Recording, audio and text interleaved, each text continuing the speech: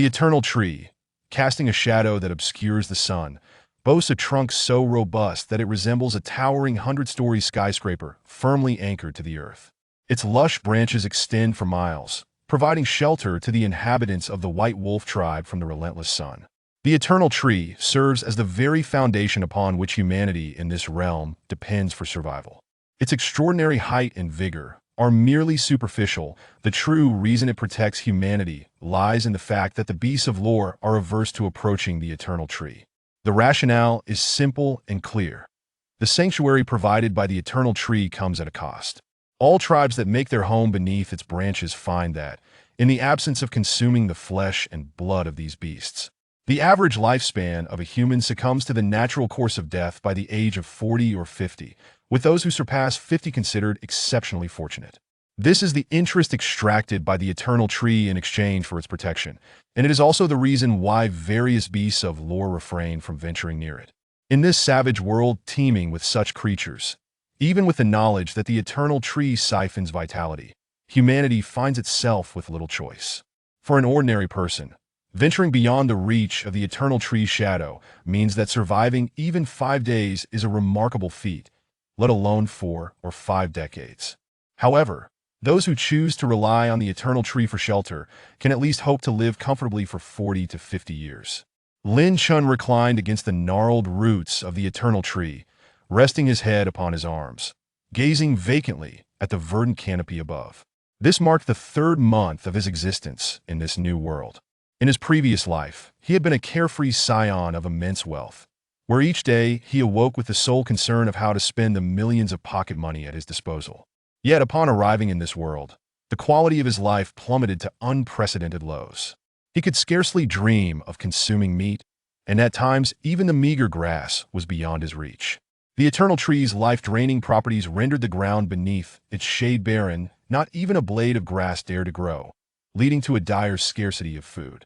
Not far beyond the shadow of the eternal tree lay lush, vibrant forests, teeming with life. The only means for humanity to procure sustenance is to brave the dangers of the wilderness, venturing out to forage for wild fruits and vegetables. As for me, Lin Chun dared not entertain such thoughts. It was not that it was entirely absent, rather, it was simply beyond his grasp. In this untamed world, anything that moved was likely a beast of lore, and even many of those that remained still were as well. With humanity's frail physique, one could hardly hope to defeat even a mere insect. After all, many of the insects in this world are larger than a human in just a moment. Who would consume whom was uncertain indeed. Reflecting on these thoughts, Lin Chun let out a silent chuckle. Given their meager diet, surviving to the age of 40 or 50 was itself a miracle. How could one blame the eternal tree for siphoning their vitality? Fortunately, tomorrow marked Lin Chun's 18th birthday. For the children of the White Wolf tribe, upon reaching 18, they would be allocated a portion of the most basic beast meat. Consuming this meat could potentially unlock the first tier of beastly power, granting extraordinary strength and the opportunity to join the tribe's hunting team, thus becoming a vital asset to the community. Should one fail to break through the first tier, they would be discarded, with the tribe ceasing to provide any sustenance to those who had turned 18, leaving their survival to fate. Females might find themselves taken in by other tribe members, provided that the caregiver could afford to support them. However, for males, they would be deemed utterly worthless, unable to seek food or bear children, mere consumers with no utility whatsoever. In the initial years following Lin Chun's arrival, the tribe had distributed beast meat at the age of 16. However, due to an increasing number of children and insufficient meat from the hunting team, the age for receiving beast meat was postponed to 18. Curiously, the more resources were scarce, the more humanity seemed inclined to procreate. Despite being unable to sustain themselves, they continued to multiply, often birthing lives destined to be sacrificed to the beasts. Such behavior was incomprehensible to Lin Chun. Lost in his thoughts, Lin Chun felt a twinge of numbness in his backside and shifted his position, lying on his side. He wished to occupy himself with some activity, yet found himself devoid of options. Rather than exhausting his energy running about, it was far more prudent to remain still, as it diminished the likelihood of hunger pangs. Upon contemplating hunger, his stomach audibly protested with a low growl. Accustomed to this sensation, Lin Chun licked his lips and curled his body slightly, attempting to minimize movement. His gaze drifted to the sight of numerous young men and women sprawled out across the tribe, all of whom relied on the tribe's meager provisions, merely clinging to life. Should they find themselves unable to endure the hunger, they could venture out from the tribe to seek food, thus reducing the tribe's burden of providing adult beast meat. Yet, all the youths would rather suffer hunger than venture beyond the protective embrace of the eternal tree, for such an endeavor was tantamount to courting death. All those who could not withstand the hunger and dared to seek sustenance outside had not returned alive. Since Lin Chen's arrival, he had learned that he was merely 3 months away from receiving adult beast meat, and thus he too had resolved to endure. Fortunately, the end of his suffering was near. If he could survive through tonight, he would finally partake of his first taste of meat in his lifetime. Lin Chen, I can't bear this hunger much longer. I didn't receive any food yesterday, and again this morning. If I don't get anything tonight, I might starve to death. A frail voice emerged beside him, weak and feeble. Had they not been in such close proximity, Lin Chen might not have understood the words at all. Lin Chen chose to ignore him. Speaking required strength. Beside him lay a 16-year-old boy named Qing Shu, emaciated to the point of being little more than skin and bones, with dry skin tightly clinging to his skeletal frame, a clear victim of severe malnutrition.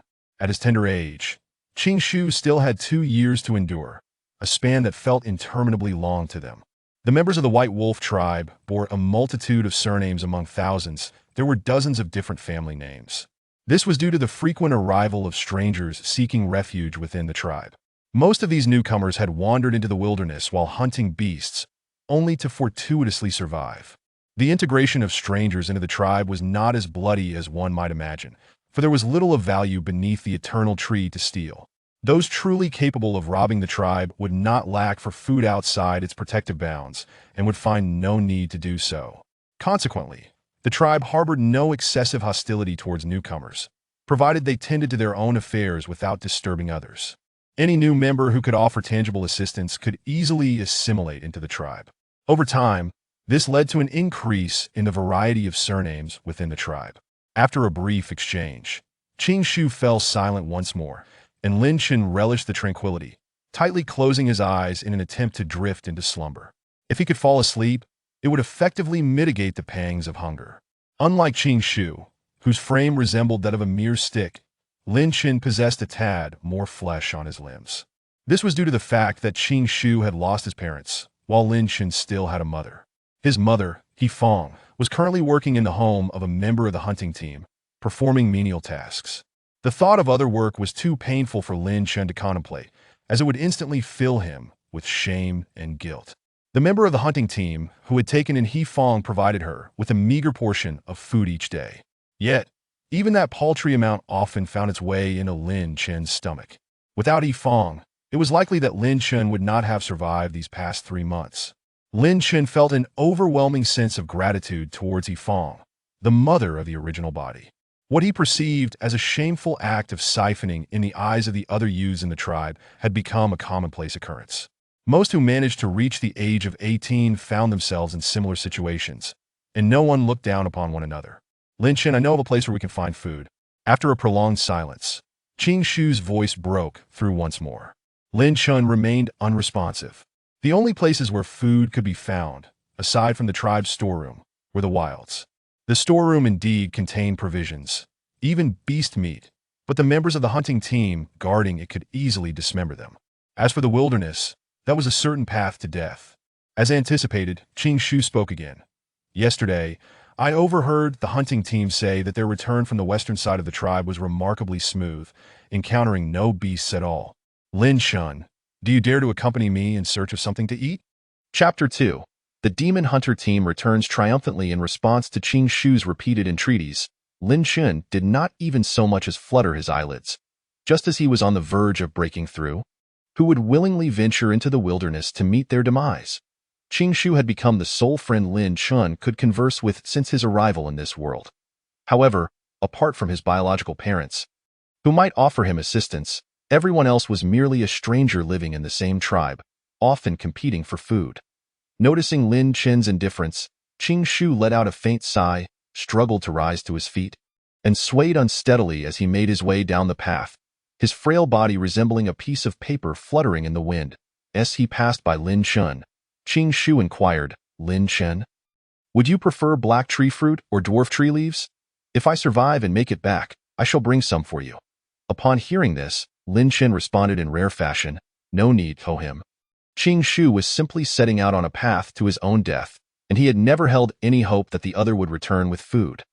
Qing Shu likely understood the peril of his journey as well, for he fell silent, nodded slightly, and turned to stumble out of the tribe.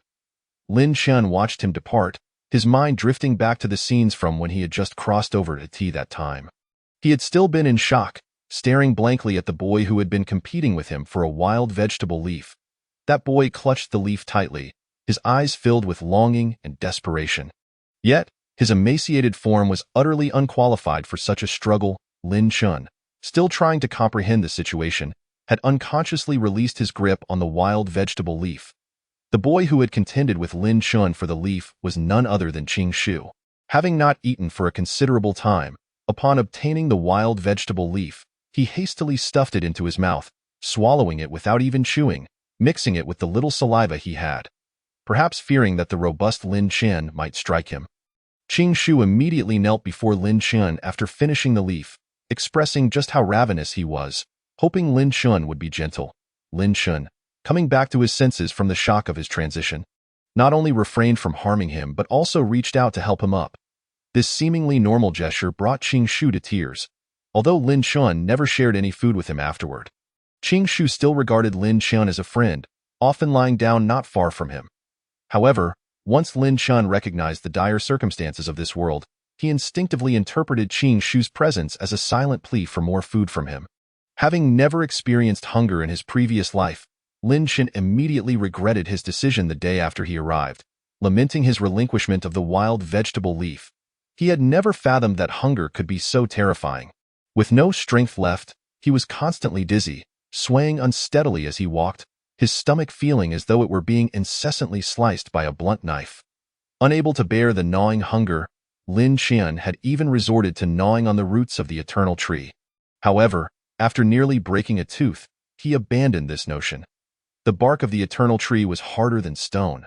Not only could one not bite into it, but even striking it with a rock would yield no result. Not long after Qing Shu had exited the tribe from the west, a commotion arose from the east side of the tribe. Lin Chen strained to lift his head to gaze towards the eastern side, where a party was approaching in the distance, in stark contrast to the frail youths lounging in the tribe. Each member of this party appeared robust, their muscles well-defined, with many possessing arms thicker than Lin Chen's thighs. Comprising around 50 to 60 individuals, the party bore wild vegetables on their shoulders and carried bulging burlap sacks at their waists, evidently filled with food. In the midst of the group, 3 individuals carried a large white maggot. Lin Chen's eyes brightened, and he hurriedly scrambled to his feet, racing towards the approaching party. The boys and girls who had been lounging around him also sprang forth with desperate eagerness, their eyes gleaming with avarice as they sprinted towards the group. Despite their frail bodies swaying precariously and occasionally tumbling down, this returning party was one of the demon hunter teams from the tribe. The White Wolf tribe boasted 3 such teams, each consisting of 50 to 60 members. One team headed east, another west, while one remained behind. After every full moon, the 3 teams would rotate tasks. Typically, the demon hunter teams would set out in the morning and return under the stars. The fact that they returned before sunset today indicated a bountiful harvest. If fortune smiled upon them, those of them who lived off the generosity of others might receive a portion of the food. With He Feng's support, Lin Chen was among the healthier youths in the tribe, and before long, he found himself at the forefront. Glancing westward, he noted that Qing Shu had long since disappeared from sight. Lin Chen sighed, wishing Qing Shu had delayed his departure. Observing the triumphant return of the demon hunter team, it was possible that Qing Shu might have received some food. Arriving at the tribe square, he found it already teeming with people. Whether they were tribal elders, adopted women, or the idle boys and girls, all were rejoicing in the return of their heroes.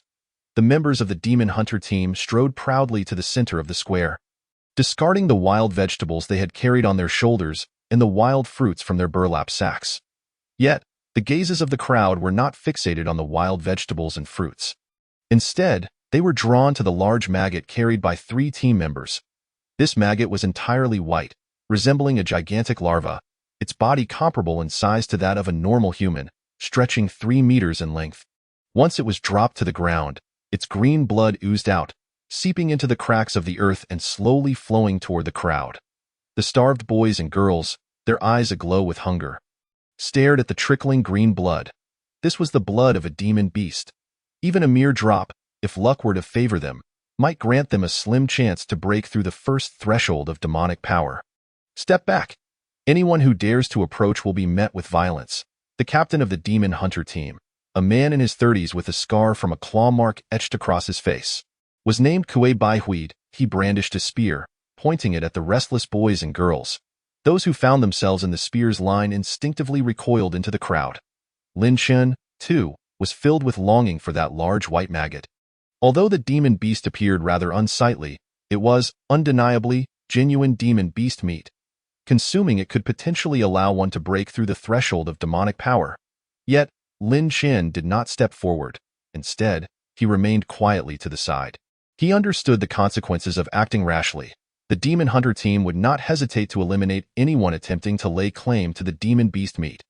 "Welcome back, heroes," boomed Li Quan, the chief of the White Wolf tribe, his face beaming with joy as he stepped forward. The rest of the tribe echoed his sentiment, erupting in cheers. "Welcome back, heroes." As the Demon Hunter team returned laden with spoils, the tribe members showered them with unreserved enthusiasm and applause. Even Lin Chun, who was on the verge of fainting from hunger, could not help but join in, exerting every last ounce of energy to cheer. The Demon Hunter team was one of the cornerstones of the tribe's survival. Without their daring expeditions into the wilderness to procure food, the ordinary members of the tribe would struggle to survive. Faced with such a group, everyone naturally offered their utmost admiration. Standing at the center of the square, Kuei Baihui and the other members of the Demon Hunter team reveled in the accolades from the tribe, standing tall with pride. Lin Shan gazed fervently at the Demon Hunter team, his heart increasingly yearning for the dawn of the following day. If only he could consume the demon beast meat, he might join their ranks, becoming one of those admired by all the tribe's people. Furthermore, the most crucial point was that the Demon Hunter team would never face starvation, as they were the primary recipients of food distribution. The other youths, yet to reach 18, bore equally fervent eyes, if not more so. Chapter 3. The cruelty of the world's rules. As the captain, Kuei Baihui was acutely aware of what his team members needed most at that moment. After enduring life and death, they had returned with sustenance for their kin. If they did not receive ample praise, their spirits would surely suffer. Thus, Kuei Baihui refrained from hurriedly tallying the supplies. Instead, he stood quietly to the side, waiting until the members of the Demon Hunter team were satisfied before approaching Chief Li Quan to report. "Chief, during this outing, the team traveled 2 li, slaying 1 flesh worm, gathering 101 wild fruits, and 350 wild vegetables." Lin Shen listened quietly, but gradually, the excitement on his face began to fade. This time, the Demon Hunter team had indeed slain a flesh worm, making their return seem fruitful. However, they would not be receiving any of that flesh worm. The flesh of such demon beasts would first be apportioned to the Demon Hunter team, with a small portion set aside for drying and storing to be distributed among the adult youths, assisting them in breaking through the threshold of demonic power. The only provisions they could hope to receive were wild fruits and vegetables. Likely due to the slaying of the flesh worm, the team had not gathered much in terms of other supplies. Calculating roughly, Lin Shen despondently discovered that there was still nothing for him. The Demon Hunter team's primary task each day was to gather supplies. Despite their seemingly large number of 50 to 60 members, their combat effectiveness was not particularly high, requiring them to remain alert at all times. Even when facing the weakest of strength demons, that 50 to 60 members could only take on isolated targets. If they encountered 3 or more strength demons clustered together, they risked annihilation. Thus, the seemingly glamorous Demon Hunter team was, in reality, constantly dodging and hiding during their expeditions, unwilling to venture too far, only daring to gather a few wild fruits and vegetables nearby, retreating at the slightest hint of danger. Yet, even with such caution, the Demon Hunter team often suffered casualties, with no more than 7 days passing before a member of the team met their end die in the vicinity of the Eternal Life Tree, under the familiar terrain. It was evident that even if one ventured a bit farther, not just 50 or 60 individuals, but even 5 or 6,000 would be insufficient to sate the appetites of the monstrous beasts. Indeed, as Lin Chun had anticipated, the enormous flesh worms were swiftly devoured by the demon-hunting team and the tribe leaders. The combined members of the 3 demon-hunting teams totaled nearly 200. Along with the tribal elders, each individual received merely a small portion of the flesh worm, insufficient to satisfy the hunger of so many hunters. The remaining wild fruits and vegetables were also divided among them. Lin Chen and the other famished youths could only watch helplessly as the pile of resources dwindled to nothing, ultimately leaving only a pool of green blood on the ground. It was no wonder that the demon-hunting team acted this way. The meager resources were hardly enough to sustain them, let alone the thousands in the tribe. The hunters had to prioritize their own survival in this perilous wilderness, while the other tribe members would have to fend for themselves. Everyone understood this grim reality, yet none could challenge to defy the demon-hunting team. 10 lives would not suffice against their might.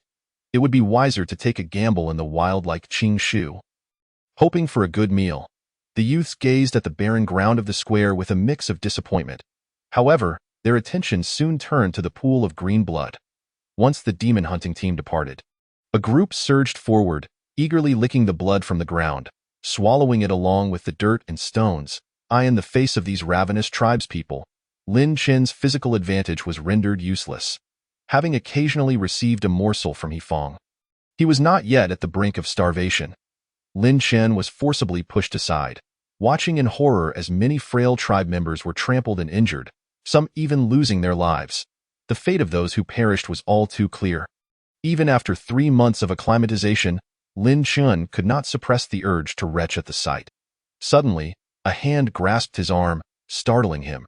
Just as he attempted to pull away, he turned to find his mother, Yifeng. She led him away from the crowd of scavengers and took a wild fruit from her pocket, placing it in his hand. After giving him the fruit, Yifeng said not a word, not even a reminder, and hurried off to catch up with the returning demon-hunting team members. Although Yifeng was in her 30s, her slender figure belied an inexplicable lushness, and her gentle demeanor and beauty made her quite popular among the hunters. In the past, she would offer a few words of caution after handing food to Lin Chen, but today she hurried away in silence. Lin Chen surmised that she might have acquired a new master, likely because her previous hunter had grown weary of her. Given Yifeng's age, if she did not perform well with her new master, she could easily be discarded. Conversely, if she excelled, she might be recommended to the next. Thus, both she and Lin Chen would still have a chance at survival. A wave of immense shame washed over Lin Chen as he contemplated this. Such was the brutal reality of survival in this world. Yet, these unavoidable rules filled him with disgust. To break this cycle seemed an impossible dream, unless one day he could grow strong enough to command the respect of all creatures in this savage realm. Beside Lin Chen, the frail youths who had failed to join in the scramble for the green beast's blood looked at the wild fruit in his hand with envy, jealousy, and greed. They envied his mother, envied her beauty, and envied Lin Chen's flesh and blood after 18 years of hunger.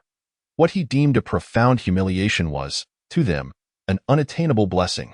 Just as the youths were about to rush at Lin Chen for the wild fruit, he quickly stuffed it into his mouth. This wild fruit, known as the black tree fruit, was small, only as thick as 2 fingers, sour and lacking in juice, with a texture akin to hawthorn.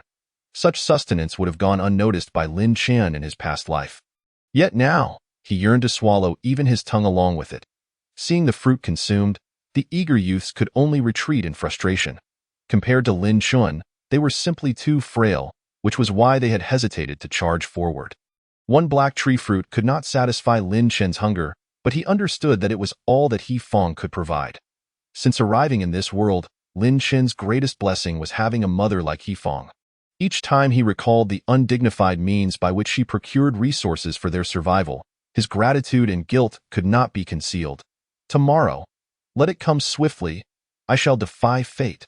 I will rescue that woman who values my life. Lin Chen clenched his fists, harboring an overwhelming thirst for power. Even if he could not dominate, he at least wanted to become a member of the demon-hunting team. At the very least, he wished for that woman to live a better life. Chapter 4. Refusal to sit idly by with a single black tree fruit to fill his belly. Lin Chen felt a surge of strength. Though still ravenous, the dizziness subsided somewhat. He made his way back to the eternal life tree. Lying on the smooth, shiny roots where he often rested as he gazed at the westward sinking sky, he hoped for the arrival of his birthday, dreaming of breaking through the demon power barrier and showcasing his strength. Lost in these beautiful daydreams, Lin Chen gradually fell asleep in the dead of night. He was roused from his slumber by the sound of soft sobbing. At first, he thought it was the hungry youths weeping in the night. For few could endure such hunger. Several of them, having gone days without food, might have chosen to risk venturing into the wilderness. But gradually, Lin Chen began to recognize the voice, which felt achingly familiar. He opened his eyes slightly to see a frail figure sitting on the root where he lay. The figure faced away from him, moonlight casting a gentle glow on her weeping shoulders. As if she were a mortal bearing an unbearable burden. "Mother, what is wrong?" Lin Chen immediately recognized the silhouette. Fong wiped her tears, but remained silent. A sense of unease washed over Lin Chen. Something must have happened. He knew that Fong had endured countless humiliations, but whatever had caused her to lose control of her emotions must be monumental. "Mother, did those demon hunting team members bully you?" Lin Chen sprang up, his eyes instinctively clouded with frost. He had always felt indebted to Fong. Yet, lacking the strength to protect her, he had to swallow his humiliation, repeatedly reminding himself of her sacrifices, refusing to let himself forget their shared experiences over the past months. But if Fong had truly been pushed to the brink of despair, unable to tolerate further humiliation, then Lin Chen would seek revenge at any cost.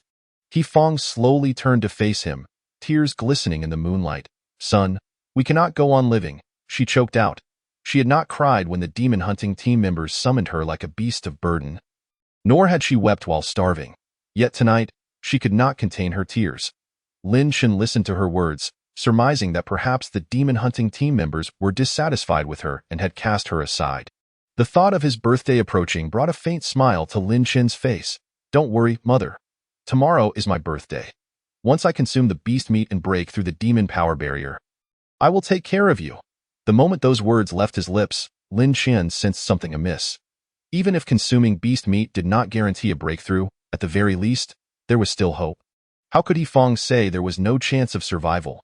Watching her continue to weep, Lin Chen's heart sank. "Mother, is it?" Fong could no longer hold back, bursting into uncontrollable sobs. Her reaction sent a chill through Lin Chen's heart.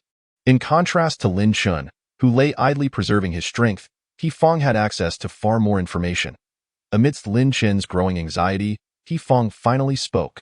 "Son, you will not receive any beast meat." Her words struck Lin Chen like a thunderclap, leaving him stunned and speechless. "I heard from Kuei Baihui and the others that this year's supply of beast meat is extremely limited. The tribal leader's son, Li Jin, has consumed dozens of pieces of beast meat, yet failed to break through the demon power barrier. Besides the leader's son, many children of the demon hunting team members had also not yet succeeded in their breakthroughs, creating a high demand for beast meat. After discussion, they decided to allocate all adult quotas for this year, which means you and the other children coming of age this year will not receive any beast meat. Moreover, Kuei Baihui and the others mentioned that as the demon hunting team continues to lose members while the tribe's younger population increases, next year's supply of beast meat will be even scarcer. Therefore, for next year, and perhaps for the next few years, there may not be any opportunities." Each word struck Lin Chen's heart like a piercing dagger, shattering his hopes. Hadn't they endured humiliation and hardship for this very day? Yet the outcome was their quotas taken away in a mere few sentences. Just because they were the children of the tribal leader and the demon-hunting team members, they felt entitled to seize resources from others? Lin Chen stood in stunned silence for what felt like an eternity, all hope extinguished in that moment. Without beast meat, he would have no chance to join the demon-hunting team and no strength to survive in the wilderness. As Fong gradually aged, even her dignity could no longer be upheld for much longer. In that moment, Lin Chen found all his escape routes completely sealed off, with no glimpse of a future in sight. The world fell into a suffocating silence, and Lin Chen's already shattered worldview disintegrated into dust at that instant. He could not even comprehend the significance of his own crossing over. Was it merely to endure hunger? Or to suffer humiliation? Countless desperate thoughts raced through Lin Chen's mind, contemplating ways to turn the tide. Yet upon closer reflection, none seemed viable.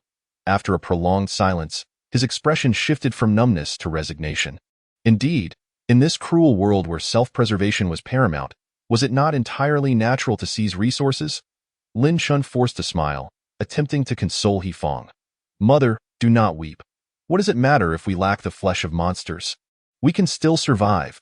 How can we survive? Tell me how.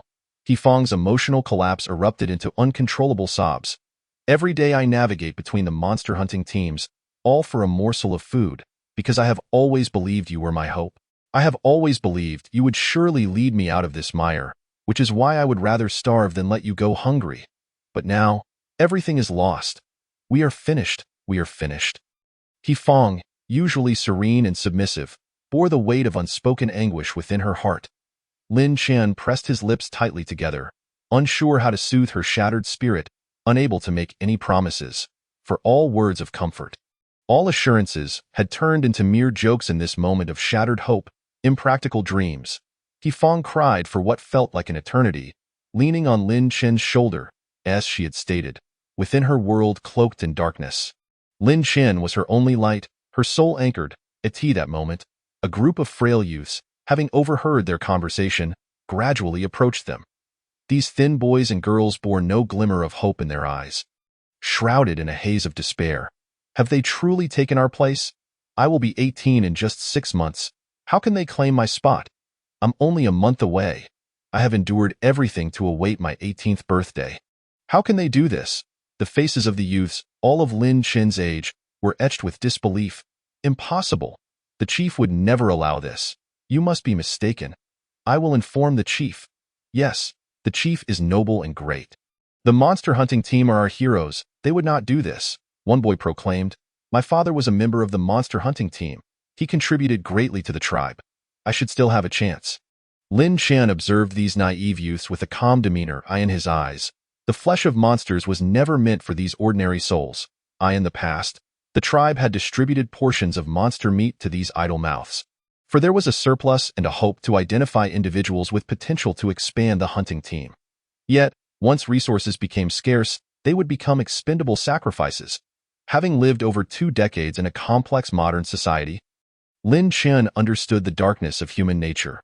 Once calm, his mind relentlessly sought potential avenues for a turnaround.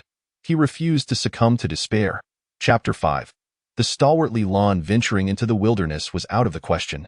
Nearly all tribe members who dared enter had either vanished without a trace or returned as mere remnants, retrieved by the departing hunting teams. Yet, within the realm of the Eternal Tree, there was nothing to eat. As for the tribe's storeroom, it was entirely beyond Lin Chen's consideration. The storeroom was guarded 24 hours a day by the hunting team, and these emaciated youths could not even approach within 10 meters. After a night of deep contemplation, dawn gradually broke. After weeping throughout the night, He Fong, the next day, appeared as if nothing had transpired. She tidied her coarse cloth garment, wiped her tear-streaked face, and returned to the home of her guardian. Kuei Baihui, the captain of the Eastern hunting team. Lin Chun, having not slept a wink, sat quietly beneath the eternal tree, awaiting the sunrise. Though He Fong could not deceive him, a sliver of hope lingered in Lin Chen's heart. What if the chief's son, Li Jin, suddenly broke through the barrier of monster power after consuming monster meat again? Perhaps they would reconsider. Yet, as the sun rose high in the sky, the monster meat that should have been delivered early that morning remained conspicuously absent. Lin Chen's heart sank completely. The youths who ventured into the wilderness had not returned. They were likely lost to the void in this unreasonable world of wilderness. Lin Chen's experiences from his previous life proved utterly useless. Amidst his growing agitation, a robust woman approached from a distance. This woman was equally muscular, her face solid and sturdy, standing at a towering height of 1.95 meters, moving like a small mountain. If Lin Chen were to describe her in a few words, they would be as fierce as a tiger and as formidable as a whale shark. He had never imagined that the term full of flesh could so aptly describe a woman. Lin Chen, having been malnourished since childhood, stood at a mere 1.74 meters, appearing like a slender reed among the other youths. Yet, before this woman, he resembled a mere chick. He vaguely recalled that this woman was the chief's daughter, named Li Lan, and a member of the hunting team. Upon seeing her, a flicker of hope ignited within Lin Chen. Li Lan was the beloved daughter of Chief Li Quan, who had long guarded the tribe's storeroom. In the past, she had been responsible for distributing the adult monster meat. Her arrival reignited Lin Chen's hope for obtaining monster meat. However, that hope quickly dissipated as he observed Li Lan approach the group of reclining youths. Spotting one with a modicum of flesh, she immediately seized his jaw, scrutinizing his face with disdain. Unsatisfied, she carelessly tossed him aside. The already emaciated youth suffered multiple fractures upon impact, releasing cries of agony. The remaining youths quickly grasped Li Lan's intentions. She was simply bored from guarding the storeroom and sought a plaything. Lin Chen, too, recognized her motives and discreetly began to inch away in his previous life. The women surrounding him were either social elites or celebrities. He had never encountered such a creature, if one could even call her a woman. Li Lan's physique dwarfed that of most men, resembling a standing elephant. Lin Chen feared that a single sit from her would leave him utterly broken. Just as he attempted to flee, he felt his coarse cloth collar seized. Lifting him off the ground, a pair of powerful hands forcibly turned his face towards her. The sudden twist nearly wrenched his neck. Ah, this one is quite the catch. Li Lan's eyes ignited with a fiery gleam upon seeing Lin Chen's face.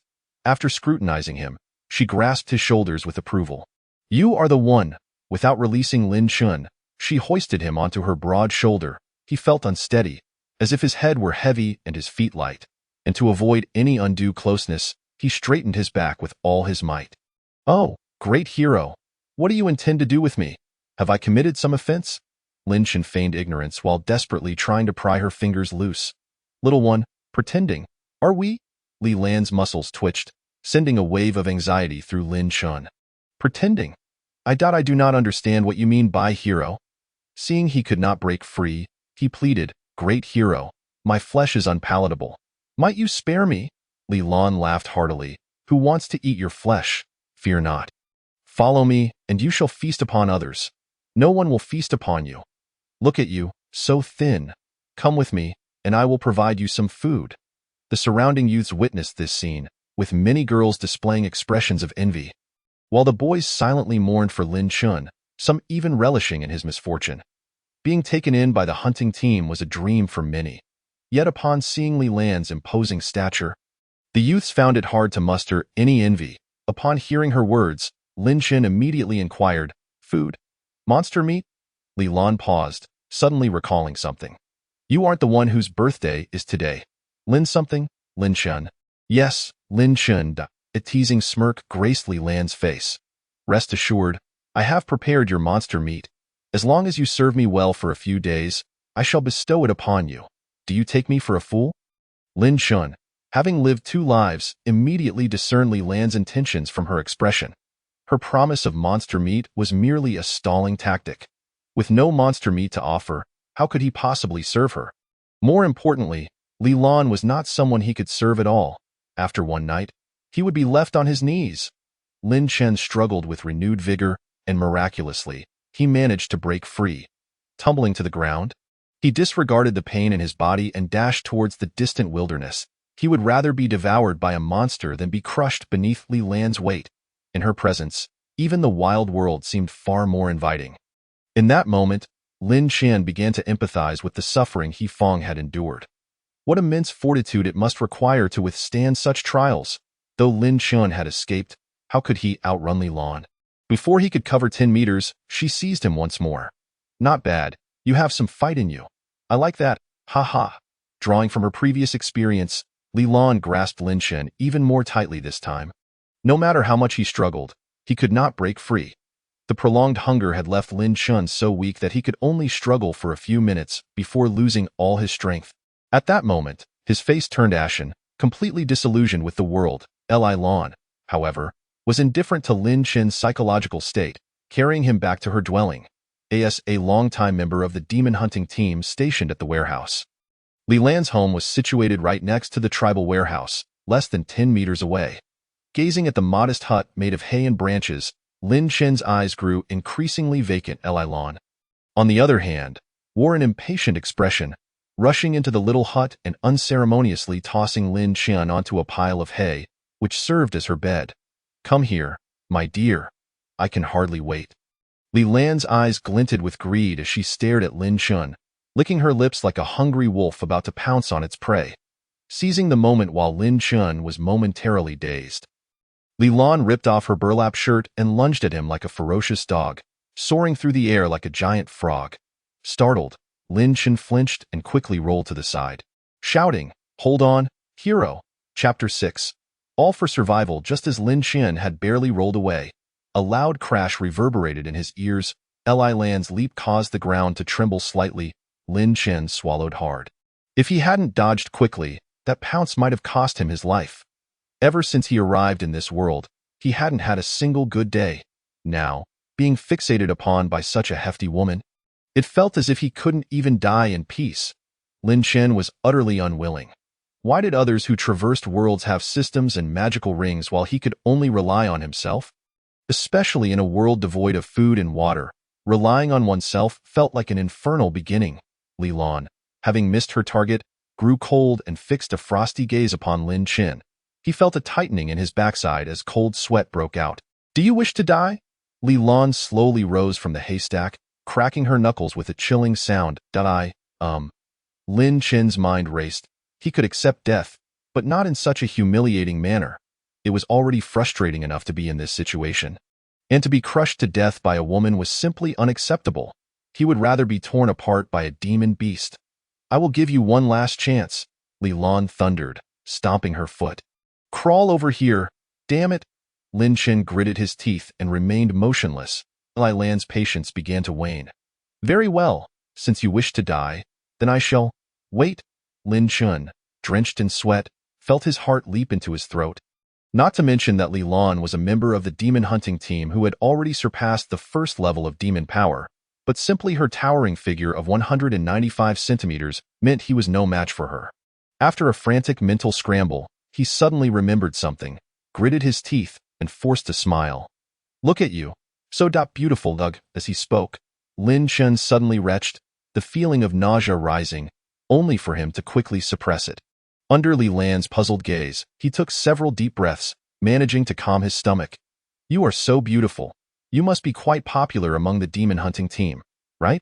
Surely every member of the team is drawn to you.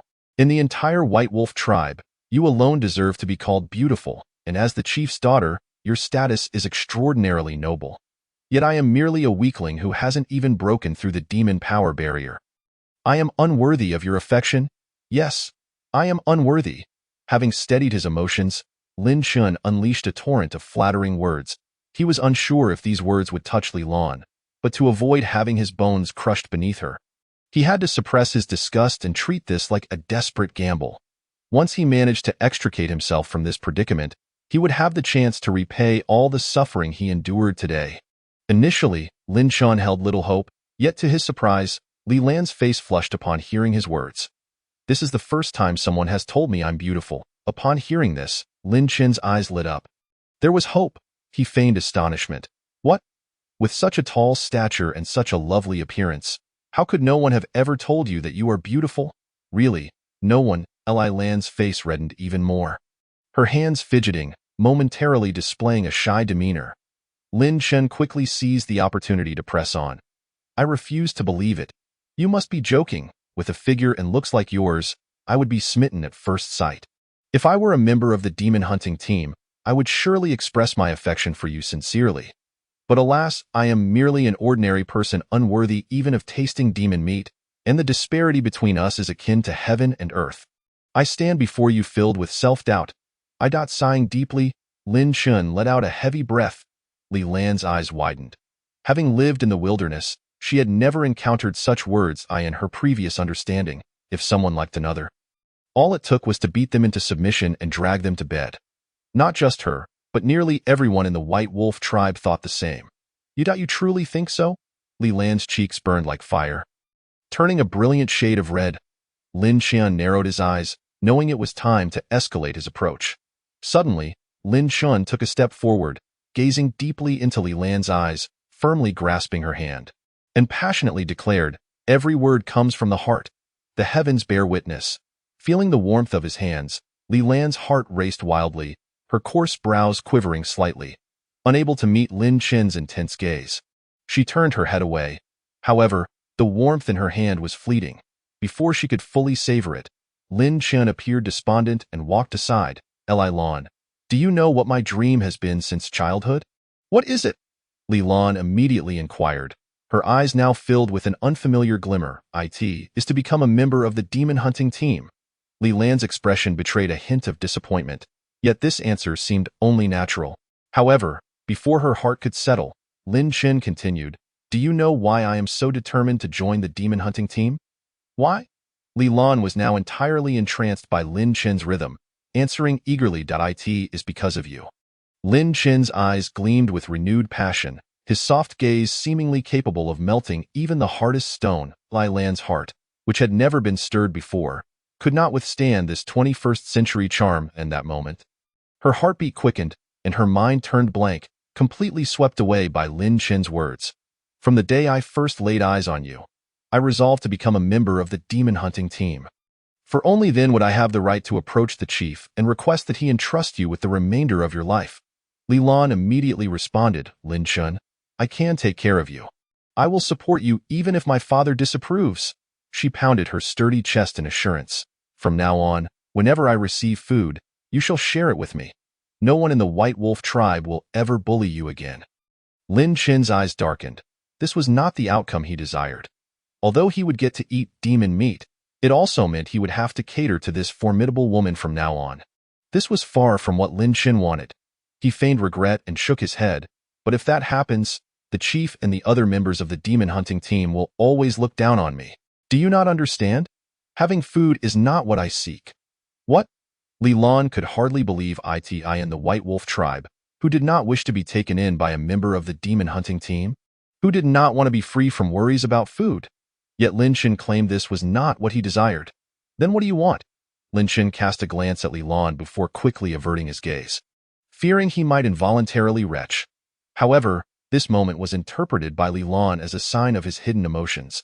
She quickly stepped forward, grasping Lin Chen's shoulders. Lin Chen, tell me, what do you want? You are so sincere with me. Even if you desire demon meat, I can procure it for you. As Li Lan gripped him, Lin Chen winced in pain. His arms nearly crushed. Ouch! Let go of me. Only then did Li Lan realize she had hurt Lin Chen, and she hurriedly released him, her expression filled with concern. Lin Chen rubbed his shoulder, casting a doubtful glance at Li Lan. Things seemed unexpectedly simple, leaving him momentarily uncertain, fearing Li Lan might be playing him. Such flattery would likely earn countless eye rolls from girls in his past life. Yet Li Lan's demeanor did not seem to suggest she was toying with him. Besides, Lin Chen truly could not fathom why Li Lan would want to deceive him. As she had said, acquiring a man was simple. If he refused, a beating would suffice to make him comply. And there was no need for such elaborate schemes. Chapter 7. 3 pieces of dried demon meat. Though Li Lan had no reason to deceive him, given the stakes concerning his life and bones, Lin Chen decided to be cautious, ensuring he gave no indication of weakness. Forget it, Li Lan. I have received word that the chief will not distribute any demon meat to us this year. In this lifetime, I will never have another chance to be worthy of you. But I am unwilling. I truly wish to soar alongside you, galloping across this wild land. But alas, Lin Chen let out another heavy sigh. Moving toward the stone table in the room, hesitating whether to deliver another bold statement. His hands rested on the solid stone surface as he stole a glance at Li Lan, gritting his teeth, and suddenly crashed his head against the stone table. Miss Li Lan, I fear that in this lifetime I shall no longer have the opportunity to protect you. I can only hope that in the next life, I may be born into a more fortunate circumstance. Farewell, do not. Lin Chen's sudden collision with the stone table startled Li Lan profoundly.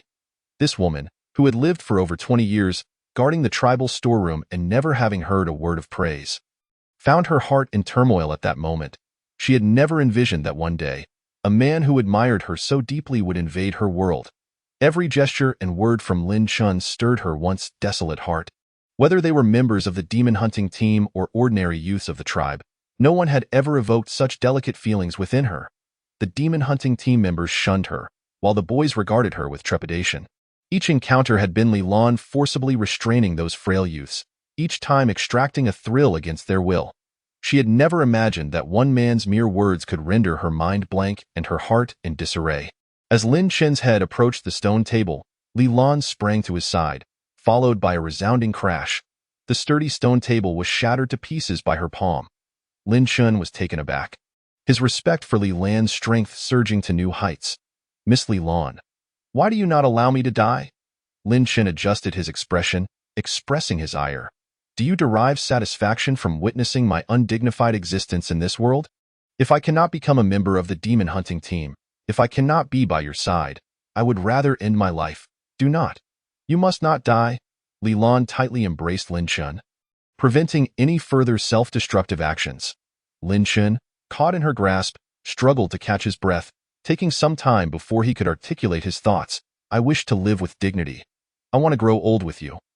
Hand in hand, rather than as a parasitic maggot in your thatched cottage. Lin Chun reiterated his slightly embellished plea. Dignity? Li Lan stood in stunned silence, finally grasping Lin Chun's desire. The term dignity was seldom uttered in this savage world. This man before her would rather perish than live without dignity. This revelation deepened her admiration and respect for him. Such a man should not be overlooked. He ought not to languish in the White Wolf tribe. Waiting for death, he should soar through the vast expanse of the wilderness. Li Lan gently released Lin Chun, her expression resolute. Lin Chun, rest assured, I shall procure demon beast meat for you. I will assist you in unlocking your demonic power. As she spoke, a thought struck her, flushing her cheeks with color. To grow old together. To fly side by side. Such beautiful phrases. Lin Chun had been closely observing the changes in Li Lan's expression. And at that moment, his previously anxious heart finally found solace. Yet, the performance was not over. Lin Chun could not yet remove his mask of pretense. Miss Li Lan, the chieftain's refusal to allocate demon beast meat to us must be based on his own reasoning.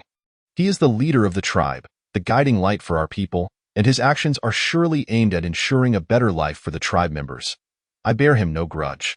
Lin Chun spoke with an air of understanding, eliciting yet another flutter in Li Lan's heart. Good heavens! What manner of man is this? Even after his father has claimed resources that rightfully belong to him, he still speaks in defense of his father?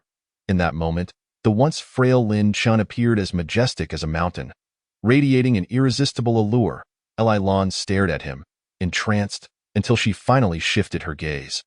Feeling a sense of discomfort in her prolonged observation, without uttering a word, she donned a burlap garment and turned to exit the thatched cottage. Amidst Lin Chun's curious gaze, Li Lan swiftly returned, now holding 3 pieces of jerky, roughly the size of mahjong tiles. She pressed the jerky into Lin Chun's hands.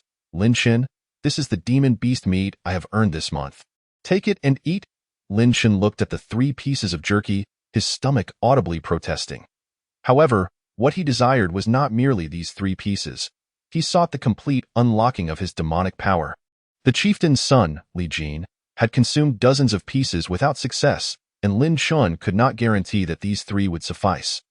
Furthermore, he understood the principle of not grasping too eagerly. One must not act in haste. Even as his mouth watered, Lin Chun gently pushed away the jerky offered by Li Lan. Miss Li Lan, I appreciate your kindness, but this is your sustenance. How could I bear to take it? Lin Chun Li Lan's lips quivered slightly. She had never realized before how captivating this man truly was. She understood all too well what the demon beast meat meant for Lin Chun. Yet, he could refuse without hesitation, solely because these 3 pieces belonged to her. His genuine sentiment deeply moved Li Lan. Yet, she had resolved to help him unlock his demonic power. With determination, Li Lan clasped Lin Chun's hand, forcibly pressing the demon beast meat into his grasp. Lin Chun, every time the demon hunting team hunts a demon beast, I receive some meat. These 3 pieces are of little consequence to me. You must eat. Lin Chun repeatedly declined, but Li Lan insisted on giving him the jerky. This pleased Lin Chun inwardly, though externally he appeared conflicted, ultimately arriving at a seemingly difficult decision. If that is the case, then I shall accept it.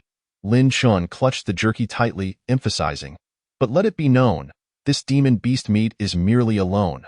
Once I am capable, I shall return it to you. For I do not wish for you to suffer a loss. Each of Lin Chun's words further enamored Li Lan to him.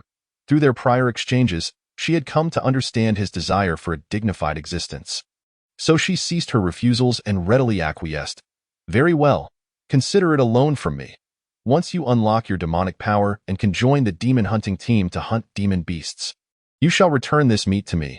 Though she spoke thus, Li Lan harbored no true intention of reclaiming it. Observing that the atmosphere had softened, Lin Chun slowly placed a piece of demon beast jerky into his mouth. Chapter 8. Breaking through the demonic power barrier. As the unknown demon beast meat entered his mouth, Lin Chen's eyes widened in astonishment. It was not due to its flavor, but rather its extraordinary toughness. Surpassing even the beetle nut he had once tasted in his past life. He could not ascertain whether it was inherently hard or merely due to the drying process. Lin Chun could only hold it in his mouth, chewing it bit by bit, and it took nearly 10 minutes for the jerky to gradually soften. At that point, he decided to swallow it whole. With a gulp, that invaluable piece of demon beast meat finally belonged to Lin Chun entirely. After swallowing the meat, Lin Chun sat in quiet anticipation. He had heard members of the demon hunting team mention that if one broke through the demonic power barrier after consuming demon beast meat, one would distinctly hear a sound akin to a mighty river roaring within. Lin Chen waited patiently for a long while, ultimately revealing a look of disappointment. It seemed he was indeed not the fated child. He lacked the fortune to break through the demonic power barrier with a mere piece of meat. Whether or not one could break through the demonic power barrier did not solely depend on personal constitution, but rather on the quality of the demon beast meat. A complete demon beast's flesh could aid a martial artist in breaking through approximately 10 levels of the demonic power barrier. The demon hunting team divided a whole demon beast into hundreds of portions, meaning the probability of breaking through the barrier with a single piece of meat was merely 1 in several tens. This also involved the enigmatic concept known as luck. If one could break through with just one piece of demon beast meat, it indicated that the individual possessed considerable luck, which was quite significant in the perilous wilderness. Breaking through the first level of the demonic power barrier was merely the beginning. One must continuously consume demon beast meat to further enhance one's strength. In this savage world, demon beasts were categorized by strength from lowest to highest as follows: Strength Demon, Spirit Demon, Great Demon, Demon King, Demon Sage, Demon God, and the legendary Chaos Divine Beast.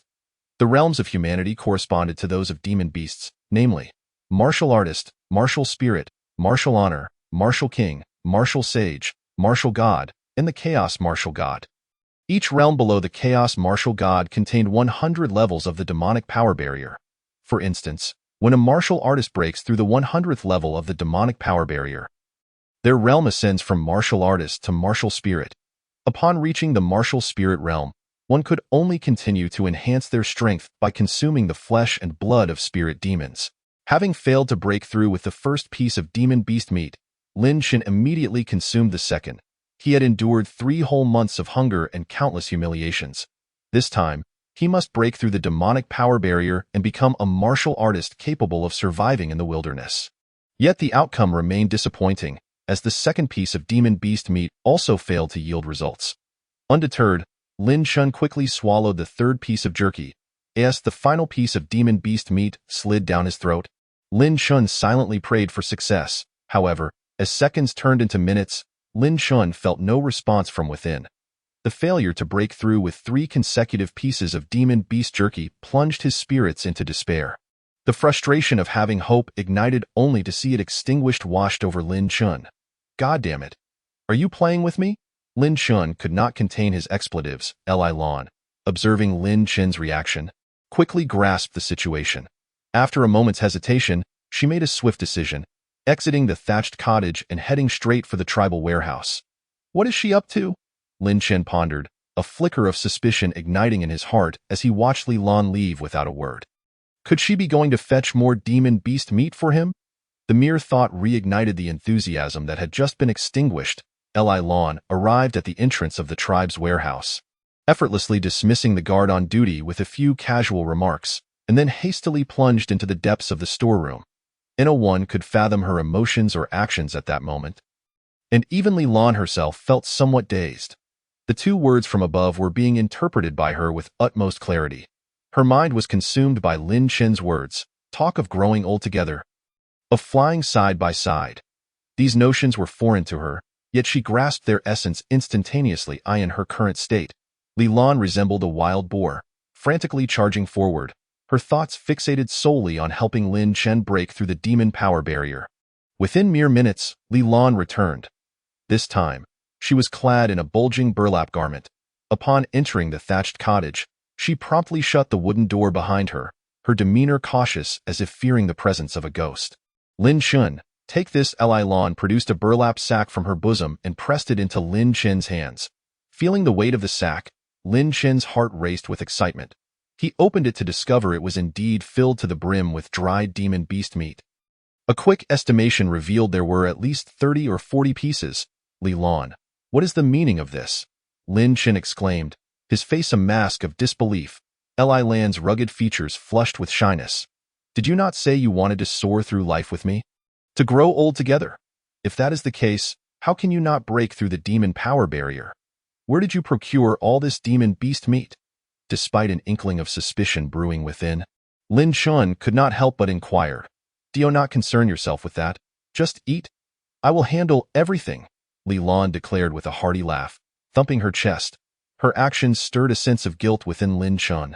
He could not tell if Li Lan was simply naive or if her straightforwardness stemmed from a lack of worldly experience, as she had nearly laid bare her heart to him with just a few words. This left Lin Chen feeling somewhat embarrassed. Noticing Lin Chen's dazed expression, Li Lan urged him once more, "What are you waiting for? Eat." Lin Chen snapped back to reality and nodded eagerly, without a trace of hesitation. Shoving piece after piece of demon beast meat into his mouth, in this world, notions of righteousness and morality were but hollow concepts. First, he must enhance his strength. Ensuring he had the right to Li Quan interrupted the quarreling siblings and then turned to Li Jin. His eyes filled with affection. In the tribe, there were only 40 pieces of beast jerky stored, and you want to take them all at once. The other members of the demon hunting team will surely have objections. Li Jin pouted, completely unconcerned. Father, you are the clan leader and the strongest. How resources are allocated is entirely up to you, isn't it? Li Quan seemed to be accustomed to Li Jin's attitude. Ruffling his hair. All right then, I will give you 30 pieces and keep 10 for emergencies. With the clan leader's decree, Li Lan could not refute. However, the crux of the matter was that more than half of the stored beast jerky had already been consumed by Lin Chen.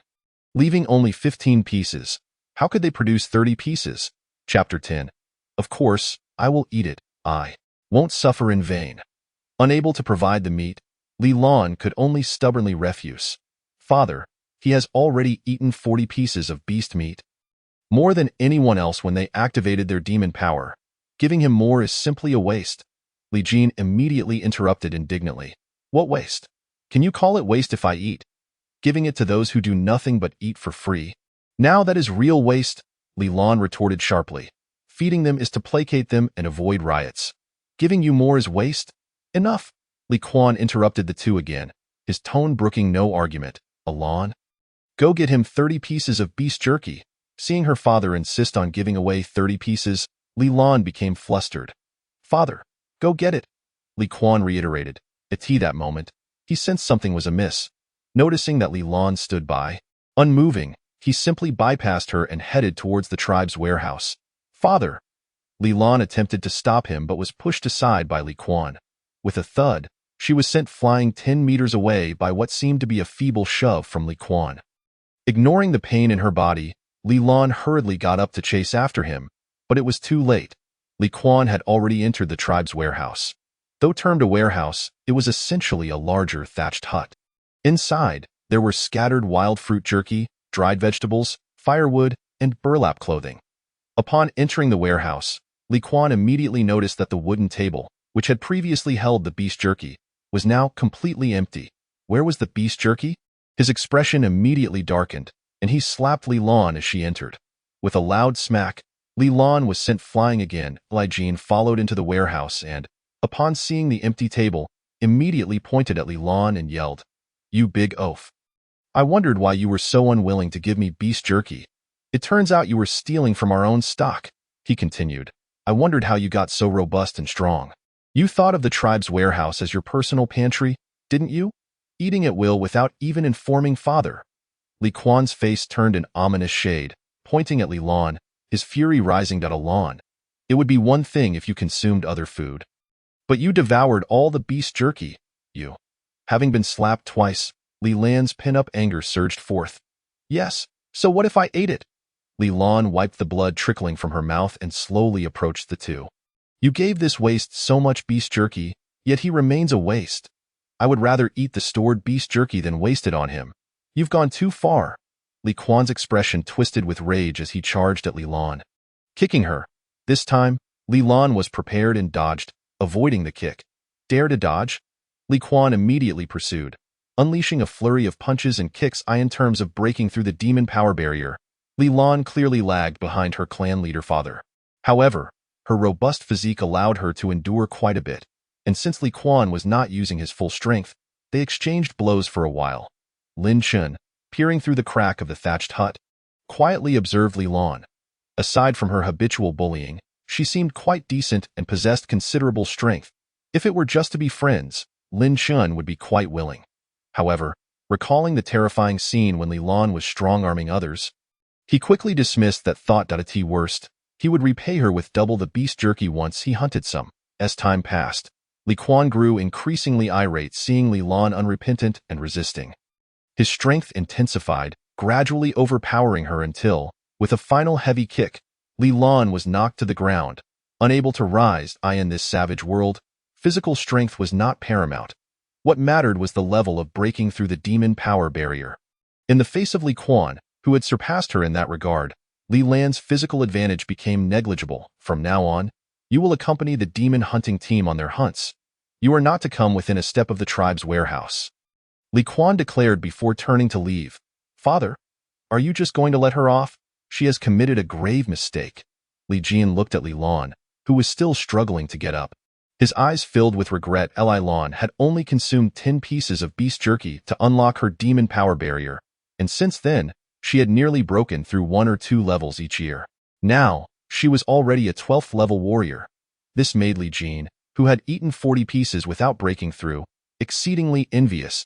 If only his father had killed Li Lan on a whim, he would then be the sole child of the clan leader, and all resources would tilt in his favor. With the clan leader's full support, how could he not surpass Li Lan? Li Quan glanced at his son, who wished for his sister's demise, and sighed deeply. Not responding, continuing on his way in Li Quan's heart, Li Lan would never compare to the son who bore the family name. Were it not for Li Lan's 12th level strength, which was crucial for the tribe's survival, he might have truly killed her. After the two left, Lin Chun promptly emerged from the thatched hut, helping the injured Li Lan.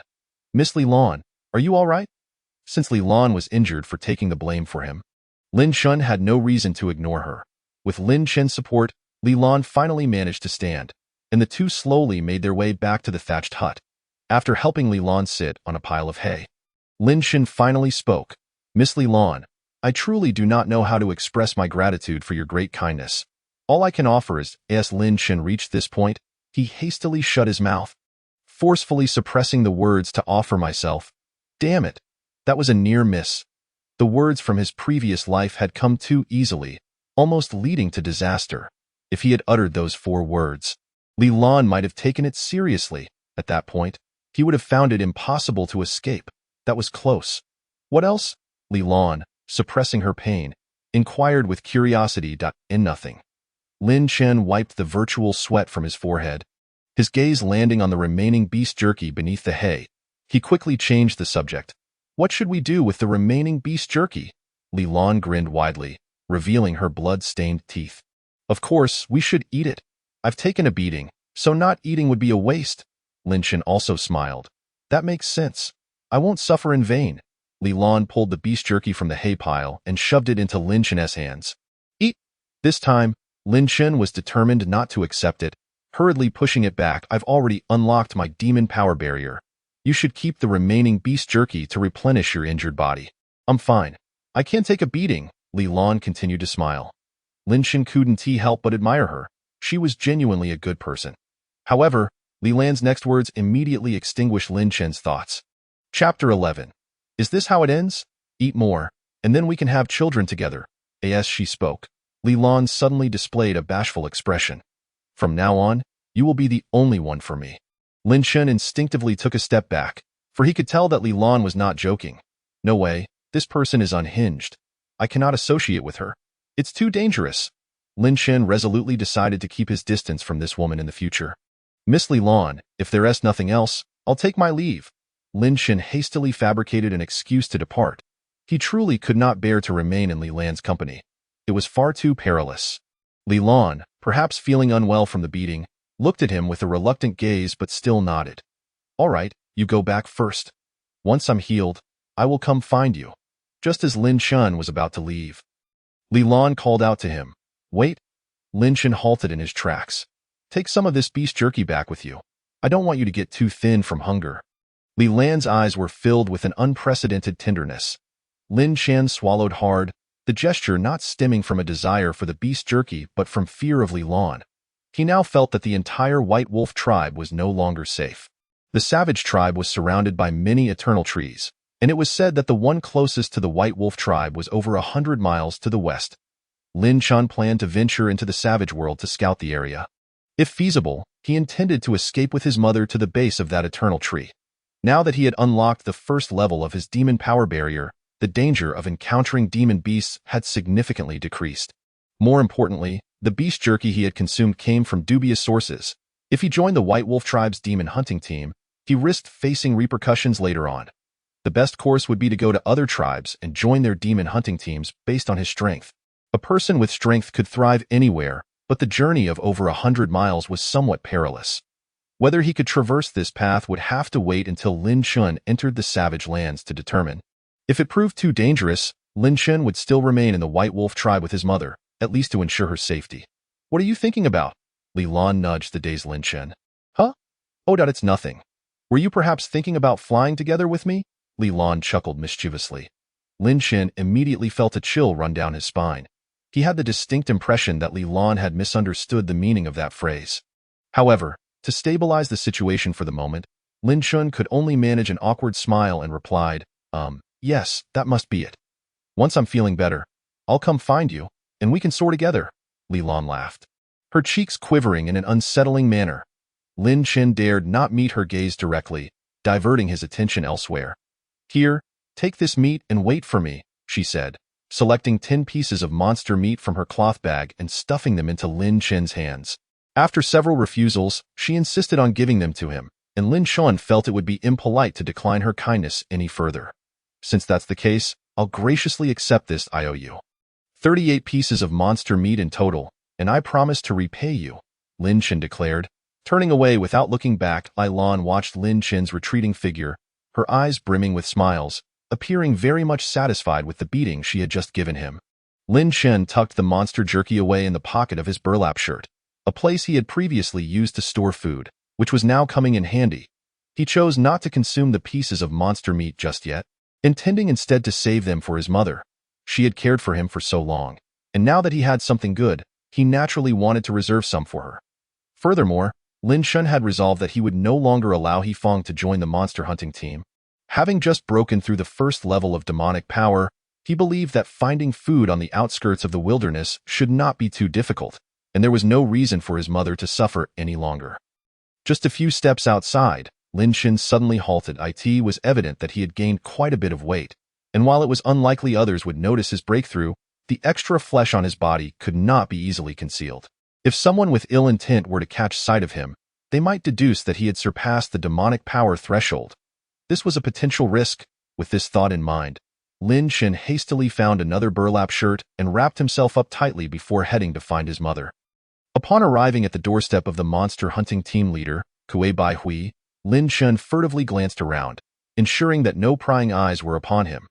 Noticing that most of the nearby youths were sprawled out, he felt a slight sense of relief and knocked on the door. Before long, the door to Kuei Bai Hui's home swung open, revealing a frail girl peeking out. This girl was also taken in by Kuei Bai Hui, and Lin Shen did not know her name. "Who are you looking for? The master is not home," she said, attempting to close the door. Lin Shen quickly interjected, "I'm not looking for the team leader. I'm looking for my mother, Yifeng. Could you please ask her to come out?" The girl's expression shifted uncomfortably upon hearing Lin Shen's words, stammering, She. Lin Shen furrowed his brow, sensing something was amiss. "What is it? Could you please help call her?" The girl's demeanor became frantic. "I'm sorry. I don't know where she is." Lin Shen felt an unsettling premonition. "How could you not know? Isn't she working at the team leader's house? Who is it outside?" Kuei Bai Hui's voice boomed from within, accompanied by heavy panting. Lin Chen's expression darkened immediately. Did you not say that the team leader was not home? Before the girl could respond, the door swung open to reveal a robust man, none other than Kuei Baihui himself. He was shirtless, his muscular frame imposing and intimidating. Stepping outside, Kuei Baihui raised an eyebrow, teasingly remarking, "Ah, it's you. I recognize you. I saw He-Fong giving you food the other day. You must be her son." Lin Chun had no desire to engage in idle chatter with him and got straight to the point. "Team leader Kuei, please let my mother come out. I need to speak with her. Oh, you want to see her?" "I'm afraid she can't meet you," Kuei Baihui replied, still wearing that mocking grin. Lin Chen's expression grew increasingly grim as he caught a glimpse of something lying on the floor inside the house through the gap between the two figures. "Please let my mother come out," Lin Chen insisted, forcing himself to suppress the fury and anxiety rising within him. Kuei Baihui, noticing Lin Chen's impotent rage, burst into laughter. "All right then, if you insist on seeing her. Come on in," he said, stepping aside. Without a moment's hesitation, Lin Chun rushed into the house. Kuei Baihui's home was spacious, easily spanning over 200 square meters, in a world where even collecting firewood was fraught with danger. Such a large house was undoubtedly a luxury. As soon as Lin Chan stepped inside, he was met with the scrutinizing gazes of several dozen individuals. These were fierce, piercing stares belonging to seasoned hunters accustomed to the edge of danger. A quick glance revealed that there were a total of 23 male members of the monster hunting team present. Moreover, each member was disheveled, their faces alight with triumphant grins as they appraised Lin Chun. Lin Chen's gaze passed over the group and landed on the woman lying on the floor. It was none other than He-Fong, Lin Chen's mother. In that moment, she lay there, disheveled, her eyes wide open in terror, her face frozen in a mask of fear. The tension that Lin Chen had been holding onto suddenly snapped, and a single tear escaped his eye unbidden. The woman who had sacrificed so much for him over the past 3 months was gone. Chapter 12. Exposure. Lin Chun was oblivious to the circumstances surrounding his mother's death, and he lacked the courage to uncover the truth. Nonetheless, the reality of her demise was undeniable and irrevocable. Just the previous night, she had been alive and well. He had even missed the opportunity to share the good news of his breakthrough with her. She had endured a lifetime of humiliation and suffering, only to meet her end on the very day when liberation from that shame was within reach. Slowly, Lin Chen knelt before He-Fong, marking the first time in 2 lives that he had ever knelt. He placed his right hand gently on her forehead, softly closing her unblinking eyes. Amidst overwhelming rage and sorrow, his countenance surprisingly grew tranquil, perhaps unwilling for his deceased mother to bear any more negative emotions. She had lived her life enveloped in despair. Now freed, she should not be subjected to further anguish. Lin Chen cradled He-Fong's lifeless body in his arms, whispering softly, "Mother, I will take you away." Holding his mother tightly, Lin Chen surveyed the room, imprinting the faces of the monster hunting team members into his memory. The hunters sensed the fury in Lin Chen's gaze, yet remained indifferent, several even bursting into laughter. "Kid, your mother was quite something," they jeered. "No wonder someone would want to adopt her at her age. She was a real catch. What a shame, though, she didn't last long." "Exactly. I wasn't done having my fun yet." Kuei Baihui chimed in, a broad grin on his face. "What do you think, brothers? I told you this woman was extraordinary, didn't I?" The other members of the hunting team nodded in agreement. "Indeed, quite impressive. The team leader truly has a grand vision. To share such a delightful woman with us, of course. When has our leader ever been stingy?" The group continued their raucous banter, paying no mind to the boy cradling his mother's corpse in their eyes. Lin Chen was merely a parasitic youth, surviving solely on the generosity of his mother, incapable of stirring any significant waves. Moreover, with resources dwindling and the clan leader unwilling to distribute any more monster jerky to these idle eaters, and with his mother now deceased, there was no one left to provide him with sustenance. By all appearances, Lin Chen's chances of survival had evaporated. It was likely that he would soon perish in some forgotten corner of the tribe or the wilderness. In stark contrast to those sprawled-out youths, these monster hunting team members lived lives of abundance. Each of them had a spread of wild vegetables, fruits, and monster meat before them, even enjoying homemade wine brewed from wild fruits. They reveled in their merriment, drinking and laughing, devoid of any sympathy for the death of a woman they had taken in. After memorizing their faces, Lin Chen began to make his way towards the exit of Kuei Baihui's home. Initially, Kuei Baihui had no intention of acknowledging Lin Chen, believing that a boy destined to starve to death soon did not merit his attention. However, just as Lin Chen was about to step outside, Kuei Baihui's hand, grasping a wine cup, froze midair. "Stop!" he barked coldly. The raucous laughter of the hunters fell silent in an instant.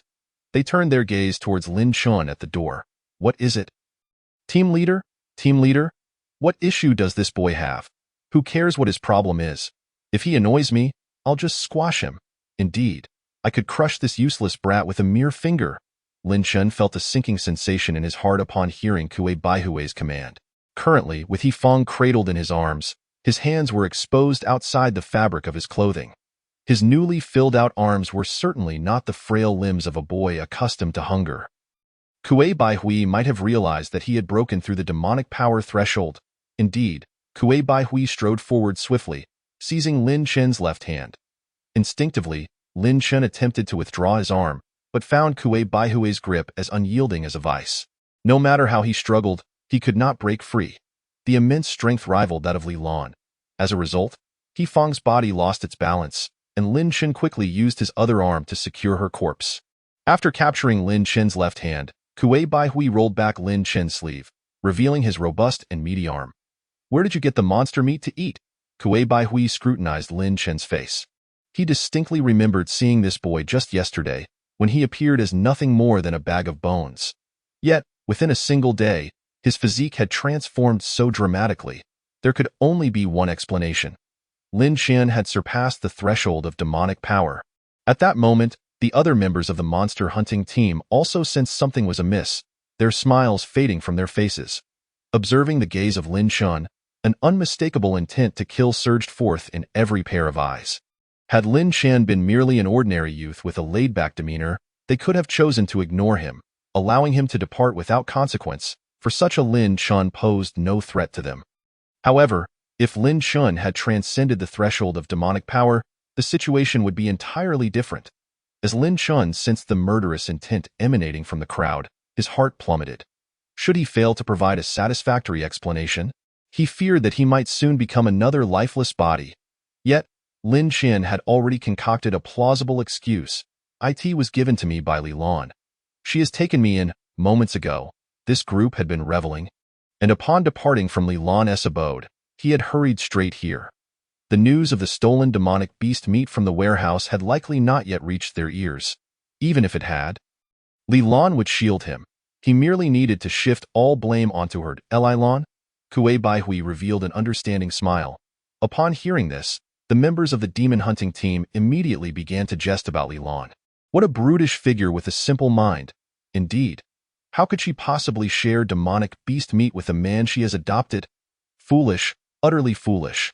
I have been trapped at the 3rd level of demonic power for 2 years, without ever tasting the meat necessary to break through. Yet Li Lan squandered it on a dog. How incredibly foolish. Or do you think that's how she earned her moniker of brute? Upon learning of the origin of Lin Chen's demonic beast meat, Kuei Baihui unexpectedly released her grip on him. "You may go now. Take care of your mother's burial." Lin Chen felt a wave of relief wash over him as he cradled his mother's body and departed. Witnessing Kuei Baihui's decision to let Lin Chen go, the members of the demon hunting team were filled with confusion. "Captain, why did you let him go?" "Indeed, Captain, this lad has already broken through the demonic power threshold. Allowing him to leave poses a certain risk, right? Why not simply eliminate him?" "Risk? Ha!" Kuei Baihui scoffed dismissively. "What threat could a mere boy who has just crossed the threshold of demonic power possibly pose to us? Since he has already unlocked the demonic power threshold, there are but 2 paths before him.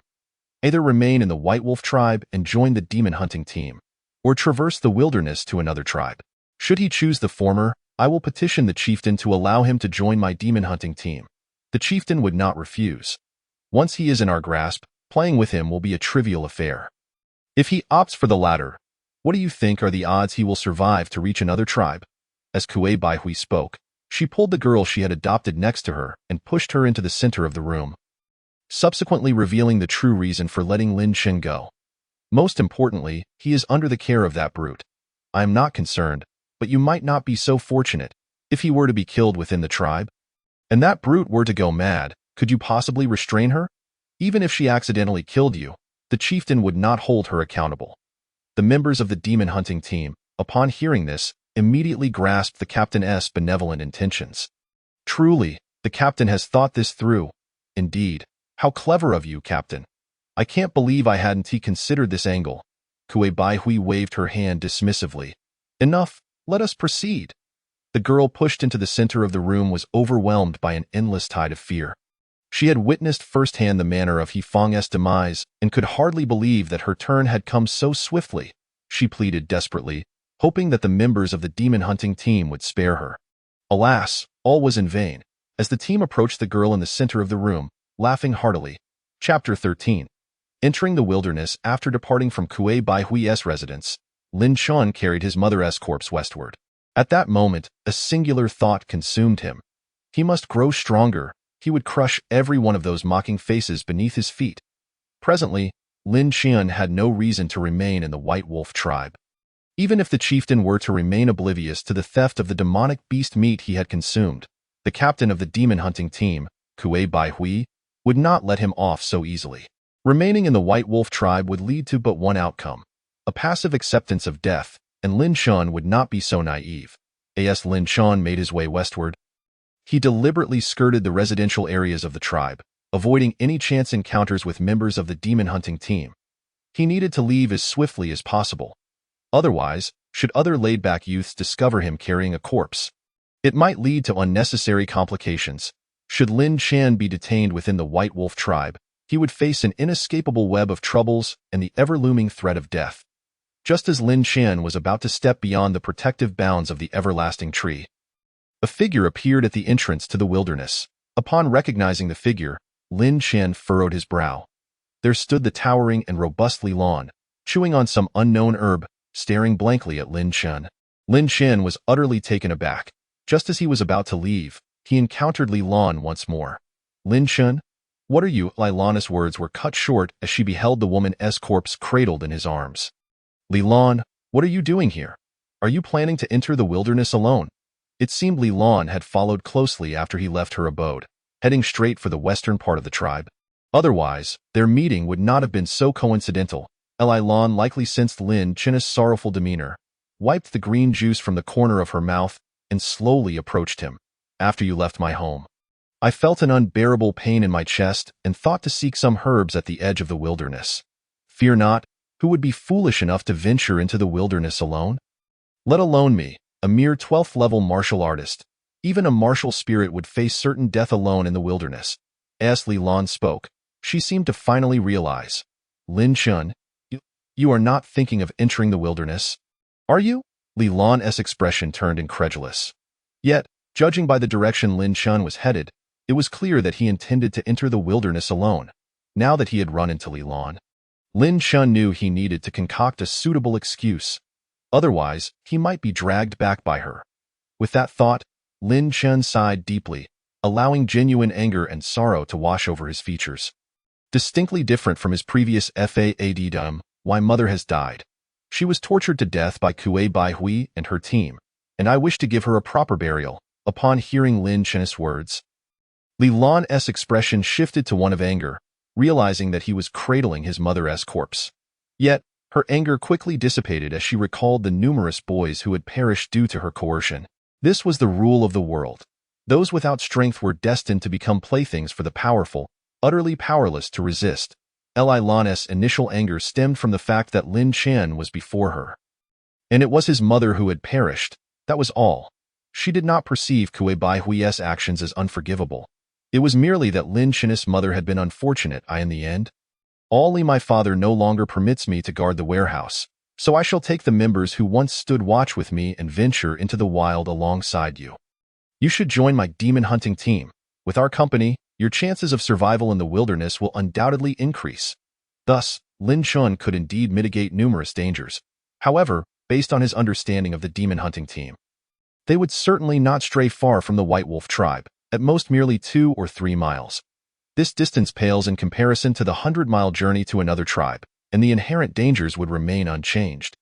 Yet, Gazing into Li Lan's hopeful eyes, Lin Chen realized that if he did not acquiesce, she would never allow him to enter the wilderness. Very well, thank you, Li Lan. Lin Chen expressed his sincere gratitude. Although Li Lan's worldview vastly differed from Lin Chen's, her kindness towards him was beyond reproach. From her perspective, she had already been extraordinarily generous to him. Upon hearing Lin Chen finally relent, a smile blossomed on Li Lan's face. Please wait here for a moment. I will summon my team members and return swiftly. You must wait for me. Do not venture into the wilderness alone, Li Lan declared, hastening towards the tribe, glancing back repeatedly to ensure Lin Chen remained in place. And only then did she feel reassured. Lin Chen watched her depart until her figure was no longer visible before turning back towards the wilderness. Embracing his mother's lifeless body, he resolutely stepped into the wild. Chapter 14. Devoured upon entering the wilderness rather than linger within the White Wolf tribe, it was far more prudent to plunge into the wilderness and take a gamble, from the moment he departed the protective embrace of the eternal life tree. The surrounding flora and fauna surged with unrestrained vitality. Flowers and plants flourished exuberantly, while towering trees sprouted from the ground, in stark contrast to the barren earth of the tribe. The wilderness was a vibrant tapestry of life. From the instant Lin Chen entered the wilderness, he was acutely alert, moving with utmost caution. Almost every few steps, he had to pause and scan the environment for hidden perils at the very edge of the wilderness. Closest to the White Wolf tribe, an abundance of flora thrived, yet most of it was inedible in this vicinity. Any consumable resources had been entirely gathered by the demon hunting team. Occasionally, one or two edible plants might be overlooked, but they would be hastily snatched up by the famished youths daring enough to enter the wilderness. This area was also littered with human bones, with remnants visible every few steps. Some bones had weathered away, while others remained intact. All of this signified that even at the outskirts of the wilderness closest to the White Wolf tribe, it was rife with unknown dangers. Lin Chen moved slowly, entirely unaware that as he passed a large tree, a spider the size of a fingernail dropped onto his back, clinging tightly to his rough garment. Despite his heightened vigilance, Lin Chen remained oblivious to its presence. If he, a person who had broken through the demon power barrier, could not detect it, how could an ordinary, famished individual? The tiny spider crawled across Lin Chen's garment and soon reached the exposed skin on his neck. It was only then that Lin Chen sensed something amiss and hurriedly swatted at his neck. But it was too late. The small spider had already bitten him. The spot where it had pierced his skin quickly darkened, and the darkness began to spread to other parts of his body. Meanwhile, the spider, having been swatted, fell harmlessly to the ground. It seemed to possess a degree of intelligence, choosing not to pursue Lin Chen further, but instead swiftly hiding away, waiting for the toxin within him to take effect. Lin Chen's heart raced with terror, the numbness in his neck signaling that he had been struck almost immediately upon entering the wilderness, and right at its edge, he carefully surveyed his surroundings, only to discover numerous similar small creatures lurking. There were spiders, centipedes, mosquitoes, mantises, and others. He had meticulously scanned the area before yet had failed to notice these tiny beings until the spider had bitten him. They lay in wait, observing, seemingly anticipating the moment Lin Chen's toxin would manifest. Many other venomous insects appeared restless, contemplating whether to deliver another bite to hasten Lin Chen's demise. Lin Chen could distinctly feel the spider's venom accelerating his heartbeat to an abnormal rate. Pounding as if it might leap from his throat, he attempted to move, yet found his limbs completely numb and unresponsive. At that moment, another centipede fell from the tree. It seemed unable to restrain itself and immediately began to gnaw at Lin Chen's skin. Other small insects swarmed him like ants drawn to honey, encircling him.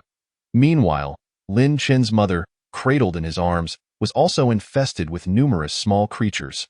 Lin Chen was struck with horror. The perils at the edge of the wilderness surpassed his wildest imagination. It became evident that the demon hunting team's ability to advance 2 miles into the wilderness was nothing short of miraculous. Just then, a beastly roar echoed in his ears. Struggling to turn his head, Lin Chen beheld a bizarre, lizard-like creature the size of a small cart charging toward him. Fear enveloped him, and he could hardly think as he summoned every ounce of strength to combat the spider's venom. Laboriously lifting his foot to move, that moment, Lin Chen desperately wished for Li Lan to arrive and rescue him. Yet, he had only just entered the wilderness. It was likely that Li Lan had not yet gathered her team. By the time she rallied her companions, Lin Chun feared he would be left with nothing but bones. Paralyzed by the spider's venom, with a lizard beast now aware of his presence, Lin Chen lamented inwardly, "Alas, this wretched world is ultimately inhospitable to me." And no sooner had this thought crossed his mind than he completely lost consciousness, oblivious to everything that transpired around him thereafter. Upon Lin Chen collapsing to the ground, the small insects became even more audacious, voraciously feasting upon his flesh. Despite their numbers, the amount of flesh they could consume remained limited. However, the swiftly approaching lizard beast posed a threat capable of devouring Lin Chen whole. The lizard beast greedily eyed the unconscious Lin Chen and the corpse he held. The combined weight of the two was just enough to satisfy its hunger. Upon reaching Lin Chen, the lizard beast bit into He Feng's corpse, swallowing it whole, along with the various small insects that clung to her. After consuming He Feng, the lizard beast turned its gaze toward Lin Chen, and without a moment's hesitation, it opened its cavernous maw and devoured him whole as well. Having feasted upon two individuals, the lizard beast finally felt content and swiftly departed the scene. Yet, the creature did not venture far. Perhaps feeling slightly parched after its meal, it approached a nearby stream and lay down beside it, extending its tongue to lap at the water. Just as it relaxed its guard, a branch from a nearby tree suddenly shot out, striking the lizard beast's head. The beast was instantly alerted, but it was too late, as it was swiftly impaled through the skull by the branch of the tree demon. Chapter 15. An unreliable rescue. After waiting for what felt like an eternity, the tree demon finally caught its prey. "I told you not to rush. If you just stay in one place, the offerings will come to you." All right. This time you were right. Quickly, let us divide this demon beast. I can hardly contain my eagerness to taste it." "Such a little glutton. Did you digest the last one so quickly?" "Not completely, but I wanted to try the flesh of the lizard beast." From atop a tree, two voices, a boy and a girl, resonated. The girl's voice was sweet and ethereal, reminiscent of a young maiden, while the boy's voice belonged to a youth. If Lin Chen could hear this boy's voice, he would surely be astounded, for it belonged to none other than the famished Qingshu, who had bravely ventured into the wilderness in search of sustenance. At the source of the voices stood a tree, resembling a legged figure beside the stream. Its trunk bore twisted bark patterns that formed the visage of a young woman. Beneath this tree face, a meter-wide hollow resided, where Qingshu lay nestled. Once a mere skeleton of a boy, Qingshu now appeared robust and hardy, evidently having broken through the demon power barrier. "How about following me? I haven't done you wrong, have I? This is our second demon beast feast." Qingshu chuckled. Indeed. Sister Fengyao is the best." Fengyao, the tree demon, smiled contentedly, extending two stout branches that resembled hands toward the lizard beast. Under Qingshu's expectant gaze, the lizard beast was effortlessly torn in two by Fengyao's branches. As per usual, one half for each of us. With a tearing sound, the lizard beast erupted in a deluge of rich blood, its entrails splattering across the ground as the wind swayed. It became apparent to her that the tree hollow of Qingshu could not accommodate the excess beast meat. Thus, she elegantly draped the surplus demon beast flesh over her branches, suspending it high above. The remaining portion of the lizard demon beast's flesh was promptly stuffed into her mouth in one whole piece. The girl's visage upon the trunk opened wide, as half of the lizard demon beast was effortlessly offered to her gaping maw. After devouring half of the lizard demon beast, Wen Sui's gaze fell upon a pile of entrails. "Qingshu, would you care for these entrails? If you do not wish to eat them, I shall take them for nourishment." Presently, Qingshu had no concerns regarding sustenance and regarded the filthy entrails of the demon beast with disdain, particularly since they contained two of her kin. However, rather than directly allowing Wen Sui to consume the entrails, she spoke up. "Sister Wen Sui, could you first extract those two individuals from the lizard's stomach? I wish to see who has been devoured." Given that it was her own tribe members who had been consumed, Qingshu naturally desired to know their identities. Wen Sui had no reason to decline such a request. One branch prodded the entrails while another deftly sliced open the lizard demon beast's belly. With a couple of thuds, Lin Chen and He Feng's bodies fell to the ground, their forms soiled and infested with wriggling insects. Qingshu narrowed her eyes, scrutinizing the two figures on the ground. A Upon recognizing Lin Chen's face, she was taken aback with astonishment. Lin Chen? It's actually Lin Chen, Qing Shu exclaimed incredulously. You truly know them? Wen Sui's tree face beamed with delight. Yes, I know him. His name is Lin Chen, my dearest friend. He once shared food with me. He is my only friend. Wine Sui suddenly understood. Since he is your friend, would you like to attempt to save him? He appears to be still alive, though the woman beside him is undoubtedly deceased. Qing Shu's heart leapt with joy. What? Lin Chen is still alive. Wen Sui affirmed. He is still hanging on, but not for long. Upon hearing this, Qing Shu urged, Quick, please save him, Sister Wen Sui.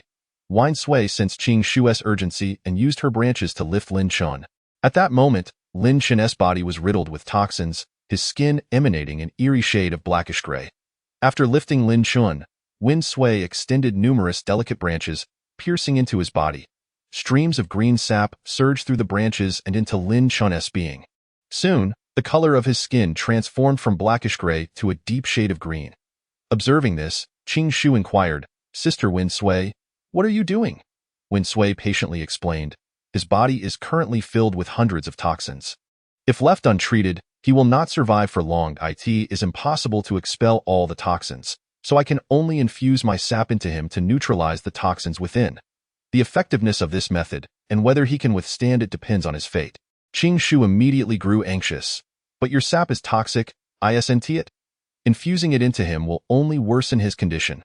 Wine Sui replied helplessly, Indeed, it is toxic, but aside from using poison to combat poison, there are no other alternatives.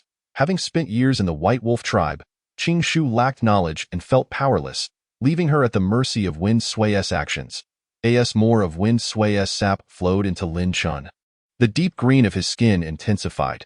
Eventually, the sap began to ooze from the pores of his skin. Alarmed, Wen Sui quickly retracted the branches she had pierced into Lin Chen. Oh no, Qing Shu? I fear I have overdone it. Wine Sui's voice trembled with worry. What should we do now? Wine Sui feigned calmness. It's all right. Don't panic. I'll draw some out. Saying this, she inserted another branch into Lin Chen, extracting some sap along with his blood. Despite extracting a significant amount of blood, Lin Chen showed no signs of improvement. This doesn't seem right. Qing Shu's expression darkened. Sister, do you truly know how to save him? Don't panic. Don't panic. Wine Sui reassured herself, extending a branch to the ground to absorb some of the blood that had spilled from the lizard demon beast. She then pierced Lin Chen's body again with the branch laden with demon beast blood. It seems I may have extracted too much blood earlier, so I'll give him a transfusion. Qing Shu's face grew increasingly grim. Sister, perhaps you should stop trying to save him. If you continue, Lin Chen will truly perish. Qing Shu realized that this tree spirit was utterly inept at providing aid and was merely causing chaos. Please cease talking, or would you prefer to take over the healing? Wen Sui snapped back. Qing Shu retorted, If I knew how to heal, would it come to you making a mess? You're the one making a mess. Just as Wen Sui finished her retort, Lin Chen suddenly reacted, his body convulsing violently as he foamed at the mouth. Wen Sui exclaimed in delight, Look, it's working, isn't it? Qing Shu glanced over and felt her heart sink. Indeed, there was a reaction. But it was hardly a positive one enough. Truly, you must stop, Qing Shu pleaded. She genuinely suspected that this tree spirit had no capability to save anyone, treating Lin Chen as a mere plaything instead. Reluctantly, Wen Sui laid Lin Chen flat on the ground, mumbling, He*s really getting better. Qing Shu rolled her eyes in exasperation, thinking that had Wen Sui not interfered, Lin Chen might have had a chance to pull through. After Wen Sui's meddling, Lin Chen was left with mere puncture wounds from the branches, with no signs of actual recovery. Step forward a bit. I wish to see him. Qing Shu's intentions were straightforward. She felt Lin Chen would not survive and wanted one last look at him. Obediently, Wen Sui moved her trunk forward a couple of steps until she stood beside Lin Chen. Qing Shu leaned over the tree hollow, stretching her neck to scrutinize Lin Chen closely. At that moment, Lin Chen, who had kept his eyes tightly shut, suddenly opened them, staring intently at her. Qing Shu was startled but soon replaced her fear with a joyous smile. Exclaiming, Lin Chen, you're awake? It's me, Qing Shu. Chapter 16. The toxic bomb within, however. After Qing Shu called out several times, Lin Chen showed no reaction, merely gazing at her blankly. Sister Winsway, what is wrong with him? Why won't he speak? Winsway replied uncertainly, he should not be fully conscious yet. His eyes opening is merely a natural response of the body. At that moment, Lin Chen had indeed not regained consciousness. Yet his body was undergoing unimaginable reactions. Various toxins, poisonous sap, demon beast blood, and his own blood mingled within him, racing through his veins like a herd of wild horses. The dark green veins on his skin bulged prominently, exuding a strange black luminescence. Sensing something amiss, Winsway extended a branch towards Lin Chen. The instant the branch made contact with Lin Chen's skin, it rapidly turned black. Winsway's face paled in alarm as she hastily broke the darkened branch. Something is wrong. She retreated a couple of steps, her gaze fixed warily upon Lin Chen. Sister Winsway, what happened? Is there something wrong? He is toxic, and it's a super toxin that even I cannot withstand. Qing Shu appeared bewildered, struggling to comprehend Winsway's words. After an indeterminate amount of time, Lin Chen's vacant eyes began to regain their spark. The moment his consciousness returned, an agonizing pain surged through him as if he were ablaze. Ah! The excruciating pain compelled Lin Chen to cry out. Following that scream, the deep green hue of his skin swiftly retracted inward, returning to its normal coloration. Qing Shu stared at Lin Chen in astonishment, while Winsway remained on high alert. From an external perspective, Lin Chen appeared as normal as any other person. However, he could distinctly feel an uncontrollable force residing within him, roaming freely throughout his body. Whenever Lin Chen attempted to control that force, it would flee in a panic like a startled rabbit, darting about within him. Having lost consciousness, Lin Chen was oblivious to the turmoil within his body and the origins of this uncontrollable power. Lin Chen? Qing Shu tentatively called out. Hearing her voice, Lin Chen slowly shifted his gaze. Upon seeing Qing Shu in the tree hollow, he was taken aback, his eyes widening in disbelief. Qing Shu, you're alive? Haha, I was fortunate enough to encounter Sister Winsway, so I survived. Not only did I survive, but I also have no worries about food. Qing Shu laughed heartily. Yet, upon recalling Lin Chen's earlier state, she couldn't help but marvel, but compared to your situation, my good fortune pales in comparison. Given what you went through, it's miraculous that you're alive. What happened to me? Lin Chen asked. Confusion etched across his face.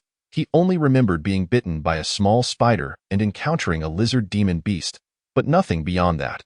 Noticing the lizard demon beast meat dangling from Winsway's branch, he quickly pieced it together.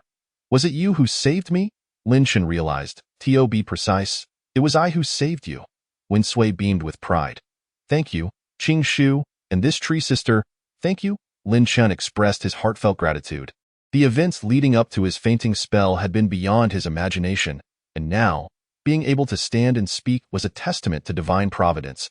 By the way, Qing Shu, how did I end up here?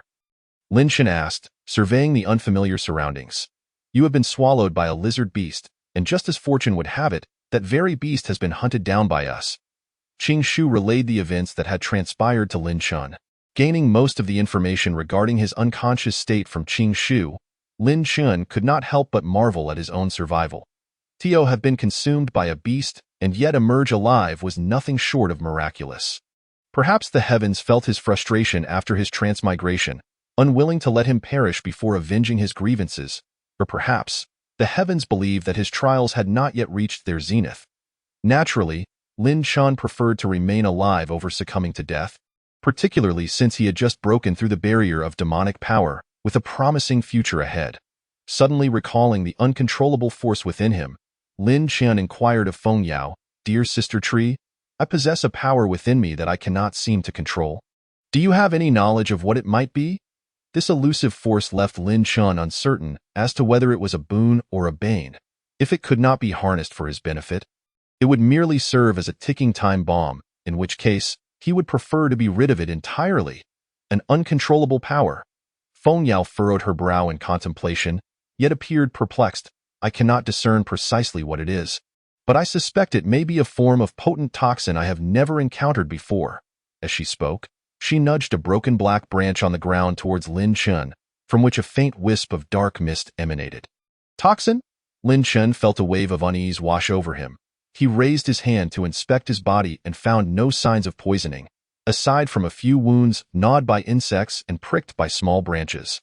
His complexion was healthy, and the blood from his wounds was vibrant, indistinguishable from that of an ordinary person. Yet the clear sensation within him could not deceive him. He might indeed be harboring a deadly toxin. The thought left Lin Chen feeling as though the sky were caving in. After narrowly escaping death, he discovered that he was harboring a toxic bomb within. Sister Tree, is there any way to control this toxic force? Or perhaps to expel it from my body? Lin Chen sincerely wished to rid himself of this toxic menace, which would surely haunt his every moment. Feng Yao, looking exasperated, replied, I do not even know what poison resides within you. So how could I possibly know how to control or expel it? She then suddenly shifted her tone. However, one thing is certain. That toxin is mixed with my tree sap. Perhaps you could attempt to manipulate it in the same manner I control my sap. Upon hearing this, Lin Chen felt a flicker of hope and eagerly requested, I would be most grateful for your guidance, Sister Tree. Feng Yao grinned, very well, but please, refrain from calling me Sister Tree. It sounds rather unpleasant. You may call me Feng Yao, or, like Qing Shu, you may refer to me as Sister Feng Yao. Very well, Feng Yao, I am Lin Chen, he said humbly, for he was indeed in need of her assistance. Qing Shu glanced at the setting sun and suggested to Feng Yao, Sister Feng Yao, the sun is nearly set. Perhaps we should return home. Feng Yao had never possessed a concept of home. Whether day or night, she would simply settle wherever she happened to be. Any wandering beasts or small creatures she encountered would be promptly consumed. Yet, Qing Shu preferred not to remain outdoors at night, and thus Feng Yao acquiesced, seeking out a cavern spacious enough to accommodate her considerable form. Come aboard, Lin Chen, she beckoned. The method to control the sap cannot be imparted in mere words. First, let us return home. She extended a massive branch towards Lin Chen.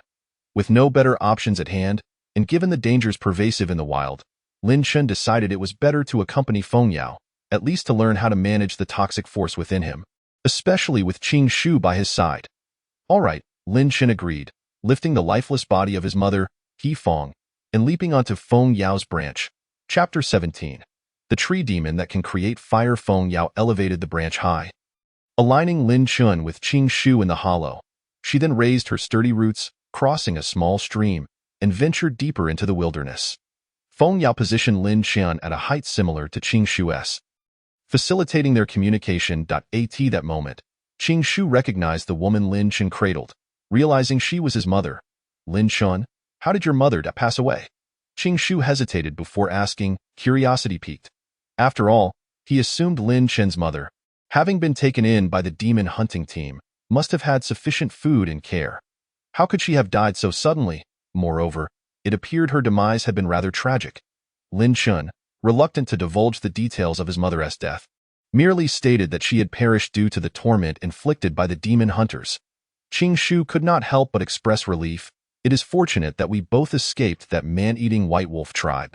As he spoke, Qing Shu burst into laughter. In the past, during his time in the white wolf tribe, even a single leaf of wild greens had been a luxury. Now, look at him. He could hardly finish the demon meat. Ha ha ha. Qing Shu retrieved a piece of demon meat from the hollow behind him and offered it to Lin Chen. Thank you, Lin Chen replied with a wry smile as he accepted the meat. It seemed Qing Shu had indeed struck gold, finding such a fortunate companion. Had he not encountered Feng Yao, Qing Shu might have already turned into a pile of bones. Consequently, he felt no empathy for other tribe mates who ventured into the wilderness. Now, Qing Shu felt that the wilderness was 1,000 times better than the white wolf tribe. Don't be so formal with me. He continued, maintaining his familiar demeanor with Lin Chen, devoid of any awkwardness. Lin Chen felt a twinge of gratitude. It was clear that Qing Shu considered him a true friend. The bond seemed to stem from the fact that he had once shared a leaf of wild greens with Qing Shu upon his arrival. Perhaps this is how people are. For every individual who treats you poorly, there are those who treat you well. Lin Chen took a bite of the fresh lizard demon meat, finding its texture far from pleasant, fishy, salty, and difficult to chew. Observing this, Qing Shu laughed heartily. Lin Chen, how could it taste good like this? Let us return and start a fire to roast it. Start a fire. Perhaps having spent too long in the white wolf tribe, Lin Chen momentarily failed to grasp the concept of making a fire. In the white wolf tribe, gathering firewood was also a risky endeavor. Under normal circumstances, there was little opportunity to eat cooked food. Yes, let us start a fire. Lin Chun wiped the demon's blood from the corner of his mouth, revealing a joyous smile. In this world, being able to eat cooked food was a true blessing, something that only the demon hunting teams could enjoy. The thought left Lin Chun enviously reflecting on Qing Shu's situation. The young man's current lifestyle was a stark contrast to his days in the White Wolf tribe.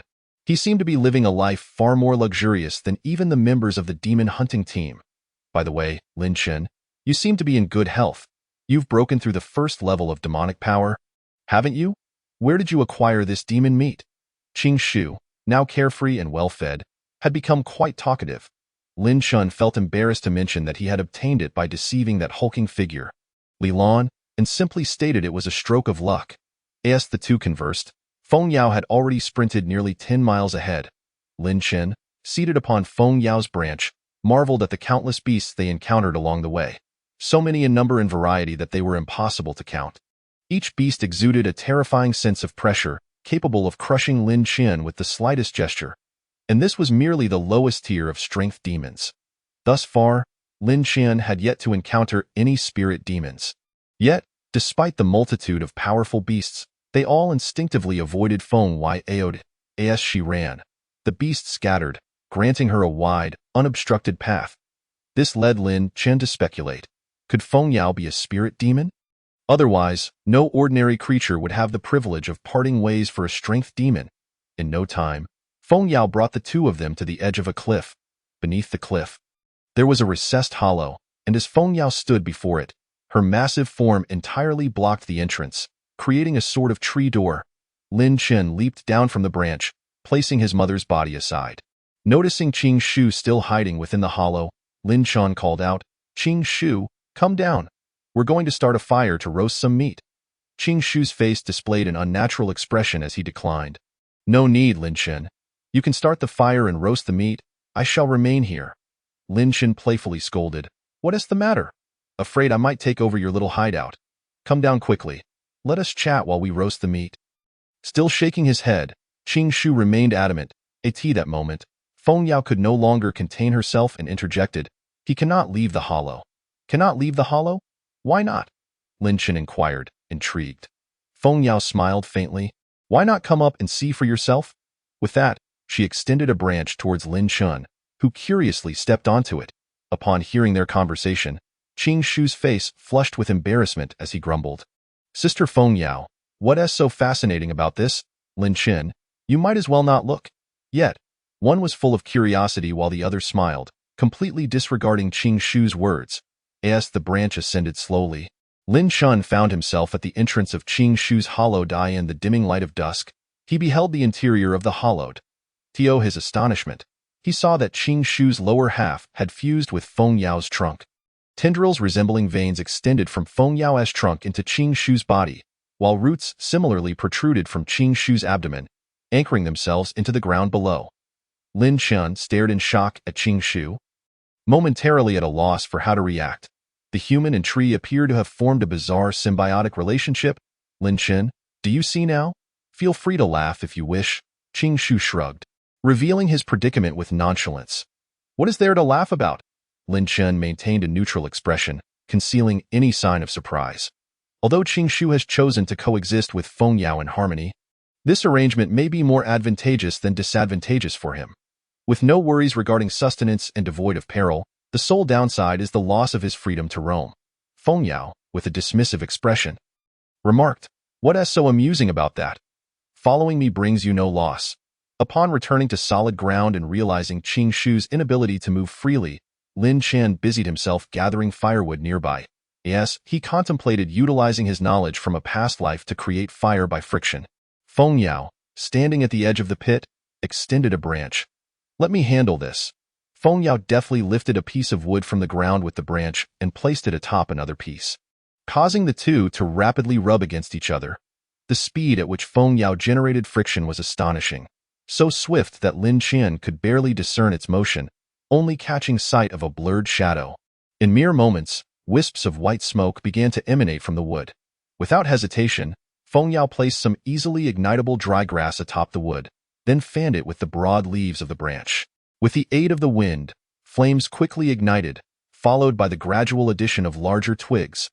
Thus, a small fire was effortlessly kindled, leaving Lin Chen utterly astonished. In 2 lifetimes, he had never witnessed a tree capable of igniting a fire. Especially not with its damp branch. This scene completely shattered Lin Chen's understanding. Yet, considering the existence of monstrous beasts taller than buildings in this world, it seemed less extraordinary for a tree spirit to produce fire. Chapter 18. The ancestor of all poisons, obtaining chaos poison. In Lin Chen's subconscious, trees were typically fearful of fire, hence his profound astonishment at the tree spirit's ability to create flames. After skewering the meat of the lizard beast with a branch and roasting it over the fire, the enticing aroma of grilled meat soon wafted through the air, accompanied by the sizzling sounds of cooking. Since his crossing into this realm, this was Lin Chen's first experience of being so close to roasted meat. He tore off a small piece and placed it in his mouth, instantly enveloped by the rich flavor of the meat. Even without any seasoning, it was an exquisite delicacy. Lin Chen, is it ready? Let me taste that lizard beast meat, Qing Shu exclaimed, drooling as he leaned eagerly towards the fire, lamenting his inability to exit the tree hollow. I want to eat too, Feng Yao chimed in. Qing Shu quickly defended his portion. You already had yours. This is for Lin Chen and me. I'll just have a taste. Besides, I killed that lizard beast, so what if I take an extra piece? Feng Yao proclaimed, swiftly snatching a piece of the still roasting beast meat with a branch before either of them could react. In an instant, the roasted morsel was in Feng Yao's gaping tree mouth. Qing Shu fumed. What difference does it make what you eat? Can you even discern the flavor? Who says I can't? Feng Yao replied, smacking her lips, seemingly unsatisfied. Lin Chen, however, was indifferent, for the meat did not belong to him. And he found amusement in the banter between the two. Observing the meat, nearly done being roasted, being snatched away, Qing Shu, already ravenous, tossed 2 more pieces of lizard beast meat from the hollow towards Lin Chen. Lin Chen, keep an eye on the meat. Don't let her take it again. Lin Chen chuckled resignedly, thinking that Qing Shu was a bit ungrateful. Moreover, if Feng Yao truly intended to steal, Lin Chen would be helpless to stop her. After reskewering the 2 pieces of beast meat, he placed them back over the fire. This time, Feng Yao refrained from stealing and instead quietly observed the two. Lin Chen tossed one of the grilled pieces towards the tree hollow. Qing Shu, catch. All right, one for each of us. Let us tantalize Sister Feng Yao. Qing Shu eagerly received the roasted meat and began to voraciously devour it. Lin Chen, no longer holding back, took the remaining piece. After an entire day, he was thoroughly famished. Lin Chen bit into the meat. Halfway through, a sudden roar reminiscent of a rushing river echoed within him. Lin Chen's face lit up with joy, as this signified his impending breakthrough to the 2nd tier of power. However, a terrifying event unfolded next. Just as Lin Chen was on the verge of breaking through to the 2nd tier, the uncontrollable force within him became agitated, surging chaotically throughout his body. The very power that was supposed to aid Lin Chen in his breakthrough was abruptly usurped by the toxic bomb hidden deep within him. Just as he was about to ascend to the 2nd tier, he plummeted back to the 1st tier once more. Lin Chen's complexion darkened to a shade of deep blue. What exactly was this unknown force within him? Not only did it lurk inside him, but it also seized the power meant for his advancement. If this force were to rob him of his strength every time he attempted to break through, he would be doomed to remain at the 1st tier indefinitely. How could he continue?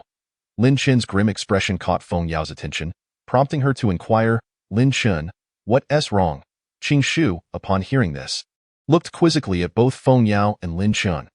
Unaware of the toxic force within him, Lin Chen could only turn to Feng Yao for assistance. Feng Yao, just now, I was about to break through to the 2nd tier, but the power intended for that breakthrough was forcibly taken away by that toxin, causing my failure. Lin Chen gritted his teeth, his heart brimming with frustration. Feng Yao gasped, What? It can even steal your breakthrough power? Qing Shu, bewildered, asked, What are you talking about? What theft of power? Never mind. Just eat your meat, Feng Yao said, poking Qing Shu's head with a branch before falling into deep thought. After a long pause, Feng Yao seemed to recall something.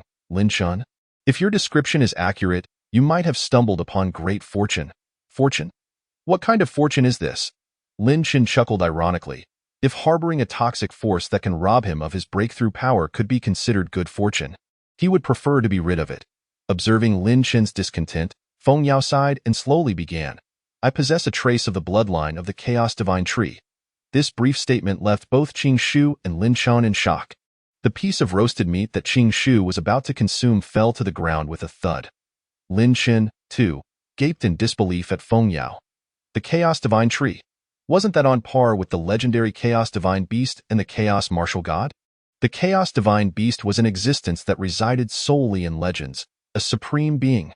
Feng Yao's expression was clouded with melancholy as she continued. I once believed my bloodline had thinned to the point of obscurity. I had nearly forgotten about the trace of the Chaos Divine Tree bloodline I possessed.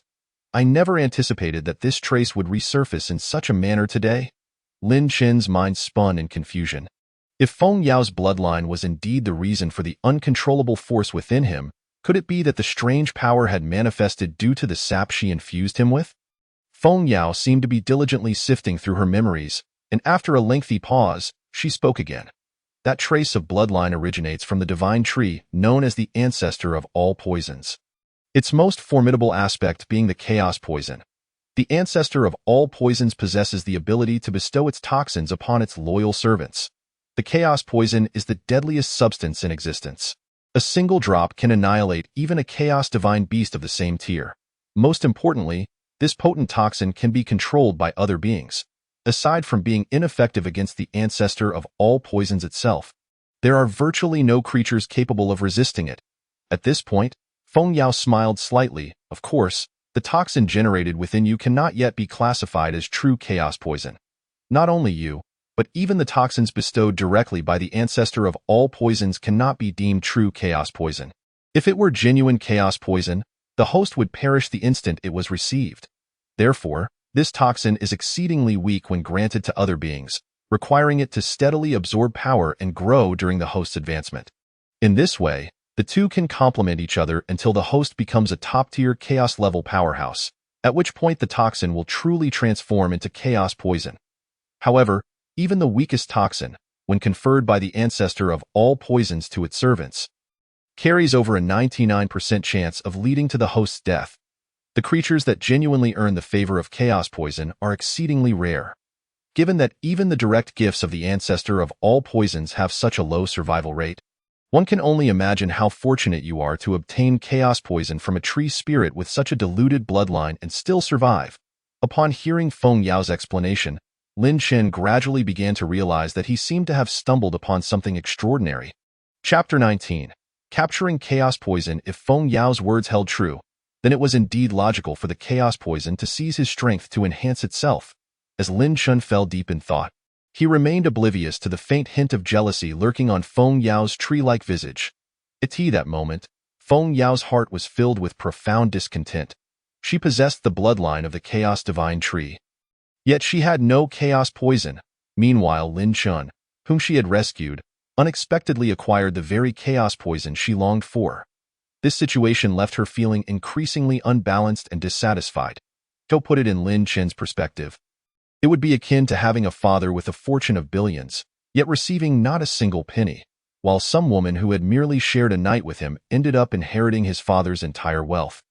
If the roles were reversed, Lin Chen would likely be enraged to the point of spitting blood.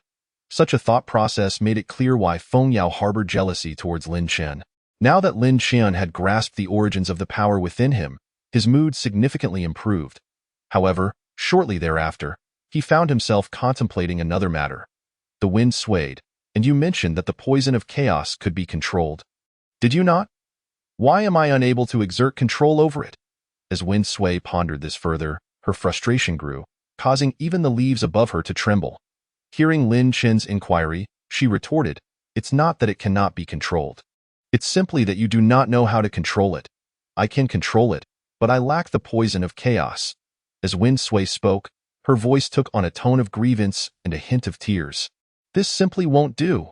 The more she thought about it, the more unfair it seemed, and the more aggrieved she felt. With a vigorous shake of her leaves, she dislodged several small insects hidden among them. Initially, Wind Sway held no animosity towards these parasites clinging to her, but in her current state, everything appeared unsatisfactory. Not only did she shake off the insects, but she also extended her branches to strike them down one by one. Her unusual behavior naturally caught Lin Chen's attention. After a moment's contemplation, Lin Chen grasped Wen Sui's sentiments. However, he knew better than to broach the subject at that moment, lest Wen Sui erupt with fury. It would be folly to exploit her misfortune. Remaining silent would mean Wen Sui's plight, while mentioning it would mean inviting trouble for himself. Lin Chen wisely chose to avoid this predicament. He stood quietly by, waiting until Wen Sui's mood had somewhat stabilized before he approached her with a flattering inquiry.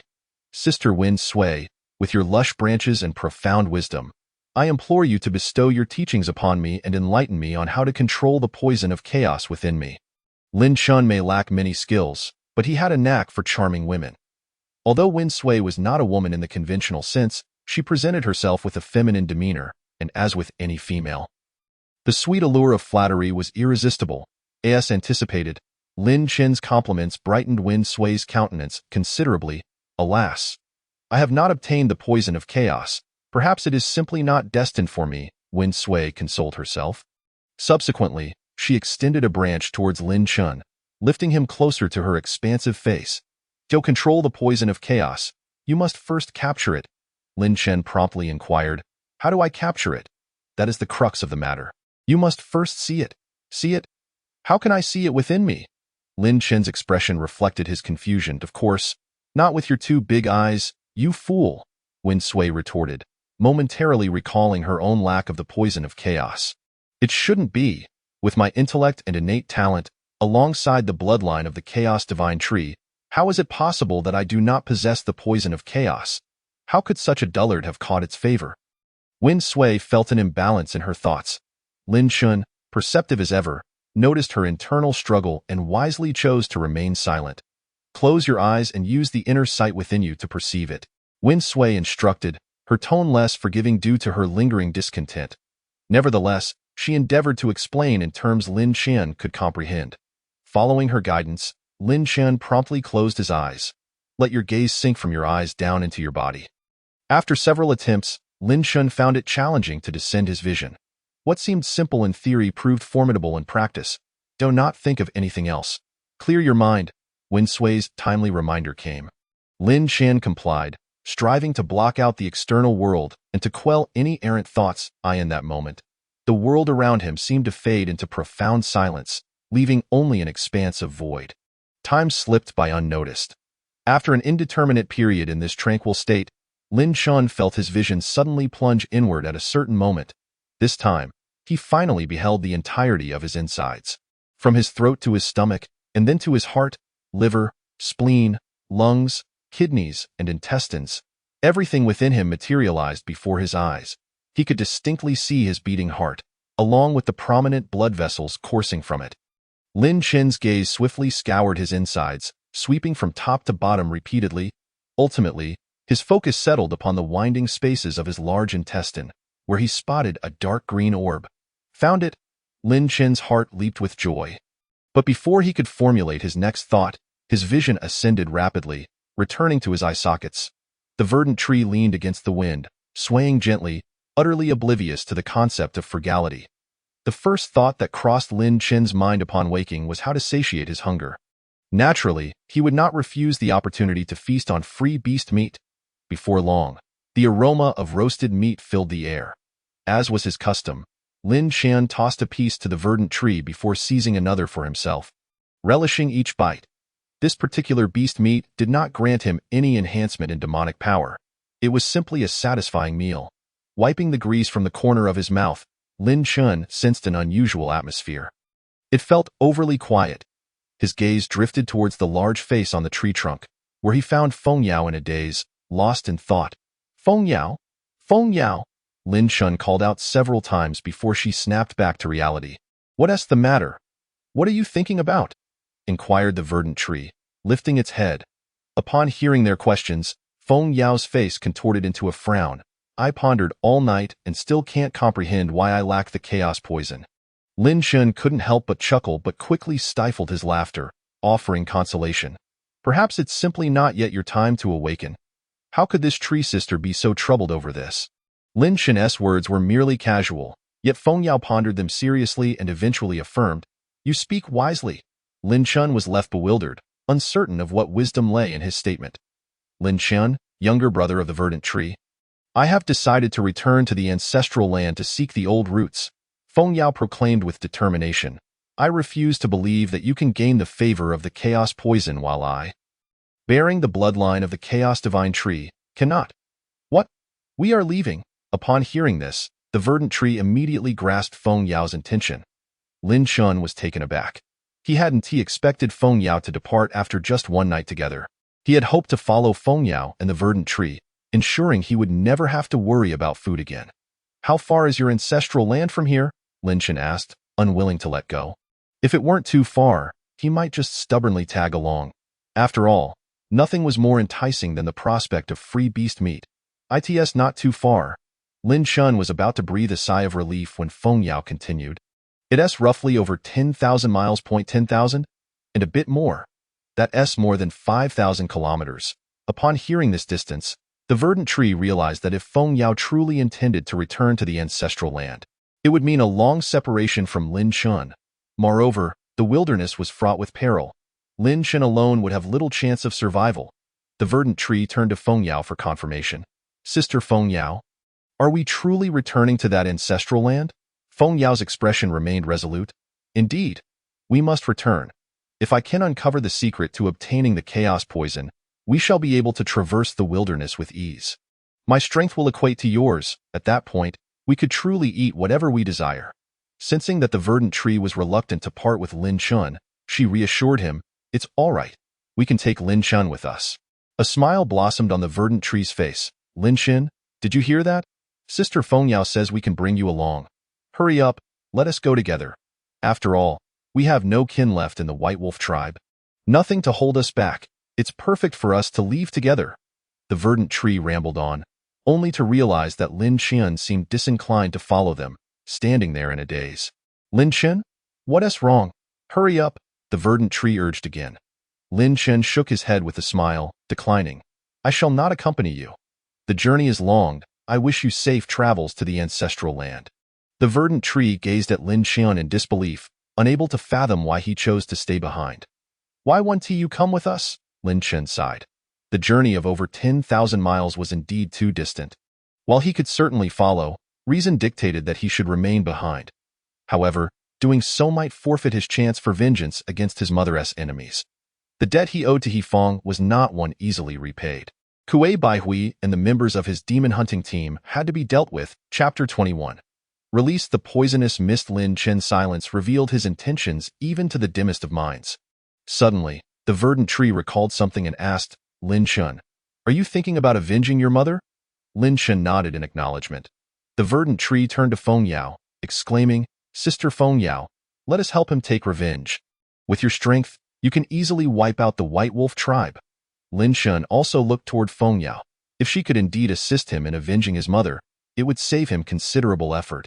Who would wish to roam the wilderness alone, risking everything when they could develop their strength in safety?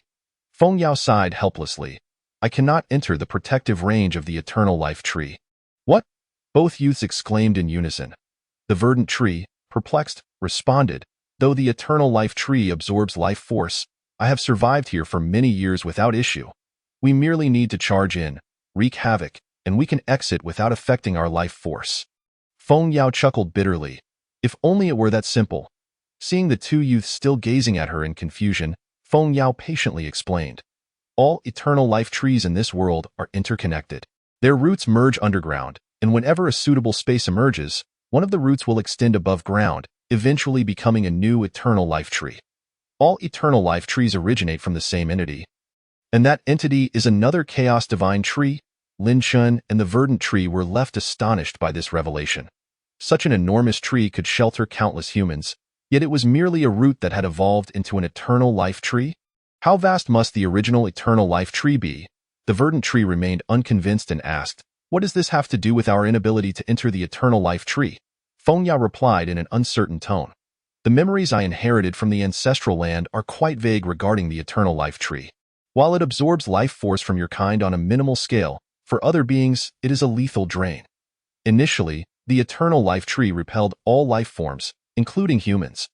No being can safely enter the range of the eternal life tree. Once inside, all beings except those of chaos level will have their life force completely drained and perish on the spot. Otherwise, why do you think there is no vegetation under the eternal life tree? Why have no beasts ventured near? As for why it later became a guardian deity of humans, I am not entirely sure. It seems to involve some form of transaction or agreement. After Feng Yao's explanation, Lin Xin and the verdant tree gained a clearer understanding of the eternal life tree. Since Feng Yao could not help him seek vengeance, Lin Xin decided to abandon the idea of leaving with them. The verdant tree observed Lin Xin's expression and recognized his determination. Meanwhile, Feng Yao's resolve to depart was equally firm. Each had their own pursuits, and the verdant tree could not sway their choices. Lin Xun, take care of yourself. There is still some beast meat left. Take it and eat. The verdant tree gathered all the lizard beast meat from the hollow and laid it on the ground. Reluctantly waving goodbye to Lin Xun, Lin Xin couldn't help but laugh and scold. Enough. Don't be so sentimental. We will have the chance to meet again, Lin Xin. We are leaving, Feng Yao said, taking down the lizard beast meat from the branches and presenting it to Lin Xun. Then, with a determined lift of her root-like foot, she turned and dashed towards the setting sun. Lin Xin waved at Feng Yao's receding figure, bidding farewell to the tree spirit that had bestowed him opportunities, as well as to a dear friend who had treated him sincerely. Moments later, Lin Xin suddenly recalled something. Wait, that direction they are heading seems to be towards another eternal life tree 100 miles away from the White Wolf tribe. Why didn't I just ask them to take me along? Lin Xin felt a wave of regret wash over him. He gazed in the direction Feng Yao had taken, but her figure had already vanished. Ah well, I must face the wilderness alone eventually. Let this stretch of road be my own, Lin Xin muttered to himself, only to suddenly furrow his brow. The moment the powerful Feng Yao left, he sensed something was amiss in the forest. It felt as though countless pairs of eyes had simultaneously fixed their gaze upon him. Lin Xin recognized that these were the beasts roaming the wilderness. During the journey with Feng Yao to this cliff, Lin Xin had encountered countless varieties of beasts. They had previously refrained from revealing themselves out of caution towards Feng Yao. Now that she had just departed, these beasts immediately turned their attention to Lin Xin. Lin Xin glanced at the unburied remains of his mother and the lizard beast meat discarded on the ground, feeling a surge of anxiety. He could see several beasts charging towards him from a distance. Should they reach the hollow at the cliff, Lin Xin would likely be devoured on the spot. It was time to test the chaos poison. This chaos poison had been described by Feng Yao as incredibly potent. It should suffice to deal with a few strength-type beasts, right? As the thought crossed his mind, Lin Xin's palm transformed into a deep green hue. However, he did not intend to confront the beasts head-on with this poisonous hand. That would be akin to courting disaster. Why engage in a direct confrontation when he had poison at his disposal? That would be foolish. Lin Xian manipulated the chaos poison within his body, vaporizing the toxic liquid. Streams of dark green mist burst forth from his palm, quickly enveloping the entire entrance of the hollow. This poisonous mist seemed to possess a will of its own, condensing and refusing to dissipate. Even the occasional gust of wind could not scatter it. The figure of Lin Xian was also shrouded by the dense, dark green mist. After releasing this toxic fog, his complexion immediately turned ashen, devoid of any trace of color. At that moment, Lin Xin realized that the poisonous mist he had emitted actually required a depletion of his own blood. Fortunately, he had not unleashed too much all at once. Otherwise, he feared he would either collapse or perish on the spot. Merely sealing the 10-meter-wide opening of the pit had already left him feeling utterly drained. This revelation shattered a fantasy Lin Chun once harbored. Upon acquiring the chaos poison, he had envisioned enveloping the entire White Wolf tribe in a cloud of toxic mist. Yet, it seemed he lacked the strength to do so. A few beasts, drawn by the scent, arrived at the cliff's pit, and upon confronting the encroaching mist, they instinctively sensed danger. They hesitated, stopping just short of the toxic haze, fearful to venture any closer. Seeing the beasts reluctant to advance brought a sigh of relief from Lin Chen. It was understandable. If the chaos poison were not sufficiently potent, Feng Yao would not have been so fixated on it. With the protection of the toxic mist, Lin Chen could finally sit down at ease and continue roasting his meat. During the time the beast meat was roasting, Lin Chen approached his mother's lifeless body and began to dig into the earth beside her. It was time to lay her to rest. This naturally formed cliff pit not only sheltered against wind and rain but also boasted a picturesque view outside. Surely, his mother would appreciate this final resting place. Chapter 22. From now on? He is alone lacking tools. He had no choice but to dig with his bare hands. Fortunately, having broken through the barrier of beastly power, coupled with the loose, moist soil within the pit, made the task relatively manageable. Just as Lin Chen was engrossed in his digging, a boulder, as large as a water bucket, suddenly hurtled in from outside the pit, heading straight for his head. The rushing wind alerted Lin Chen, prompting him to roll aside just in time as he tumbled away. The stone landed squarely in the small hole he had just excavated, filling it completely, before Lin Chen could express his anger. Several more stones came flying in from outside the pit. His face turned pale with shock as he hastily took cover behind a large rock inside the pit. Damn it! The fury surged within him. Peering outside, he noticed that a dozen beasts had gathered just beyond the fog. There were wild boars with tusks, massive pythons, and upright monkeys. The one hurling stones was indeed the upright monkey, while the wild boar was busy nudging the stones from the ground. This odd duo was evidently intent on filling the pit with rocks. Lin Chen's anger flared even more. These creatures were too cowardly to cross the toxic mist and resorted to tossing stones instead. He had intended to wait until after burying his mother to devise a strategy to deal with these beasts, but it appeared they would not grant him that respite in light of this. He resolved not to hold back any longer in testing the poison on them. Gritting his teeth, he summoned the chaos poison within him once more. The chaos poison was his only means of defense at present. Even though it drained his vitality, he had no choice but to utilize it. As Lin Chen's palm turned a deep green. A drop of the same hue coalesced at his fingertips, that moment. His complexion was as pale as a blank canvas. The toll the chaos poison took on his vitality was indeed immense. After acquiring a drop, he quickly ceased channeling the chaos poison. If he continued, he risked exhausting himself completely. Meanwhile, the lizard beast meat on the grill sizzled with oil, its aroma wafting through the air. Suddenly, Lin Chen realized, could it be that these beasts were drawn by the scent of the roasting meat? With Feng Yao watching over them last night, they had feasted without inhibition. Now that Feng Yao was gone, the beasts had come sniffing around. Sighing, Lin Chen concluded that in the future, while traversing the wilderness alone, he should avoid cooked food as much as possible. Since you desire this meat so much, I shall offer it to you. He swiftly dashed to the fire, removed the roasted meat, and promptly returned behind the large rock.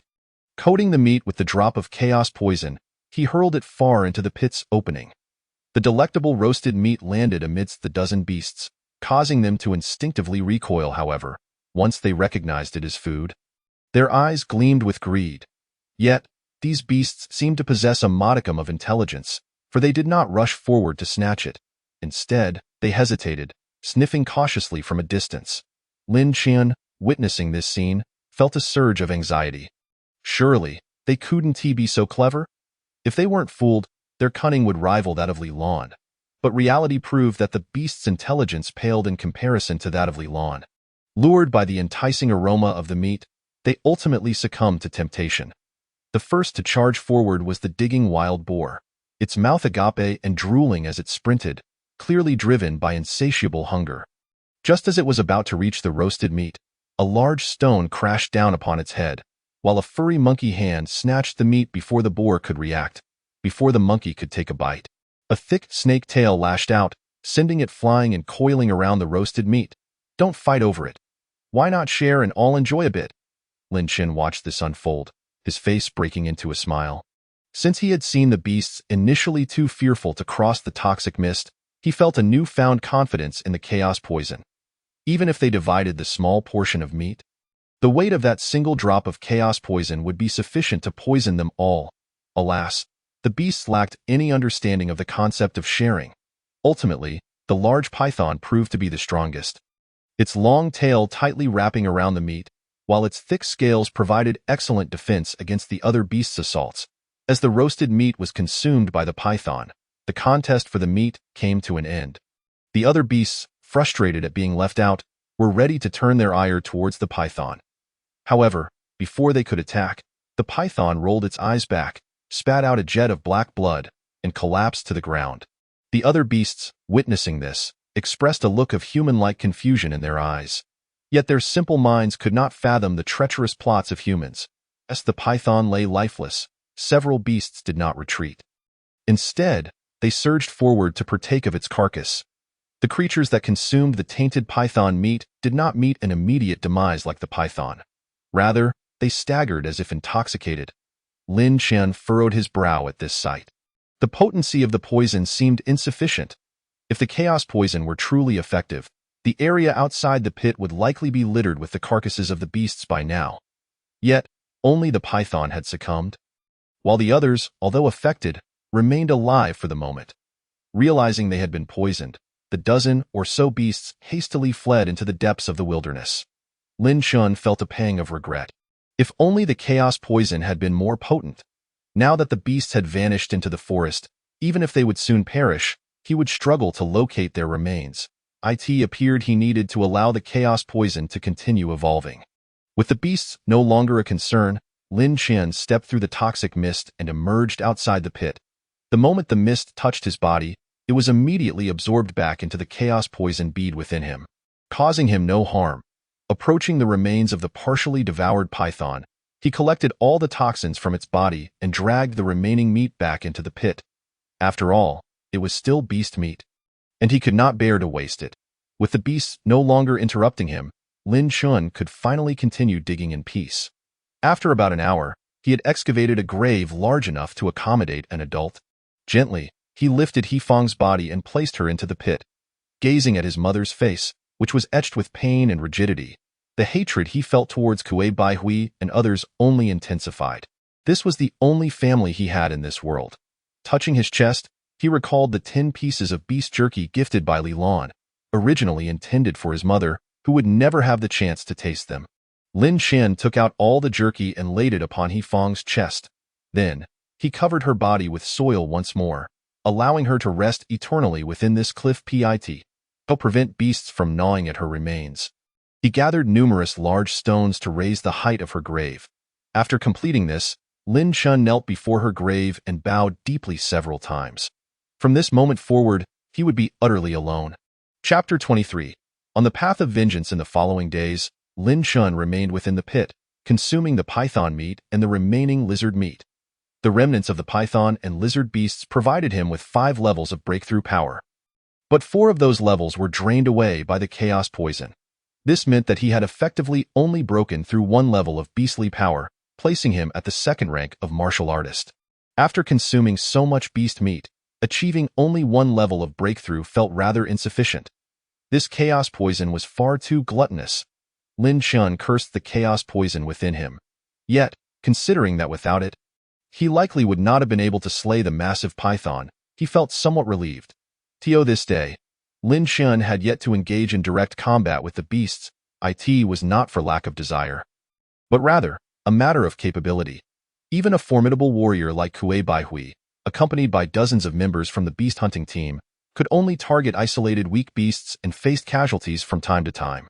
Without the chaos poison, how could Lin Chen hope to confront such powerful creatures? Having depleted his stock of monster meat, Lin Chen found himself compelled to devise new means to procure it. Yet, prior to that, he had 2 pressing matters to attend to. The first, of course, was vengeance.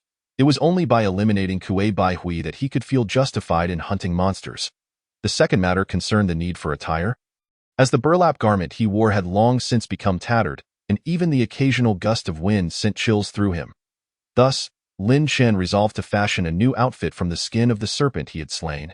In a world where resources must be sought personally, serpent skin made for excellent material. He placed the skin over the fire to soften it, roasting the connective membranes until the entire hide was charred black, enabling him to tear it away. Without the fire, Lin Chen lacked the strength to rend the monster's hide. Once he had set the prepared skin aside, his gaze fell upon the intact serpent's head. This massive python had a head as thick as a bucket. While consuming the serpent's flesh, Lin Chen had avoided the head, partly due to the hardness of the bones and partly because it bore little meat. His interest in the head now stemmed solely from the fact that it too possessed a portion of skin. Lacking tools, he resorted to using his bare hands. He placed the entire head over the fire. And as it began to cook, the skin peeled away. After retrieving the head from the flames, he swiftly stripped away the skin. Just as he was about to rise with the skin in hand, a glimmer caught his eye from the remains of the skull. Lin Chen raised an eyebrow and crouched beside the skull for a closer inspection. Inside the charred skull, he discerned a faint glimmer. Without hesitation, he reached into the skull, probing through the brain matter until he grasped a smooth, hard object. Pulling it forth, he found himself holding a translucent orb, roughly the size of his thumb, emanating a faint glow. Observing the orb closely, he could discern no peculiarities. The information available to him in the White Wolf tribe was scant, and perhaps certain secrets had eluded his ears. As Lin Chen contemplated whether to consume the orb in hopes of breaking through his limits. He recalled a common trope from novels in his past life where a drop of blood would bind one to an object. With a spirit of experimentation, he pricked his finger and let a drop of blood fall onto the orb. In an instant, the orb radiated brilliant light, and a spectral serpent materialized before him. The sudden apparition startled Lin Chen, causing him to take a half step back. However, the serpent's form quickly dissolved into countless motes of light, which swiftly coalesced into the shape of a spear. Dumbfounded, Lin Chen could hardly believe his eyes. Could it be that this monster would yield equipment? The sight before him instinctively reminded him of the moments in his past when he played online games, where defeating monsters would lead to the acquisition of gear. Yet this spectacle was far more astounding than anything in a game. The spear bore markings along its shaft and was a dark, mottled gray, reminiscent of the serpent's body, while the spearhead resembled a serpent's tongue, sharp at both ends and indented in the middle. As he grasped the spear, its coldness felt authentic, indistinguishable from ordinary metal. After a few experimental swings, he thrust it into the serpent's skin he had set aside. The once impenetrable hide yielded easily to the spear's point, which punctured through several layers with ease. What a remarkable find! Lin Chen marveled at the spear, unable to part with it. With this weapon in hand, and by coating it with his chaotic poison, he could ensure that any foe would meet their demise. While his attack power had surged, he remained acutely aware of his vulnerability. He was still a fragile being, easily felled by a single blow. If only he could acquire a defensive artifact, he would be truly invincible. With a grin, Lin Chen caressed the spear, and with a thought, it transformed back into the smooth orb.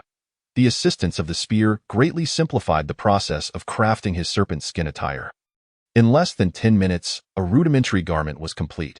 Donning his new attire, he tidied the pit to prevent any monsters from disturbing his mother. Approaching the entrance, he gathered most of the released toxic mist back, leaving just enough to envelop his body.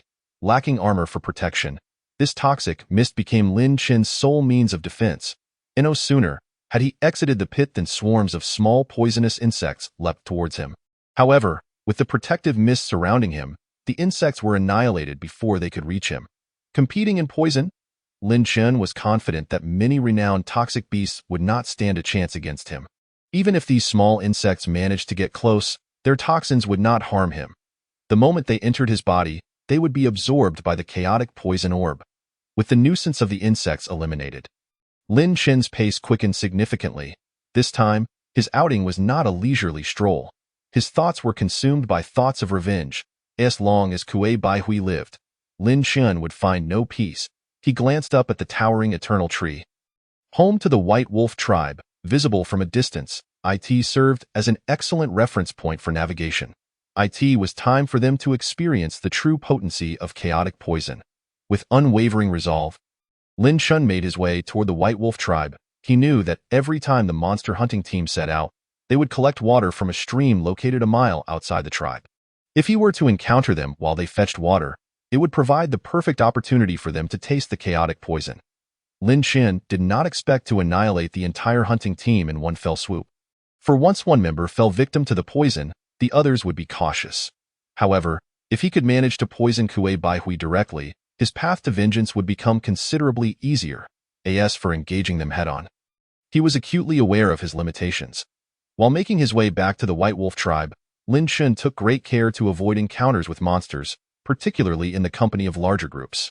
Should they set their sights on him, even the protective mist would not guarantee his safety against their brutal charges. Fortunately, his journey proceeded smoothly. Any monsters that noticed him were deterred by the toxic mist that swirled around him. Ultimately, He arrived at the eastern outskirts of the White Wolf tribe without incident.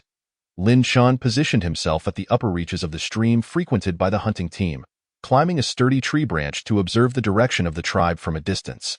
Chapter 24. Using corpses as bait at this hour, the day was still young. If the hunting team had not captured any monsters, they generally did not return to the tribe prematurely. Lin Shan carefully scanned the area and, indeed, spotted the hunting team on a nearby patch of grass. At the center stood Kuei Bai Hui, ever vigilant of his surroundings, while the team members busied themselves gathering wild fruits and vegetables.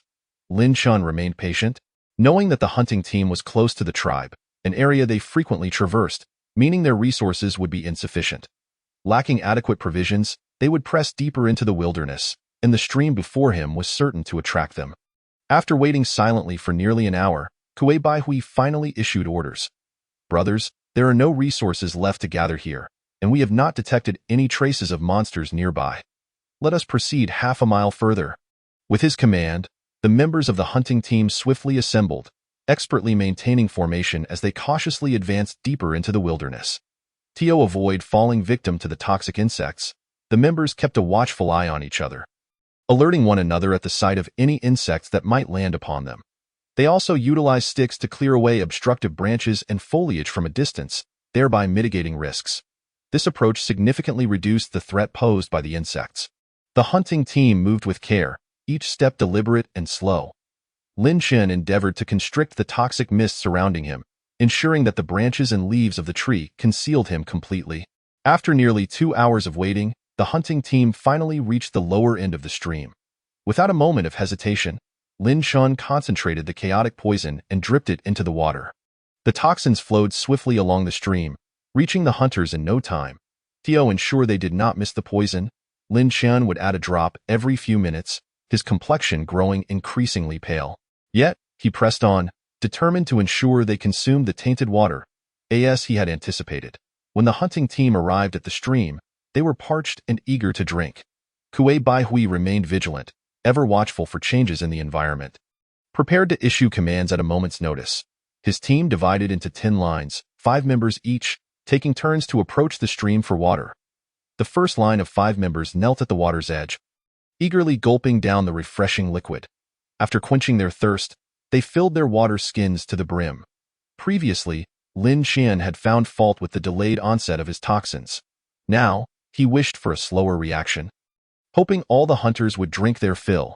There were moments when being too toxic was not advantageous. If only he could control the timing of his poison's effects as he progressed in strength. Once the first line filled their water skins, they fell back to the end of the line. The second line stepped forward, ready to drink, when the first 5 members suddenly cried out in agony, collapsing as they spewed forth dark green blood.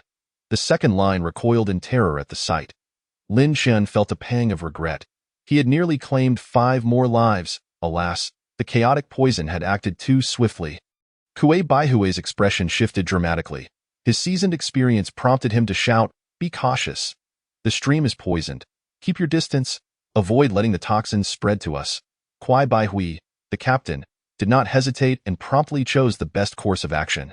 The remaining team members swiftly distanced themselves from the stream and the previous 5 individuals. Kuei Bai Hui observed the few team members who had almost instantly lost their vitality, his expression darkening as he scanned the surroundings. They had consumed the water from this stream for many years without any issues. Why has it suddenly become lethal today? Lin Shan quickly concealed himself, wary of Kuei Bai Hui discovering his presence. He could manage to play tricks from the shadows, but in a direct confrontation with Kuei Bai Hui, even 10 Lin Shans would be no match. Kuei Bai Hui surveyed the area but detected no abnormalities. It must be that something toxic had fallen into the upstream waters. Kuei Bai Hui reasoned, issuing another command. Brothers, we will not collect water today. Let us endure for a day. Tomorrow morning, we will follow the stream upstream to investigate what has transpired. With someone poisoned to death, they would not dare to continue drinking from the stream. Return to the tribe. With a single command, Kuei Bai Hui led the team back to the White Wolf tribe, carrying the gathered supplies. Lin Shan felt a deep sense of regret. After all this commotion, only 5 lives had been extinguished, but it mattered not, for those who had provoked me shall not enjoy peace. Even if they temporarily escape death, Lin Shan smirked coldly, descending from the tree, he approached the bodies of the deceased members of the demon hunting team. After scrutinizing their faces closely, Lin Shan recognized that 4 of them were responsible for his mother's persecution. Without hesitation, he raised his foot and violently stomped down on their faces until they were utterly crushed, alleviating a fraction of his pent-up fury. Lin Shan chose not to retract the chaotic poison within them. Instead, after obliterating their faces, he concentrated and unleashed a toxic mist, coating them with additional chaotic poison. Having completed this, Lin Shan once again concealed himself high up in the nearby tree. The corpses of these individuals would serve as bait to attract demon beasts. Making the most of resources, Lin Shan had no qualms about using his enemies as lures, despite not being a cannibal. The stench of blood from the crushed heads of the deceased demon-hunting team members wafted away with the wild boar beast shall be allocated to the clansfolk for their consumption.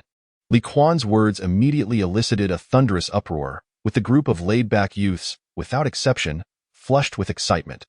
However, the reality was that the portion of beast meat each received was scarcely larger than a fingernail, and thinner than a sheet of paper. As the laid-back youths queued to collect their share of the beast meat, disappointment was evident on their faces.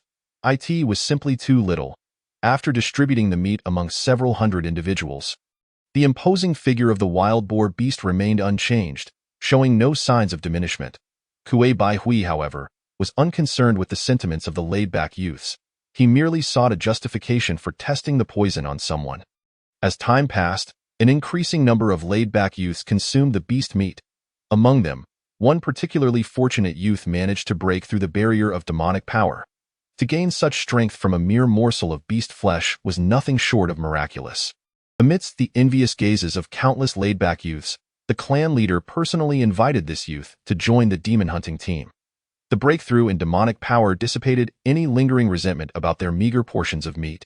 Lin Shan stood atop a tree outside the White Wolf tribe, quietly observing the performances of the demon-hunting team members. Their acting was so authentic that even Lin Shan, prior to unlocking his demonic power, might have been deceived, let alone the naive laid-back youths. Chapter 26. Kuei Bai Hui stripped of his leadership role in a mere half-day. All the laid-back youths had received a meager amount of beast meat. Kuei Bai Hui cast an appreciative glance at the team member responsible for cutting the meat, surveying the still mighty wild boar beast. This maneuver not only garnered the favor of the people, but also preserved a significant portion of the beast meat, most crucially allowing them to test the poison. Seeing that the group of laid-back youths remained unharmed after consuming the beast meat, the demon-hunting team members breathed a collective sigh of relief. Several members of the team even seized large chunks of wild boar meat, tearing into it with delight. This was their first encounter with wild boar meat, a temptation akin to an old lecher encountering a seductive teacher. Yet, their leader, Kuei Bai Hui, and clan leader, Li Quan, refrained from indulging immediately. Kuei Bai Hui's thoughts ran deeper than those of his subordinates. The portions given to the laid-back youths were too scant to conduct a thorough poison test. The true subjects of Kuei Bai Hui's poison trial were his own team members. Clan leader Li Quan, ever astute, noticed Kuei Bai Hui's hesitance and chose not to rush into eating either. This left Lin Shan perched in the tree, in a state of agitation. His greatest wish was for Kuei Bai Hui to meet his demise. Yet this fellow remained unhurried to eat.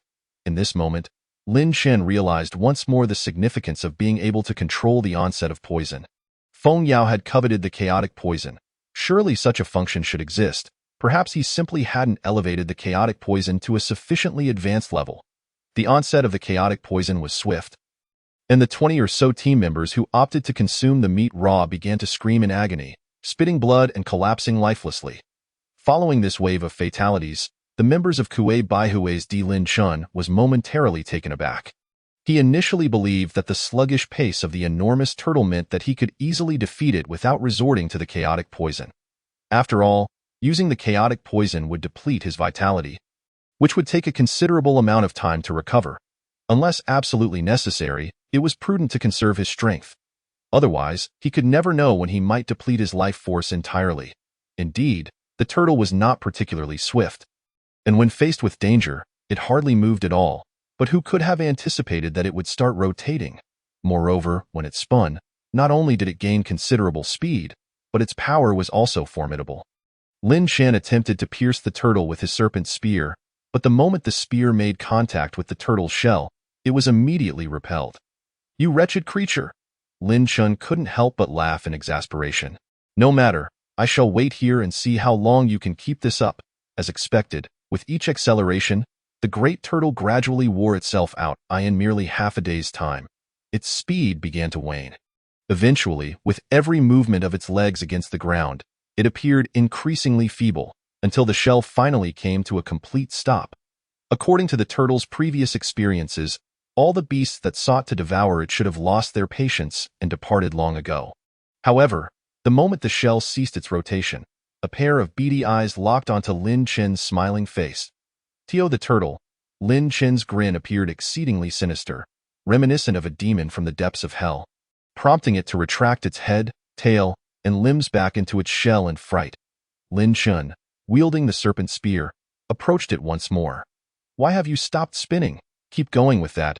He jabbed the turtle's rear end forcefully once again. This time, the turtle did not resume its spinning.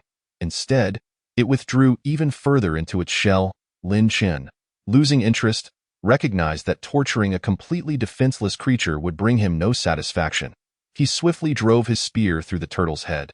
"I apologize, dear turtle, but we are both in this struggle for survival. Consider this a favor to me in my quest for strength." He extracted the spear from the turtle's shell, a perfectly round, translucent orb rolled onto the ground. Lin Chen's eyes widened in astonishment as he quickly picked up the orb. The drop rate for equipment this high. Why have I never seen members of the beast hunting team use such items? Unbeknownst to him, his fortune had reached an extraordinary level.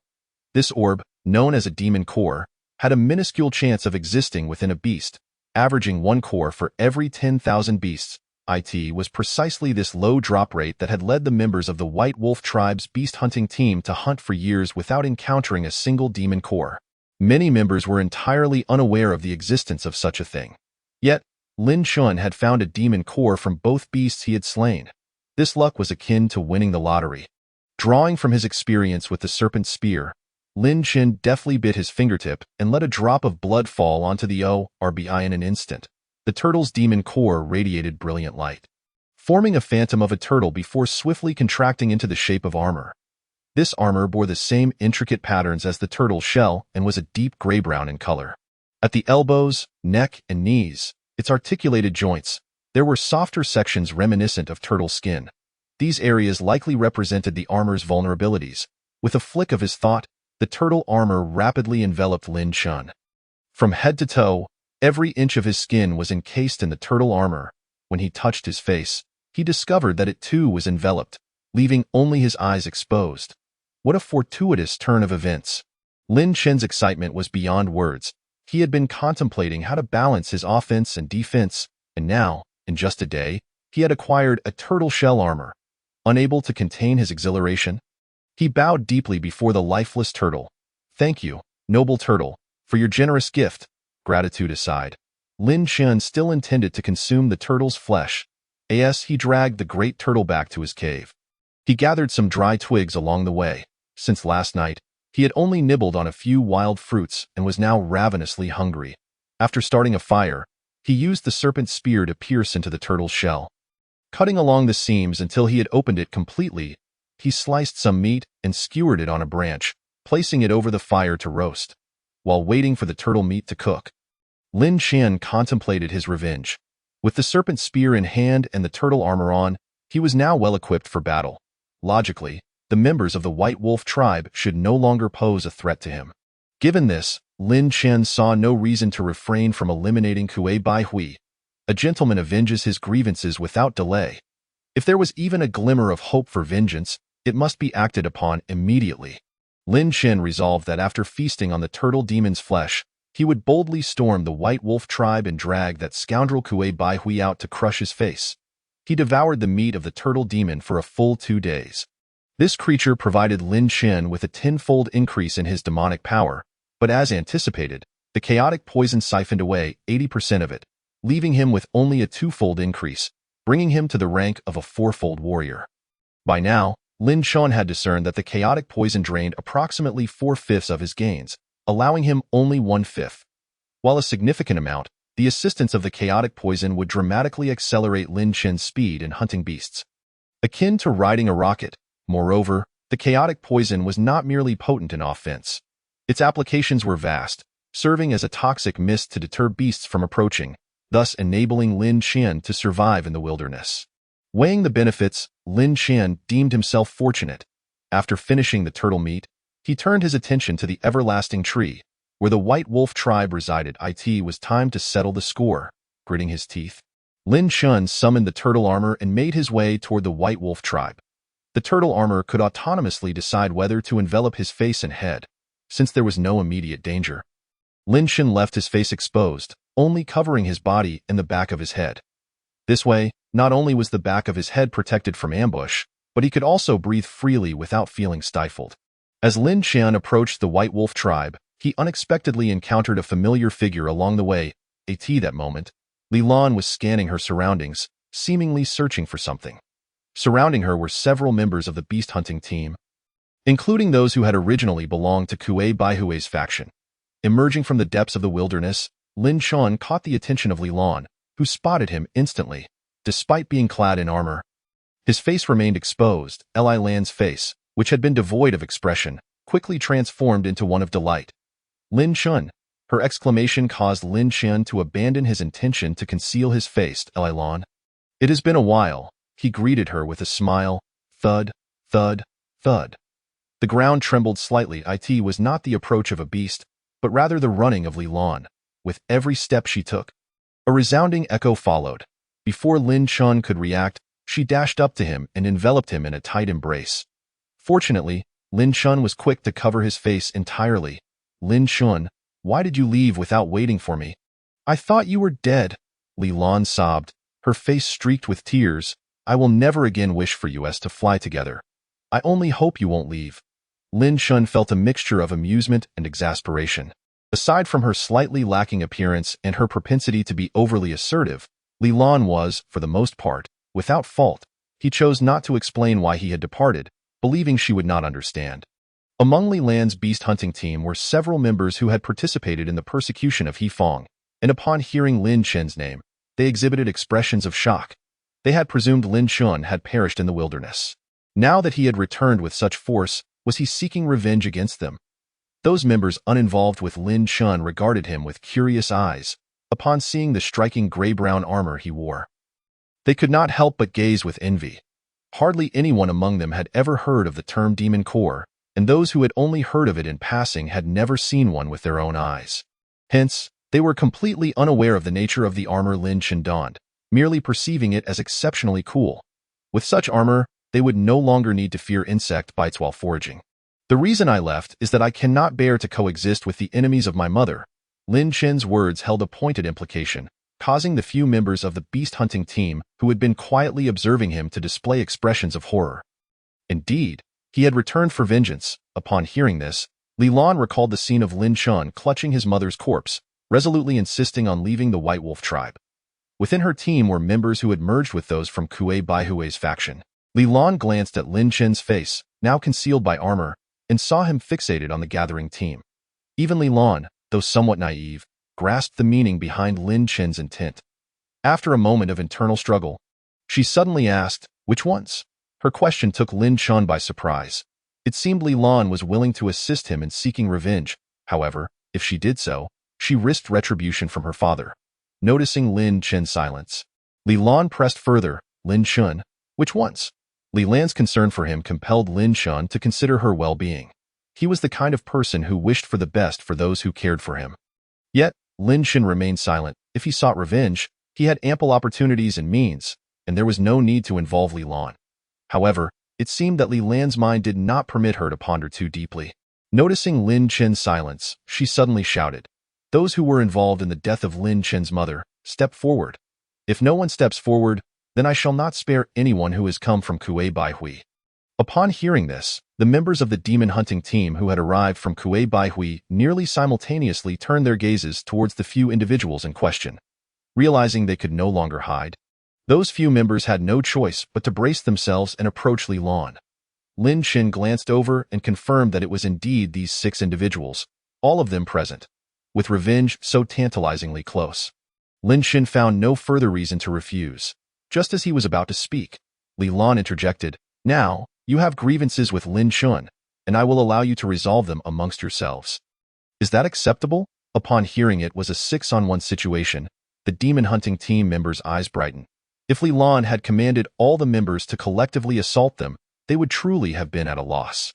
However, in a 6-on-1 scenario, they felt quite confident. Lin Chun, too, had no objections. He would not fear even a 12-on-1, thanks to the protection of his turtle armor. The unfolding events seemed to present a fair and just decision. Yet, Li Lan then positioned herself beside Lin Chun. I am friends with Lin Chun, and my friend's mother was murdered. I am assisting him in seeking vengeance. Is that not acceptable? At these words, the countenance of the demon hunting team members immediately fell. Li Lan was extraordinarily powerful, and even if all 6 of them were to attack her simultaneously, their chances of victory were slim. Lin Chun wore an expression of bemusement. It turned out that Li Lan had devised this strategy. Given her intellect, she must have racked her brain to come up with such a plan. Captain, this is hardly fair. If you are to assist him, you might as well let us die. Indeed, Captain, if you aid him against us, the clan leader will certainly not let you off the hook. Captain, please step aside. This is our conflict with him. Yes, Captain, if you insist on helping him, I will immediately flee back to the tribe and report your betrayal of your comrades to the clan leader. The demon hunting team members protested in unison. They sought a 6-on-1 outcome, not a 6-on-2. Enough of this nonsense. Get on with it. Li Lan assumed a fighting stance and was about to strike, but Lin Chun suddenly grasped her arm. Miss Li Lan, this is my conflict with them. You need not involve yourself. Li Lan was reluctant to step back. You have just unlocked your demon power. Even with this armor, you are no match for them. Clearly, Li Lan was unaware of the nature of demon souls and did not comprehend the extraordinary defensive capabilities of the armor. Li Lan? Lin Chun exclaimed sharply. He recognized that she meant well, hence he was even less inclined to allow her to participate. Seeing her look of grievance, Lin Chun could only reassure her, do not worry. I know my limits. They cannot harm me. After Lin Chun's repeated persuasion, Li Lan reluctantly stepped aside. Though she had withdrawn, her gaze remained fixed on the group, ready to intervene without hesitation should Lin Chun find himself in peril. Witnessing the captain's retreat, the expressions of the demon hunting team members instantly relaxed. Kid, I hear you just unlocked your demon power? Head, a mere rookie who has just unlocked his demon power dares to boast about taking on 6 opponents? The members of the demon hunting team faced Lin Chun in a 6-on-1 formation, feeling no pressure whatsoever. One member, wishing to prevent Lin Chun from escaping, provoked him further to incite his wrath. Brothers, tell me, was her mother quite the beauty? Indeed, absolutely stunning. Do you miss her? Ha ha ha, I really wish we could have another go. Chapter 29. Only one enemy left, it must be said.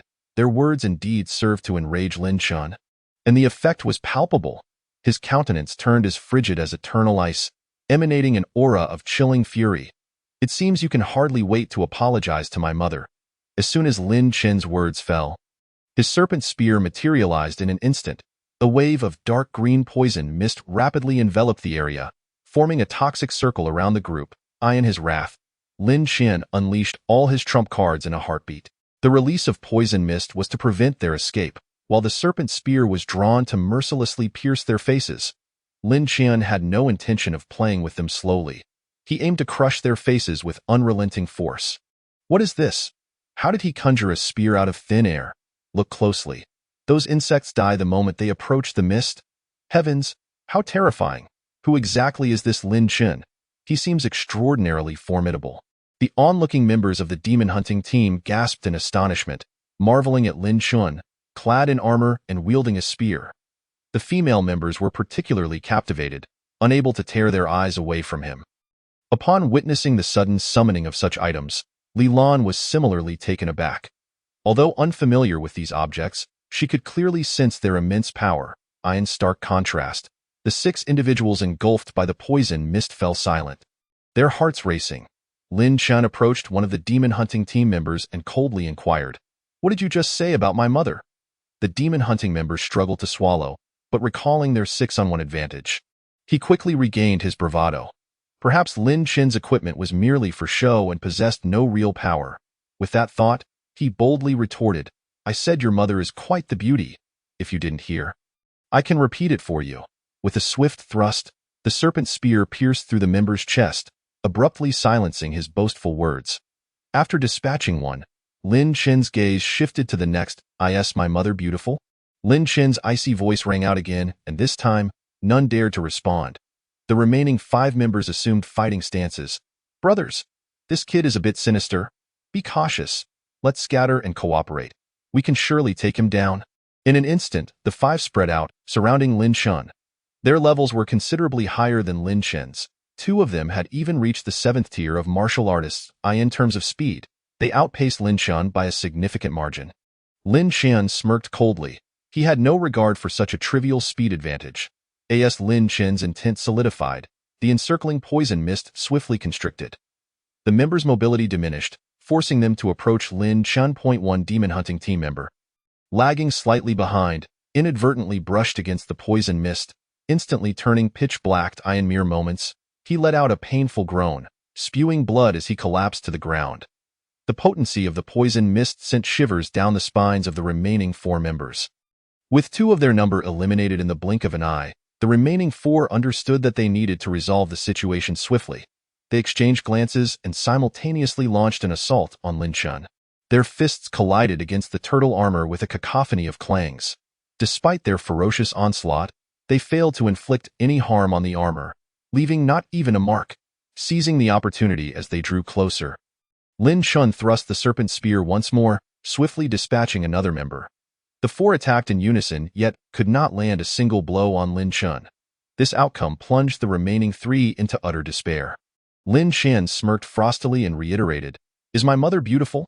At this moment, the remaining 3 found their space reduced to less than 2 meters, nearly pressed against Lin Chen. Hearing his question, their voices quivered with desperation. "And no, not beautiful. Ultimately, Li Lan is also a woman, and it is inevitable that she harbors a strong desire for power. Yet, as soon as this thought arises, it is swiftly cast aside by Li Lan. Lin Chen is indeed formidable, but he should not be a match for her father." Lin Chen remains oblivious to the thoughts of these individuals and pays them no heed. After vanquishing his enemies, Lin Chen stowed away the serpent spear and toxic mist. As for the turtle armor, he was uncertain whether it required energy to operate, as long as it did not demand the consumption of vital energy like the chaotic poison. He would wear it, if only to guard against the ubiquitous venomous insects. Although Lin Chen no longer feared the toxins of these creatures, the mere thought of them crawling upon him still invoked a sense of revulsion. "Thank you, Li Lan." Lin Chen expressed his gratitude before making his way directly toward the White Wolf tribe. Currently, he had only one remaining adversary, Kuei Baihui. His mother must be eagerly awaiting his apology.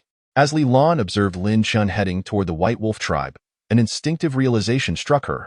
Lin Chen had one more formidable enemy, Kuei Baihui. However, the tribe was not solely composed of Kuei Baihui. There was also her powerful father. Her father, Li Quan, would undoubtedly not permit Lin Chen to slay Kuei Baihui. Upon this realization, Li Lan hastily followed after him. Yet this time, she did not attempt to deter Lin Chen. First, due to his palpable confidence, and second, a curious desire to witness who was stronger, her father or Lin Chen at this moment. Chapter 30. Hand over Kuei Baihui to me, and I shall reveal the origin of my demon soul. Li Lan had not strayed far from the White Wolf tribe, and when Lin Chen encountered her, he had already reached the outskirts of the tribe. After merely a few minutes of walking, he entered the domain of the Eternal Tree. Shortly after stepping within its vicinity, he was greeted by a resounding chorus of cheers. "Welcome home, heroes! Welcome home, heroes! Welcome home, heroes!" Turning back, Lin Chen beheld Li Lan accompanied by a throng of demon hunting team members, all closely following him. This thunderous ovation was dedicated to Li Lan and her comrades.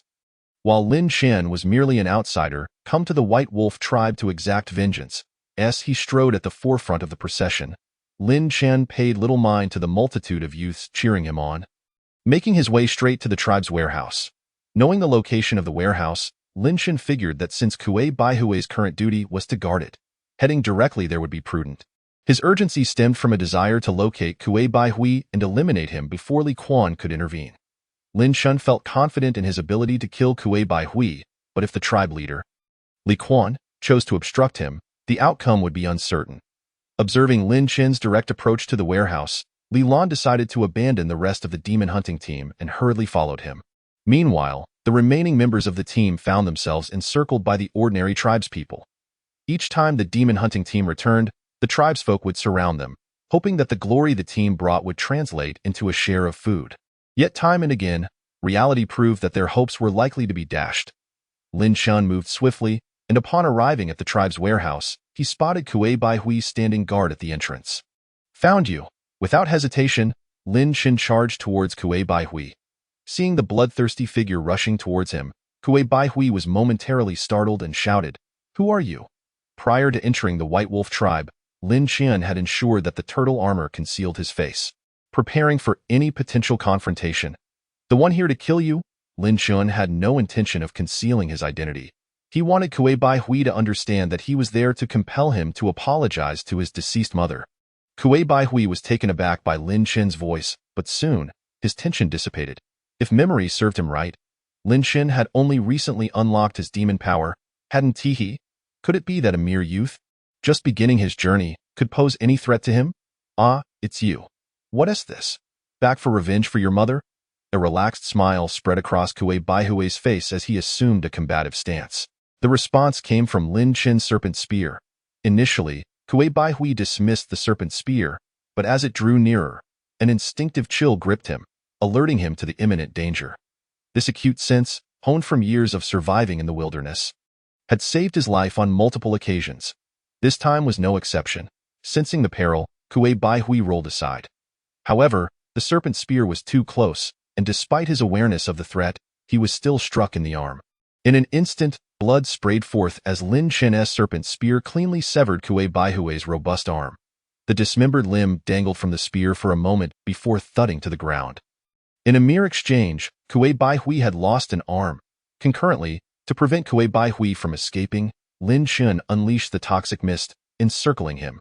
Kuei Bai Hui's expression turned to one of horror, clutching his empty shoulder and groaning in agony. How can you be so powerful?" Kuei Bai Hui could scarcely believe that the man before him, who rendered him utterly defenseless, was the same boy who had only recently unlocked his demon power. Li Quan naturally understood Lin Chun's intentions, yet the overwhelming desire clouding his judgment continually battled with his rationality. After much hesitation, reason ultimately prevailed. "Little brother Lin Chun, you cannot expect me to surrender my most capable subordinate based on a mere utterance," Li Quan said, adorned with a warm and amiable smile. "How about this? I shall trade his life for one of your demon souls. What do you say?" "What, father? You?" Kuei Bai Hui and Li Lan exclaimed in unison. Li Quan was actually willing to barter the life of a tribesman for the sake of someone who brazenly intruded upon the White Wolf tribe. Li Lan rubbed her ears vigorously, doubting her own hearing. Was this truly her father, who was usually so composed, even in the face of the eternal tree's collapse? Kuei Bai Hui's face was filled with disbelief. The leader of their tribe, the esteemed chief, was prepared to sacrifice one of the strongest individuals in the tribe for a demon soul. Kuei Bai Hui felt as though his heart had plummeted into despair. He could see that Li Quan was not jesting. If even Li Quan would not protect him, then his fate today was undoubtedly sealed. To appease Lin Chun, Li Quan might even personally apprehend him and hand him over. Li Quan was fully aware that his decision would plunge Kuei Bai Hui into hopelessness, leaving him utterly despondent. However, he could discern that Lin Chun harbored a profound hatred for Kuei Bai Hui, a sentiment that had escalated to a point where death was imperative. Thus, Kuei Bai Hui had become a valuable bargaining chip. To Li Quan, the worth of a demon soul far exceeded that of Kuei Bai Hui himself. Upon witnessing the unfolding scene, Lin Chun could no longer contain his laughter. This was precisely the emotional collapse he sought from Kuei Bai Hui. Even if he could not eliminate him immediately, Lin Chun wished to ensure he experienced the depths of despair. As for trading a demon soul, Lin Chun was far too astute to be so foolish. He had already recognized the preciousness of demon souls. Exchanging one for Kuei Bai Hui's life? His life was not nearly so valuable. As long as he continued to enhance his strength, with the aid of 2 demon souls and the chaos poison, the day when he could defeat Li Quan and eliminate Kuei Bai Hui would not be far off. Moreover, if he were to indeed offer a demon soul for trade, what if Li Quan reneged on the deal? At that point, with Li Quan, who possessed a demon soul, standing guard, it would become even more difficult to eliminate Kuei Bai Hui. Even if Li Quan did not backtrack, Human greed is an insatiable beast. Once he was given one, he would desire two. Given Li Quan's level of avarice towards demon souls, it was easy to infer that he would exhaust every means to acquire all of Lin Chen's demon souls. Lin Chen held no interest in the proposed trade. Little brother Lin Chen, what is it that you find amusing? Li Quan sensed something amiss upon hearing Lin Chen's hearty laughter. Little brother Lin Chen, you possess 3 demon souls. If you would simply part with one, I shall deliver Kuei Bai Hui to you. What do you say? With the purpose of instilling despair in Kuei Bai Hui already accomplished, Lin Chen suddenly ceased his laughter and, with a serious expression, replied, Chief, I regret to inform you that I have no interest in trading. What do you mean? Li Quan's expression instantly turned icy. I said, I have no interest in trading. The life of Kuei Bai Hui is not worth a single demon soul. After uttering these words, Lin Chen turned to leave the White Wolf tribe. Stop! Li Quan's voice rang out coldly. Lin Chen's steps did not falter. You may attempt to hinder me. Li Quan was swift and powerful, yet Lin Chen's confidence in the turtle armor was even greater. If the turtle armor could not withstand Li Quan's abilities, Li Quan would not covet the demon souls so desperately. This indicated that the defense of the turtle armor was something Li Quan found exceedingly difficult to breach. With that in mind, what was there to fear? Lin Chen sought to embody an air of nonchalance, moving freely as he pleased. He wished to make it abundantly clear to Kuei Bai Hui that while Li Quan might provide temporary protection, he could not ensure his safety indefinitely. Lin Chen intended for Kuei Bai Hui to live in perpetual dread daily, until the day Lin Chen returned to claim his life. He wished for Kuei Bai Hui to experience the same terror his mother once faced in their presence. Li Quan gritted his teeth, watching helplessly as Lin Chen swaggered away. Lin Chen's assumptions were correct. Li Quan indeed lacked the confidence to breach the turtle armor. The demon soul his friend from the Lan Hu tribe acquired was also armor. At that time, he, unwilling to yield to fate, had exerted all his strength in a series of powerful strikes against that armor, yet could not breach its defenses, and now, Lin Chen's armor appeared to possess even greater defensive capabilities. Li Quan speculated that to break through the defenses of a demon soul armor at the Force Demon level, one would likely need to attain the martial spirit realm. In the realm of warriors, a Force Demon level armor was nearly invincible, unless attacked with a demon soul weapon, which might have a chance of overcoming its defenses. Faced with the well-rounded Lin Chen, Li Quan's only advantage lay in the speed afforded by his higher realm. This resulted in a stalemate. He could not kill Lin Chen, and Lin Chen could not reach him. Watching Lin Chen depart from the White Wolf tribe, feeling utterly played, Li Quan's expression grew increasingly grim. Indeed, as Lin Chen had surmised, Li Quan's insatiable greed for demon souls could not be satisfied with just one. From the very moment he laid eyes on Lin Chen, he had been scheming to claim all of Lin Chen's demon souls for himself. Now that Lin Chen had outsmarted him, it further solidified his resolve to seize those demon souls.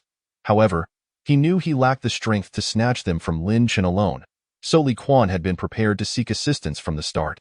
Once Lin Chen's figure had entirely left the protective range of the Eternal Tree, Li Quan headed straight toward the location of the Eternal Tree. Li Lan stood dazed in place, unable to fathom that the confrontation she had eagerly anticipated between Lin Chen and her father ended in such a bizarre manner. Meanwhile, Kuei Bai Hui remained in a daze, his mind racing with questions. When would Lin Chen return to claim his life? Would the chief still protect him when Lin Chen returned? Or would the chief even possess the ability to safeguard him by then? Each of these questions filled Kuei Bai Hui with unease, dread, and a profound sense of helplessness. At some point, the ground before Kuei Bai Hui became damp, a pool of foul-smelling urine slowly trickling away. With a somber expression, Li Quan arrived beneath the Eternal Tree, extracting a leaf from his animal hide clothing.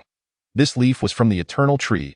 Li Quan chewed the leaf until it was pulverized, then spat the juice into his palm, while his other hand dipped a finger into the liquid, inscribing something upon the trunk of the Eternal Tree. Simultaneously, a man in his 40s from the Lan Hu tribe, named Bai Chong, slowly rose from his reclined position, gazing toward the direction of the Eternal Tree with a look of confusion. Chapter 32. Hunting the wolf snail. This middle-aged man from the Lan Hu tribe, Bai Chong, was also a chieftain of his clan. After many years, his old friend from the White Wolf tribe suddenly used the Eternal Tree leaf he had given him. Could it be that danger was afoot? The leaf Li Quan employed for writing was indeed sourced from the Eternal Tree of the Lan Hu tribe. The leaves of the eternal tree remained lush and green throughout the year, retaining their vibrancy even after decades of preservation. When the leaf was chewed into juice, regardless of the distance, the liquid applied to the eternal tree would manifest upon the very tree from which the leaf was taken. As Baicheng approached the eternal tree, he noticed that the trunk was emanating faint green light. These lights twisted and turned, forming unique characters. Even in the wild world, there existed a form of writing. Though its prevalence was exceedingly low, typically, only those considered candidates for chieftaincy received instruction in literacy from a young age. Since Li Lan was a girl and not particularly bright, Li Quan had not taught her to read. Conversely, his younger son, Li Jin, had accompanied him from a young age and thus recognized some of the writing from this world. Baicheng carefully deciphered the characters appearing on the eternal tree. And upon comprehending the message inscribed upon the trunk, his expression grew increasingly astonished. What? Someone possesses 3 demon souls simultaneously. How is that possible? The combined efforts of the Lan Hu tribe and the White Wolf tribe over several generations had only yielded a single demon soul in his tenure as chieftain. Yet now Li Quan was informing him that a youth from his own tribe possessed 3 demon souls at once. To achieve this, one would either have to acquire some hidden treasure or possess extraordinary luck. Baicheng had no doubts about the authenticity of this claim. Had it not been true, Li Quan would not have so readily used the leaf from the eternal tree. Furthermore, with a demon soul in hand, even if Li Quan harbored ulterior motives, he would not be a match for Baicheng. After careful contemplation, Baicheng concluded that a visit to the White Wolf tribe was indeed warranted. Armed with a demon soul for protection, the dangers along the way would be significantly mitigated. If he could acquire another demon soul within his lifetime, Baicheng would be thoroughly satisfied. With 2 demon souls in hand, the quality of life for the Lan Hu tribe's members would experience a transformative leap. Resolute in his decision, Baicheng swiftly returned home, briefed several leaders of the demon hunting team, and hurriedly set out toward the location of the eternal tree belonging to the White Wolf tribe. Meanwhile, Lin Chun, having returned to the wilderness, remained blissfully unaware of Li Quan and Baicheng's scheming. Even if he did learn of it, Lin Chun had no recourse. The only thing Lin Chun needed to focus on now was rapidly increasing his strength to a level where he could defeat Li Quan. As Lin Chen made his way back to the cave he called home, he sifted through the various demon beasts that could potentially be hunted. Regrettably, he had not encountered any demon beasts as easily dealt with as the Great Tortoise. Fortunately, he has now mastered both offense and defense, allowing him to hunt a wider range of monstrous beasts. Previously, he could only rely on his physical form and had to select beasts with less aggressive tendencies. However, now Lin Chen merely needs to filter out those with slower speeds. As he neared his dwelling cave, Lin Chen finally identified a suitable target. Before him, on the ground, a massive snail was moving sluggishly. This snail was unlike the typical small ones. It lacked the usual slimy secretion and instead sported fur. The body beneath its shell resembled a legless wolf. From a distance, it appeared as though a giant gray wolf was carrying a snail shell on its back. Lin Chun was uncertain of this peculiar creature's name, so he whimsically dubbed it the wolf snail. Great wolf snail, aid me. After designating the wolf snail as his target, a chilling spear materialized in his hand. In Lin Chen's view, a sluggish beast like this should not pose much of a challenge for someone with his balanced capabilities. The wolf snail seemed to sense danger. Its large, bell-like eyes glanced at Lin Chun. But instead of retreating into its shell as he had anticipated, it displayed a fierce glint. Upon witnessing this expression, Lin Chun felt a jolt of surprise. The wolf snail's aggressive intent appeared quite formidable. Yet, reassured by his own invulnerable defense, he steadied his mind and focused on the confrontation. Just as Lin Chen was about to close the distance of 10 meters, the wolf snail suddenly opened its maw wide, expelling a torrent of dark gray liquid. This liquid moved with astonishing speed, landing on Lin Chen almost instantaneously. Upon contact with his turtle armor, it emitted a hissing sound and wisps of black smoke, quickly corroding a large hole into the armor. Lin Chen's expression turned to one of shock. He had initially thought the large snail would be easy prey, only to discover it could spit corrosive bile. The strength of this bile was so potent that it could erode even his fully fortified turtle armor. As he saw the hole forming in his chest armor, and with the wolf snail now looming before him, Lin Chen resolved to confront it head-on. He accelerated, braving the risk of another assault from the corrosive bile, and forced his way to the front of the wolf snail. just as his spear was about to pierce the creature's head. The wolf snail swiftly retreated into its shell. "Damn it!" Lin Chen exclaimed in frustration, unable to contain his anger. Why was this beast so troublesome? Glancing down at the corroded section of his turtle armor, he noticed that the damaged area was faintly glowing, slowly healing itself. Upon witnessing this, Lin Chen's previously disheartened mood lifted once again. He had not expected his turtle armor to possess self-repairing capabilities. Although the healing process was excruciatingly slow, it was certainly preferable to losing a precious piece of armor entirely. Refocusing on the wolf snail, which had retreated into its shell, Lin Chen's stubbornness flared up. Having damaged his armor, it still dared to hide. Grasping his spear, he lunged at the wolf snail's shell with vigor. The shell stood a towering 10 meters tall and was equally long, resembling a mobile house. Lin Chen was confident in his spear, but upon striking the shell, it produced a series of clanging sounds and sparked fiercely. Lin Chen's mouth fell agape in astonishment. The defensive strength of this wolf snail's shell rivaled that of the great turtle's shell. Moreover, it could spit corrosive bile. If the members of the tribal demon hunting teams encountered it, they would surely find themselves at a loss. Not even 5 or 6 dozen men, let alone 500 or 600, would likely be able to slay it. A moment's inattention could even lead to a massive counterattack. However, facing Lin Chen, the creature was not so fortunate. Realizing that even his spear could not breach its defenses, Lin Chen hesitated no longer and summoned the chaos poison. You may withstand physical damage, but let's see how well you fare against magical harm. Lin Chen's words instinctively drew from his past experiences in online gaming. Transforming the chaos poison into a toxic mist, he watched as it infiltrated the wolf snail's shell without restraint. Lin Chen's complexion grew increasingly pale. Yet, after a brief moment, the wolf's head, concealed within the shell, began to spew out dark green blood, its body limp and lifeless. Lin Chen panted heavily. Employing the chaos poison to hunt beasts was exceedingly taxing, requiring several days of rest after each kill. Thankfully, the potency of the chaos poison ensured that his rewards were substantial. Lin Chen gazed up at the enormous snail shell, and after a moment's contemplation, a light flickered in his eyes. This shell could serve a useful purpose. Chapter 33. The girl who soars through the sky now. Every night, Lin Chen was compelled to take refuge in a cramped cave, with limited mobility. If he opted for a larger cave, he would need to release even more toxic mist for protection.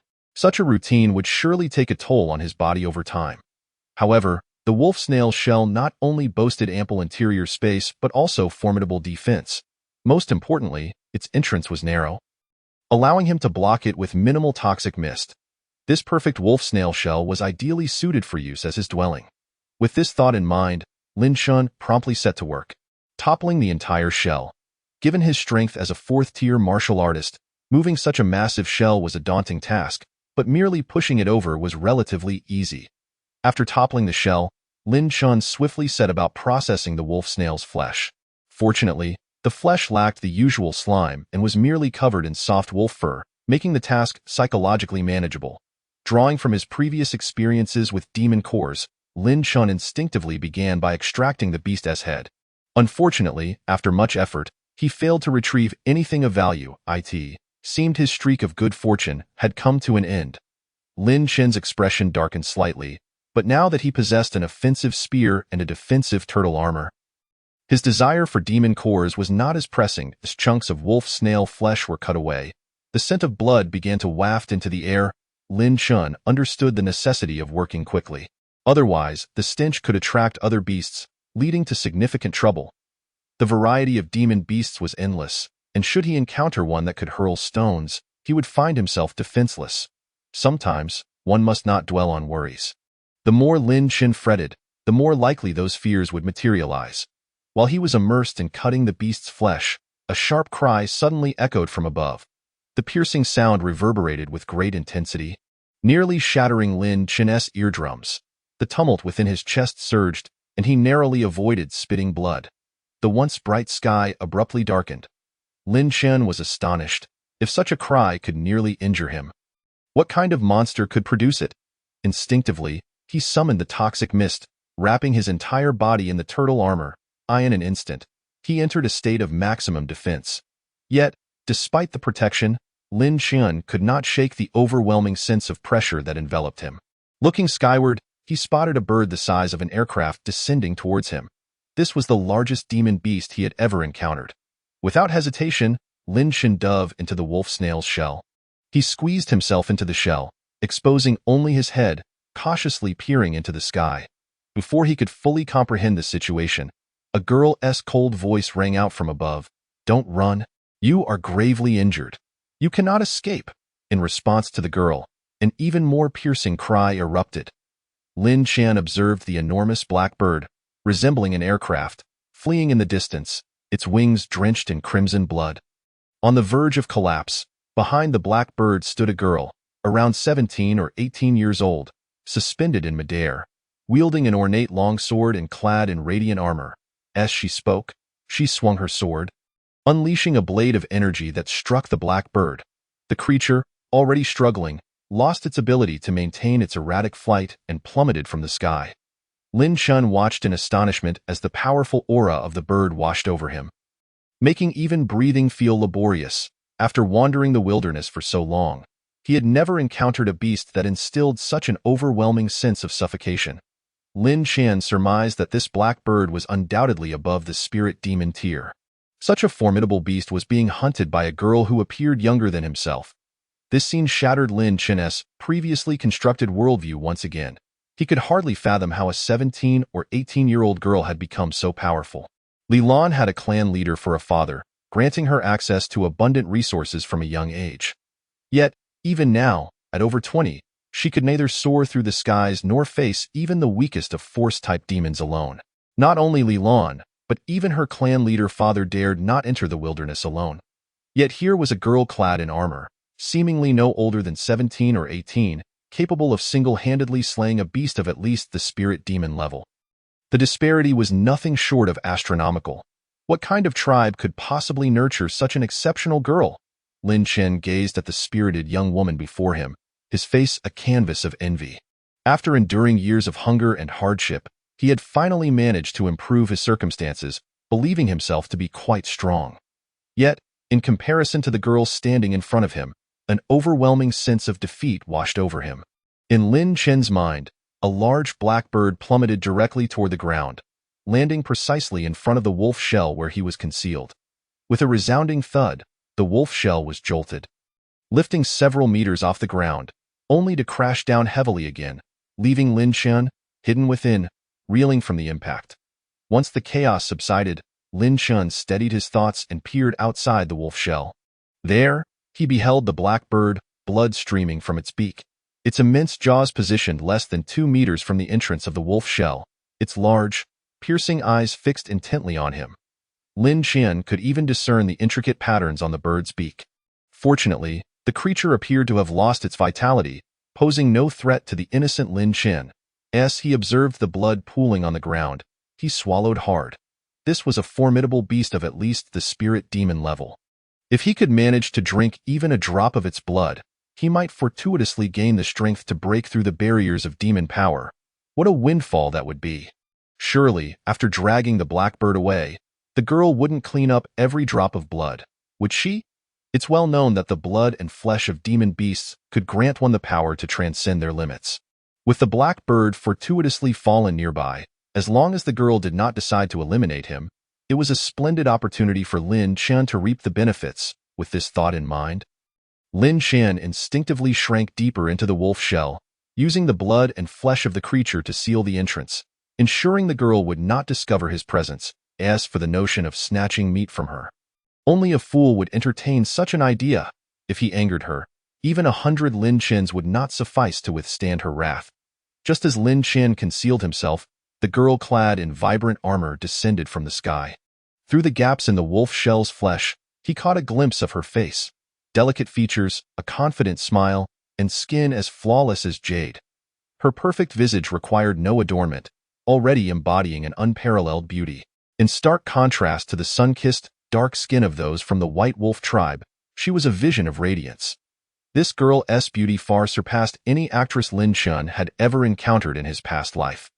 As Lin Qian stealthily observed, the girl suddenly shifted her gaze toward the wolf shell. "Stop hiding.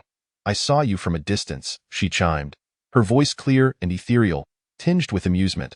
Lin Chen's face flushed with embarrassment. He had hoped to remain concealed until she departed, allowing him to seize an opportunity. However, she had already discovered him.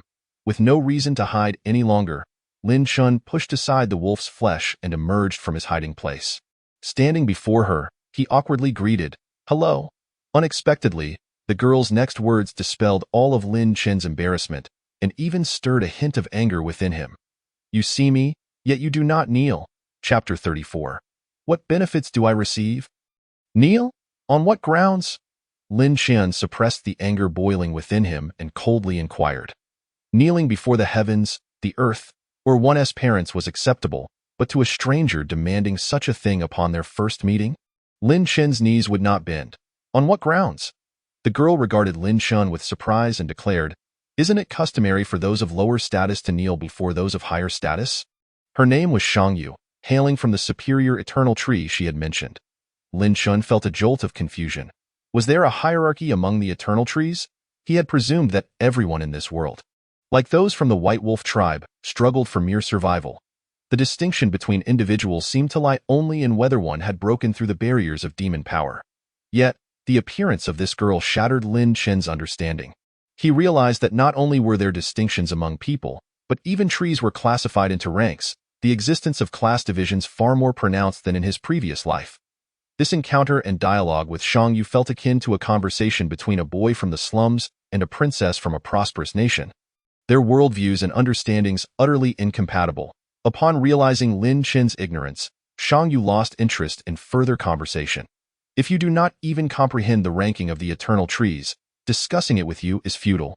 Whether you kneel or not is of no concern to me." With that, she dismissed Lin Chen and turned her attention back to the blackbird. Tiao Shangyu, Lin Chen, a mere boy from a small tribe, resembled a beggar encountered on the street. If she felt inclined, she might engage him in conversation. If not, she would simply walk away. If she were in a foul mood, her whims could even dictate whether he received a kick or not. This brief exchange illuminated the chasm between them. Most individuals would have taken the hint to retreat or stand by, trembling in fear. However, Lin Chen believed there was no fundamental difference between people. Since Shangyu had no desire to converse, he would not press the issue, merely following her and silently watching as she dealt with the blackbird. Lin Chen's thoughts were simple. He merely wished to observe how much of the blackbird's meat Shangyu would take, hoping to glean some leftovers for himself. Yet, to Shangyu, it appeared quite differently. This man of lower status did not kneel before her and now audaciously followed her, his gaze fixed upon her every move, causing her discomfort. "What do you follow me for?" Shangyu halted her actions and turned to face Lin Chen. Feigning indifference, he glanced away. "I'm just wandering about. You carry on." Though he spoke casually, internally, he prayed for Shangyu to be generous. Leaving behind some scraps, the allure of the blackbird was simply too great for Lin Chen to resist. Shangyu seemed to see through his intentions and retorted, "If you wish to scavenge, stay aside and do not follow me. If you per my primary objective for this outing is to hunt a formidable demon beast of the great demon tiered I am, Qin have already uncovered the trail of this mighty creature. This spirit demon level Cloud Eagle occupies too much space within the Shumi demon soul ring. If I store the Cloud Eagle's flesh, there will be insufficient room for the blood and flesh of the great demon. Although I have no use for this Cloud Eagle, my kin find it valuable, and it would indeed be a shame to discard such a creature." As Shangyu concluded her statement, Lin Chen comprehended her intent. Simultaneously, his understanding of Shangyu's prowess elevated to a new echelon. She is indeed setting out to hunt a beast of the great demon level. Does this imply that this young maiden possesses strength comparable to a martial honor? A martial honor at merely a teenager. Such power must surely mean she had her infant formula enriched with demon beast blood. How extravagantly luxurious. Yet, despite his envy, Lin Chen's concerns were solely for his own interests. "Are you suggesting that I temporarily safeguard your Cloud Eagle's blood and flesh?" Shangyu smiled and nodded. Lin Chen promptly inquired, "What benefits do I receive from this arrangement?" Chapter 35. An incomparable advantage benefits? "The benefit is that you may savor a piece of the Cloud Eagle's flesh." Shangyu replied nonchalantly, "Of course, if you are not afraid of being killed by me, you could consume all of the Cloud Eagle's flesh." Upon hearing this, Lin Chen's eyes instantly sparkled with excitement. This girl is quite generous. She is someone with whom I can strike a deal. He hastily agreed, fearing she might retract her offer, while haggling might yield more flesh. It also risked inciting her wrath, potentially leading to his demise at her hands. Better to seize the opportunity while it lasts. I shall take my leave then, Lin Chen stated. Without hesitation, Shang Yu ascended into the sky. Lin Chen smirked. Could she not even utter a simple thank you? Suddenly recalling something, he called out, "Hey, I am Lin Chen. What is your name?" "Shang Yu." Her voice echoed faintly from the heights. Watching Shang Yu soar through the sky filled Lin Chen with envy. When would he be able to glide through the heavens like her? As her figure disappeared from view, Lin Chen redirected his focus to the mound of cloud eagle flesh before him. With such a substantial amount of flesh lying here, it would undoubtedly attract the attention of demon beasts. He needed to hastily transfer it into the shell of the wolf gastropod. Lin Chen sprang into action, initially surrounding the wolf gastropod and the cloud eagle flesh with toxic mist. He then extracted all the flesh from the wolf gastropod and carefully placed the cloud eagle's flesh deep within its shell. The interior of the wolf gastropod shell was winding and convoluted, but fortunately, it was spacious enough to accommodate the cloud eagle's flesh. After completing these tasks, the sky gradually darkened. A fire was lit before the wolf gastropod, beside which lay a small mountain of wolf gastropod flesh. Lin Chen could sense that nearby demon beasts had begun to take notice of the blood and flesh. However, the threat posed by the chaotic poison deterred all the demon beasts from approaching recklessly. Lin Chen had no inclination to concern himself with the covetous gazes of the demon beasts.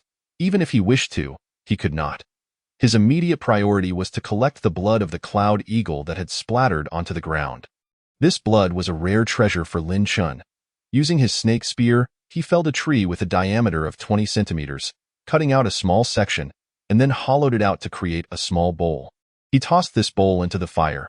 After a brief roasting, he cleaned the charred wooden bowl, ensuring it would not leak. With this small bowl in hand, Lin Chen cautiously collected the cloud eagle's blood from the ground. After considerable effort, he managed to gather half a bowl of the blood. Without hesitation, Lin Chen gulped down the entire bowl of cloud eagle blood. To his disappointment, this blood did not grant him the power to break through the demon power barrier. Although it did not provide the breakthrough he sought, it nonetheless offered some benefits. At the very least, it replenished the vitality he had expended while releasing toxic mist. A glance revealed that Lin Chen's spirit and energy had significantly improved. It matters not. I can still consume a piece of cloud eagle flesh. There remains the opportunity to attain the power to break through the demon power barrier. Lin Chen licked his lips, entirely disregarding the mound of wolf gastropod flesh that lay to the side. Compared to the cloud eagle's flesh, the wolf gastropod's flesh held little allure. Lin Chen ventured into the wolf gastropod's shell, continually comparing the pieces of cloud eagle flesh before him, attempting to identify the largest one. After much deliberation, he found that they were all quite similar in size. He ultimately selected a piece of cloud eagle flesh that appeared the most tender. Extracting it from the wolf gastropod, Shang Yu had cut it with precision. This piece of cloud eagle flesh measured 20 centimeters in length, 15 centimeters in width, and 10 centimeters in height. Such a sizable portion of cloud eagle flesh was more than sufficient for Lin Chen's meal. As the flesh sizzled and oozed fat from the heat, Lin Chen's mouth watered uncontrollably. At this moment, he could no longer afford to worry about whether his actions would attract demon beasts. After all, the wolf gastropod flesh piled outside had already drawn their attention. Should they become unable to restrain themselves and swarm him, he could simply abandon the wolf gastropod flesh and retreat into the shell. Fortunately, the deterrent power of the chaotic poison's mist was formidable. Despite the gathering of numerous avaricious demon beasts outside, none dared to cross the toxic mist. Lin Chen removed the cloud eagle flesh and began tearing into it voraciously. Once he had consumed the entire piece of cloud eagle flesh, a thunderous river-like sound erupted within him. Upon hearing this sound, Lin Chen's face could not suppress the elation that spread across it. This experience was unlike any previous breakthrough he had encountered in the past.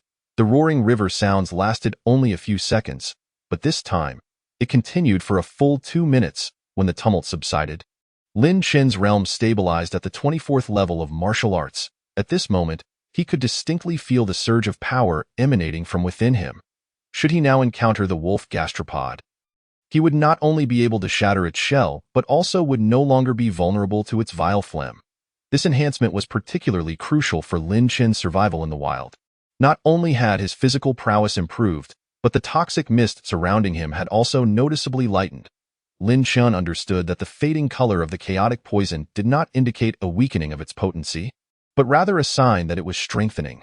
For as the chaotic poison advanced to its later stages, it would become colorless, tasteless, and as thin as water. Moreover, Lin Chen discovered that he could now manipulate the chaotic poison with greater ease. With a mere thought, he condensed a drop of chaotic poison at his fingertips to go. As Lin Chen uttered these words, the drop of chaotic poison shot forth like an arrow, striking a demon beast lurking beyond the mist. The beast had yet to comprehend what had transpired when the chaotic poison had already penetrated its body. Swiftly vanishing within just a few moments, the demon beast began to spew dark green blood, collapsing to the ground. Although Lin Chen still could not actively control the timing of the poison's release, his arsenal of toxic methods for attack had become significantly more diverse. He was quite satisfied with his enhancement and that of the chaotic poison. Considering that the chaotic poison would siphon off 80% of the breakthrough power, this piece of Cloud Eagle flesh had directly granted Lin Chen 100 levels of breakthrough power. Truly terrifying. Were it not for the chaotic poison draining 80%, Lin Chen would now be at the 100th level of martial arts, with even the potential to break through to the martial spirit level. This is the immense boost derived from consuming the flesh of a cross-border demon beast. It is precisely why Lin Chen coveted the Cloud Eagle's flesh so deeply. However, Lin Chen realized that while he advanced his own power, he must also nurture the chaotic poison, resulting in only a 20-level breakthrough. At present, he stood at the 24th level of martial arts. Even so, Lin Chen felt immensely satisfied. Just a single meal surpassed the total nourishment Li Lan had received over 2 decades. It was only then that Lin Chen finally grasped why Shang Yu could reach the martial honor realm at such a tender age. No wonder those of the lower eternal tree bow before those of the upper eternal tree. The disparity is utterly incomparable. Chapter 36. The pinnacle and the abyss. Having tasted the blood and flesh of the Cloud Eagle, Lin Chen found it impossible to regard the wolf gastropod's flesh with any interest. He gazed upon the mountain of Cloud Eagle flesh within the wolf gastropod, as though he were a beggar who had not eaten for days, beholding a sumptuous feast. If he could resist such temptation, he would truly be a paragon of virtue. However, Lin Chen had already indulged too much. Even with his yearning for the Cloud Eagle's flesh, he could not consume another morsel. Does this girl truly trust me to safeguard her flesh? Is she not concerned that I might sneak a taste? Lin Chen had faith in his character, but he remained wary of his own desires. The night had fully enveloped the world, and with his hunger sated, Lin Chen felt drowsiness begin to take hold. Casting a glance at the demon beasts lurking beyond the toxic mist, he ultimately succumbed to fatigue, retreating into the shell of the wolf gastropod and closing his eyes.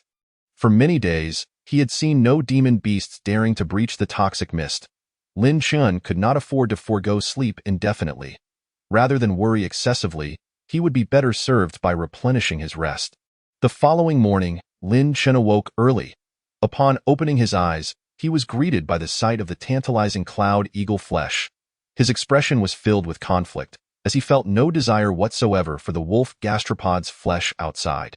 Glancing towards the direction where Shang Yu had departed, he muttered, "That girl seems so formidable, yet perhaps the great demon is even stronger. She may have already fallen victim to it. What if she has been slain and does not return? What will happen to this Cloud Eagle flesh if it spoils?" Lin Chen sensed that if this continued, he would undoubtedly be unable to resist the temptation any longer. So much Cloud Eagle flesh. It seems she is not keeping count. Whether one piece or two is missing, she likely wouldn't notice, right? At this moment, Lin Chen resembled a drug addict in the throes of withdrawal, his rationality being gradually eroded in his mind. Lin Chen's reason continually battled against that insatiable greed, yet ultimately, it was his reason that prevailed. With a sigh, Lin Chen placed the Cloud Eagle meat back down. Not to mention that Shang Yu's formidable strength could easily take his life. In terms of integrity, he should at least hold firm to his principles. If a few days pass and that girl has not returned, then perhaps I shall indulge in an extra piece. After all, money in the bank accrues interest. With so much Cloud Eagle meat occupying my wolf shell, It is only natural that I should collect a bit more interest over time. Lin Chen found a temporary excuse to console himself and moved outside the wolf shell to roast the wolf flesh. He endeavored to avoid thinking about the cloud eagle meat behind him, even refraining from entering the wolf shell unless absolutely necessary.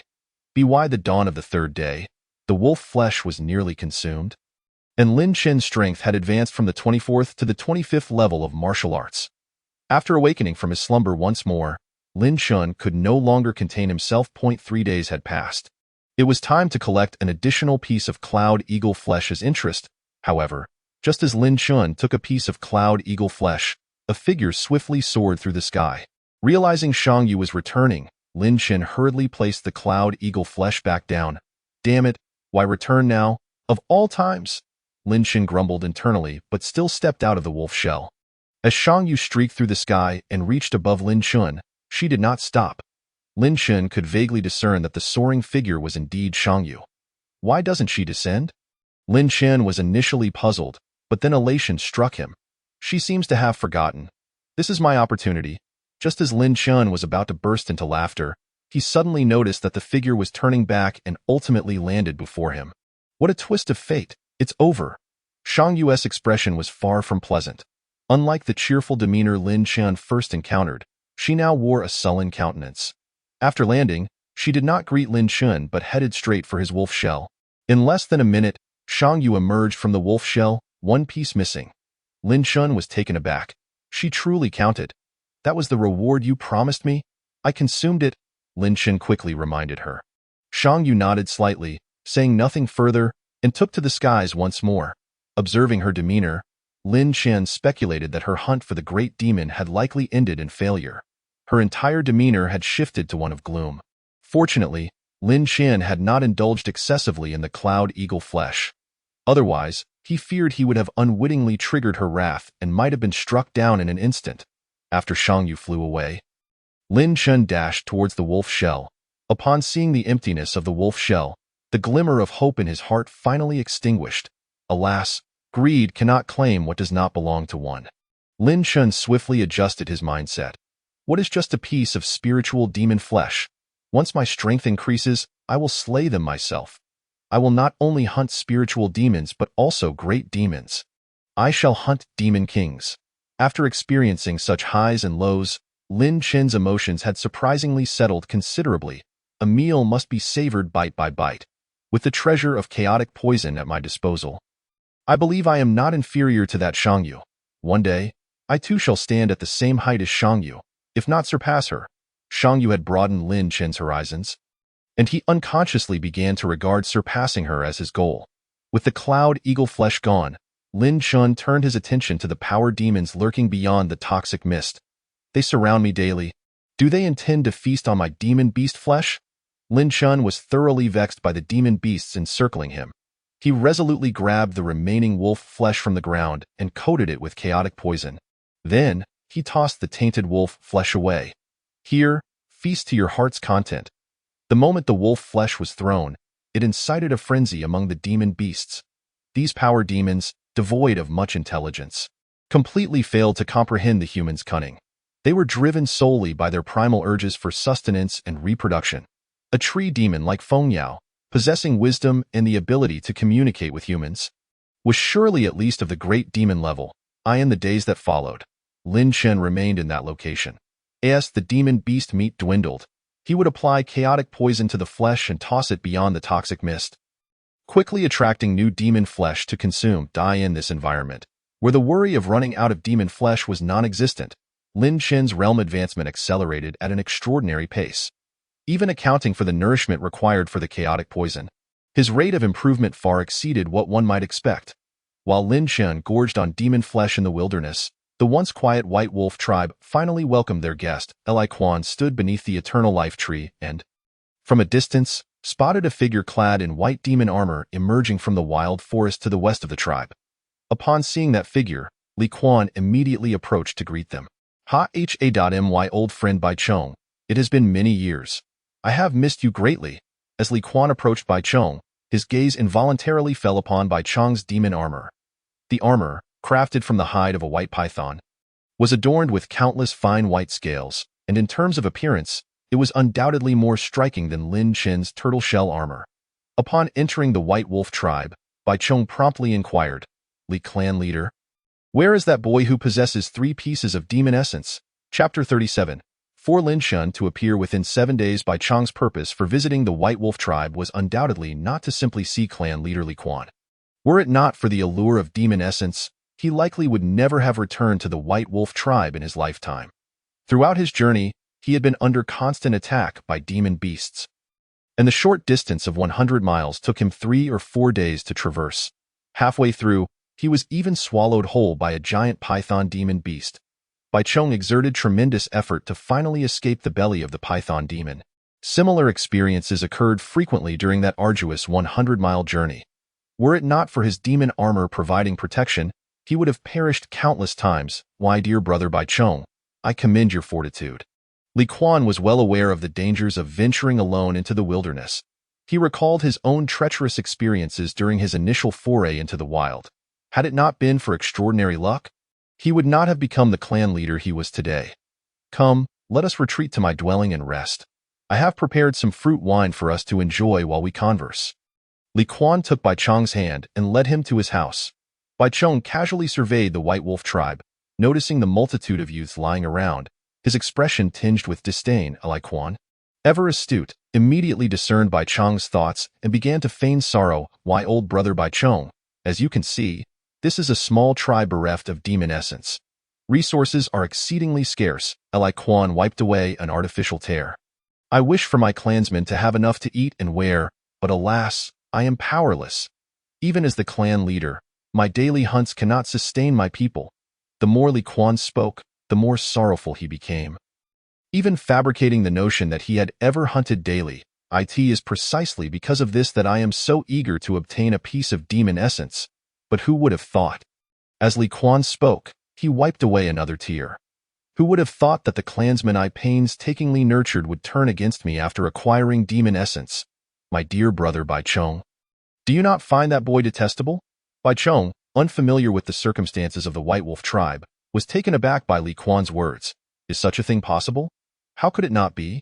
Li Quan pointed to the despondent Kuei Bai Hui stationed outside the warehouse.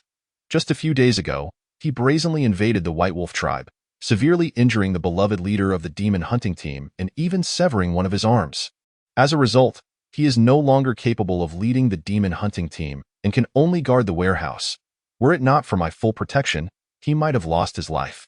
Li Jin, who had been closely following Li Quan, immediately corroborated his father's claims. Uncle Bai, every word my father speaks is true. That boy named Lin Chen is utterly detestable and ungrateful. Meanwhile, Kuei Bai Hui, hearing the unfounded lamentations of the clan leader, refrained from rebuttal. He understood that as long as Lin Chen was dead, he would be safe. If he were to contradict the clan leader at this moment, he would truly be sealing his own fate. Bai Chong expressed deep sympathy for Li Quan's plight. Why, dear brother Li, I am truly sorry for you. Who would have imagined such a heinous traitor could arise within your tribe? Li Quan, sensing that Bai Chong's words had not hit the mark, subtly hinted, My dear brother Bai Chong, if I were to possess 1 or 2 pieces of demon essence, with both offensive and defensive capabilities, would I still be unable to suppress even a traitor? Bai Chong finally grasped Li Quan's intent. This old fellow had been playing the victim all along to secure a larger share of the demon essence. Bai Chong refrained from exposing his ulterior motives. Instead, he agreed with him. Rest assured, my dear brother Li, as long as we can successfully capture that boy, you will have priority in choosing the distribution of the demon essence. As for how the essence will be divided once obtained, that would be beyond Li Quan's control. With Bai Chong's promise secured, Li Quan beamed and welcomed him into his home. Once Bai Chong was seated, Li Quan turned to Li Jin and instructed, Jin, go keep an eye on your sister. Do not let her eavesdrop. Your sister has been enthralled by that boy Lin Chen. If she were to overhear our conversation, she might inadvertently leak information to him. Li Jin continuously nodded and swiftly ran away. Brother Li, where exactly is that fellow named Lin Chen now? After Bai Chong took his seat, he did not touch the drinks on the table. As the clan leader and someone who ventured out with the demon soul, Bai Chong was accustomed to being cautious. Even with his good friend Li Quan, he naturally kept his guard up. While waiting for Li Quan's response, Bai Chong surveyed Li Quan's humble abode. Although Li Quan's home boasted a wooden table, wooden chairs, and a wooden bed. Those were its only furnishings. To the other members of the White Wolf tribe, it might seem luxurious, but Bai Chong regarded it with a hint of disdain. After sending Li Jin away, Li Quan returned to the room. Sitting across from Bai Chong, he poured a glass of wine for Bai Chong and another for himself. Upon seeing Li Quan drink, Bai Chong finally raised his cup for a hearty drink. Do not rush, brother Bai. That brat Lin Qian has a formidable enemy who must be avenged, and he is likely still within the tribe. I believe it will not be long before he returns. As for his current whereabouts, I am also uncertain. He has been hiding in the wilderness for quite some time, protected by 3 demon souls, living a life that is likely more comfortable than ours. Upon hearing this, Bai Chong couldn't help but furrow his brows. Are you suggesting that I need to remain in the White Wolf tribe for an extended period? If he delays in seeking revenge, will I have to stay here indefinitely? Li Quan detected the dissatisfaction in Bai Chong's tone and quickly offered reassurance. Brother Bai, do not be anxious. For the invaluable demon souls, waiting a month or 2 is certainly worthwhile. As the clan leader, Bai Chong could not afford to be absent from the tribe for long. Li Quan's words were clearly an exploratory inquiry. After a moment of contemplation, Bai Chong replied, I will wait for 7 days. If that brat does not appear after 7 days, I shall return to the Lan Hu tribe. Furthermore, you must compensate my losses, at least 1,000 pounds of demon beast meat. Upon hearing this, Li Quan's expression immediately darkened. Just then, a commotion arose outside the door. Who is it? Li Quan swiftly leaped up and opened the door, only to find Li Lan attempting to escape. His face instantly turned cold as he delivered a resounding slap to Li Lan's face. With a loud crack, blood oozed from the corner of Li Lan's mouth, marked by her coarse features. You traitorous wretch, do you dare eavesdrop? Where is Jean? Li Quan's gaze darted around, but he could not find Li Jin's figure. Useless. All of you are useless. Bai Chong paid no heed to Li Quan's furious outburst, continuing to sip his fruit wine. Despite their friendship, the relationship became exceedingly fragile when it came to matters of interest. Li Quan glanced at Bai Chong and then back at Li Lan, a sudden smile breaking across his face. Brother Bai, rest assured, I have a way to ensure that Lin Shun will undoubtedly appear in the White Wolf tribe within 7 days. Chapter 38. Maiming Li Lan's limbs within 7 days?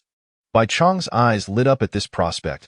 If he could truly acquire the demon souls within that time, it would be a tremendous gain for him. Li Quan, pulling Li Lan along, beamed with confidence.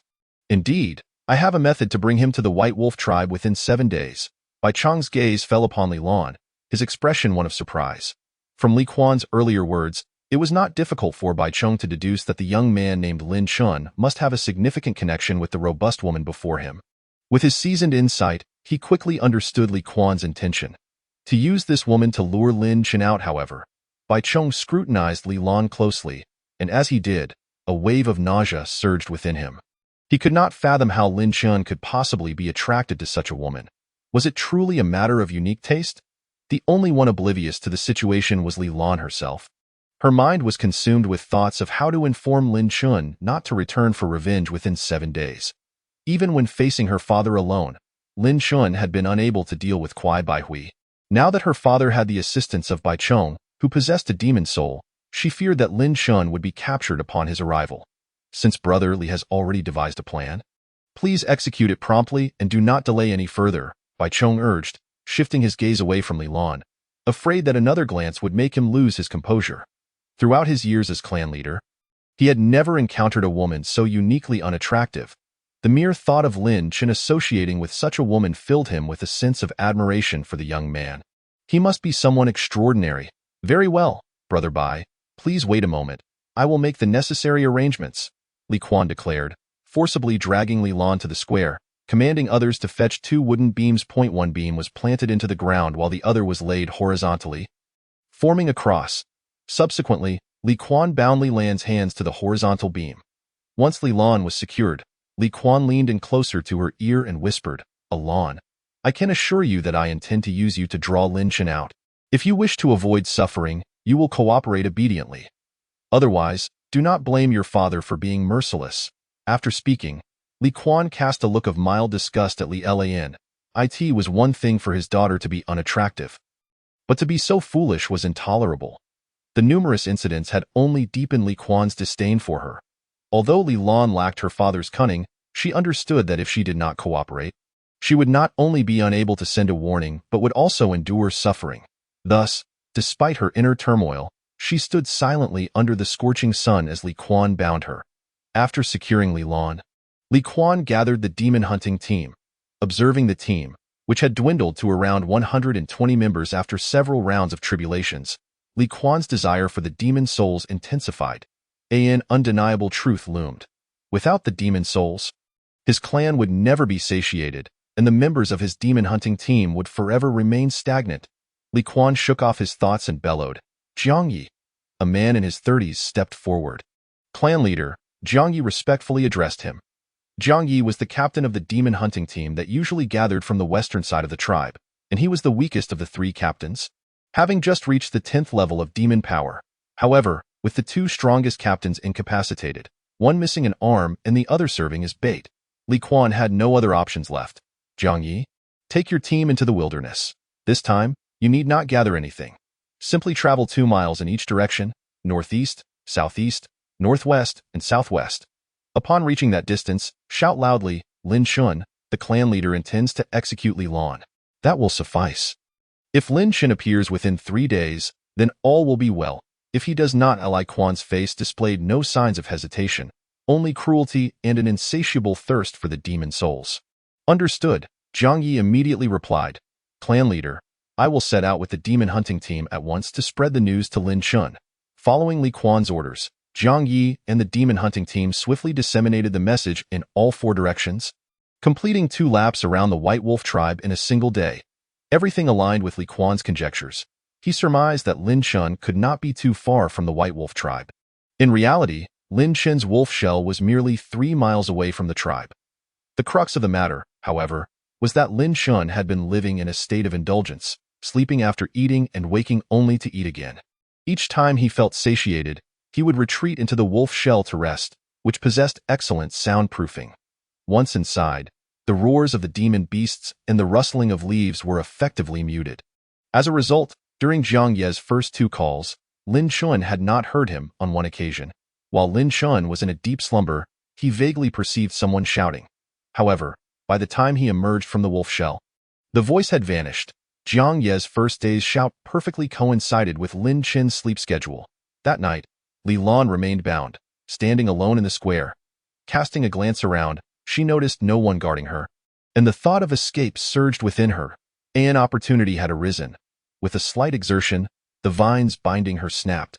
Just as Li Lan intended to slip away quietly, she spotted her father, Li Quan, appearing in the square. His expression was dark as he addressed her. Lan, you have truly disappointed me. Li Lan felt utterly helpless, realizing that her father's failure to assign guards had likely stemmed from his understanding that she would attempt to flee. Father, can we not spare Lin Chen? She pleaded. Li Quan's face was icy. Lan, do you know that when I bound you today, I initially intended to sever your tendons? Yet, considering you are my daughter, I decided to grant you a chance. As long as you do not escape and Lin Shun appears within 3 days, I can show you some leniency. But you have ultimately let me down. As Li Quan spoke, he slowly approached her. Li Lan's eyes widened in realization. Father, what do you intend to do? Li Quan did not respond but suddenly seized Li Lan's hands, swiftly maiming her limbs and severing her tendons. Ah! Li Lan emitted a blood-curdling scream, the excruciating pain nearly causing her to faint. Her limbs were brutally mangled by Li Quan, crimson blood pouring onto the ground until the entire square was stained red. Father, why are you doing this? Why? Li Quan's eyes held not a shred of compassion as he seized Li Lan's limbs, promptly rebinding her to Lan. Your father acts out of necessity. Without the demon soul, our entire White Wolf tribe cannot prosper. If you must place blame, direct it at Lin Shun for failing to rescue you.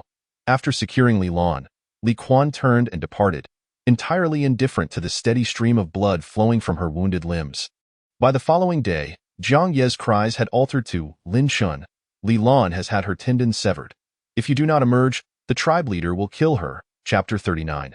The death of Li Lan. The next morning, Lin Shun arose early, roasting a piece of demon beast meat before sitting at the entrance of the wolf shell, devouring it heartily. At present, Lin Chen's strength stood at the 26th level of martial arts.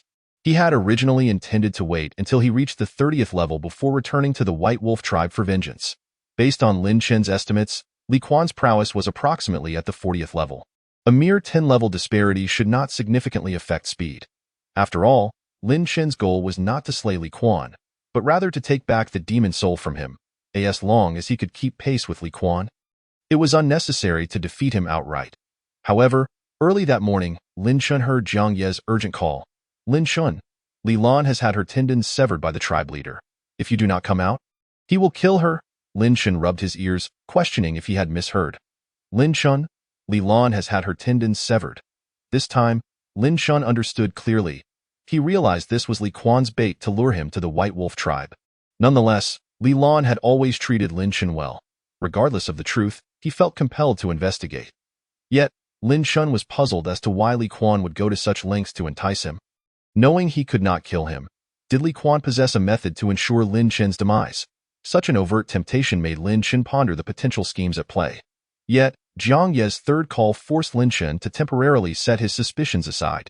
If you are so intent on luring me, then I shall uncover what schemes await. Lin Chen finished the demon beast meat and summoned his turtle armor, proceeding directly towards the White Wolf tribe. Upon reaching the outskirts, Lin Chen refrained from recklessly entering the protection of the Eternal Life Tree, instead seeking a large tree to climb. Once atop, he quickly spotted Li Lan bound in the square. Her head hung low, the ground beneath her stained crimson with blood, while some famished youths lay around her, gazing at the unconscious Li Lan with hungry eyes. This sight, Lin Chen's fury ignited within him. He had believed Li Quan was merely speaking empty threats. After all, Li Lan was his own daughter and a trusted aide.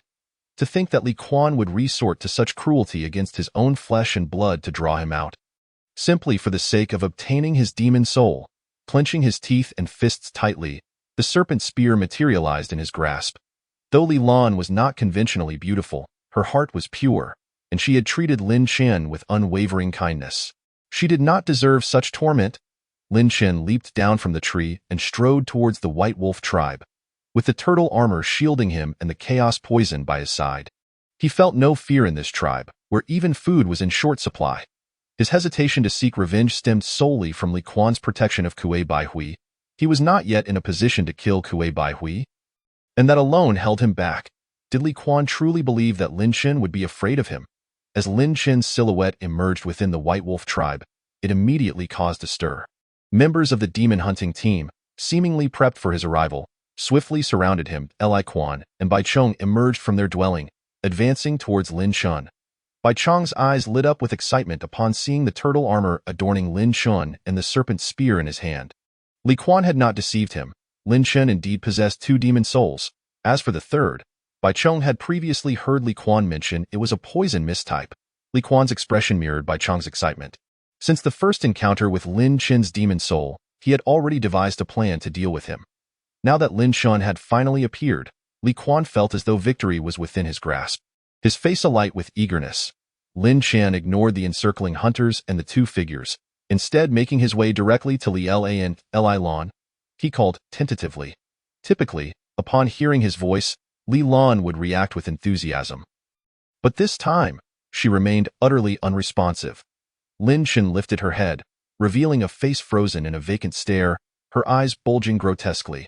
Having bled out overnight, Li Lan was devoid of life. Lin Chen could hardly believe it. Testing once more, Li Lan? The truth was, a corpse would not respond. Lin Chen gazed incredulously at Li Quan. You killed her? Li Quan did not deny it. She has become of no use to the White Wolf tribe. Lin Chen felt an uncontrollable rage boiling within him but suppressed it, striving to maintain a semblance of calm as he sought confirmation that Li Quan had not intended to kill Li Lan. You know that even if you do not kill her, even if you merely call out to her symbolically, I would still come to the White Wolf tribe. You know I am not afraid. Why resort to such a lethal measure? Lin Chen's chest heaved violently. He had forcibly entered the White Wolf tribe, and Li Quan was fully aware he would come. Why then, use this pretext to murder Li Lan? Did this father truly wish for his daughter's death? Li Quan showed no signs of remorse. I have said it before. She serves no purpose to the White Wolf tribe. Why is she of no use? She possesses strength. She could assist you in hunting demon beasts. Lin Chen's fists were clenched tightly. Li Quan suddenly smirked. I can see that you are quite angry. If so, come and kill me. I stand here. Come avenge Li Lan. Such an invitation was one Lin Chen could not refuse. His eyes burned crimson, as if flames were about to erupt from them.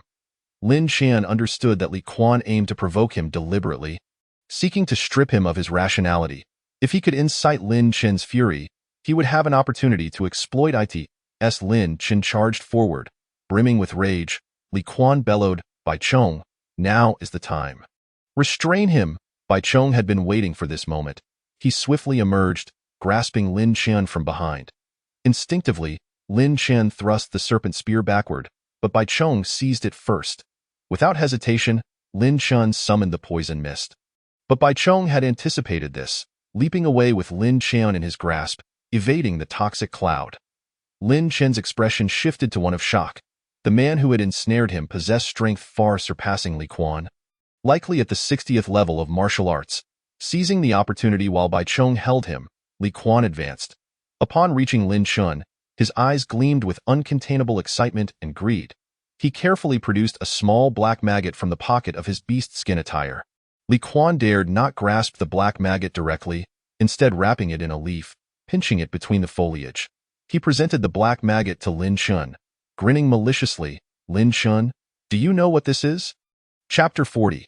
Your mother's transaction? Put him down. Through the eye holes of his helmet, Lin Chen recognized the black maggot instantly, a highly venomous creature. It's a lethal maggot, he replied without a moment's thought. Li Quan beamed with pride. Correct. This is a maggot capable of killing demon beasts. Lin Chen rolled his eyes. You think such a trivial creature can intimidate me? Trivial? Intimidate? Li Quan was momentarily taken aback. You are not afraid? Lin Chen scoffed. Afraid? Of what? Of its repulsiveness. It is indeed quite disgusting. The nonchalant demeanor of Lin Chen extinguished the triumphant smile from Li Quan's face. If that is the case, I will let you experience its power. As he spoke, Li Quan prepared to force the lethal maggot into the eye hole of Lin Chen's helmet.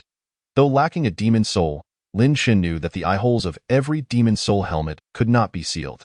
Li Quan inserted the lethal maggot into the helmet's eye hole. A cold smile plastered across his face. This maggot is a special gift I prepared for you. In the face of the lethal maggot, how strong can your demon soul armor be? Ultimately, it is merely my plaything. Ha ha ha. After inserting the lethal maggot into Lin Chen's armor, the overconfident Li Quan could not contain his laughter. Lin Chen suddenly cried out, as if engulfed in excruciating pain. Ha ha ha. Lin Chen's agonized cries only reinforced Li Quan's assumptions. Bai Chong, who was tightly holding Lin Chen, at that moment loosened his grip. Just as the two reveled in their perceived victory, a drop of dark green liquid suddenly shot out from the eye hole of Lin Chen's armor, striking Li Quan squarely in the face. What is this? Li Quan muttered in confusion, touching his face. Upon realizing it was the same color as the poison mist Lin Chen had released, his expression shifted dramatically. Bai Chong immediately retreated, eyeing Lin Chen warily. How dare you, to stuff such a disgusting maggot into my armor? Lin Chen's voice dripped with revulsion. Simultaneously shedding the armor from his face, he cast the deadly insect aside, only to swiftly don the armor once more. Are you all right? Li Quan exclaimed, his voice laden with disbelief. He simply could not comprehend why that lethal insect, known to kill demonic beasts, had utterly failed to affect Lin Chen. Bai Chong observed Lin Chen from a distance, his expression equally astonished. Brotherly? It appears this lad is impervious to poison. Yet, his words were met with silence. Turning to look, he discovered Li Quan sprawled on the ground, a dark green blood seeping from the corner of his mouth. Brotherly! Bai Chong gasped in horror. What, exactly, was that drop of liquid Lin Chen had unleashed from his armor? As a formidable warrior at the 40th level, Li Quan had been slain in an instant by a mere drop of dark green liquid. He hadn't even had the chance to struggle. The potency of this toxin was incomparably greater than that of the deadly insect. The meticulously devised trap he and Li Quan had orchestrated relied heavily on that very insect. Who could have anticipated that it would have no effect whatsoever on Lin Chen? It seems you possess more than just 3 demon souls. Bai Chong, clad in his demon soul armor, was faster than Lin Chen by a considerable margin. For Lin Chen to inject his venom into the armor through the eye holes was no simple task. The reason Lin Chen's chaotic poison had easily struck Li Quan was that Li Quan had believed victory was assured and had let down his guard. Now, however, Bai Chong was aware of Lin Chen's hidden cards, and in a state of preparation, Lin Chen found himself powerless against him. Consequently, Bai Chong felt no fear toward Lin Chen. Rather, he was filled with astonishment and greed. The members of the demon hunting team, witnessing the swift demise of their powerful leader, stood frozen in place, neither daring to advance nor scatter. At that moment, Jiang Yi remained oblivious to Lin Chen's return to the White Wolf tribe and was still shouting in the wilderness. With the three captains absent and their leader suddenly deceased, dozens of demon hunting team members found themselves in a state of disarray, like headless chickens. Lin Chen, however, had no mind to concern himself with these individuals, nor did he regard Bai Chong as a threat. His sole focus was to rush to the warehouse and eliminate Kuei Bai Hui. To prevent any unforeseen accidents, Lin Chen dashed towards the tribe's warehouse, declaring, "What do I care about the number of demon souls I possess? If you wish to avoid death, leave now." Bai Chong's realm was significantly higher than Lin Chen's, and should Bai Chong choose to flee, Lin Chen would indeed be unable to catch him. Bai Chong understood this principle as well, which is why he did not make a hasty retreat. The two were merely at an impasse. Much like the earlier confrontation between Li Quan and Lin Chen. As Lin Chen purposefully headed in a specific direction, Bai Chong suddenly recalled Li Quan mentioning that Lin Chen had an irreconcilable enemy who must be killed. It appeared that this was the one-armed youth guarding the warehouse. At that moment, Kuei Bai Hui, upon seeing the fall of the tribe leader and Lin Chen rushing towards him, was gripped by sheer terror. If even the tribe leader was no match for Lin Chen, how could he, a defenseless warrior at the 12th level, hope to withstand him? Without a moment's hesitation, Kuei Bai Hui turned and fled towards the wilderness. His frantic escape was far more desperate than Lin Chen's previous flight. Upon spotting Kuei Bai Hui fleeing, Lin Chen immediately pursued him. Seeing Lin Chen rapidly closing the distance, Kuei Bai Hui went pale with fear. In a fleeting moment, he noticed Bai Chong closely following Lin Chen, and he clung to the hope that Bai Chong might save him. "White tribe leader, save me, please, save me."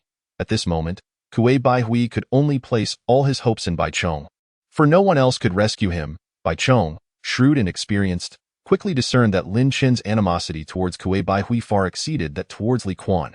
While Lin Chen had displayed extreme fury towards Li Quan, he now had an unrelenting determination to eliminate Kuei Bai Hui. Recognizing this, Bai Chong saw an opportunity to exploit the situation. "Fear not, my brother. With me around, you shall not meet your demise," Bai Chong declared as he swiftly moved beside Kuei Bai Hui, seizing him by the collar. With Bai Chong's assistance, Kuei Bai Hui quickly distanced himself from Lin Chen. Witnessing this, Lin Chen's face turned an ashen shade of rage. This scene mirrored the earlier moment when Li Quan had shielded Kuei Bai Hui. "Put him down. If you dare to protect him, you shall become my mortal enemy. I will not rest until one of us is dead," Lin Chen bellowed in fury, having allowed Kuei Bai Hui to escape several times already. This time, he must eradicate Kuei Bai Hui, or he would surely be driven to the brink of madness. "Little brother, do not be angry. How about we strike a deal? I would rather barter with your mother. I'll give you one last chance. Either release him, or prepare to meet your end at my hands." Lin Chen found himself in a familiar situation, yet lacking the calm demeanor he once possessed. Perhaps it was due to Li Lan's death, or perhaps it was the guilt he felt for being unable to slay Kuei Bai Hui, leaving him indebted to his mother, who now resided in the depths of the underworld. Chapter 41. No negotiation? Then let us cease negotiations. Lin Chen's words caused Bai Chong's expression to gradually darken. "Do you truly believe I am powerless against you, mortal enemy? You, a mere fledgling lacking even the 30th level of prowess. Dare to utter such words?" Bai Chong, holding Kuei Bai Hui with one hand, pointed at Lin Chen with the other. "Do not think that because you possess a piece of armor with formidable defensive capabilities, you are invincible. Remember, it is not you granting me an opportunity, but rather I offering you one." After taking a deep breath to steady himself, Bai Chong continued, "I, Bai Chong, shall make this clear. If you wish for his life, you must trade me a demon soul.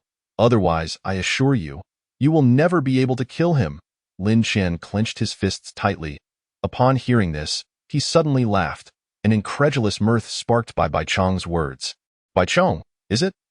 Do you know what happened to the last person who attempted to negotiate with me in such a manner?" At this, Bai Chong swiftly realized that Li Quan had previously threatened Lin Shen with the same tactic.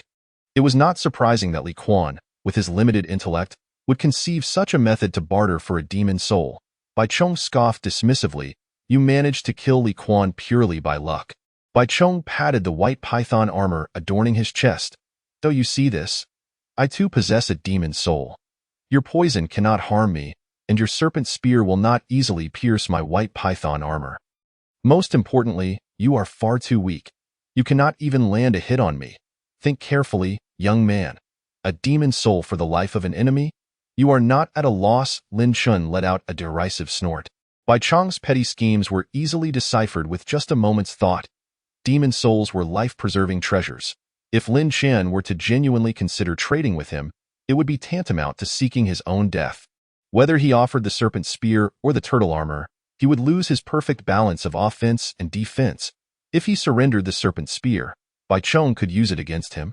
And even the most impenetrable turtle armor would eventually succumb to being breached. If he relinquished the turtle armor, then Lin Shen would be left defenseless before him. The strength of his chaotic poison lay in its effectiveness against demonic beasts. Whether he shot out poison or unleashed toxic mist, Bai Chong's speed and strength would easily allow him to devise a countermeasure.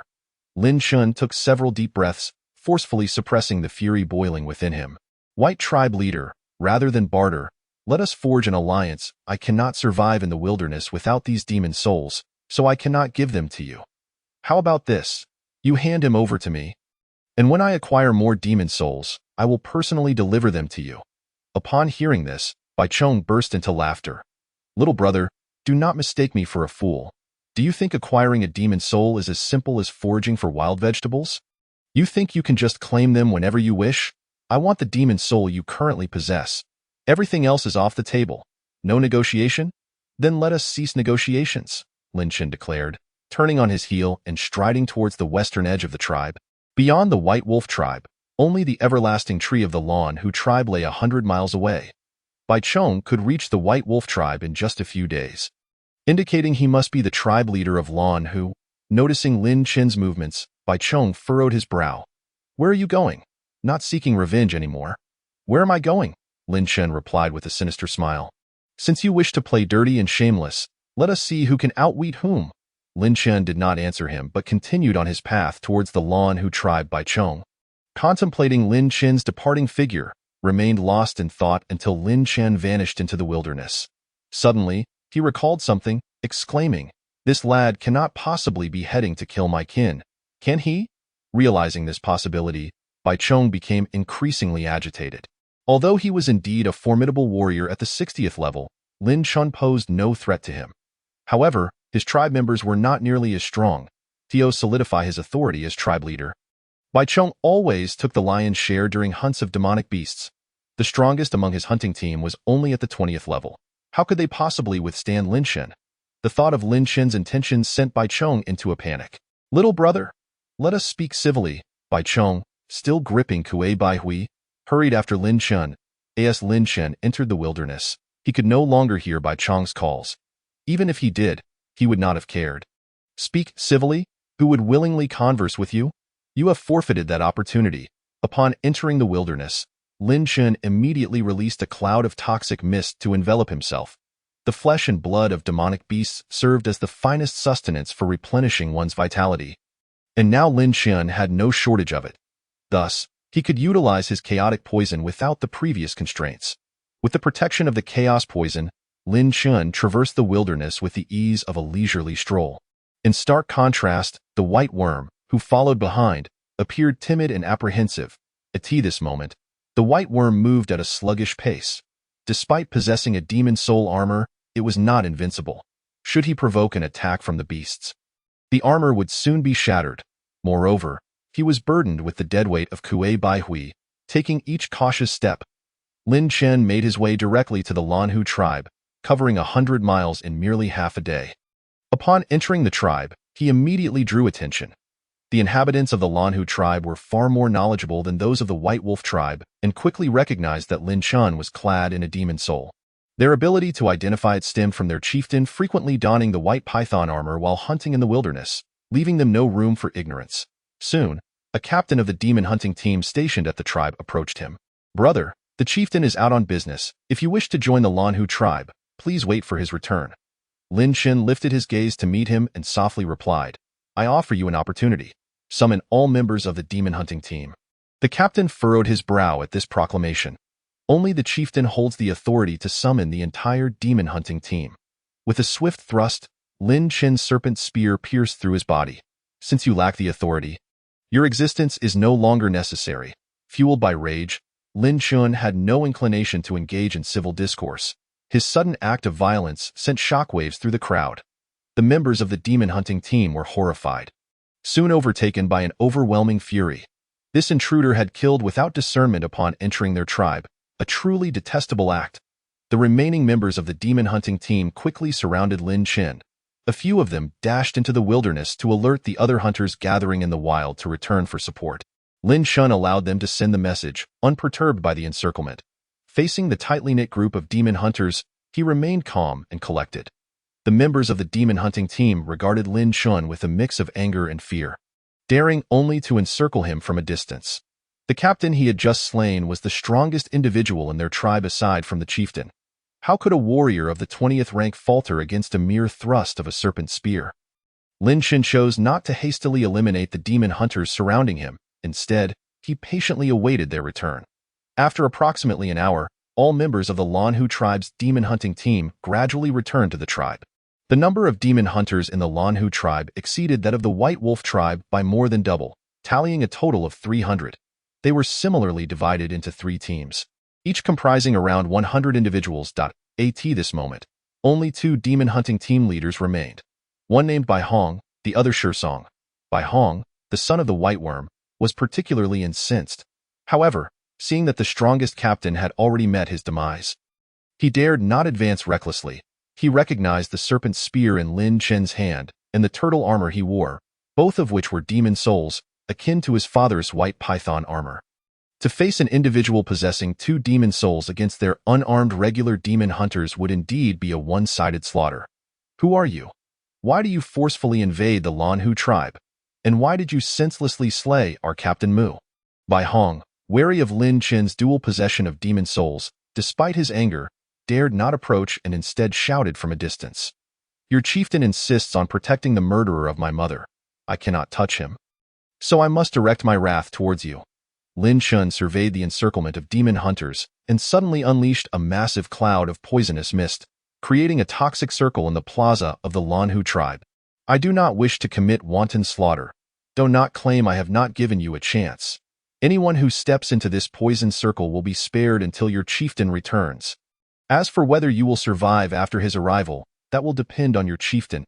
After delivering his ultimatum, Lin Chen awaited their decision in silence. "You are utterly shameless, unable to confront my father. You threaten us?" Bai Hong scoffed disdainfully. "Brothers, we have over 300 of us. Even if he possesses demon souls, he cannot withstand our assault." Lin Chen regarded him, realizing that this was indeed the son of the White Worm. Song, the other demon hunting captain, shared a similar expression of rage. "My captain is right, brothers. As long as we charge together, he will undoubtedly falter. For the dignity of our tribe, for the glory of the tribe. Brothers, let us slay this detestable intruder. Charge." Motivated by their 2 captains, the demon hunters surged forth, their eyes ablaze with a fierce fighting spirit. "Kill! Slay him, brothers! Charge!" The demon hunters encircling Lin Chen lunged simultaneously, Bai Hong and Song, however, lingered at the back of the group to avoid a direct confrontation with Lin Chen. Lin Chen surveyed the scene and couldn't help but commend their training, in both collective and individual strength. The demon hunters of the Lanhu tribe surpassed those of the White Wolf tribe. Uncertain if his turtle armor could withstand the relentless assault of 300 demon hunters, he opted not to test its limits. For he possessed superior means. The first several dozen demon hunters reached Lin Chen in an instant. A few fists struck against his armor, producing a cacophony of metallic clangs. At that moment, Lin Chen finally made his move. And in an instant, the poisonous mist enveloped him. The dozens of demon hunters inhaled the toxic vapor and, in the blink of an eye, began to spew forth dark green blood, collapsing onto the ground with agonizing cries. The remaining demon hunters were struck with terror, halting their advance. Bai Hong and Shi Song exchanged alarmed glances and quickly halted their charge. Bai Hong anxiously inquired, "Is this the power of a demon soul? Such an extensive range and overwhelming potency." Shi Song hesitated. "I am unsure. Perhaps it is?" After Lin Qian had poisoned dozens of demon hunters, he wasted no time and released another wave of poisonous mist. Encircling the clustered demon hunters, as they charged simultaneously, they conveniently gathered together, allowing Lin Qian to trap them effectively. Having witnessed the might of the chaos poison, the demon hunters were now gripped by panic as they found themselves enveloped in the mist. Repeatedly releasing the toxic vapor took its toll on Lin Qian, causing his complexion to pale. Fortunately, his armor concealed his face, preventing the demon hunters from noticing his distress. Lin Qian sat upon the body of a victim poisoned to death, breathing heavily. The demon hunters now regarded him as if he were a demon risen from the depths of hell. Bai Hong and Shi Song, positioned at the edge of the poisoned circle, struggled to push through the throng of demon hunters. Bai Hong shouted amidst the chaos, "You dare kill our Lanhu tribe's demon hunters. When my father returns, you will have no path to survival." Shi Song urgently nudged Bai Hong, whispering, "Captain Bai, cease speaking. We are no match for him. It would be best not to provoke him further." Bai Hong understood that even with over 200 demon hunters remaining, they no longer possessed the strength to contend with Lin Qian. Acknowledging Shi Song's warning, Bai Hong sighed in resignation, "I know, but if I do not speak up, our team may grow discontent. If they appeared too cowardly, even if they survived, they would lose their right to lead the team." Shi Song looked incredulous. Even at this juncture, he still sought to win over the hearts of the people. "Let us focus on surviving first." With that, Shi Song disregarded Bai Hong and discreetly concealed himself among the demon hunters. Bai Hong's words had indeed struck a chord. The demon hunters recalled their formidable chieftain and vented their fury towards Lin Qian. "You think your demon soul makes you invincible? Our chieftain possesses a demon soul too. Yes, if you do not disperse this poison mist, when our chieftain returns, you will be doomed. Our chieftain is unmatched. You are finished." Quickly retract the poison mist. Lin Qian, uninterested in their incessant chatter, promptly constricted the poison circle. In an instant, the outermost demon hunters were exposed to the toxins, and soon they began to spew dark green blood. Collapsing outside the toxic ring, "With every word you utter, the poison circle will shrink." Upon hearing this, the plaza fell silent. Even the sound of breathing diminished significantly. The remaining 200 demon hunters found themselves ensnared within the poison circle. Standing shoulder to shoulder, too fearful to move or speak, Lin Qian glanced towards the entrance of the wilderness, still seeing no sign of the white worm. "Why is he taking so long to return?" Lin Qian murmured. His gaze shifted towards the outskirts of the plaza, where a throng of gaunt youths looked on in terror. The members of the Lanhu tribe lived slightly better than those of the White Wolf tribe, but it was only marginally so. Resources were perpetually monopolized by a select few. These ordinary members of the Lanhu tribe remained thin and hungry. Lin Qian had no intention of aiding these common folk. After a day of turmoil, he too felt an overwhelming hunger. In addition, with the extensive use of toxic fog, it is imperative to consume blood and flesh swiftly to replenish the expended vitality. With this thought in mind, Lin Qian rose to his feet and approached a group of languid youths. Chapter 43. The return of the white worm. Upon witnessing Lin Qian's approach, the group of reclining youths displayed expressions of sheer panic. They had watched in disbelief as Lin Qian single-handedly besieged a hunting team of 200, akin to a demon in their eyes. In a desperate bid, the youths scattered. Some fled, while none dared confront Lin Qian directly. Lin Qian furrowed his brows and hastened towards the slowest runner, effortlessly seizing him by the collar. "Don't eat me. Please, don't eat me," pleaded the boy, appearing to be around 13 or 14 years old. Years of hunger had rendered him light as a feather, with scarcely any flesh on his bones. Lin Qian lifted him with ease, as though he were merely a chicken. "I do not consume humans. Take me to the warehouse." Lin Qian's voice was calmed. This moment, he regarded the Lanhu tribe as his own garden, to be ravaged at will. The boy sighed with relief upon hearing Lin Qian's declaration. "The tribe's warehouse is over there." He pointed, and Lin Qian, holding him in tow, proceeded in that direction. Upon reaching the warehouse of the Lanhu tribe, Lin Qian kicked open the wooden door and scanned the interior. soon spotting the dried meat of demon beasts stacked on a wooden table. Unlike the White Wolf tribe that measured their rations in blocks, the Lanhu tribe's provisions were abundant enough to be weighed in pounds. After casually tossing the guiding boy to the ground, Lin Shan strode towards the meat. A rough estimate revealed that the warehouse contained several hundred pounds of demon beast jerky. With such an ample supply, nearly every languid youth in the tribe had the chance to partake in the flesh of the demon beasts. Lin Shan eagerly stuffed the jerky into his mouth, relishing each bite, occasionally sipping from a jar of fruit wine nearby. As he neared satiation, a resounding rumble echoed within him, marking another breakthrough in strength, reaching the 27th level of martial prowess. The boy who had directed Lin Qian now cowered in a corner. Watching in awe and trepidation as Lin Qian feasted, his gaze filled with longing. Unable to control himself, drool dripped down his chin as he stared. Sensing the boy's fixation, Lin Qian turned to him, causing the boy to instinctively retract his gaze. With a thud, a piece of demon beast meat landed before the boy. Before he could react, Lin Qian, having indulged sufficiently, exited the warehouse, leaving behind a parting remark.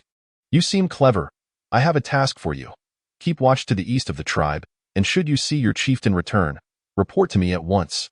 After uttering this, Lin Qian kicked open the door of a nearby house. Based on his experience, houses adjacent to warehouses were typically occupied by the warehouse captain. Given the affluence of a tribal captain, the interior was expected to be quite comfortable indeed, as Lin Qian discovered. The house was furnished adequately with a wooden bed, stools, a table, and even a wooden recliner.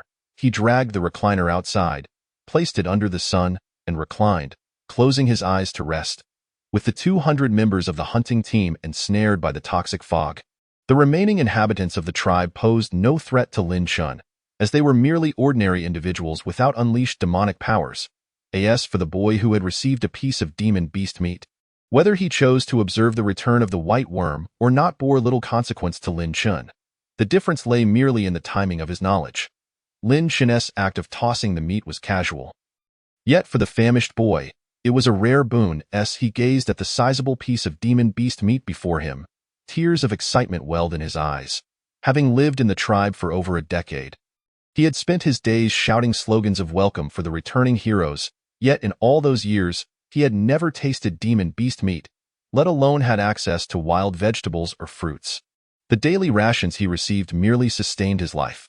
Now, having simply guided Lin Qian to the warehouse and accepted a risk-free task, he was rewarded with a piece of demon beast meat.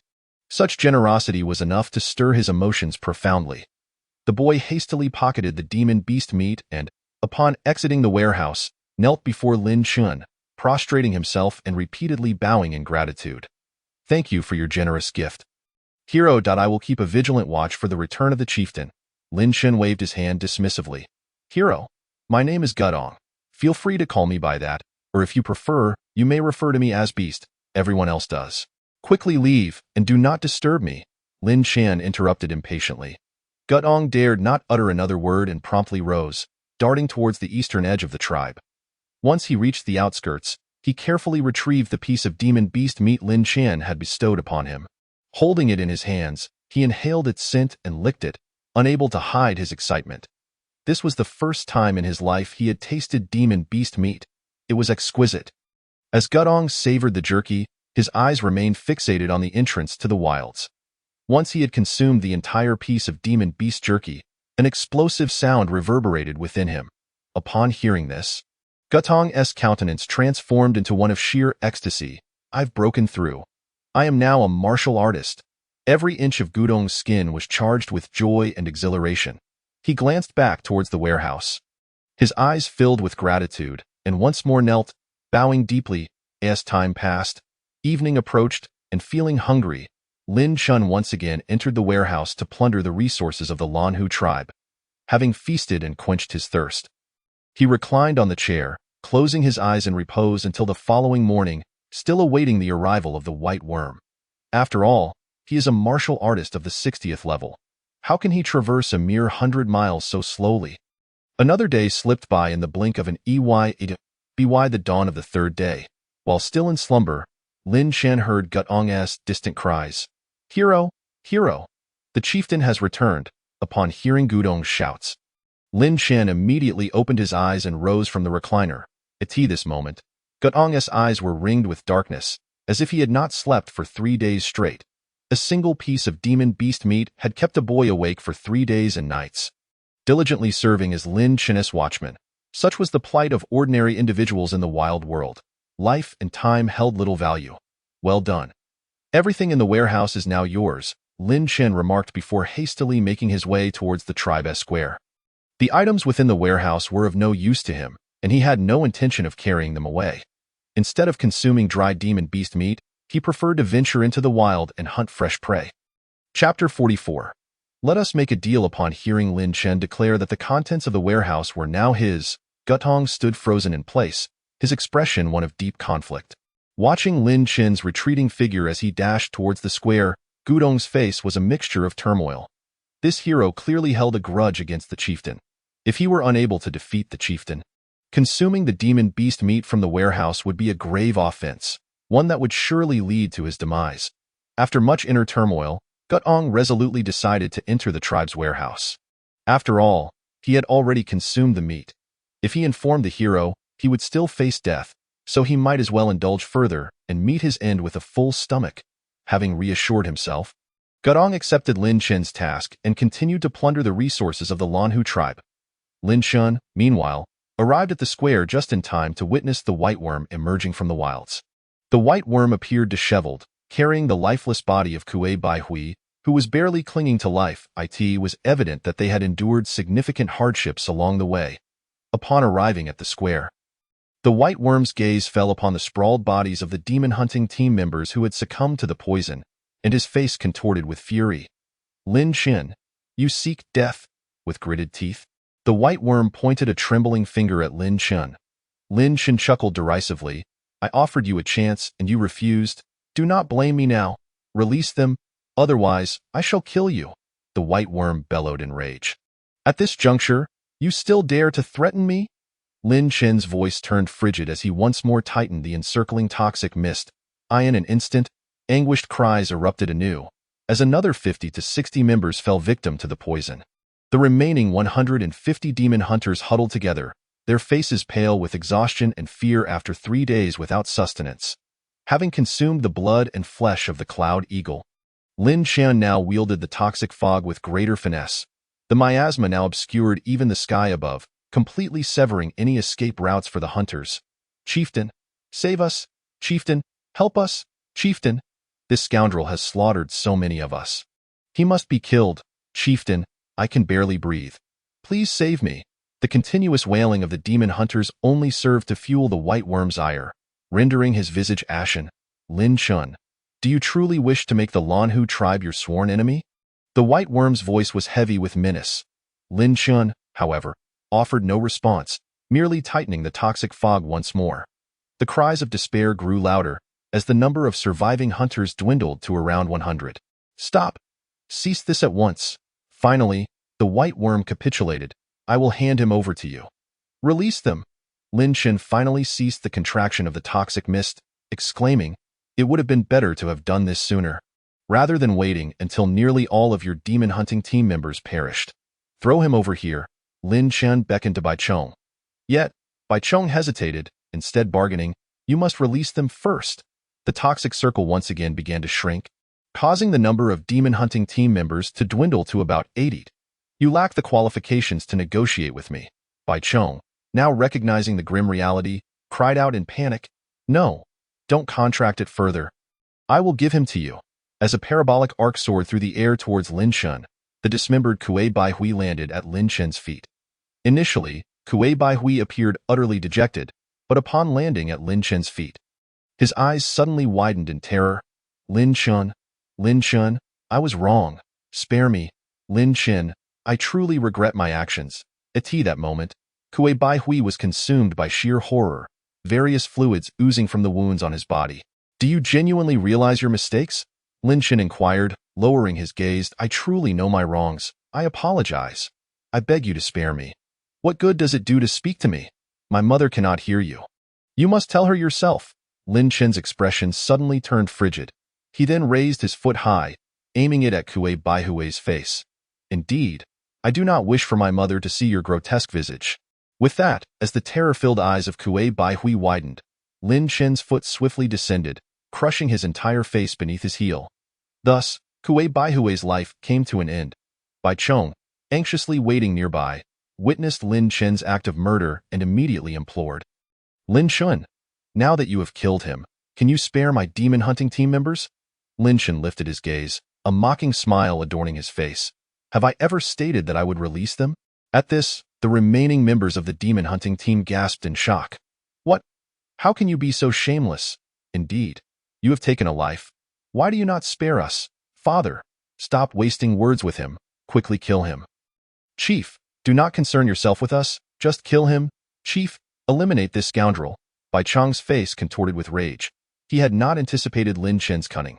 However, he also understood that he could not breach Lin Chen's formidable defensive turtle armor, and he dared not approach too closely, fearing the toxic mist released by Lin Chen.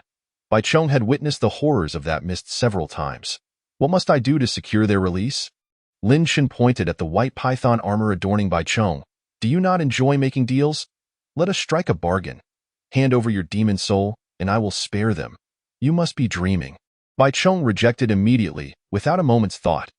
This demon soul armor was the very foundation of Bai Chong's existence. It was precisely because of this armor that he possessed the strength to traverse 2 tribes. Furthermore, it was this armor that allowed the Lanhu tribe to flourish into a force of 300 demon hunting teams. Should Lin Chen seize the white python armor, it would spell disaster for the Lanhu tribe, plunging it into an irretrievable decline, and Bai Chong himself would lose all hope of advancing to the martial spirit realm. Without breaking through to the martial spirit, the eternal tree of the Lanhu tribe would never ascend to the intermediate eternal tree. Both Bai Chong and the future of the Lanhu tribe would be irrevocably obliterated with the loss of the demon soul. Lin Chen, not wishing to waste further words, immediately began to contract the toxic circle once more. In an instant, screams filled the air as the number of remaining demon hunting team members dwindled to 60. Yet, even so, Bai Chong remained unmoved. Chief, save us, Chief. Give him the demon soul. I do not want to die. Father, save me. Bai Chong gritted his teeth, his fists clenched tightly, eyes closed as he looked upward. Lin Chen, I, Bai Chong, will never rest until one of us is dead. Seeing him in such a state, Lin Chen actually slowed the contraction of the toxic circle. You all witness it. To your chief, your lives are worth less than a single demon soul. I have given you the opportunity to survive. And yet your beloved leader has chosen to kill you himself. As Lin Chen's words echoed, the members of the demon hunting team cried out in despair once more, Chief, give him the demon soul. I do not wish to die. Chief, I do not want to die. I still have several little girls to play with. Father, is my life worth less than a demon soul? Chief, I implore you, save us. Faced with the continuous pleas from the demon hunting team members and the desperate questioning of his own son, Bai Chong finally wavered. Yet, he still begrudgingly asked, Lin Chen, you already possess several demon souls. Why do you insist on mine?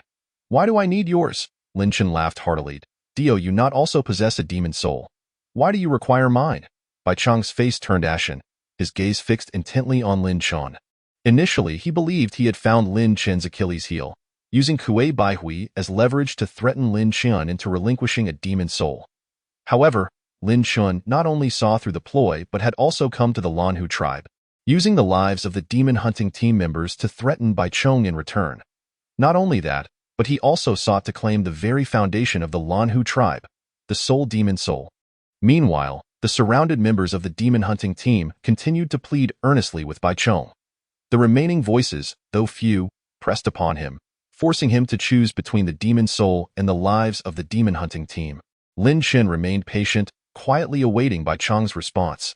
Bai Chong had initially conspired with Li Quan to seize Lin Chen's demon soul, and now he sought to thwart Lin Chen's revenge. Such behavior warranted a fitting punishment.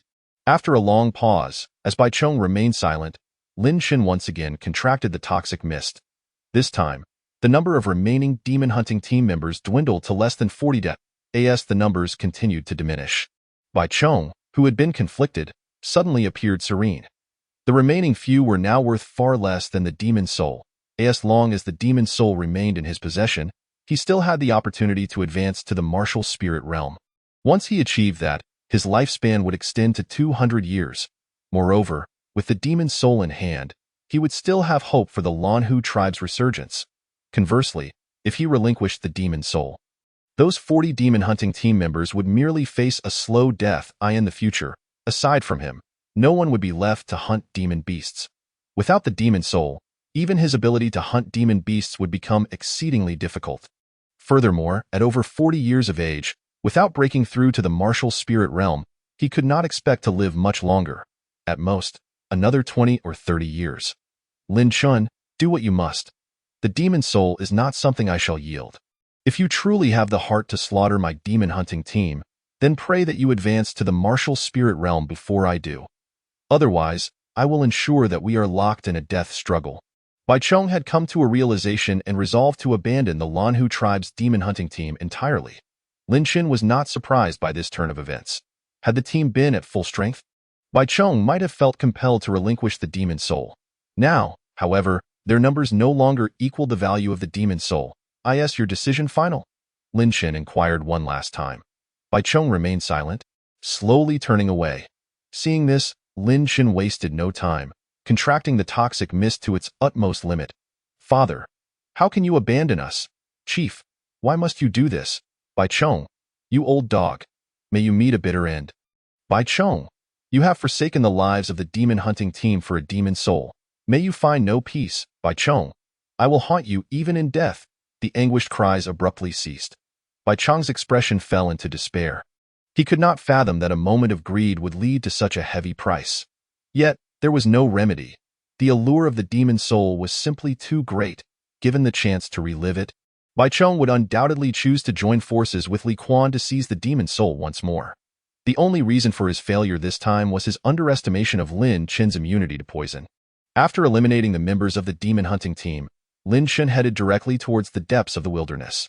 Bai Chong's realm far surpassed Lin Chin's. Neither the toxic mist nor Lin Chin himself could catch up to him. To kill Bai Chong, one would need to possess a speed comparable to his. Bai Chong solely relied on the defensive demon soul. Even though his speed and strength surpassed Lin Chin's, he was still helpless against the turtle armor demon soul. Moreover, Lin Chin possessed the elusive and unpredictable poison techniques that made Bai Chong wary of approaching him. Watching Lin Chin's retreating figure as he entered the wilderness, Bai Chong spoke once more.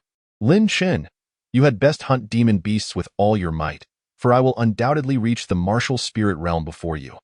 Once I break through to the martial spirit realm, the power of the demon soul will easily overpower you. And that will be your demise. Lin Chin did not look back. I return the sentiment. Do not allow me to surpass your realm, or it will be your end. As Lin Chin vanished into the wild world, Bai Chong could not bring himself to turn back and witness the carnage left behind. In truth, whether losing the demon hunting team or the demon soul was an unbearable blow for Bai Chong. He had merely chosen personal gain over the tribe. As long as he remained and the demon soul was intact, the Lanhu tribe could potentially return to its former glory. It was not until dusk that Bai Chong finally emerged from his despair. Yet, he still dared not glance back at the ground strewn with corpses, fearing regret over his choice of the demon soul. Ultimately, Bai Chong headed resolutely towards the wilderness. He must surpass Lin Chin in breaking through to the martial spirit realm. He must eliminate Lin Chin. As the white insect departed from the Lanhu tribe, the more astute members of the tribe immediately rushed towards the tribe's warehouse. With the members of the demon hunting team gone, the warehouse became their last bastion of hope. Seizing the opportunity, the Bone Boy would soon ascend to the role of their new leader before the white insect's return. Lin Chin, having avenged his deep-seated grievances, felt a surge of relief. However, he did not squander his time. As the white insect had remarked, the one who first attains the martial spirit realm holds the reins of power.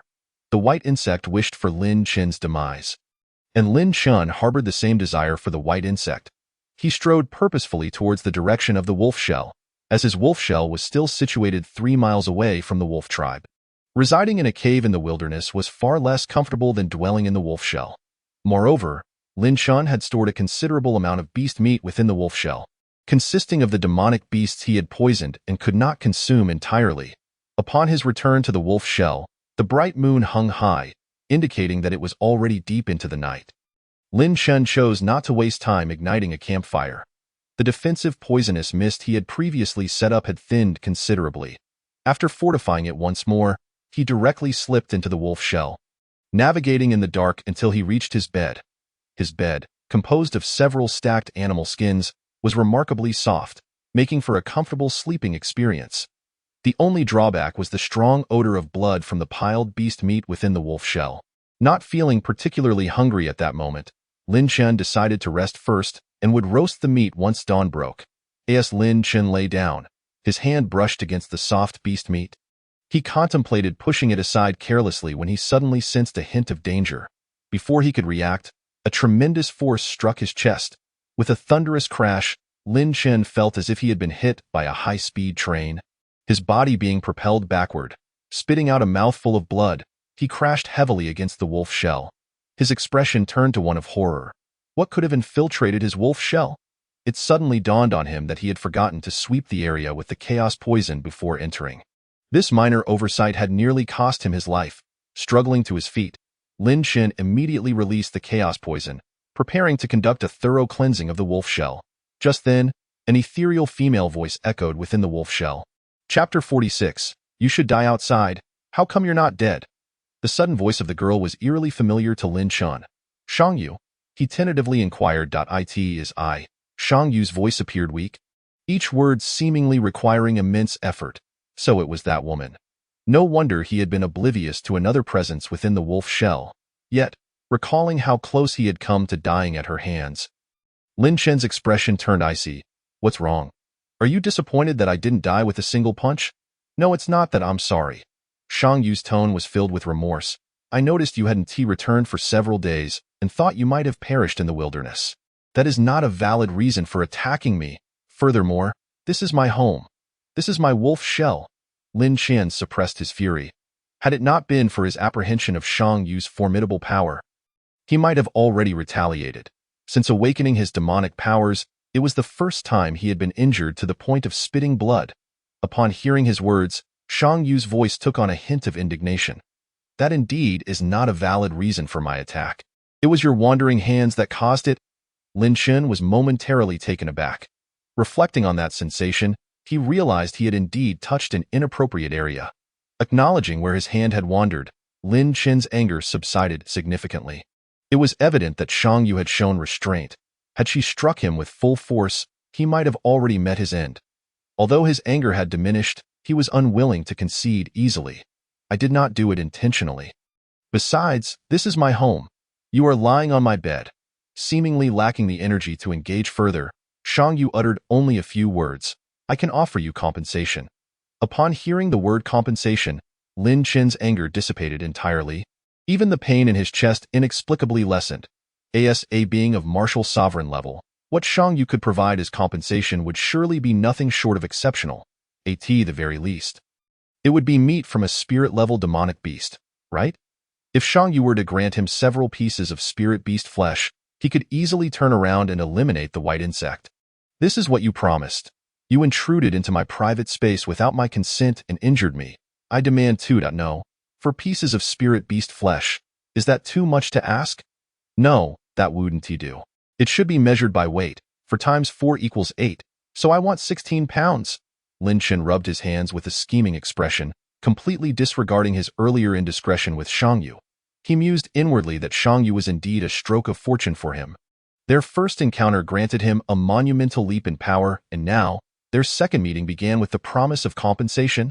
Lin Chen waited in silence for Shang Yu's affirmative response. However, within the dim confines of the wolf shell, no reply came from her. Hey, if you think 16 pounds is too much, I can offer a discount. How about 15.5 pounds? Still, there was no response from within the wolf shell. Lin Chen furrowed his brow, sensing something amiss. Recalling the weakness in Shang Yu's voice earlier, the notion of her being gravely injured surfaced in his mind. Shang Yu, he called out once more, tentatively. The wolf shell remained silent. You're not dead, are you? If you are, make sure you die outside, not in my home. Shut up. Shang Yu's irritated voice rang out. Lin Chen promptly fell silent, stealthily exiting the wolf shell. Once outside, he muttered. If you're not dead, you could at least make a sound. I thought I might have stumbled upon a bargain. At that moment, Lin Shen vividly recalled the scene of Shang Yu slicing through the Cloud Eagle. The pieces of flesh that had been skillfully severed had vanished into thin air in an instant. He felt an intense longing for Shang Yu's Sumi Demon Soul Ring, if she were to perish. That ring would rightfully belong to him. Perhaps it even contained numerous treasures, Lin Shen lamented inwardly. After igniting the campfire in front of the wolf shell, Lin Shen casually skewered a piece of beast meat on his serpent spear and began to roast it. Once a piece of beast meat was cooked, Lin Shen consumed only half of it. The other half, coated thoroughly with chaos poison, was casually tossed outside the poisonous circle, and he proceeded to skewer another piece to roast. Lin Shen had gradually developed the habit of only consuming half of the beast meat, ensuring that at least 10 powerful demonic beasts met their end under his deadly poison every day. Not for any other reason, but simply to see if he could still miraculously obtain another demon soul. After satisfying his hunger, Lin Shen lay beside the campfire, drifting into a deep sleep, completely oblivious to the near-death Shang Yu still within the wolf shell. By the following dawn, Lin Shen abruptly awoke, as if recalling something. He quickly stood up and made his way towards the poisonous circle, where he soon spotted several poisoned demonic beasts. Fortunately, none had been dragged away by other creatures. Otherwise, the loss would have been significant. Summoning his serpent spear, Lin Shen poked open the skulls of the slain beasts but found no traces of demon souls. Since acquiring 2 demon souls in succession, he had not encountered another, greatly diminishing his enthusiasm for hunting demonic beasts. Selecting a particularly appealing beast, he extracted the tenderest cuts of meat and skewered them on his spear, placing them over the fire to roast. Meanwhile, 3 miles away from the Lanhu tribe, the white insect was clumsily devouring a large maggot, neglecting even the excrement-laden innards in his haste to enhance his power. Heh, Lin Shen. I only needed a single night to hunt a demonic beast. Even if you possess a few demon souls, what does it matter? You might not be living as well as I am. Ha ha ha. The white insect was thoroughly pleased with the large maggot he had acquired after a night of struggle. If he could consistently encounter such easy prey, he was confident he could widen the gap between himself and Lin Shen. While savoring the most delectable and tender pieces of meat, Lin Shen suddenly sneezed several times without warning. The day wasn't particularly chilly, so why the sneezes? After finishing his roasted meat, Lin Shen remembered Shang Yu in the wolf shell. He wondered if she was still alive. With an inexplicable urge, he ventured back inside the wolf shell. At that moment, the sky was bright, and although the interior of the wolf shell was somewhat dim, visibility was no longer an issue. Stealthily entering the wolf shell, Lin Shen cast a distant gaze upon Shang Yu, who lay on the bed. He found her sprawled out, her stunning face shrouded in a pallid hue, her eyes tightly shut, and her finely arched brows furrowed in pain. As his gaze descended, he noticed that her skin was marred with dark, inky patterns, amidst which lay a grayish pallor. Lin Shen immediately discerned that Shang Yu was suffering from severe poisoning. Even a martial sovereign-level expert could not withstand such potent toxins. And Lin Shen could not guarantee that his Chaos Poison Pearl would be capable of absorbing them. It wasn't that he was callous. He genuinely did not know if his Chaos Poison Pearl could handle such toxins. Perhaps it would be better for her to endure it alone.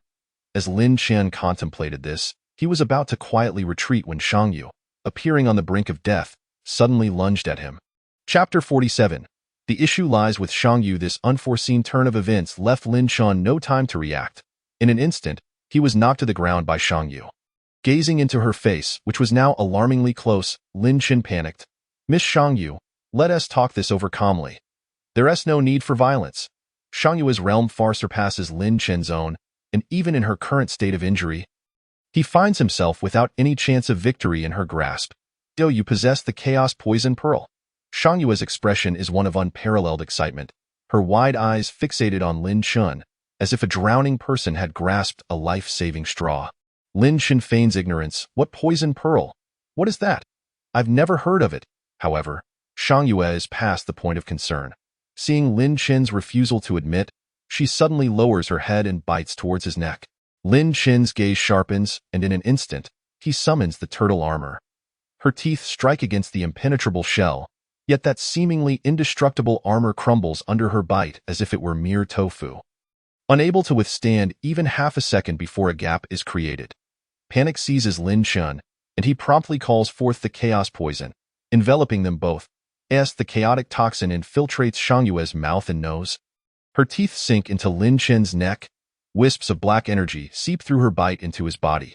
Lin Chen's lack of fear towards toxin stems from the chaos poison pearl within him, which automatically absorbs any toxins entering his system. Shangyue's action inadvertently triggers the pearl's absorption function. Lin Chen furrows his brow and consciously halts the pearl's ability to absorb poison in an instant. Black lines spread from his neck, and his skin takes on a grayish hue. Shangyue has now confirmed that Lin Chen indeed possesses the chaos poison. You truly have the chaos poison. Excitement radiates from her eyes.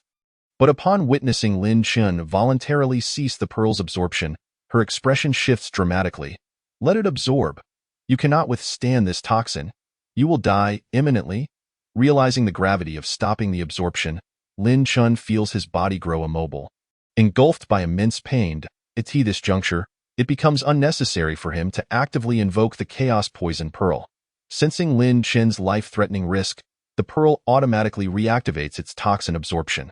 His skin, adorned with black lines, swiftly returns to its original state. Shangyue, seeing this, finally relaxes. Help me dispel the poison. Lin Chen, inexplicably wounded by her bite, now wears an unfavorable expression.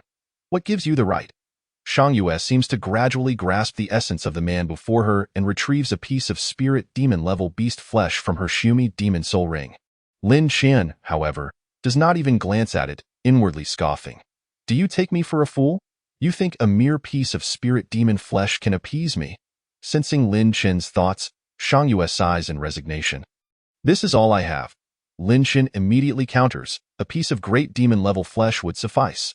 Based on Lin Chen's speculations, if spirit demon flesh could assist him in breaking through the 20th level of demon power, then great demon flesh would surely enable him to directly ascend to the martial spirit level.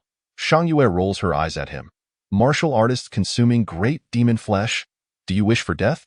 Lin Chen instinctively inquires, is it not consumable? Absolutely not. Whether a martial artist consumes great demon flesh or an ordinary person consumes spirit demon flesh, it will invariably lead to their demise. It is a gradual process. One cannot simply leap to martial sovereign status in one bite. Lin Chen's understanding of demon beast flesh deepens, yet he remains unwilling to settle for merely a piece of spirit demon flesh. His gaze wanders until it lands on Shangyue's slender fingers, and a spark of inspiration ignites within him. If you want me to save you, you must trade me the Shumi demon soul ring. At the mention of this, Shangyue's expression turns icy. Do not be too greedy. There is only one such ring in my entire clan. Lin Chen smirks. Then I cannot save you. Are you not afraid of death? Shangyue's demeanor grows colder. Lin Chen is no pushover. If threats had worked on him, he would have long since capitulated to Li Quan and Bai Chong in Lin Chen's eyes. Only his own interests matter. Death? With a stunning beauty like you accompanying me, it might not be so bad. Lin Chen's nonchalant attitude infuriates Shangyue. The two lock gazes for an extended moment, and Shangyue's brows tighten further, as if enduring unspeakable agony. Are you not afraid that once I give you the Shumi demon soul ring, you may have life but no means to use it? Lin Chen naturally fears her potential regret, but at this point, he is at her mercy. If he refuses to save her, she will undoubtedly kill him in her final moments. Conversely, if he assists her, she may retract her promises regardless of what he desires. Seeing her unwavering refusal to relinquish the demon soul ring, Lin Chen opts for a more moderate approach. I cannot possibly save you for free. Is your life worth merely a piece of spirit demon flesh? A smile graces Shangyue's face. How could it be for free? If you save me, not only will I grant you this piece of spirit demon flesh, but I can also offer you a significant opportunity. A significant opportunity? Lin Chen's eyes widen with interest. How significant? It is beyond your imagination. Shangyue asserts with conviction. Lin Chen furrows his brows, scrutinizing Shangyue's expression, sensing her sincerity. After a moment of contemplation, he finally concedes. Deal? Having something is better than nothing. Even if it is merely a delaying tactic on Shangyue's part, it is still preferable to a mere piece of spirit demon flesh. Upon hearing Lin Chen's agreement to help absorb the poison, Shangyue's expression finally relaxes. With the deal struck, Lin Chen does not hesitate. He places his hand on Shangyue's face and activates the Chaos Poison Pearl's absorption effect. However, after a prolonged effort, he finds that not a single toxin could be extracted from her body. How can this be ineffective? Lin Chen's expression betrays his confusion.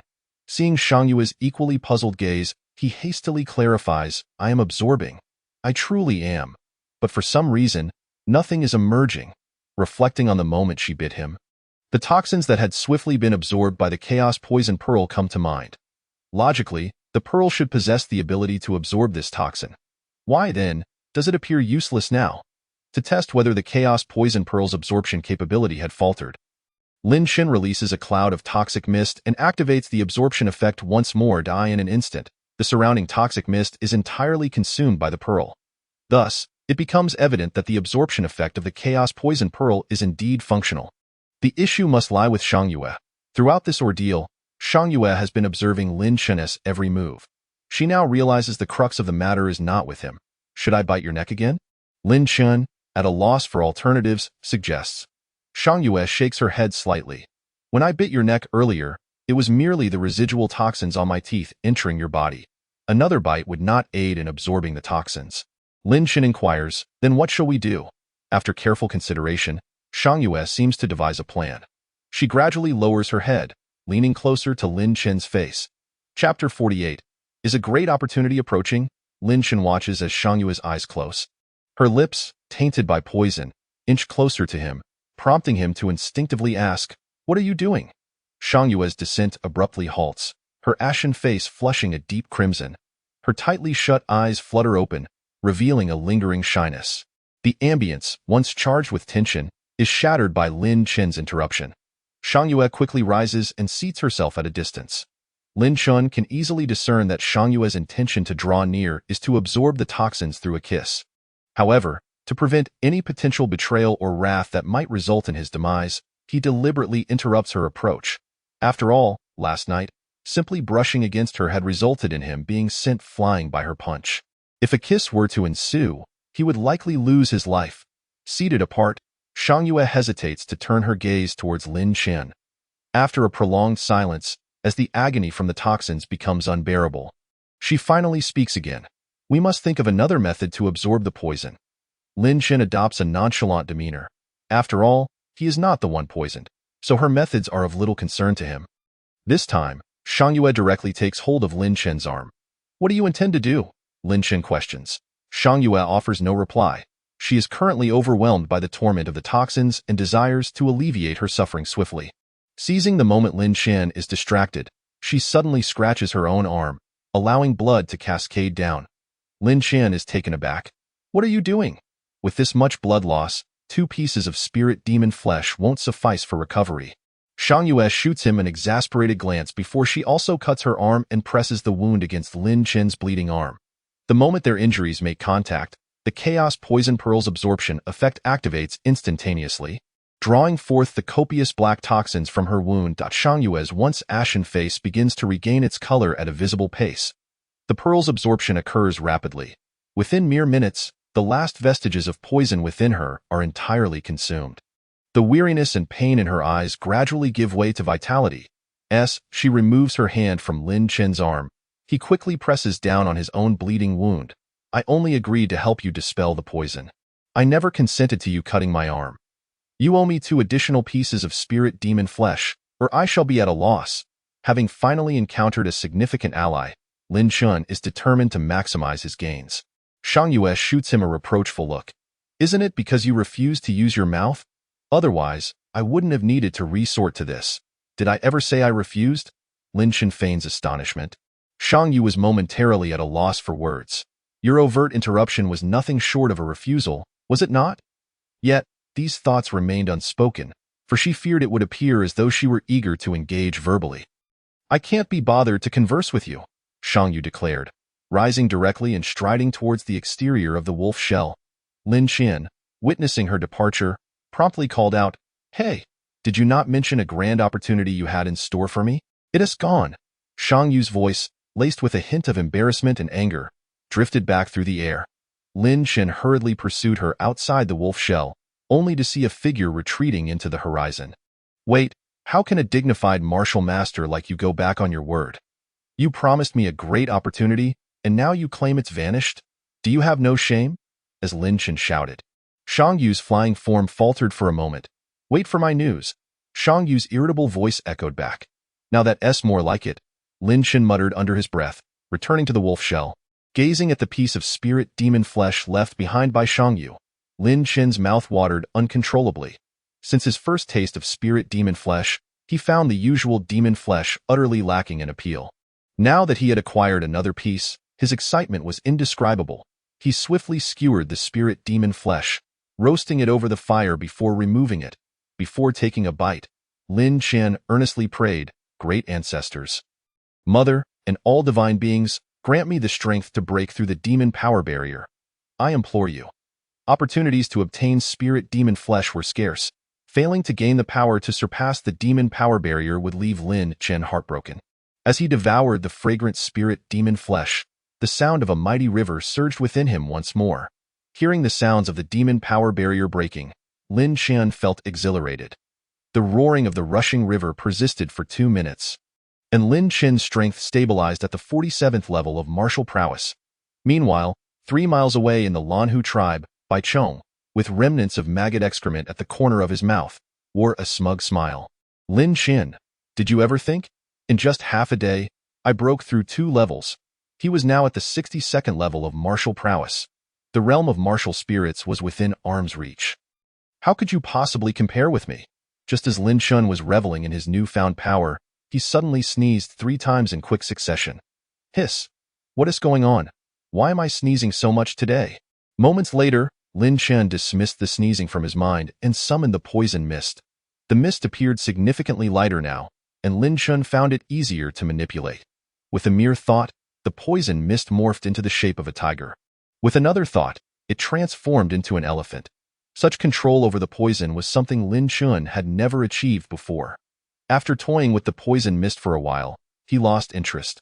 Gazing at the mountain of strength demon flesh, he felt no desire. Relying on consuming this strength demon flesh, he could not fathom how long it would take to break through to the martial spirit level. Watching Shang Yu vanish into the horizon, Lin Shen found himself increasingly eager for their next encounter. That girl was truly a fortuitous star, bringing him a piece of spirit demon flesh each time. If she were to visit more frequently, would Lin Shen not break through to the martial spirit level in no time? Reflecting on Shang Yu's earlier words to wait for her news, Lin Shen decided against venturing out, opting instead to remain at the wolf shell, quietly anticipating her return. After all, staying within the wolf shell meant having food and drink, rendering unnecessary any frantic excursions. Time passed swiftly, and half a month later, Lin Shen's cultivation had advanced by 5 levels. Reaching the 52nd level of martial prowess in stark contrast to Lin Shen's carefree existence, Bai Chong, also surviving alone in the wilderness, was far less fortunate. Wandering through the wilds, Bai Chong's white python armor bore 7 or 8 significant holes. Beyond his successful hunt of a large maggot on the first day, he had encountered no other easily hunted demon beasts in the days that followed, in a desperate bid to avoid being surpassed by Lin Shen. Bai Chong was forced to target the more elusive demon beasts. However, without the ability to attack demon spirits, he could not even breach their defenses. Conversely, his white python armor sustained multiple severe breaches, nearly costing him his life in the wilderness. Faced with the imminent collapse of his armor, Bai Chong reluctantly returned to the Lanhu tribe to recuperate. "No worries, the wilderness is perilous. Surely that brat Lin Shen isn't faring any better. I'll return to recuperate for half a month. Once my white python armor repairs itself, I'll venture back into the wilds to hunt." Lin Shen's days of eating and sleeping, waking to eat again, grew increasingly monotonous. Another half-month passed, and Lin Shen's strength reached the 57th level of martial prowess.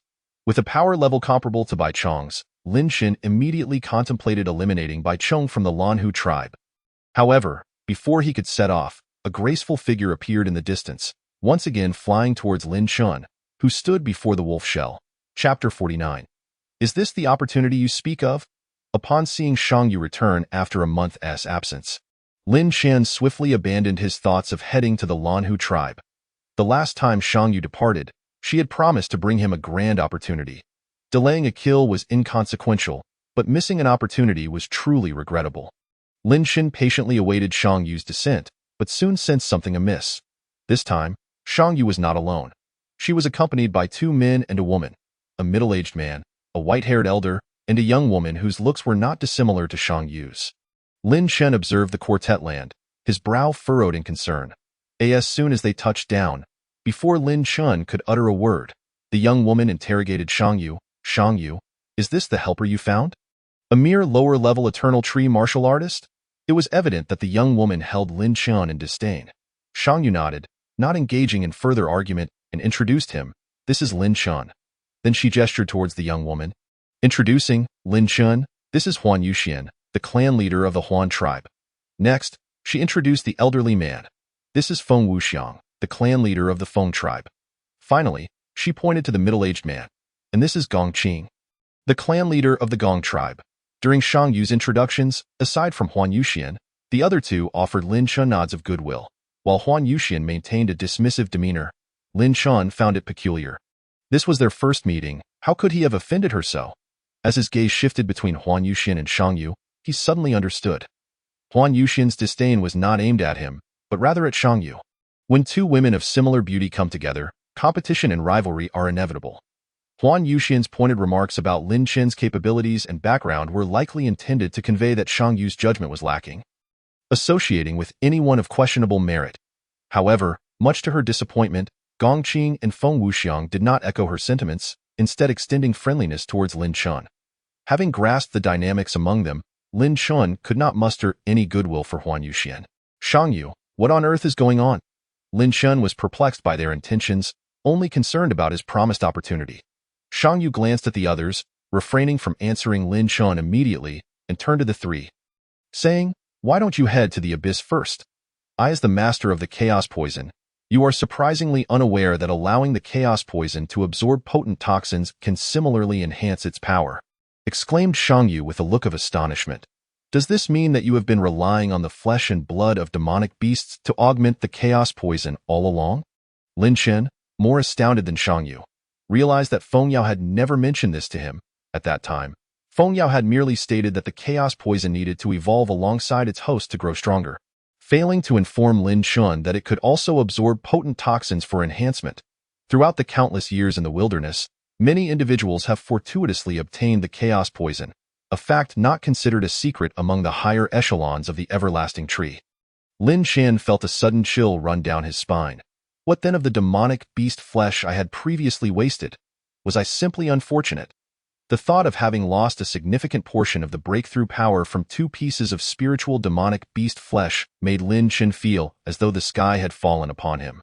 How could Feng Yao, this lifeless tree, withhold such crucial information from me? In the wilderness, poisonous substances are often in abundance, with many areas shrouded in toxic miasma.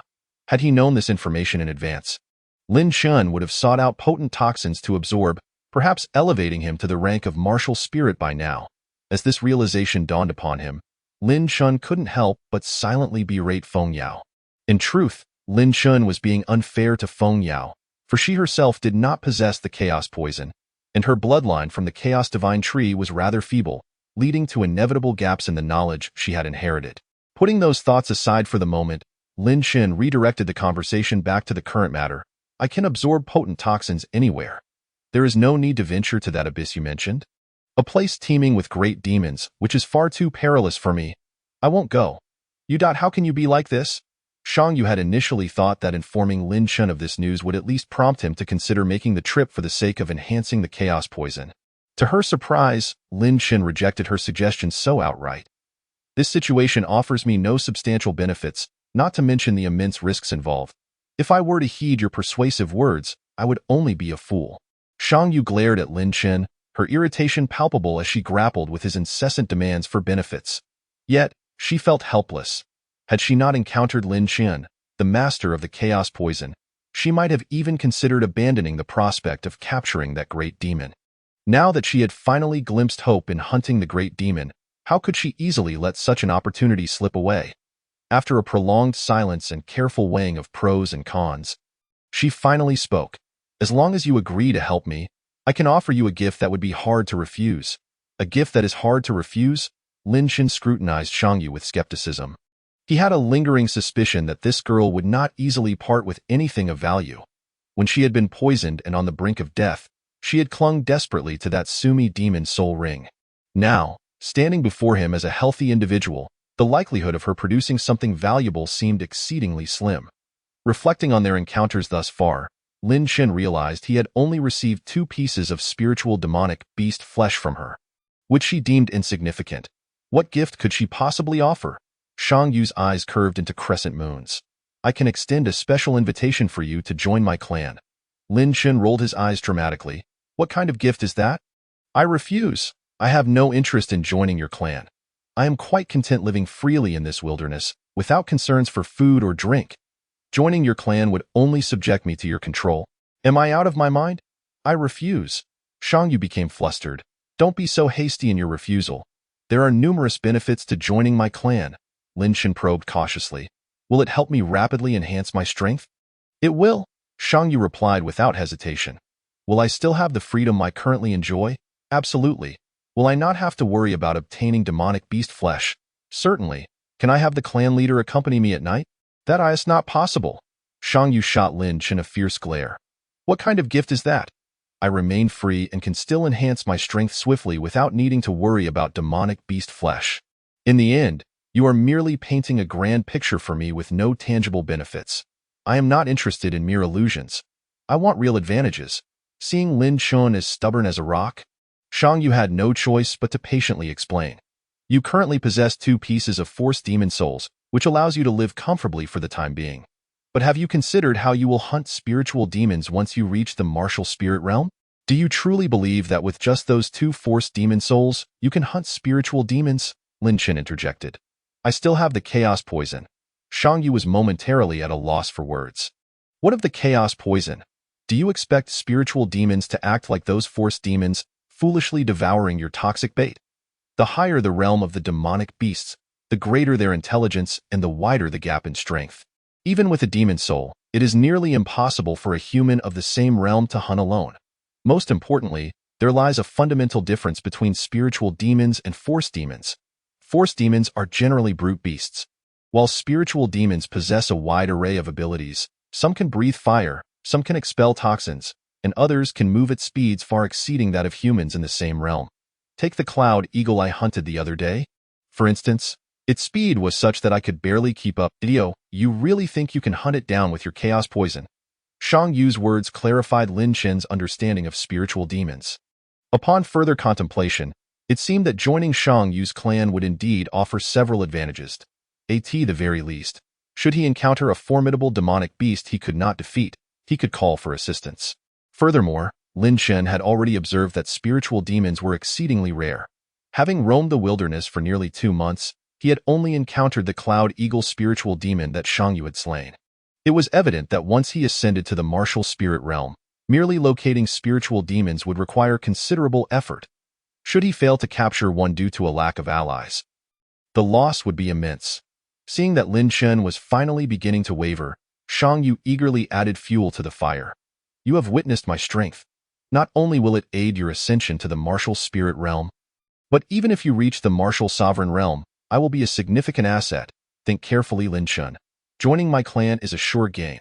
After Shang Yu finished speaking, she quietly awaited Lin Chen's response. Lin Chen pondered deeply. Assisting Shang Yu would not only elevate the chaos poison's level, but also offer him numerous hidden benefits. Moreover, he would not need to engage directly in hunting the great demon, which seemed to present only advantages without drawbacks. Conversely, if he were to stubbornly refuse Shang Yu, he would gain nothing and likely offend her irreparably. Given that Shang Yu had already arranged for help, should Lin Chen decline to assist, resulting in their plan's failure, she would undoubtedly be furious enough to strike him down. Fine. It's a deal. Lin Chen understood the importance of seizing the opportunity. Upon hearing Lin Chen's agreement, a smile finally graced Shang Yu's face. Let us set off at once. The 3 clan leaders are likely already waiting impatiently. As Shang Yu spoke, she grasped Lin Chen's hand, and he suddenly felt as if his legs had become weightless, lifting him off the ground entirely. Looking down, he saw the wolf shell rapidly receding beneath him, and when he glanced up, the distant white clouds drew nearer. The wind whipped past his ears, causing his face to sting slightly, and waves of air buffeted against him, as if an invisible hand were kneading his features. Is this the sensation of flying? Having been in this world for so long, Lin Chen finally experienced the feeling of soaring through the skies. Observing Shang Yu's demeanor, which suggested she was accustomed to this, Lin Chen couldn't help but inquire, "Shang Yu, what realm must one reach to fly?" "Martial Sovereign." Shang Yu appeared to be in high spirits, her smile unwavering, and she answered Lin Chen's question readily. Martial Sovereign. This goal, while not distant, is neither so close for Lin Chen. If Shang Yu spoke truthfully, he could likely reach this height within a decade. However, recalling Shang Yu's earlier comments, Lin Chen began to feel that something was amiss. It dawned on him that it seemed Shang Yu had merely painted a grand picture. Yet even if it was just an illusion, he had no choice but to partake. After all, given the circumstances, Lin Chen had no other alternatives but to assist Shang Yu in this moment. He could only hope that joining Shang Yu's clan would yield genuine benefits. Having lived 2 lives, Lin Chen had witnessed the machinations of others and could not help but think too much. As their flight continued, a vast chasm gradually came into view on the horizon, its ends obscured from sight. This chasm stretched across the land like the gaping maw of an enraged Earth Mother, instilling a sense of oppression and fear. As they drew nearer to the chasm, 3 silhouettes standing at its edge became increasingly clear. Upon their arrival, Huan Yuxian immediately spoke up. "Shang Yu, why are you dawdling? Everyone's time is precious. Do not waste it." Huan Yuxian's continuous jabs finally pushed Shang Yu to her limit, and she coldly retorted, "Huan Yuxian, if you are truly so impatient, you may leave without you." As the 2 beautiful leaders seemed poised for an argument, Feng Wuxiang hastily stepped in to mediate. Now, esteemed clan leaders, we are all from the same everlasting tree. Let us not jeopardize our camaraderie." Gong Qing, with an expressionless demeanor, remarked, "Since everyone is present, let us prepare to take action." Chapter 51. The upgrade of chaotic poison before descending into the abyss. The immortal Huan Yu once again emphasized, "Shang Yue, as per our previous agreement, this great demon was discovered by you. If there are any demon souls, they shall be yours first. The flesh and blood of the great demon will be divided into 4 portions. As for your lowly little lover, he is not qualified to partake in the flesh of the great demon." Seeing Huan Yu repeatedly refer to him as lowly, Lin Chen could no longer endure it. "Why mention me when you could simply address Shang Yue?" Just as Lin Chen was about to speak, Shang Yue interjected coldly, "Huan Yu, speak another word of nonsense and I shall tear your mouth apart. The distribution of the great demon's flesh and blood is none of your concern. You shall not be shortchanged. All right, let us all restrain our words." Feng Wuxiang once again took on the role of a peacemaker. "Huanzu, the traces of the great demon are elusive. It is indeed to our benefit that Shangzhu invited us to share in the spoils." He then turned to Shang Yue. "Shangzhu, the flesh and blood of the great demon is invaluable. Since you were able to gather us 3, this great demon must undoubtedly be formidable. Given that we all have our desires, what is there to quarrel about? Let us calm our minds and focus on slaying the great demon." Gong Qing paid no heed to their bickering, his gaze fixed upon the depths of the abyss. "Do not waste any more time. Delay may lead to unforeseen consequences." Huan Yu understood that now was not the time to quarrel with Shang Yue and turned his head aside. Shang Yue also redirected her thoughts to the matter at hand. "Feng Zul, Gong Zul, you 3 should wait here above the abyss for a moment. Too many descending may disturb it." After speaking, Shang Yue grasped Lin Chen's hand and flew towards the abyss. The 3 onlookers regarded Shang Yue and Lin Chen with contemplative expressions. As the surrounding light dimmed, Lin Chen's previously calm heart began to race. Unknowingly, he recognized that if Shang Yue could summon Huan Yu, a person they both found distasteful, the great demon must be extraordinarily powerful. As a mere martial artist, he feared that a moment's inattention could spell his doom. "Shang Yue, you must protect me. If anything happens, you take the brunt, and I shall flee first. Rest assured, I am acutely aware of the situation." Shang Yue replied, her expression devoid of warmth, likely influenced by Huan Yu's earlier remarks. "I still feel it is too perilous. Do you have any spirit demon flesh on you? Lend me 2 pieces to calm my nerves." "None." Shang Yue maintained her stoic demeanor. Seeing that Lin Chen was about to say something more, she decisively halted him. "Lin Chen, if you desire spirit demon flesh, do not speak. Once we return to the clan, I will allocate some to you. Additionally, you need not worry about safety. I have already arranged a hiding place for you, where no beast shall pose a threat. Lastly, be silent. Do not disturb the great demon before absorbing the toxic miasma. Otherwise, you will truly be in danger. Lin Chen had no choice but to obediently close his mouth, as the two landed. A massive opening over 50 meters tall and over 100 meters wide appeared before them in the abyssal cliff. The cavern was unfathomably deep, shrouded in an impenetrable darkness, with thick black mist swirling at the entrance, refusing to dissipate. Lin Chen, this is the toxic miasma that blocks the cave, Shang Yue remarked, her eyes reflecting lingering fear. Initially, I thought the miasma was confined to the entrance, so I attempted to seal all the openings in my armor and charge in. However, after advancing a distance, I discovered the miasma extended deep within the cave. When I tried to retreat, my armor could no longer withstand the miasma's corrosion, and I ultimately succumbed to the poison. Shang Yue's words sent a chill down Lin Chen's spine. If even a martial artist of her caliber was helpless against the miasma, what chance did he have? Yet, retreat was not an option.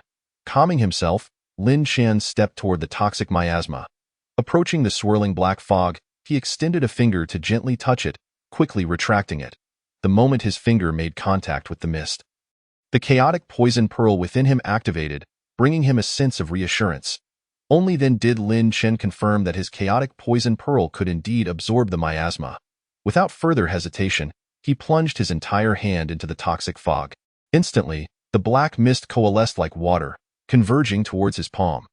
The black smoke that had pervaded the cavern seemed to be drawn out as if by a powerful fan, rapidly flowing from the cave. As the chaotic poison pearl absorbed more and more miasma, Lin Chen felt a noticeable change, and he unconsciously closed his eyes to better sense this transformation. At some point, Lin Chen's vision suddenly sank within his body, revealing the chaotic poison pearl hidden within his heart. As the miasma continued to be absorbed, the pearl's size grew, gradually pressing against Lin Chen's heart, causing each heartbeat to send waves of unbearable pain coursing through him. Lin Chen's astonishment deepened. If this continued, his heart would surely be shattered by the chaotic poison pearl. Just as he hesitated over whether to cease absorption, the chaotic poison pearl suddenly developed a crack, from which a steady stream of pale green toxin flowed forth. This pale green poison coursed through Lin Chen's veins, spreading throughout his body. Witnessing this, Lin Chen's expression turned to one of sheer horror. His immunity to poison had relied on the chaotic poison pearl's absorption capabilities, but now that the pearl was fractured, toxins invaded his body unchecked. How could he survive this? Lin Chen immediately sought to sever the chaotic poison pearl's ability to absorb toxins, but he was horrified to find that he could not stop it. In fact, the absorption rate increased. The pearl's outer shell began to dissolve until it was completely gone. Only then could Lin Chen halt the absorption of toxins. But within his body, there was no trace of the chaotic poison pearl left. Though the chaotic poison pearl had vanished, his ability to absorb toxins remained, indicating that he had not lost the chaotic poison, merely its vessel. The previous vessel was the poison pearl. Now, it was Lin Chen himself. Lin Chen slowly opened his eyes, a fleeting glimmer of pale green flashing in his profound gaze before quickly returning to normal. Congratulations, Lin Chen. It appears your chaotic poison has upgraded. Shang Yue, who had been quietly observing, congratulated him. From now on, until you break through to Martial Sovereign, you will no longer be robbed of your flesh and blood power by the chaotic poison. This was indeed monumental news for Lin Chen. The cavern was now devoid of black mist. Even the residual toxins posed little risk to Shang Yue and the others. Meanwhile, the three clan leaders at the edge of the abyss displayed simultaneous shock. Their keen eyes immediately discerned Lin Chen's actions.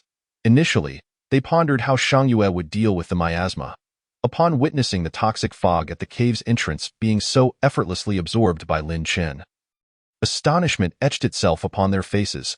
Chaotic poison. It is the ability of the progenitor of all poisons, the chaotic divine tree. The three exclaimed in unison, their eyes filled with incredulity. At this moment, they no longer needed to await Shang Yue's invitation, and they flew together towards the bottom of the abyss. Upon landing, the three hurried to Lin Chen's side. Chapter 52. The four great clan leaders compete for invitation. Lin Chen was taken aback by the three approaching him with such urgency. You are Lin Chen, correct? Feng Wuxiang was the first to reach Lin Chen, his wrinkled hands fidgeting restlessly. I am indeed Lin Chen. Lin Chen was utterly bewildered. What had gotten into this old man? Before he could ponder further, Gong Qing, who had joined them, bluntly inquired, "Do you possess chaotic poison?" "Huh. What chaotic poison? I don't have any," Lin Chen firmly denied, his response echoing thrice. The last to arrive, Huan Yu, altered her previously dismissive demeanor towards Lin Chen, her eyes now glimmering with a hint of allure. "Lin Chen, I apologize for my earlier attitude. I formally invite you to join my clan." "Join your clan?" Lin Chen stood frozen in place, sensing something amiss. "Huan Yu, there is a proper order to things. Please stand aside." Feng Wuxiang sidestepped to block Huan Yu's approach, donning a flattering smile as he turned to Lin Chen. "Young brother Lin, if you join my clan, I shall ensure you receive the finest resources. You will surely advance to martial sovereign within 3 years." Gong Qing, usually stern-faced, managed a rare smile. "Young brother Lin, I guarantee your promotion to martial sovereign within 2 years." Huan Yu brushed aside the two. "Lin Chen, come with me, join my clan. I can assure you, not only will you advance to martial sovereign within 2 years, but if you desire," with a coy smile, Huan Yu added, "if you wish, I can arrange a betrothal. You shall be mine for this lifetime." Feng Wuxiang immediately rebuked, "Huan Yu, you shameless hussy. Step aside. Young brother Lin, I have a granddaughter, renowned alongside Shangyue and Huan Yu as one of the 3 most beautiful maidens of the eternal life tree. If you join my clan, I will ensure she becomes your bride." Gong Qing stared blankly at the 2 individuals who were discussing marrying their granddaughter and themselves, hastily searching through his mind for the beauties within his clan. At that moment, Lin Chen finally grasped the entirety of the situation. It turned out that he, possessing the chaos poison, was indeed in high demand. Even the esteemed clan leader was willing to marry him in exchange for his allegiance to their tribe. The only possibility for 3 clan leaders to simultaneously lose composure was that Lin Chen, upon maturing, could bring unimaginable benefits to their clans. And that wretched girl, Shang Yu, had effortlessly deceived him into joining her tribe with just a few words. A surge of indignation flooded Lin Chen, and he cast a questioning glare at Shang Yu.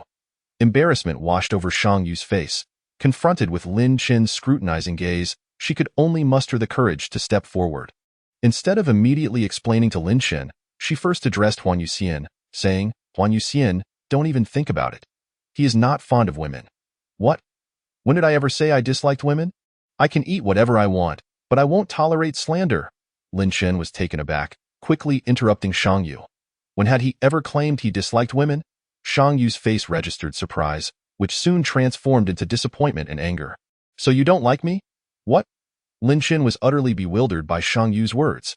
Sensing an opportunity, Huan Yuxian immediately chimed in, "Lin Chen, since you like women, how do you feel about this sister?" With a flirtatious toss of her hair, Huan Yuxian threw him a seductive glance, embodying the allure of a captivating older sister. Feng Wuxiang, not one to be outdone, pushed Huan Yuxian aside and positioned himself in front of Lin Chen. "Rest assured, my granddaughter is no less than these 2 women, and she is quite ample. Moreover, if you join my clan, I guarantee you'll break through to martial sovereign within a year. I will risk everything to ensure you reach that level." Among those present, only Gong Qing felt utterly disadvantaged, standing helplessly to the side. Shang Yu recognized that as the 3 pressed their offers, Lin Chen would inevitably be swayed. Go prevent the prize from slipping away. She interposed herself before the trio. "Lin Chen, I can fulfill all their requests, and you have already agreed to join my clan." Lin Chen pointed a finger at Shang Yu. "You are not being honest." Shang Yu, aware of her shortcomings, stubbornly replied, "Where am I being dishonest? You asked me if joining the clan would allow for a swift enhancement of strength, and I said yes. You desire freedom, and I can assure you that once you join the clan, I will impose no restrictions upon you. You wish for a life free from worry, and I will prioritize providing you with the game I hunt. You haven't agreed to sleep with me?" Lin Chen interjected. "You?" Shang Yu's face turned as red as an apple. "I can sleep with you." Huan Yuxian immediately stepped forward again. "My granddaughter can also keep you company." Feng Wuxiang was unwilling to lag behind. Just as the 4 were embroiled in their heated debate, a thunderous rumble echoed through the cave. "Oh no! Our voices have disturbed that great beast," Feng Wuxiang exclaimed. "Protect Lin Chen." Gong Qing promptly positioned himself in front of Lin Chen. "Lin Chen, follow me. I will find you a safe place," Huan Yuxian declared, reaching for Lin Chen's hand, only to be preempted by Shang Yu, who seized Lin Chen's hand and soared into the air. Everyone, let's set aside Lin Chen's matters for now. I have already found him a safe hiding spot. We must first unite to deal with this great beast. Huan Yuxian, seeing her opportunity snatched away by Shang Yu, felt her teeth grind in frustration. Feng Wuxiang and Gong Qing also recognized that this was not the time to contest Lin Chen. Shang Yu led Lin Chen to another cliff wall opposite the large cave, where there was also a shallow little cave. After pulling Lin Chen inside, however, Shang Yu did not leave immediately. Instead, she leaned closer to Lin Chen and whispered, "Lin Chen, I can fulfill all their requests. Will you choose me?" A playful smile crept across Lin Chen's lips. "Sleeping with me is acceptable?" Shang Yu's cheeks flushed a bright crimson, yet her eyes remained fixed on Lin Chen as she nodded earnestly. Yes, with that affirmation, Shang Yu produced a demon soul pearl from her Sumi demon soul ring. "This is one of the 2 pieces of spirit demon armor I possess. I wear one, and this one is for you." Spirit demon armor? Lin Chen's eyes lit up, and he quickly reached out to accept it, allowing his blood to drip onto the pearl. This girl was indeed not being straightforward. Had it not been for the competition from the other 3, she would never have so easily revealed this treasure. Upon Huan Yuxian's arrival, she saw that even the act of gifting treasures had been preempted by Shang Yu, and her expression immediately soured. Yet, just moments later, her eyes sparkled once more as she approached Lin Chen, who was concealed within the little cave. Chapter 53. Buy 1, get 3. Shang Yu's heart raced upon spotting Huan Yuxian entering behind her, her expression immediately shifting to one of wariness. Huan Yuxian sidestepped Shang Yu and leaned close to Lin Chen's ear, whispering, "Lin Chen, dear brother, I have 3 younger sisters, each more beautiful than the last. If you join my clan, all 4 of us would gladly marry you." "What, buy 1, get 3? Lin Chen exclaimed, astonished as he gazed at Huan Yuxian. Huan Yuxian promptly cast him a flirtatious glance. Lin Chen truly did not expect Huan Yuxian to go to such lengths to win him over. Were it not for Lin Chen's vast experience, he might have been easily swayed by her tempting offer. At present, Lin Chen prioritized his own growth. Only by becoming stronger could he navigate the challenges ahead. Everything else was secondary. Shang Yu glared at Huan Yuxian with hostility, and once Huan Yuxian departed, she immediately leaned in closer. "Remember, no matter what they propose, I can provide you with the same, or even better. You must choose me," Lin Chen teased. She claims she has 3 sisters who would also marry me. "What? I don't have sisters." Shang Yu panicked. Just then, the large cave across the cliff once again trembled violently, and a massive white snake head emerged from the cave. This white serpent's head was at least 30 meters high, with individual scales measuring a meter wide, its tongue flicking out like a rapidly retracting red carpet. As the colossal head of the white serpent emerged, it immediately spotted the individuals outside the cave. "Despicable humans, you dare to disturb me repeatedly? You seek death?" The white serpent spoke in human language, its voice seething with rage. Shang Yu's expression turned grave as she cast one last serious glance at Lin Chen, saying, "Lin Chen, if you desire sisters, I can find a way to provide them for you. Do not agree to her." After uttering these words, Shang Yu soared toward the white serpent. With Huan Yuxian and Shang Yu returning, Feng Wuxiang and Gong Qing assumed battle stances. The 4 of them spread out in 4 directions, simultaneously flying above the serpent's head. Lin Chen's hiding spot in the small cave was over 2,000 meters away from the white serpent, a considerable distance. Yet, upon witnessing the creature, Lin Chen felt an overwhelming sense of insecurity. He hastily summoned the spirit demon armor that Shang Yu had gifted him. In an instant, a kaleidoscope of colors swirled around him, forming a magnificent rainbow serpent before coalescing into a vibrant armor. Recognizing the familiar radiance, Lin Chen realized it was the very armor Shang Yu had worn during their first encounter. What a treasure! Lin Chen cherished it dearly, unable to resist caressing the colorful armor. Once donned, the vibrant armor instilled within him a newfound sense of security. Meanwhile, Shang Yu summoned a white armor and wielded a pale blue longsword. Exuding an imposing aura, the other 3 clan leaders were similarly clad in armor and wielded their own demon soul weapons. "Everyone, we lack high-level demon souls.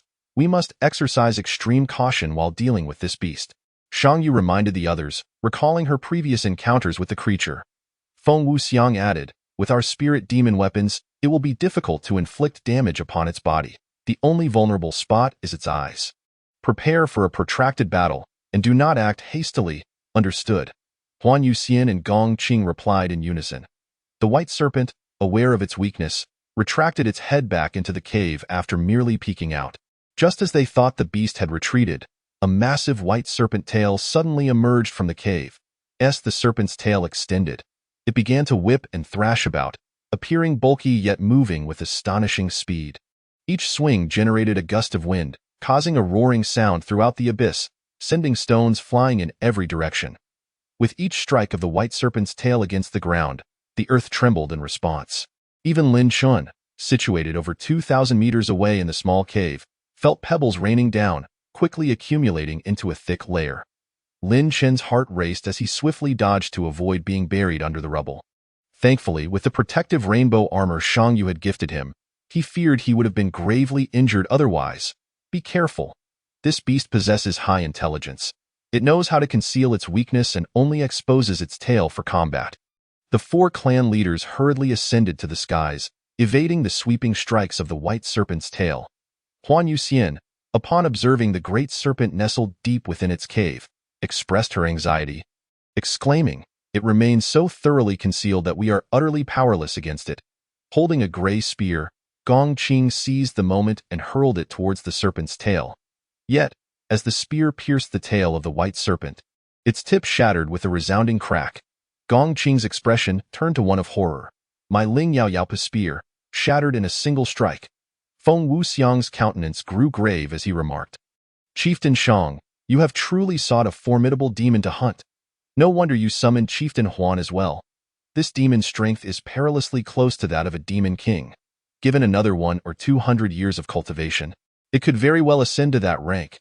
Shang Yu interjected, "Enough with the idle chatter. Let us devise a plan to lure it out." Huan Yuxian retorted with dissatisfaction, "How shall we lure it out? Shall you venture into the cave to coax it? I fear that before you even find its head, it would crush you." Feng Wuxiang, seemingly more experienced, advised, "Patience is paramount when confronting such a tenacious demon.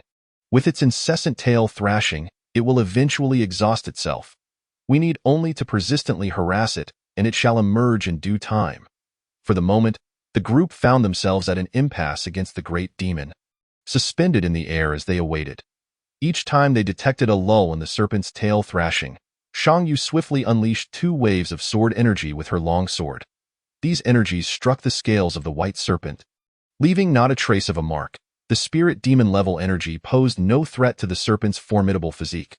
Although they could not inflict harm, they sought to give the serpent the illusion of being under constant attack, prompting it to resume its vigorous tail thrashing. Their strategy was to wear down the white serpent's stamina. However, the serpent's intelligence was not to be underestimated. Realizing it had failed to strike its elusive targets after a prolonged sweep, it retreated back into its cave, only to cautiously extend its head to survey the surroundings of the abyss. This was the moment the airborne group had been anticipating. Upon seeing the white serpent's head emerge, Feng Wuxiang bellowed, "Now is our chance. Strike its eyes together." The 4, wielding their demon weapons, dove downward, aiming directly at the serpent's enormous, water barrel-like eyes. Yet, they failed to notice the glint of cunning in the serpent's gaze, which seemed to be awaiting their attack. As the 4 drew nearer, the serpent's cunning could no longer be concealed. The astute Feng Wuxiang was the first to sense something amiss. He quickly recoiled, shouting, "Be cautious. It's a trap." The other 3, sensing the danger, turned to flee, but it was too late. The white serpent's jaws suddenly gaped wide, unleashing a thick plume of black smoke that enveloped all 4 simultaneously. Lin Chen's eyes widened in disbelief. Is any this the toxic mist that initially pervaded the cave's entrance? At that moment, realization dawned upon them all. The mist that had lingered at the cave's mouth was not a natural occurrence, but rather a concoction expelled by the white serpent itself. Enveloped by the noxious fog, the 4 immediately shielded their eyes from their armors, desperate to avoid contact with the venom. However, this left them blinded, forcing them to charge blindly in one direction. They dared not linger in the black mist, as it rapidly corroded their armor. In mere seconds, their protective gear would be rendered useless. The serpent's potent poison was lethal. Even a mere touch could induce immediate toxicity. Yet, before they could escape far, the serpent swiftly emerged from its lair, moving far quicker than the 4. Its massive tail swept through the air, and by the time they sensed its approach, it was already upon them, with a series of thunderous impacts. The four were struck by the white serpent's tail simultaneously. The spirit demon-level armor they wore shattered almost instantly, and their bodies were violently hurled against the stone wall, before they had a moment to catch their breath. The white serpent was upon them again, exhaling a cloud of black smoke that enveloped the injured quartet. With their armor compromised, their skin turned ashen upon contact with the toxic vapor, black veins rapidly spreading across their bodies.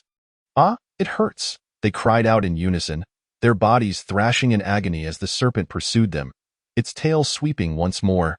Given their already grievous injuries, evasion became increasingly difficult. They were struck again, spewing dark blood. Huan Yuxian and Gong Qing fell unconscious almost instantly, leaving only Feng Wuxiang and Shang Yu with a flicker of awareness. The two struggled desperately to escape, but yet again, they were met with a cloud of black mist. "You think you can hunt me?" the white serpent mocked, its mouth wide in derision. "Little girl, have you ever pondered why your previous attempts to assault me nearly succeeded? You humans are so easily deceived. A mere show of weakness, and you bring a whole host of fools to their doom. Ha ha ha." Shang Yu's face had drained of color, straining to remain conscious, while Feng Wuxiang's expression was one of sheer terror as he retreated, only to find himself against the cliff wall, with nowhere left to escape. Suddenly, he leaped, forcing his battered body into the air. Just as he was about to escape the abyss, a massive white serpent's tail descended from above. Crashing down with tremendous force, with a resounding thud, Feng Wuxiang's body plummeted to the ground at an even greater speed. Lin Chen, hidden 2,000 meters away, felt his heart skip a beat at the sight. "What, you came here with such bravado to hunt the demon beasts, only to be so easily vanquished? Shang Yu, damn you, this misfortune is now mine as well." Seeing the four completely devoid of any ability to retaliate, Lin Chen hesitated not a moment longer. He dashed out of the cave, racing towards the other end of the abyss. Rather than await his fate in the cave, he sought to escape while the white serpent was distracted. Hoping for a glimmer of survival, however, Lin Chen had scarcely fled a short distance before the white serpent took notice of him. "Another one!" it roared, its jaws agape as it expelled a torrent of black mist that swiftly enveloped Lin Chen. His speed, in the face of the noxious fog, was rendered painfully slow. Just as the serpent contemplated finishing its work, the black mist surrounding Lin Chen abruptly vanished. This spectacle left the white serpent utterly astounded. Chaos poison. "No wonder my toxic mist has dissipated without a trace. If I consume this boy, I may gain a chance at the chaos poison. What fortune has befallen me?" as the serpent's words echoed. Its massive body surged towards Lin Chen. By the time the last syllable fell from its lips, its colossal head loomed ahead of Lin Chen's escape route. "Please, don't eat me. If you desire the chaos poison, I can provide it," Lin Chen cried, turning to flee once more. Yet, before he could take more than a few steps, darkness engulfed him, and the ground beneath him lifted as the white serpent swallowed him whole. After consuming Lin Chen, the white serpent wasted no time returning to the four chieftains.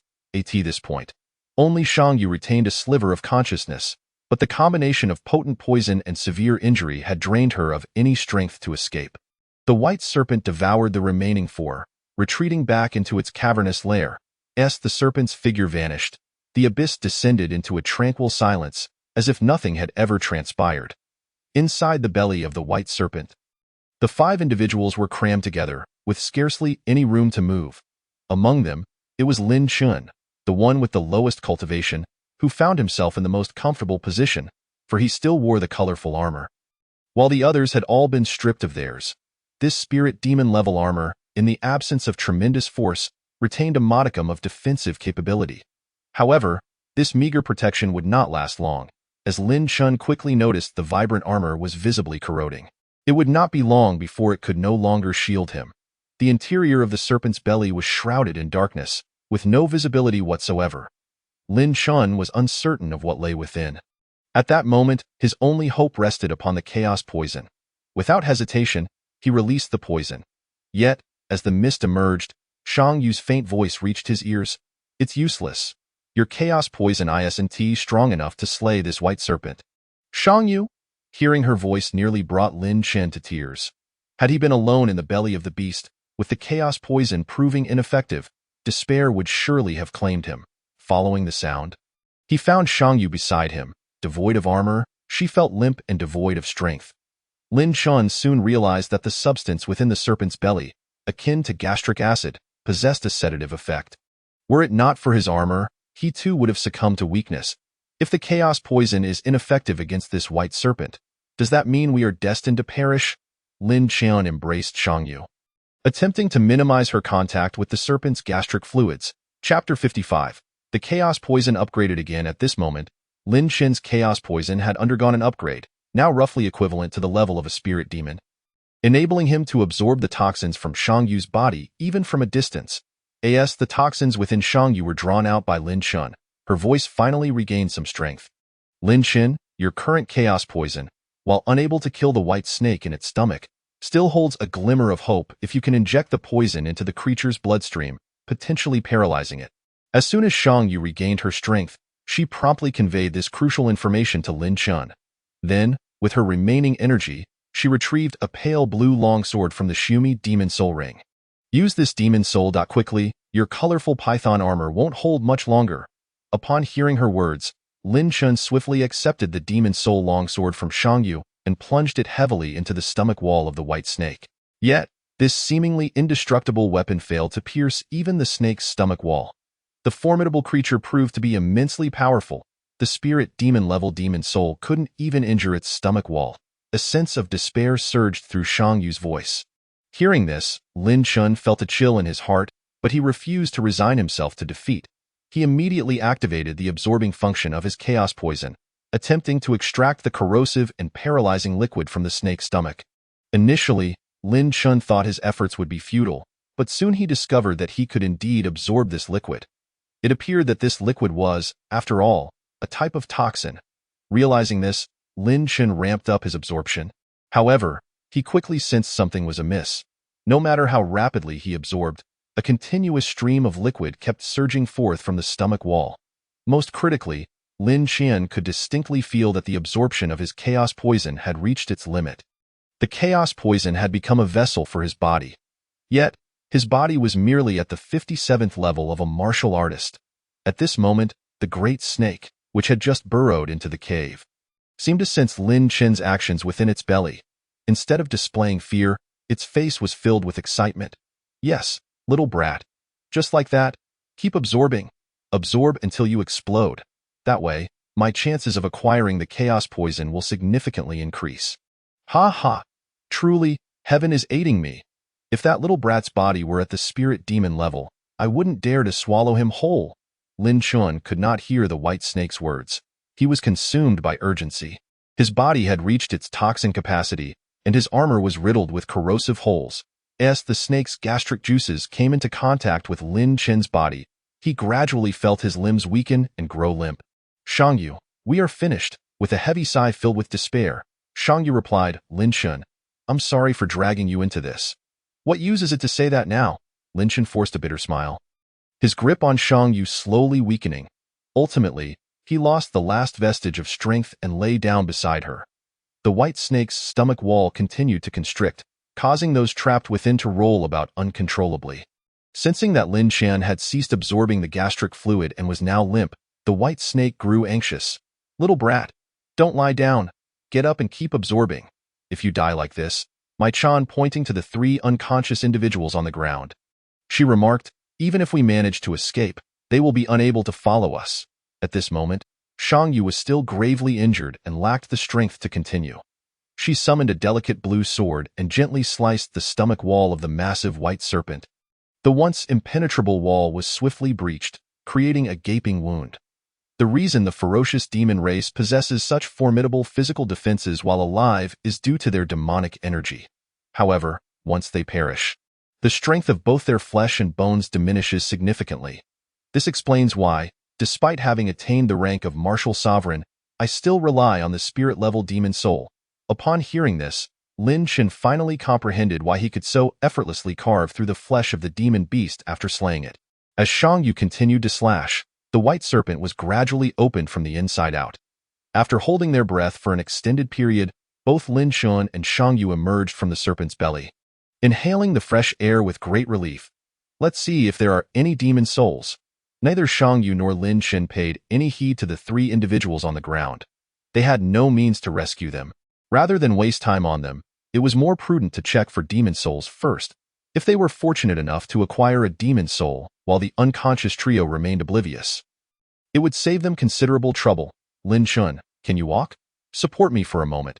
Shang Yu placed her hand on Lin Chen's shoulder. Surprisingly, Lin Chen, the martial artist, was the least injured among them.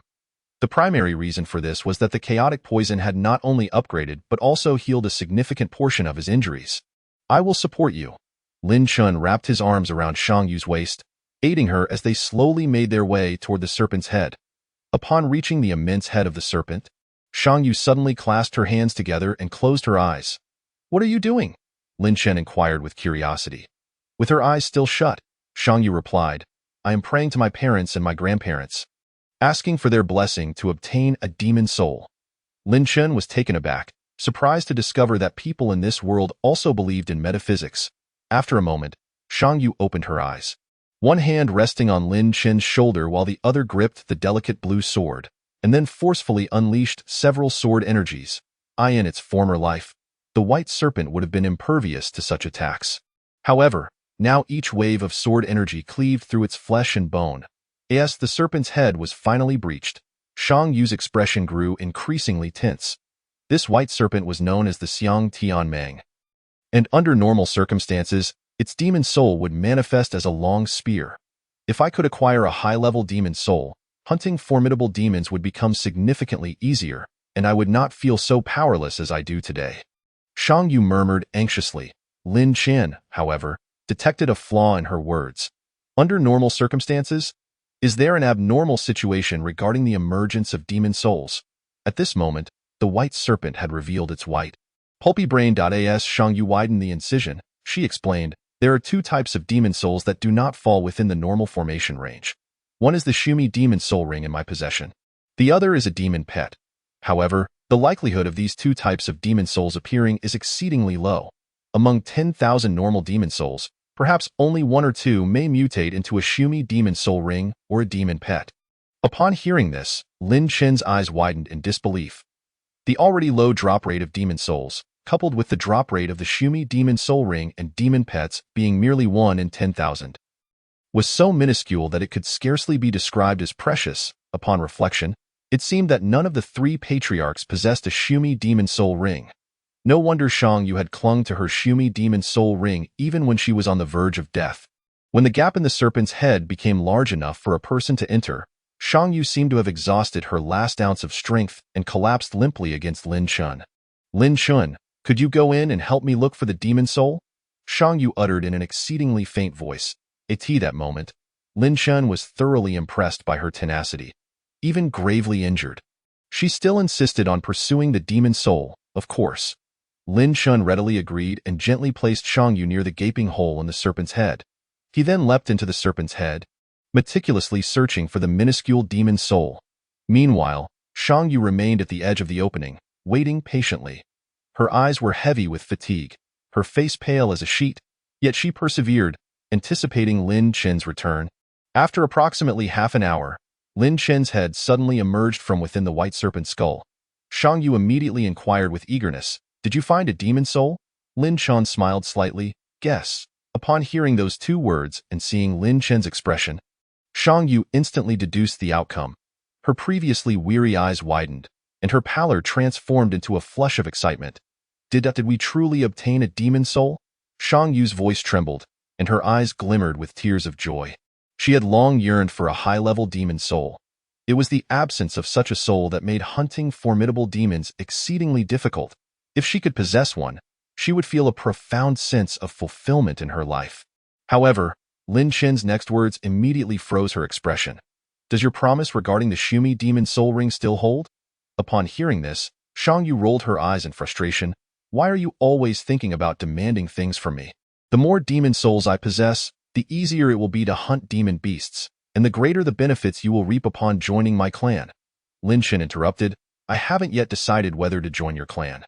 After all, the conditions offered by the other three patriarchs are quite generous. Unlike you, who is stingy and unwilling to part with even a single Shumi demon soul ring. Shang Yu was left speechless, her face flushed with indignation. Are you trying to take advantage of my misfortune? Lin Chen retorted. Are you going back on your word? I have never gone back on my word. I merely wish to negotiate for something else. I am not taking advantage of you. You explicitly stated that you would give me the Shumi demon soul ring. I heard you, Lin Chen countered. If you're going to be this stingy, I might as well join another tribe. They seem quite generous, no? No. I'll give it to you.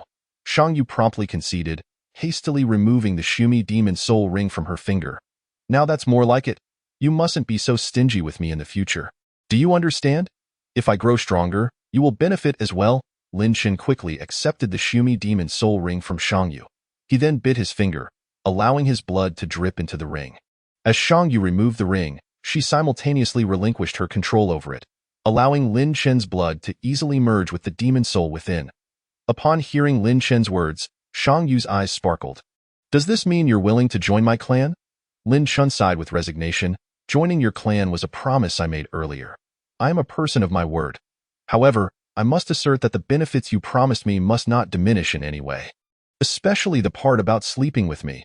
Before Lin Chen could finish his sentence, an excited Shang Yu pounced on him, tightly wrapping her arms around his neck. Their bodies tumbled into the depths of the Xiang Tianmeng's head. Lin Chen, rest assured, I will be very generous with you in the future. I am never stingy with my own people. Shang Yu's words echoed in Lin Chen's ears. Lin Chen, feeling helpless, replied, If you're injured, you shouldn't be so excited. Your body is as soft as cotton, and you still want to exert yourself? Here, take the Xiang Tianmeng's demon soul. Lin Chen handed the demon soul of the serpent to Shang Yu. With lightning speed, Shang Yu seized the Xiang Tianmeng's demon soul and, without hesitation, bit her finger, allowing her blood to drip into the demon soul. Lin Chen observed, feeling a bit exasperated. You just said you would be generous with me. Can't you at least give me the Xiang Tianmeng's demon soul? Shang Yu stuck out her tongue and replied nonchalantly, You wouldn't be able to hunt formidable demons with this demon soul. But I can, so it's only natural that I keep it. Sensing that Lin Chen might be displeased, Shang Yu quickly added, But rest assured, if I acquire any demon flesh from formidable demons in the future, you will be the first to enjoy it, aside from me. Lin Chen had no genuine desire for that particular demon soul. He was merely joking with her. You said it. You must keep your word. I will keep my word, Shang Yu replied earnestly. With the acquisition of a high-level demon soul, Shang Yu's vitality surged, and a radiant smile adorned her face. However, the smile soon faltered. Lin Chen hurriedly asked, What's wrong? Shang Yu's expression was incredibly peculiar. Lin Chen, not only did we obtain a demon soul, but it is also a rare demon pet. What? Lin Chen was astonished. Could it be that Shang Yu's parents were truly watching over them? As Shang Yu's thoughts shifted, a small white snake materialized in her hand. Observing the wriggling little snake, Shang Yu wore an expression of bemusement. Lin Chen inquired with curiosity, What's the matter? Is this demon soul not satisfactory? Shang Yu immediately shook her head. How could a rare demon soul be unsatisfactory? It's just that demon pets require flesh and blood to grow, and in the short term, they cannot become effective combatants. Upon hearing this, Lin Chen understood the reason behind Shang Yu's mixed feelings. Let us first exit this place. Any issues can be addressed upon our return, Lin Chen remarked as he tenderly extracted the soft and delicate Shang Yu from the maw of the celestial python. Once the two of them were back on solid ground, they suddenly recalled the presence of 3 individuals still ensnared within the creature's belly. While Lin Chen contemplated whether to retrieve them, the trio simultaneously regained consciousness and crawled out of the python on their own. They truly emerged by crawling, and none of the 3 could stand upright. Upon escaping the celestial python's stomach, they immediately collapsed onto the ground, gasping for breath. The pallor on their faces betrayed the toll this battle had taken on them. It was evident that they had suffered grievously. Not only had several of their spirit demon-level soul fragments shattered, but they had also sustained significant injuries. After a prolonged recovery period, the 3 finally regained a modicum of strength to move. Upon noticing Lin Chen, who had been standing nearby, they simultaneously expressed surprise and shame. Originally, the 4 had agreed to hunt this great demon together, yet they had been defeated in mere moments. In the end, they found themselves relying on Lin Chen, a mere warrior, to turn the tide. Among them, the one most overtly embarrassed was Huan Yuxian, who had initially looked down upon Lin Chun. She had never anticipated that she would not only be seeking Lin Chen's assistance to join her clan, but would also depend on him to salvage her own life. With this thought in mind, Huan Yuxian was the first to muster the strength to stand. Everyone, our attempt to hunt the celestial python was purely fortuitous, and Lin Chen's contributions were indispensable. Without him, we would not have been able to slay this great beast. Therefore, I propose that the flesh and blood of the celestial python be divided into 5 portions, with Lin Chun given the first choice. As she spoke, Huan Yuxian cast a flirtatious glance at Lin Chun, clearly indicating her desire for redemption. The assembled crowd voiced no objections to this proposal. Without Lin Chen's pivotal role, they would likely have become mere excrement of the celestial python by now. Naturally, Lin Chun had no objections either. He had never harbored intentions of claiming the flesh of a great demon. Receiving a share was already a pleasant surprise, especially considering that he could not have slain the creature without the assistance of these 4 clan leaders.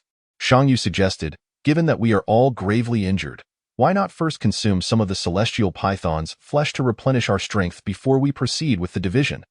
The 3 clan leaders agreed without hesitation. Lin Chen, you possess something to start a fire in your Sumi soul ring. Upon hearing Shang Yu's words, the eyes of the others instinctively fell upon Lin Chen's hand. When they confirmed that he indeed wore a Sumi soul ring, their expressions soured considerably. Shang Yu had even brought out such a treasure to win Lin Chen over. They had utterly lost their competitive edge.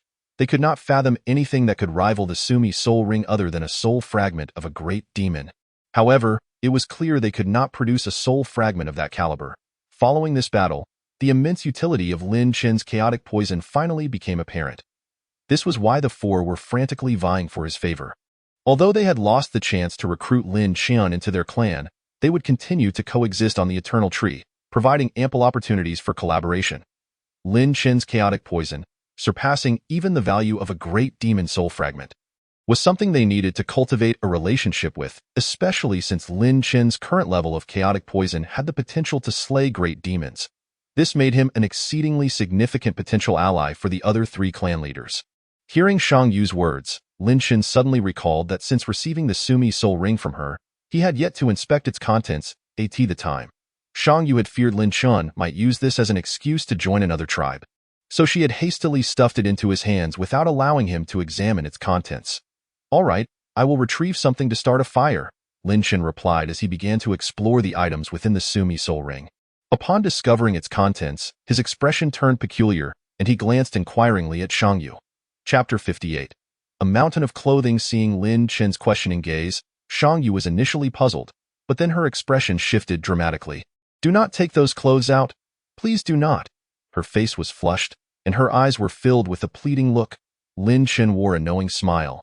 If you show them to me, I won't take them out. What? Shang Yu's face turned even redder, seemingly as if it might bleed at any moment, as Lin Chen looked at her with a mischievous grin. Shang Yu could only turn her face away. They are just undergarments. What is there to see? But the quantity of your undergarments is rather excessive, isn't it? Lin Chen replied, bemused. He had never imagined that a woman's intimate clothing could accumulate into a veritable mountain. Not only were there many, but the styles were also incredibly diverse. Lin Chen found it hard to comprehend how Shang Yu had acquired such an abundance of undergarments in this fabric-scarce wilderness. Huan Yuxian, who was busy slicing the celestial python's flesh, turned at the mention of the clothing with a broad smile. Lin Chen, I also possess many undergarments, if Shang Yu is unwilling to show you. I can model them for you. In stark contrast to Shang Yu's blushing demeanor, Huan Yuxian spoke her lines with ease and even threw a flirtatious glance at Lin Chen. Upon hearing this, Shang Yu immediately shot a wary look at Huan Yuxian. Who says I won't show him? I will. Lin Chen interjected. It's settled then. No backing out. Seeing that Shang Yu had agreed, Huan Yuxian suddenly displayed a knowing smile. Lin Chen quickly realized that Huan Yuxian was deliberately setting him up. Shang Yu, oblivious to Huan Yuxian's expression, buried her head deeply but spoke with determination. No backing out. In addition to undergarments, Shang Yu's Sumi soul ring contained numerous everyday garments.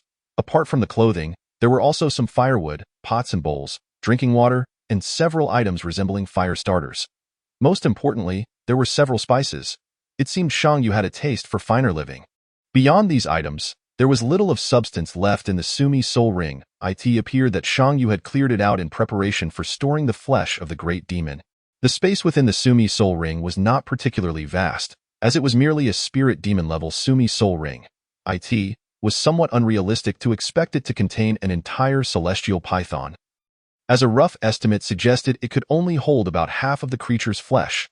The celestial python was simply too enormous, and Lin Shun could not accurately gauge its length, only estimating that its head was approximately 30 meters high.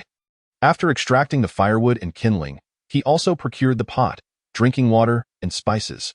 After half an hour, the enticing aroma of the celestial python's flesh wafted from the pot, and the 4 clan leaders ate with great satisfaction, while Lin Chen stood by, swallowing hard. Unfortunately, Lin Chen's current cultivation level was insufficient. He possessed a portion of the great demon's flesh, but lacked the privilege to enjoy it. He had to elevate himself to the martial spirit level as soon as possible. Otherwise, he would not even be able to partake of the flesh of the great demon. Once the clan leaders had finished their meal, their spirits and vitality had significantly improved. However, they were rather unfortunate, as none of the 4 had gained the strength to break through the demon power barrier. In reality, acquiring the strength to surpass the demon power barrier was not an easy feat. This colossal celestial python harbored only about 10 layers of breakthrough power within its being. Even if the flesh were divided evenly, each person would only gain around 2 layers of breakthrough power. After feasting, the group began the process of dividing the flesh of the great demon. The 4 of them spent the entire day segmenting the celestial python, and it was only due to their swiftness that they managed to complete the task. During this time, Shang Yu returned to the abyss to hunt a strength demon for Lin Shun to consume. As the chaotic poison no longer siphoned strength, Lin Shun retained all the breakthrough power from the strength demon he consumed, allowing him to break through 3 layers in a single day, achieving the strength of a martial artist at the 60th layer. Due to the low height of the subterranean cavern, the cut flesh of the celestial python had to be divided into a full 100 small heaps. Lin Shun stored 20 of those heaps in his Sumi soul ring. Upon seeing Lin Shun only take his share, Shang Yu immediately requested him to assist her in storing some as well. After collecting 40 heaps of the celestial python's flesh, the Sumi soul ring was packed to capacity. Lin Shun gazed at the overflowing Sumi soul ring, feeling overwhelmed. With so much flesh, it would take months just to consume it all. Shang Yu similarly wore a helpless expression. There's no other choice. The martial sovereign level is the most arduous phase, before evolving into a demon king. A demon beast's power is intermingled within its physical form, which explains why, beneath the demon king level, the more powerful the demon beast, the larger its body. Humans can only gain that power by consuming the flesh of demon beasts. Once one reaches the demon king level, the need to consume demon beasts' flesh diminishes. This is because the demon king condenses a demon core, and humans merely need to consume the demon core to gain all the strength necessary for breaking through the demon power barrier. Upon hearing this, Lin Shan estimated that even if he did not have to worry about consuming the flesh of great demons, it would still take at least 10 years to break through from martial sovereign to martial king. And that was under the condition of continuously consuming the flesh of great demons. Given the current situation, where even hunting a great demon proved so challenging, how could one expect to constantly have access to great demon flesh? Sensing Lin Shan's thoughts, Shang Yu leaned close to his ear and whispered, "The martial sovereign is a significant hurdle." Feng Wuxiang broke through to martial sovereign at just 15 years of age. And now at 400 years old, he remains a martial sovereign. Lin Chen's eyes widened in shock at this revelation, exclaiming, "That is simply unreasonable. Even a person, no matter how unfortunate, wouldn't be unable to consume enough flesh and blood of the formidable beasts for nearly 4 centuries. Would they?" "Hush!" Shang Yu hurriedly covered Lin Chen's mouth, offering an awkward smile to Feng Wuxiang. Upon hearing the mention of 400 years, Feng Wuxiang immediately realized that Shang Yu was speaking of him behind his back. However, Feng Wuxiang did not display any signs of anger. Instead, he chuckled heartily. "Chief Shang, what is there to be ashamed of? Is it not merely youthful exuberance, being overly proud and disdainful of cooperation?" As he spoke, he suddenly burst into laughter. "In my youth, I was indeed quite arrogant. I managed to offend nearly all my contemporaries. Consequently, in the end, no one was willing to collaborate with me. I remained steadfast, struggling alone for a full 200 years. I would recuperate from my injuries, and once healed, I would return to battle. Yet, Despite fighting for 200 years, I did not manage to hunt down a single great demon. To have survived until today, I can only attribute it to my tenacity. Ha ha. Fortunately, you younger generations do not despise me. Otherwise, I fear that as I approach 500 years of age, I would see no hope of breaking through to the martial king level. Lin Chen gazed at Feng Wuxiang, who wore a beaming smile, feeling utterly astonished. He never expected that among the 4 clan leaders, the one with the most amiable temperament, who occasionally acted as a peacemaker, would be the most reckless in his youth. Chapter 59. I will help you. As Feng Wuxiang continued to laugh, he suddenly sighed. Let bygones be bygones. With that, he turned back to face the mountain of demon flesh piled before him. The 3 clan leaders scattered some powder around the cave to mask the odor and laid down hay as makeshift beds. Lacking the Shumi demon soul rings, the 3 leaders could not carry away so much flesh, indicating that they would be residing in this cave for a while. Lin Chen, let us return, Shang Yu suggested, her complexion having improved significantly after consuming the demon flesh. Unlike them, the 3 clan leaders would have to spend the next few months in this cave. Lin Chen also felt no inclination to linger in the cave. The 2 exited the underground lair and found themselves back at the dim depths of the abyss, almost devoid of any traces of demon beasts. The ground appeared lifeless. Spotting the numerous large pits left by the sky-devouring python, both Lin Chen and Shang Yu exchanged glances, their faces reflecting the lingering terror of their narrow escape. The horror of the great demon far surpassed Lin Chen's imagination. Although Shang Yu had regained some strength, she was still unable to fly for extended periods. Thus, once they ascended from the abyss, they decided to walk for a while, allowing Shang Yu's injuries to heal sufficiently before taking to the skies. This would also provide an opportunity to see if they might encounter any spiritual demons along the way, which could aid Lin Chen in swiftly enhancing his strength. Moreover, the little sky-devouring python required sustenance from the flesh of demon beasts to grow stronger. Lin Chen observed the small white snake coiled in the palm of Shang Yu's hand, filled with curiosity. Its eyes sparkled with intelligence, markedly different from that of ordinary strength demons. With such a low drop rate akin to the Shumi demon soul ring, this demon pet must possess unique qualities. Noticing Lin Chen's inquisitive gaze, Shang Yu began to explain the peculiarities of the demon pet. Do not underestimate this seemingly feeble creature. Its growth potential is remarkably high, nearly on par with that of humans. Furthermore, being a spiritual pet from a great demon, its intelligence is comparable to that of a great demon, and its growth rate surpasses that of lower-tier spiritual pets. Comparable intelligence to a great demon? Lin Chen's astonishment was palpable as he regarded the little sky-devouring python. He had first-hand experience of the cunning of the great demon-level sky-devouring python, which not only spoke human language but also employed strategies to deceive the 4 clan leaders. Such a clever demon beast, once matured, would undoubtedly be a tremendous asset. Realizing this, Lin Chen's mind began to race. Shang Yu, I have a proposal. Shang Yu instinctively looked at Lin Chen, her voice tinged with caution. What are you planning? You've already given me the Shumi demon soul ring, she added. I have nothing left to offer you. Lin Chen feigned displeasure, saying, Look at you, claiming you would be generous to me, yet I haven't even asked for anything. Upon seeing Lin Chen's expression, Shang Yu understood his intentions. You want this little sky-devouring python? Fine. Return the Shumi demon soul ring to me.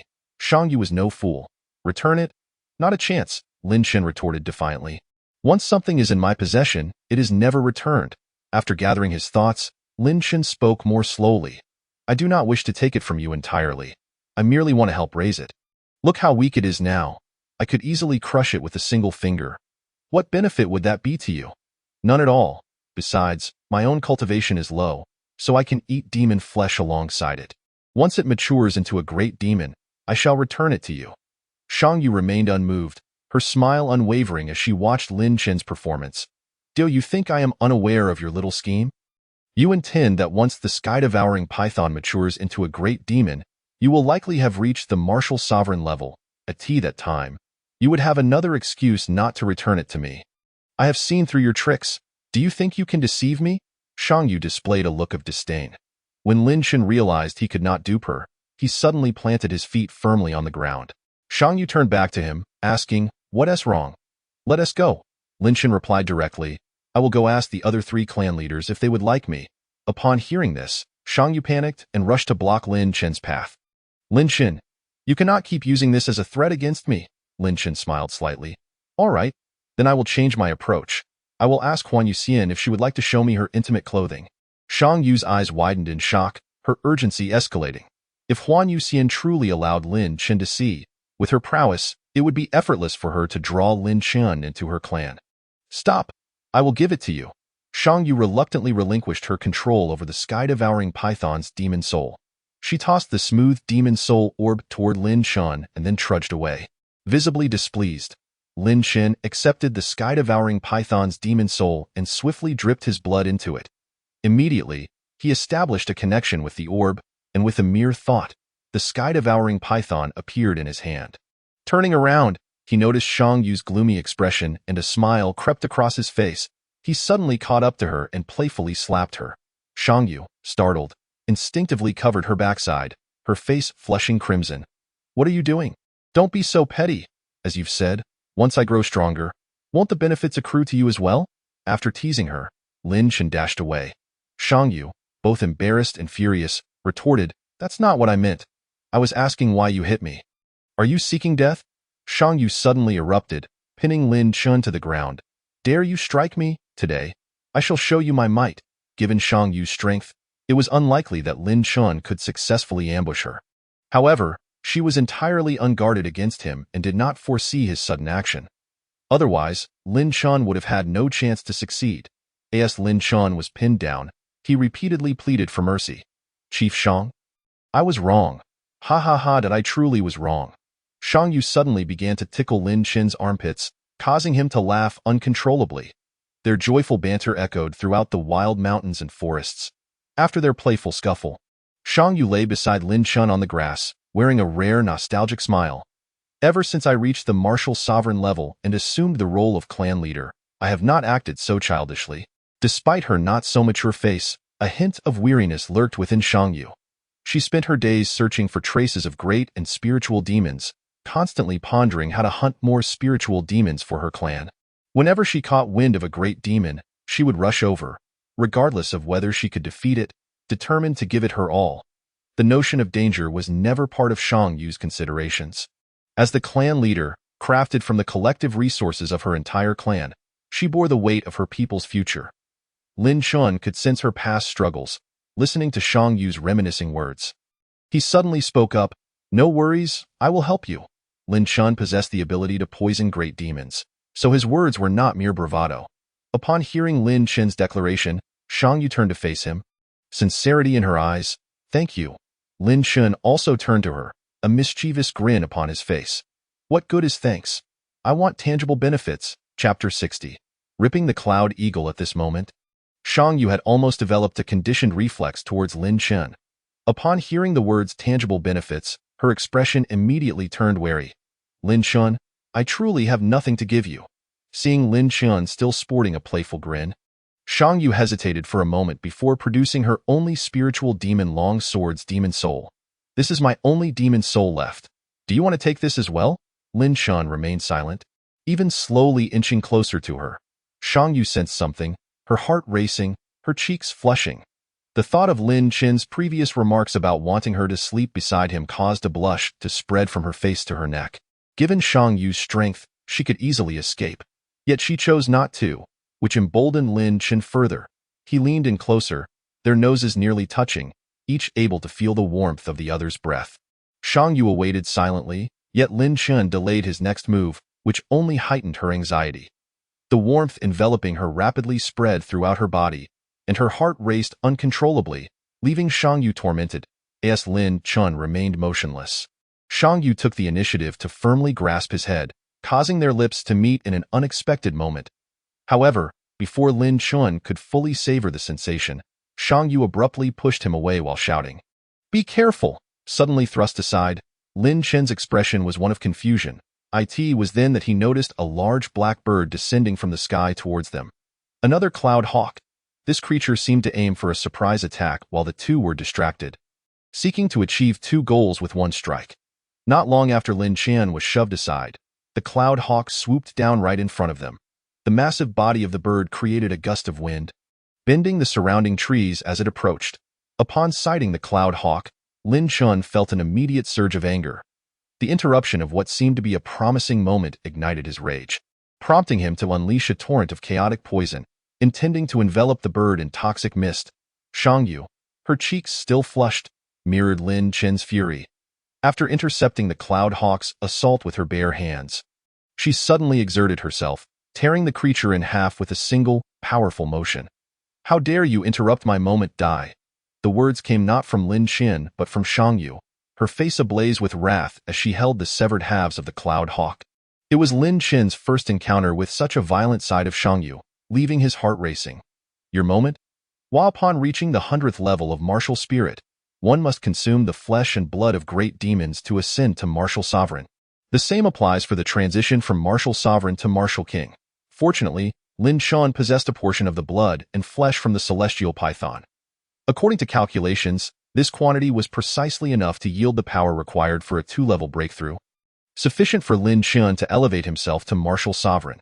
Unless, of course, misfortune befell him, rendering even 1/5 of the flesh incapable of providing the requisite 2-level breakthrough power.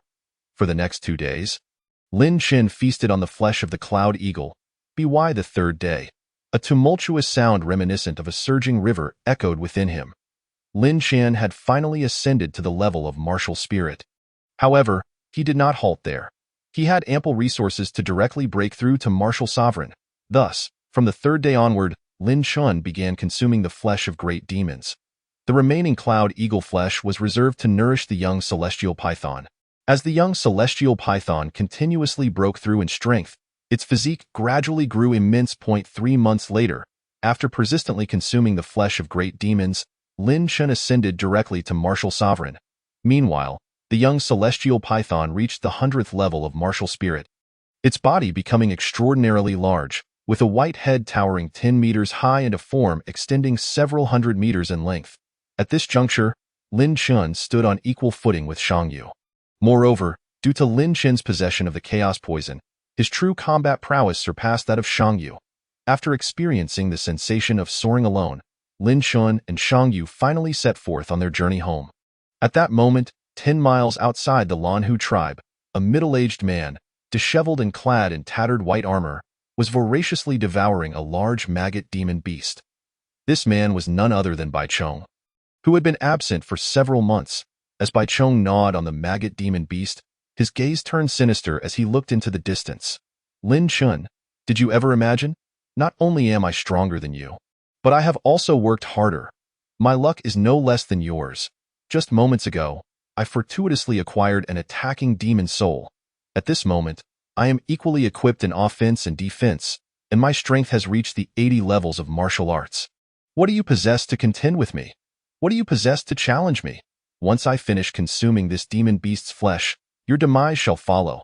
While soaring through the sky, Lin Chen suddenly sneezed several times. Shang Yu, who was flying alongside him, was taken aback upon witnessing this. Logically, after attaining the level of martial sovereign, one should be immune to illness, impervious to both cold and heat. "Lin Chen? What is the matter?" Lin Chen wiped his nose, his expression perplexed.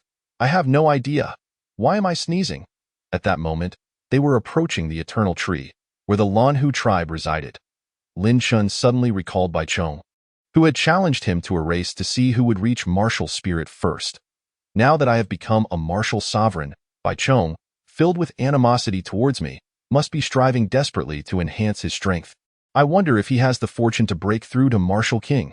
If he has not achieved that, he will not withstand the chaos poison, Lin Chen muttered to himself. "Shang Yu, let us pause for a moment. I have some unfinished business to attend to." Shang Yu immediately understood that it likely pertained to Lin Chen's previous grievances in the small tribe. "Very well, let us take a brief respite, and perhaps revisit that wolf shell from our first encounter." A smile graced Shang Yu's face. "I wonder if that wolf shell still exists." At that moment, Bai Chong looked up and spotted the 2 figures soaring in the sky. "A martial sovereign. I cannot believe I have encountered a martial sovereign. It must be someone from the upper Eternal Tree." Bai Chong's expression turned one of horror. He dared not look up any longer and immediately knelt on the ground, his face pressed firmly to the earth, entirely unaware that his nemesis, Lin Chen, stood directly before him. Chapter 62.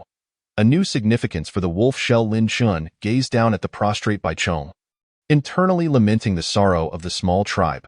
Within the upper eternal tree, a clan leader could achieve martial sovereign status by their teenage years. Yet in the small tribe, even a clan leader, neglecting his people and exerting all his efforts, would ultimately gain less from their struggles than a mere piece of spirit demon flesh. Bai Chong, do you remember me? Upon hearing Lin Chen's voice, Bai Chong, with his head deeply buried in the ground, trembled involuntarily. He dared not believe his eyes. Standing before him was Lin Chen. The words Bai Chong had held within him faltered, unable to escape his lips. Indeed, I have achieved martial sovereign status, Lin Chen declared his strength to Bai Chong. Upon hearing the term martial sovereign, Bai Chong's body went limp. He could scarcely fathom this reality. Despite exerting every ounce of effort, even neglecting his own kin, the outcome was that his rival had become a martial sovereign. Bai Chong was incredulous. His gaze slowly shifted to the beautiful Shangyu beside Lin Chen, a woman whose beauty he had never encountered in his decades of traversing between the two tribes. He believed he understood everything. No wonder. He must have had assistance from someone of the upper eternal tree. No wonder Lin Chen advanced so swiftly now. Bai Chong dared not even entertain thoughts of revenge. He realized he no longer possessed the qualification to do so. Lin Chen, go ahead and act. Bai Chong knelt on the ground and raised his head defiantly. He felt he had not been defeated by Lin Chen, but rather by the injustice of the world. He knew that with Lin Chen's ruthless nature, he would undoubtedly not spare him. Lin Chen's gaze fell upon the flesh of the maggot demon beast nearby. He extracted a small piece, unleashing the chaos poison to permeate it. Then, Lin Chen offered this piece of demon beast flesh to Bai Chong before turning away, taking Shangyu and soaring into the sky. Bai Chong looked at the piece of demon beast flesh in his hand. A sorrowful smile etched across his face. He understood that this was Lin Chen's most dignified way to meet his end. He knew he was no longer worthy of Lin Chen's blade. Ha ha ha ha, Lin Chen. Oh heavens, I am unwilling to accept this. I should not have lost. Bai Chong laughed maniacally as he shoved the piece of demon beast flesh into his mouth. Moments later, he coughed up blood, his eyes bulging, and fell lifeless to the ground. Lin Chen and Shangyu returned to the wolf shell where they had first met. After several months, the remnants of flesh within the wolf shell had long been consumed by various demon beasts and insects. The interior of the wolf shell was now desolate, with even the beast skins once used as a bed having been dragged away by demon beasts. All right, we have seen enough. Let us depart. Lin Chen felt no particular attachment to this place. The wolf shell merely served as a transient stop at the onset of his journey. Its sole significance lay in the fact that it was where he had first encountered Shangyu. However, Shangyu did not immediately leave. Lin Chen, please help me store this wolf shell. I wish to take it back as a keepsake. Without hesitation, Lin Chen replied, What do you want with this? It serves no purpose. It indeed holds little value. Yet Shangyu paused, a blush creeping onto her cheeks as if recalling something. Lin Chen, do you remember the night I was poisoned? Lin Chen was puzzled by her words, yet nodded in acknowledgement. I remember. That night, you interrupted my attempt to kiss you, and I thought you disliked such gestures. After returning, I pondered for quite some time, asking many people if it was because I was not pretty enough. Upon hearing this, Lin Chen couldn't help but chuckle. He had not anticipated that such a fleeting statement could lead Shangyu to overthink so much. You are incredibly beautiful. What man would not be fond of you? Shangyu grinned mischievously. Thus, I arrived at a conclusion. You simply do not like women. I like women, especially women like you. Lin Chen asserted firmly to defend his innocence. Is that so? Shangyu's large eyes fixed intently on Lin Chen, her steps drawing closer to him. Lin Chen instinctively took 2 steps back, his back pressing against the wall of the wolf shell. What are you trying to do? Lin Chen gazed into Shangyu's eyes. Filled with complex emotions, swallowing hard, I want to recreate the scene from that night. Shangyu placed a hand on Lin Chen's shoulder, then turned with him. The two of them fell to the ground. Shangyu looked at the man before her, her head slowly descending, her crimson lips inching ever closer to Lin Chen's. This time, Lin Chen did not interrupt. Their lips met, sealing their fates together that night. Beneath the myriad stars, the tranquil wilderness forest transformed the wolf shell into the most tumultuous of locales. The following morning, the two, weary from the night's exertions, awoke early, or perhaps they had not slept at all. After the events of the previous night, this wolf shell acquired a new layer of meaning. Lin Chen gazed at the crimson stains within the wolf shell, a satisfied smile gracing his face. Hand in hand, they exited the wolf shell. Lin Chen, without needing Shang Yu's reminder, stored the wolf shell within his Shumi Demon Soul Ring. Now, this wolf shell bore a uniquely significant meaning for both of them. Even if it served no practical purpose, it must be kept. Observing Shang Yu beside him, still adorned with the blush of dawn, Lin Chen felt an overwhelming sense of fortune in his life. After securing the wolf shell, Lin Chen took Shang Yu to the grave of his mother. "Mother, this is your daughter-in-law. I brought her to meet you." Upon hearing Lin Chen refer to her as his daughter-in-law, a smile illuminated Shang Yu's face as she knelt beside him, both bowing before the stone-constructed grave. "Mother." As Shang Yu uttered this word, it signified that she had fully embraced her identity as Lin Chen's woman. Lin Chen cleared away the weeds from his mother's grave and used the chaos poison to exterminate the insects surrounding the pit. Upon completing their tasks, Lin Chen and Shang Yu soared into the sky once more. Heading directly towards the eternal tree of Huading, by the time they returned to the eternal tree, it was already the dawn of the following day. From a considerable distance, Lin Chen caught sight of the colossal eternal tree that obscured the sun and sky. The lowest grade of eternal tree has a canopy diameter of merely a few miles, while the intermediate level spans dozens of miles. In contrast, the upper grade eternal tree boasts a coverage area with a diameter reaching several hundred miles, roughly the size of an entire city. Such an immense tree truly merits the description of casting shadows over the land. Within the confines of the eternal tree of Huading, four major clans coexist, comprising a population of over 800,000 individuals: the Eastern Shang clan, the Southern Feng clan, the Western Huan clan, and the Northern Gong clan. This figure of over 800,000 includes not only the indigenous inhabitants of the eternal tree, but also over 1 million migrants. When combined, the total population surpasses 2 million. Most of these newcomers hail from the surrounding intermediate tribes. With a number of martial spirits already emerging among these tribes, they possess the requisite capabilities to traverse the wilds, naturally gravitating towards the upper grade eternal tree. Conversely, the lower grade eternal trees, which cannot even guarantee basic survival, lack the qualifications to seek opportunities in the upper grade. The lifestyle of the upper grade eternal tree significantly differs from that of the smaller tribes.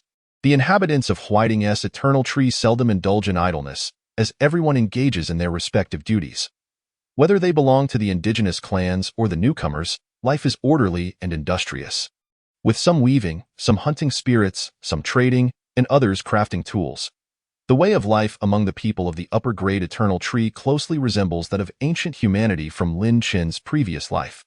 In Chapter 63, titled "This Woman Has Issues," currency has already been established within the upper grade eternal tree. The currency used in Huading is known as Huading coin, jointly issued by the four major clans. All who reside in the eternal tree of Huading can earn Huading coins through trade or the crafting of goods, which can then be exchanged for other necessities. Upon his arrival at the upper grade eternal tree, Lin Chen was still unfamiliar with the operational rules. As he beheld the seemingly endless throng of people within the eternal tree, he could not help but ask Shang Yu in bewilderment. "With so many people, do they all rely on you for sustenance?" "Certainly not." Shang Yu explained the basic conditions of the eternal tree of Huading, providing Lin Chen with some clarity. She continued, "The functioning of the clans in the upper and intermediate eternal trees differs greatly from that of the lower grade. The external population in the upper grade is not within my purview. My responsibility lies in hunting spirit monsters for my own clan, and only then do we pursue the larger beasts.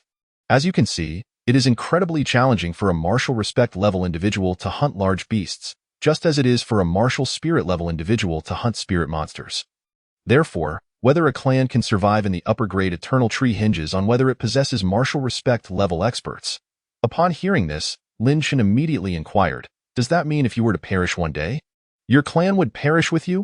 He pondered whether their difficulty in hunting spirit monsters would lead to a sharp decline in martial spirits, gradually pushing them out of the upper grade eternal tree. Shang Yu shook her head. "Our clan has endured in the upper grade eternal tree for so long. We are not so foolish. Not only my clan, but all clans thriving in the upper grade eternal tree operate similarly. We will retain at least enough essence from large beasts capable of breaking through the twofold martial respect barrier, as well as enough spirit monster essence to surpass the 200-fold martial spirit barrier. Should the previous clan leader meet an unfortunate demise, A child no older than 10 will be swiftly chosen from the clan leader's direct lineage, or from the collateral line, to break through to martial respect as quickly as possible and assume the mantle of leadership. Thus, even after the previous leader's death, we still possess the foundation to select 2 martial respect leaders. The strategy of vying for kingship while safeguarding respect is the means by which clans in the upper grade Eternal Tree survive and ascend, while the strategy of vying for respect while safeguarding spirits pertains to the intermediate grade. This is how I have acquired my martial respect strength, Shang Yu stated, her expression darkening. Lin Chun understood the implication. Realizing that Shang Yu's father, and perhaps both parents, were no longer alive, he wrapped an arm around her shoulder in a gesture of comfort. As they spoke, Lin Chun and Shang Yu arrived at her residence. Located at the very center of the Eastern Clan, her abode encompassed approximately 500 square feet. Within the courtyard stood 3 small buildings constructed of clay bricks. The central 3-story structure served as Shang Yu's sleeping quarters and the reception area for guests. The 2 adjacent buildings housed the kitchen and the servants. Upon entering her home, 20 young maidens, each possessing delicate features and graceful figures, greeted Shang Yu, likely responsible for her daily needs. They respectfully called out, "Welcome home, mistress." As Lin Chun observed the maidens, Shang Yu scrutinized him in return. When he turned to face her, their eyes met. "So, what do you think? Do you like them?" Shang Yu suddenly asked. "Like what?" Lin Chun replied. Bewildered, pointing at the maidens, Shang Yu explained, "They are all my slaves, carefully selected from the clan leaders of the intermediate Eternal Trees. Though I don't have sisters to marry you alongside me, I can provide as many of these slaves as you desire." Lin Chun stared at her in shock, taken aback by her implication. Did she genuinely believe this was an appropriate topic? The words of Huan Yuxian about marrying him alongside her 3 sisters had clearly left an impression on her. "What's wrong? Don't you like tea?" As Lin Chun was preparing to give Shang Yu another lesson, a commotion arose from outside the courtyard. Peering through the crack in the door, he beheld a procession of captivating women entering the yard. "Who are they?" Upon hearing Lin Chun's words, Shang Yu turned around and looked outside. "Oh, it's my aunt, second aunt, third, fourth, fifth, sixth, seventh, eighth, ninth, 10th. Aunts. You have so many aunts?" Lin Chun's lips twitched uncontrollably. Indeed. Shang Yu had just finished her sentence when her eyes brightened. "Right, Lin Chun. Although my mother has only given birth to me, there are quite a number of sisters from the same father. I will ask about them tomorrow, and you can see which one you prefer." "Hold on." Lin Chun rubbed his temples, unable to contain his sigh, realizing how arduous it was to change Shang Yu's ingrained beliefs. "You possess the chaos poison. They would surely agree to marry you." "Be quiet." Lin Chun pinched Shang Yu's lips with 2 fingers. Are you back? Come out. We need to discuss something with you." Are you home?" I am. Shang Yu hurriedly responded. As the door to the house opened, Lin Chun and Shang Yu stepped into the courtyard. Shang Yu's numerous aunts, upon seeing Lin Chun beside her, were momentarily stunned before their faces simultaneously broke into smiles. You've really come to your senses. Impressive. You previously mentioned being busy hunting demon beasts, yet now you've brought home someone. It seems we were overly concerned. It turns out Ayu has it all figured out." The group of enchanting women immediately approached, encircling Lin Chun and Shang Yu. "Which clan does this handsome young man belong to? How long have you been with Ayu? Is Ayu pregnant? If Ayu is with child, you mustn't tire her out. There are plenty of young ladies in the courtyard. Indeed, if you do not want them. My aunt is also an option. Any of us can do, as long as Ayu has a smooth delivery." Hearing the barrage of suggestions swirling around him, Lin Chun swiftly pulled Shang Yu back inside and shut the door firmly. He had come to the realization that it was not just Shang Yu's mindset that was problematic, but rather the thinking of the people in this world. "Shang Yu, what is the meaning of all these aunts?" Shang Yu sighed in resignation. "They are here to urge me to have children. Had we met a little later, I would have had to bear children with someone else." Lin Chun's face was one of disbelief. "Do your aunts really oversee your childbirth?" Shang Yu replied as if it were the most natural thing. "Of course they do. Why? They are not your biological mothers." Lin Chun felt as if his already shattered worldview was being further assaulted. "Because if I die, my child would be the first heir to the chieftainship, and they are my father's women. If my child inherits the chieftainship, they can continue to live well if I die without children.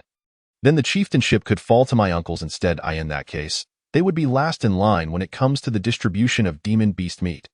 The blood and flesh of spirit beasts can be sold even if not consumed, and the proceeds would allow them to live comfortably.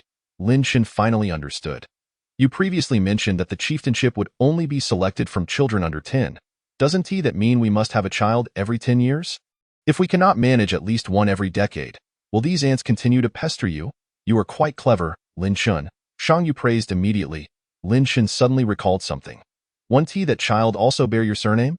Shang Yu replied, the child can bear your surname, but if I die and he inherits the chieftainship, then he must take the Shang surname.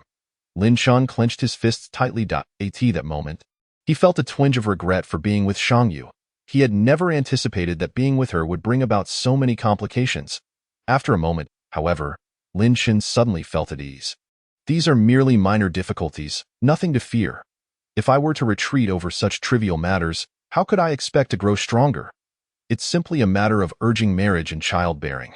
A little procrastination should suffice. With this realization, Lin Shen opened the door wide and addressed the gathered ants with a booming voice. Ladies, I have just discussed with Shang Yu, and we shall certainly have a child within 3 years. Lin Shen initially believed his words would appease the crowd of ants, but to his surprise, they all vehemently disagreed. Oh dear. 3 years is far too long. Indeed, 3 years is laden with unforeseen circumstances. You must conceive this year. For the following decade, we shall not concern ourselves with you. Yes, this year, we expect one. If you cannot produce a child within a year, then it must mean you are incapable and should find another partner for Shang Yu. Lin Shen shut the door once more, feeling utterly dejected as he slumped in a corner. This minor difficulty truly posed a challenge for him. Must it be imperative to have a child? The more people involved, the greater the entanglement. As they traversed the wilderness, one cannot help but be cautious. For Lin Shen, a child represented a burden, but for Shang Yu, it signified liberation, as she could rest easy for 10 years. Lin Shen, do you not wish for children? Shang Yu sat beside Lin Shen and inquired. It's not that I don't want them, just that I am not ready yet, as I am not strong enough. Shang Yu looked up at Lin Shen. How strong must one be to be considered strong enough? A martial king? Or perhaps a martial saint? Leaning her head on Lin Shen's shoulder, Shang Yu softly said, Lin Shen, your thoughts are quite unique. Unlike any other man, I never imagined I would be fortunate enough to meet you. Whether you desire children or not, whether you live or die, I wish to be with you. However, as the chieftain of the Shang clan, I am bound by many obligations.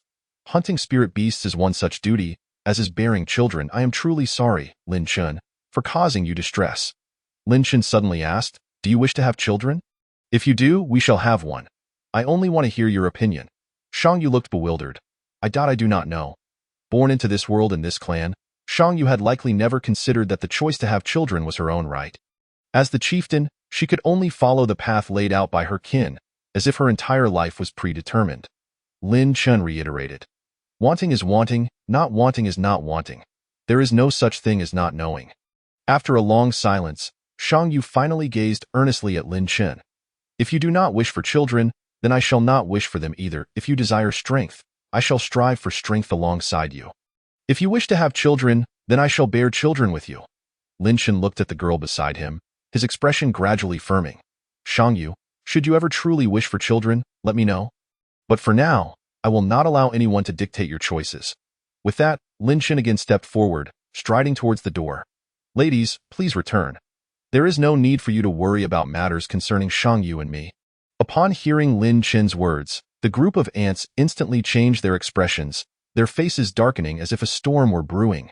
Chapter 65. No one can force her to do anything. As the expressions of the ants shifted, their steps also moved accordingly, unknowingly surrounding Lin Shen. We may not concern ourselves with your affairs, but we must oversee Ayus. If you are incapable, do not delay Ayu.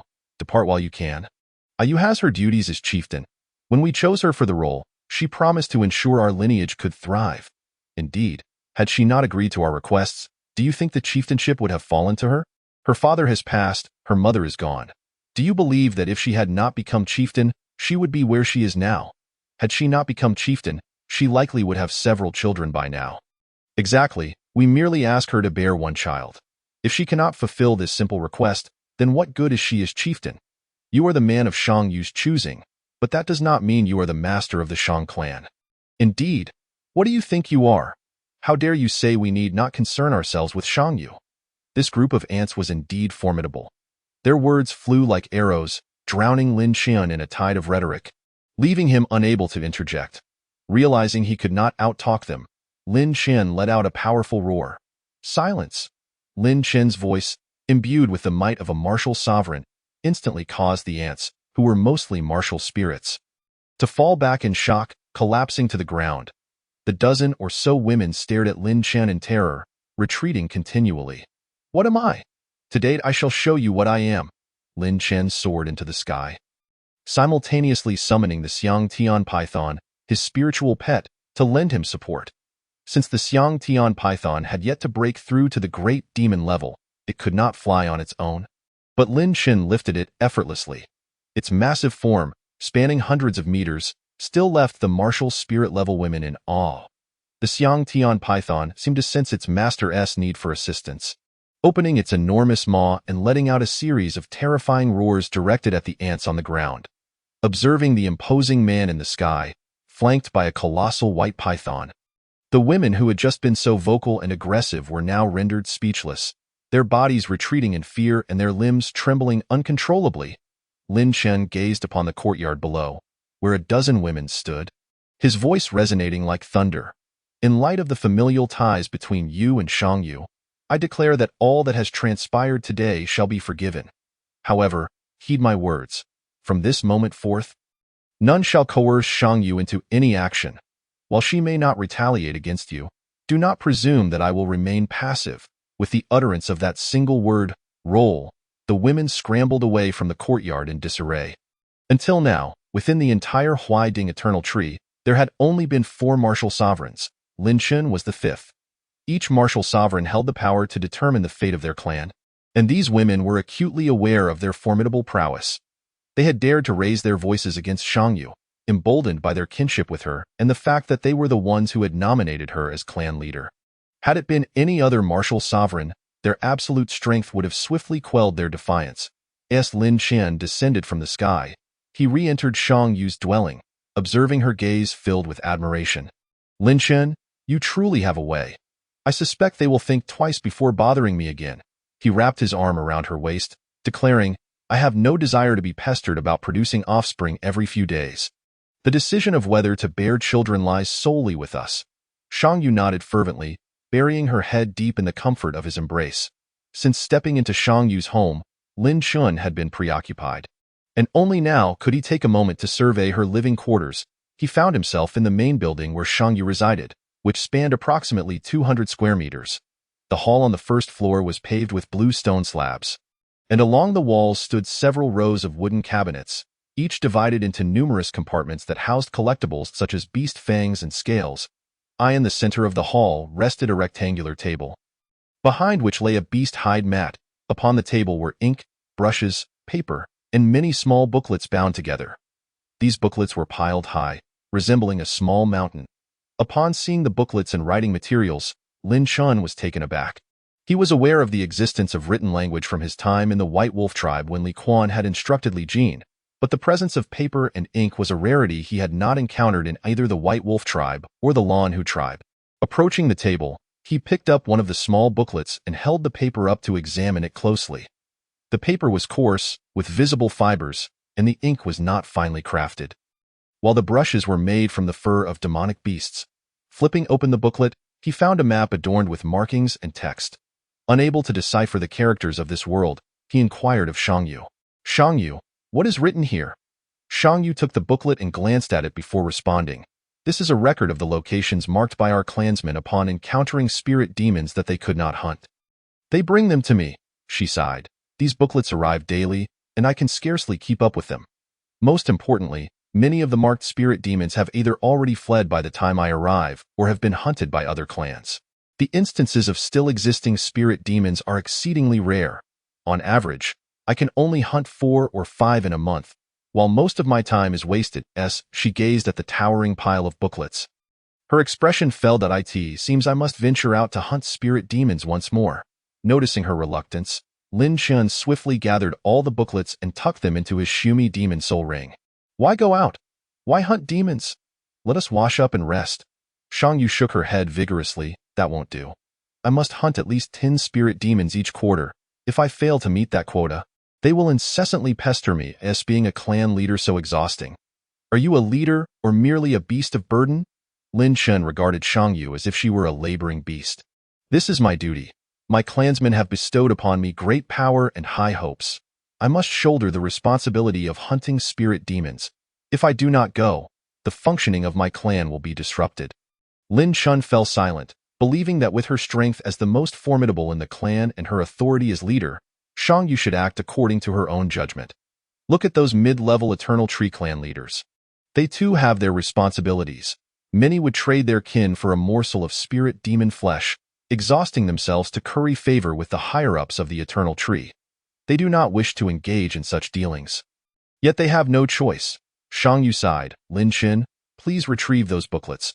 We must at least have a look, for they may contain traces of greater demons.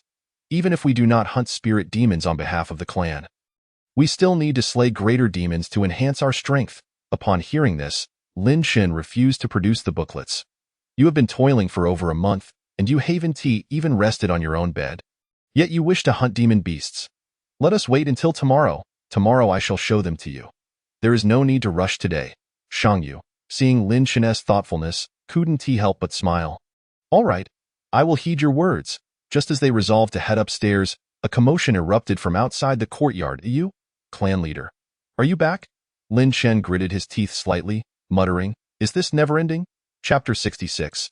Uncles follow closely. Lin Shen pushed open the door to find 3 middle-aged men entering the courtyard in succession. The 3 bore a striking resemblance, likely being biological brothers. Shang Yu followed closely behind Lin Shen, and upon spotting them, she exclaimed, elder uncle, second uncle, fourth uncle. Her elder uncle was named Shang Tingju, the second uncle Shang Taihui, and the fourth uncle Shang Gazhong. Shang Tingju managed the various affairs within the clan, Shang Taihui oversaw trade, and Shang Gazhong was responsible for the hunting teams.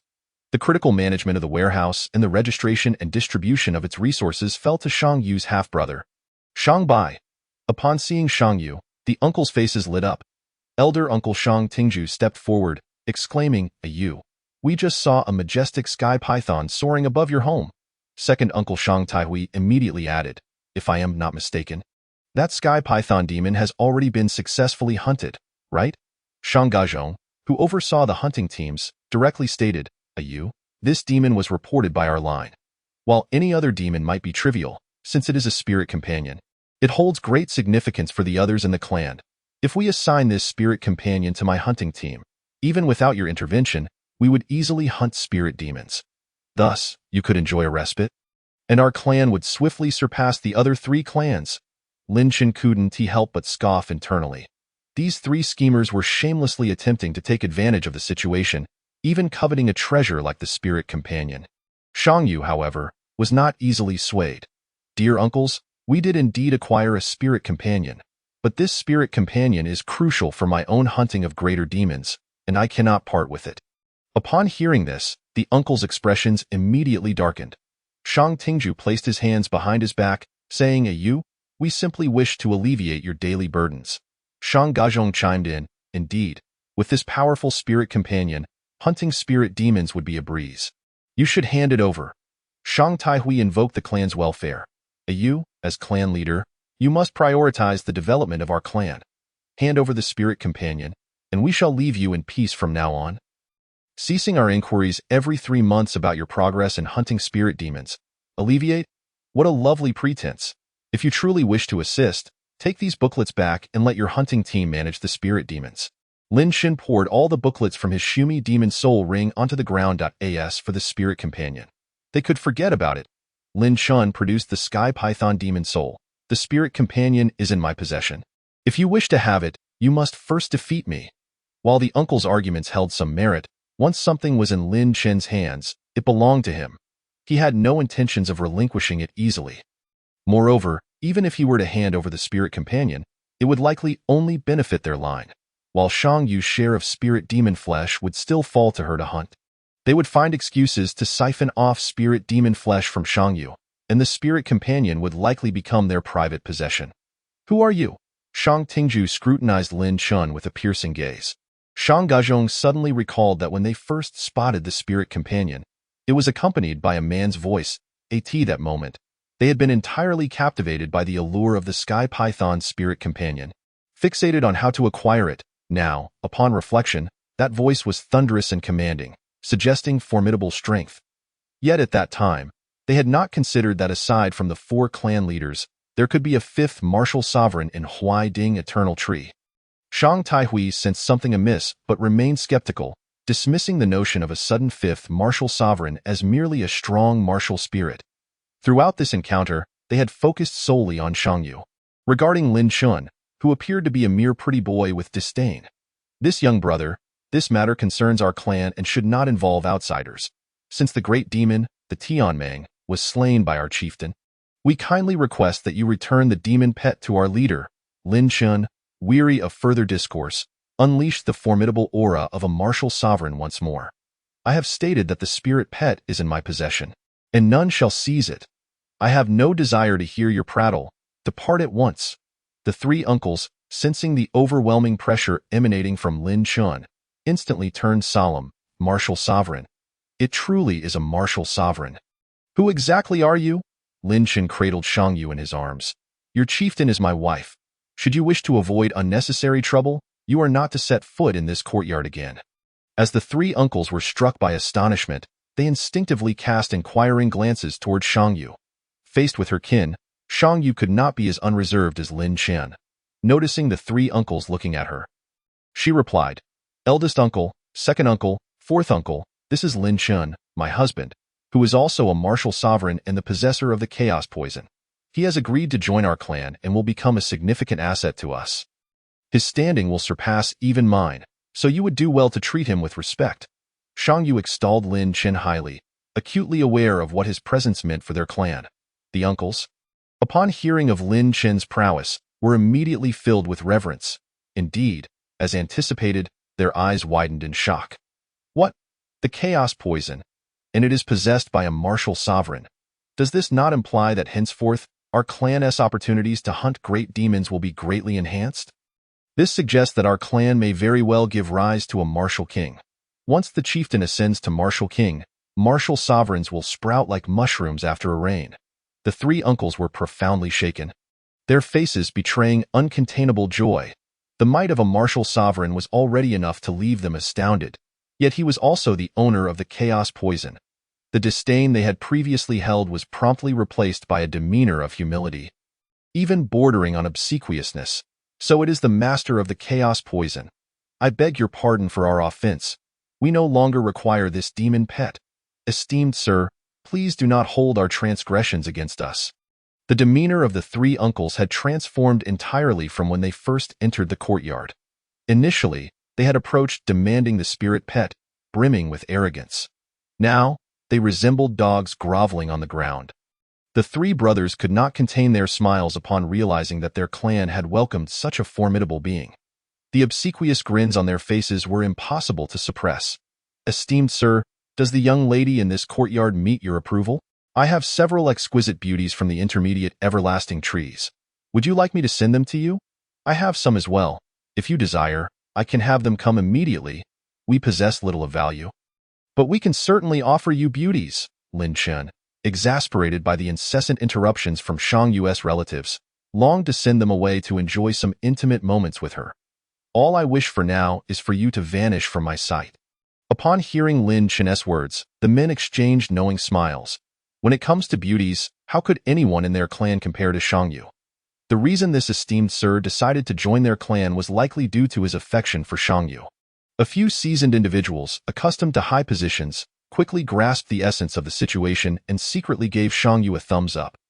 Very well. We shall take our leave at once, esteemed sir. Should you ever require anything, please do not hesitate to inform us. Aside from the flesh of great demons, we can procure whatever you desire. Depart. Lin Chun bellowed once more. The men, eager to curry favor with Lin Chun, immediately fled the courtyard without a backward glance. As they neared the exit, Lin Chun suddenly called out to them, Halt! The 3 uncles had now realized that Lin Chun was not one to be trifled with. Hearing his command, they instinctively felt a shiver run down their spines and cautiously turned back to inquire, Esteemed sir, is there anything else you wish to convey? From this day forth, No one is permitted to enter this courtyard without our consent, Lin Shen reiterated, making it clear that he did not want any intrusions should he suddenly wish to ponder life with Shangyu. Understood, understood. Rest assured, esteemed sir, we will ensure that no one disturbs you and the chieftain again. After a moment of contemplation, Lin Shen added, furthermore, these pamphlets, only information regarding great demons is to be delivered here from now on. As for spirit demons, should I encounter them, I shall naturally hunt them with ease. You may handle the rest yourselves. Upon hearing this, the uncles hesitated. Esteemed sir, depart. Lin Shen interrupted them decisively. Very well. We shall take our leave immediately. The uncles scrambled away from Shangyu's residence. Once they had distanced themselves, the uncles exchanged glances. The eldest spoke. Brother, must we truly heed his words and no longer send spirit demon information to the chieftain? The second uncle sighed. Let it be. It is best to avoid provoking him. The third uncle nodded in agreement. Indeed, as long as you can keep him within our clan, we may yet partake in the flesh of great demons. We must not jeopardize our future for trivial matters. The eldest uncle expressed strong agreement. That is indeed the chaos poison, the progenitor of myriad poisons, revered by the chaos divine tree throughout history. How many humans have possessed the chaos poison? Not more than a handful. To welcome such a figure into our clan is truly a blessing from above.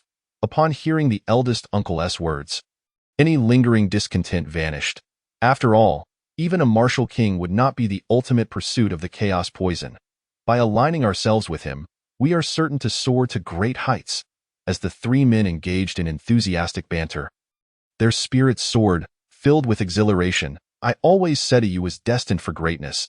Electing her as chieftain was undoubtedly the right choice.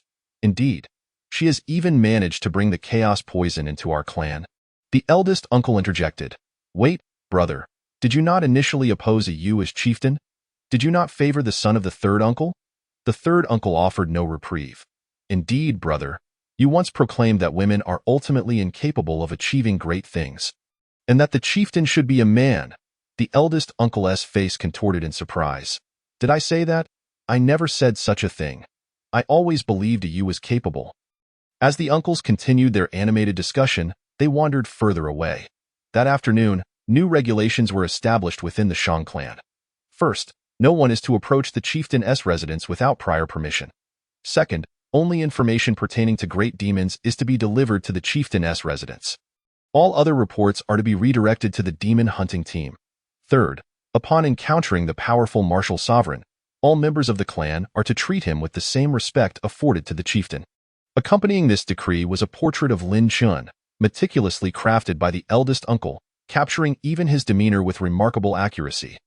The eldest uncle, who spent most of his time managing clan affairs, often sought creative outlets during his leisure, and drawing had become a cherished hobby.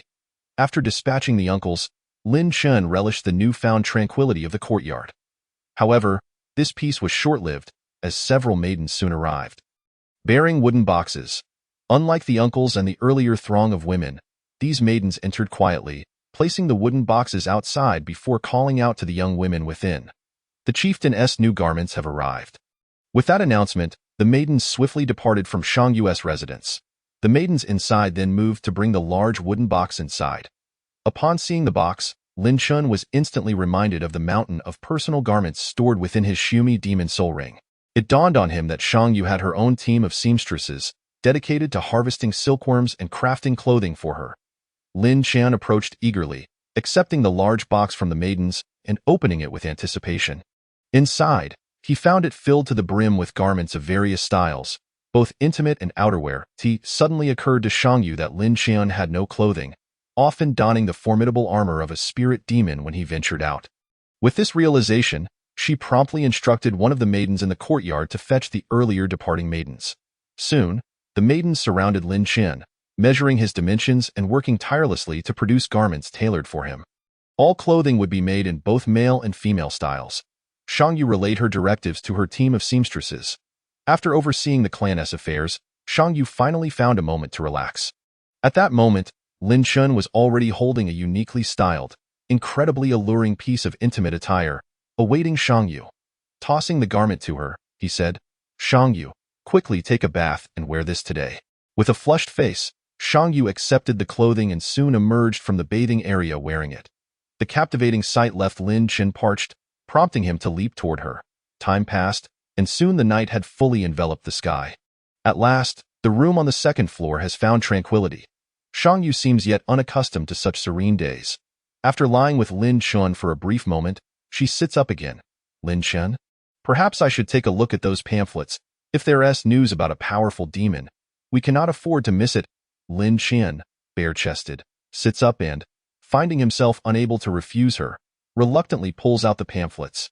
As Shang Yu peruses the pamphlets, Lin Chen also examines them, motivated by a desire to learn the written language. Thus, he occasionally inquires about the meanings of certain characters. As the night deepens, they are nearing the end of the pamphlets. And upon reaching the final one, Shang Yu's previously weary countenance suddenly brightens. Lin Chen. There is indeed information about a formidable demon. Chapter 68. The great tiger demon. Upon hearing the news of the powerful demon, Lin Chen, who had been languidly bored, instantly becomes invigorated. Having recently broken through to the martial sovereign level, he is only at the first stage. The flesh of the great demon within the Shumi demon soul ring has already been completely consumed. His celestial serpent companion, Xiang Tianmeng, is also in dire need of great demon flesh to ascend to the level of a great demon. It is precisely the right moment for such flesh. If Xiang Tianmeng can evolve into a great demon, Lin Chen will no longer have to fly on his own when venturing outside, but can ride on Xiang Tianmeng instead. Where is it? Shang Yu carefully examines the map and replies, in the Sunset Gorge, 500 miles beyond the Abyss of Despair. Lin Chen calculates that this distance is not too daunting, given his current flying speed. He estimates they could arrive by the next afternoon. To avoid any unnecessary delay that might allow the demon to escape, both of them rise in unison to dress. Lin Chen, clear out the Shumi demon soul ring to make more space for the great demon flesh. Only then does Lin Chen recall that his ring still contains a rather bulky wolf shell. This item serves no real purpose, merely a memento. Were it not for the fact that it holds Shang Yu's initial crimson hue, he would have considered discarding it. Once outside in the courtyard, he extracts the wolf shell, pondering where to place it. Shang Yu, seemingly regarding the wolf shell with even more significance than Lin Chen, muses for a moment before suggesting, "Let us place it on the roof. Our dwelling's roof can accommodate it perfectly." Lin Chen nods and swiftly ascends to the roof, gently setting down the wolf shell. The shell is quite heavy. If he were to drop it carelessly, it could potentially damage the house. After securing the wolf shell, the two of them hesitate no longer and soar into the sky. Heading towards the Abyss of Despair.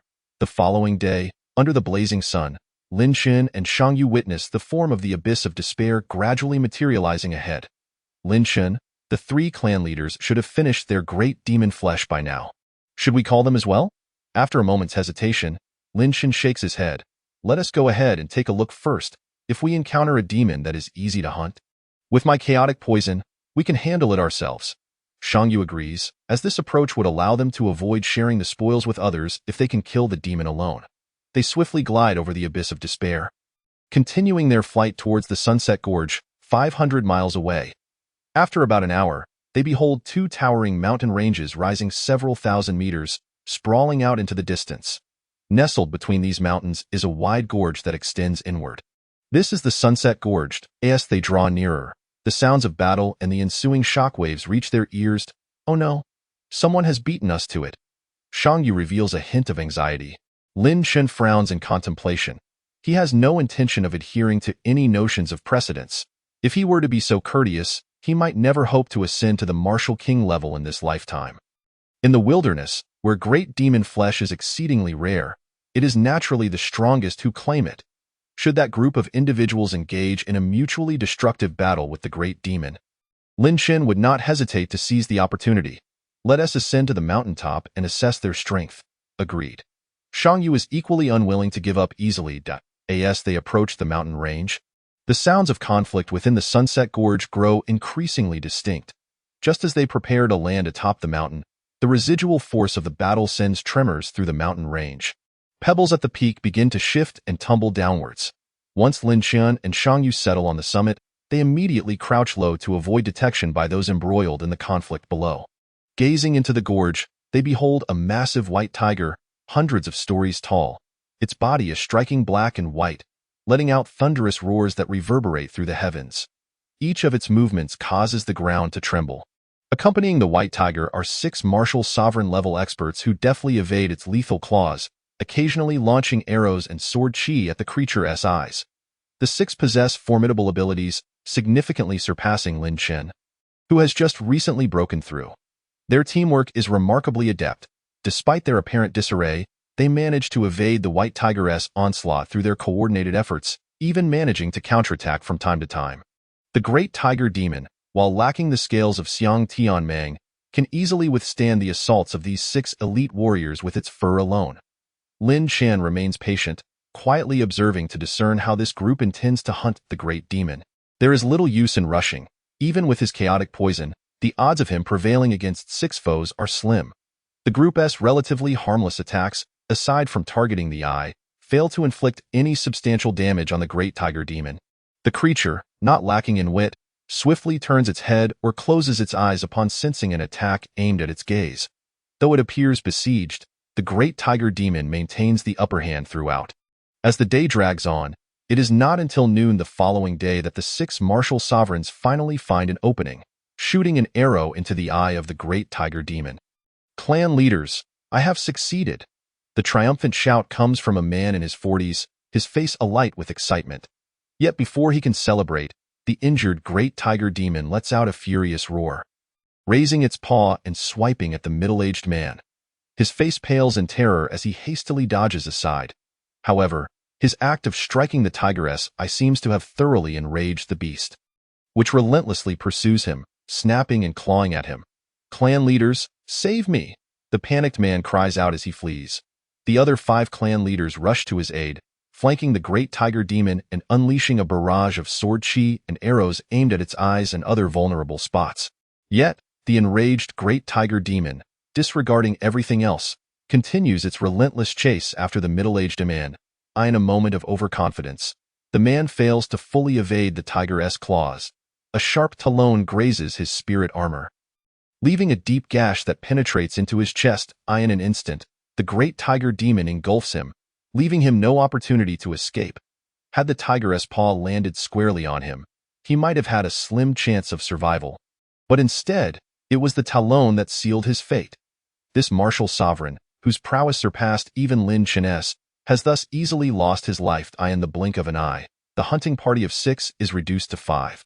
Firepan clan leader, everyone, don't worry about Firepan. Quickly, take this beast's eyes while you can. The remaining clan leaders, upon hearing this, intensify their assault on the tiger's eyes.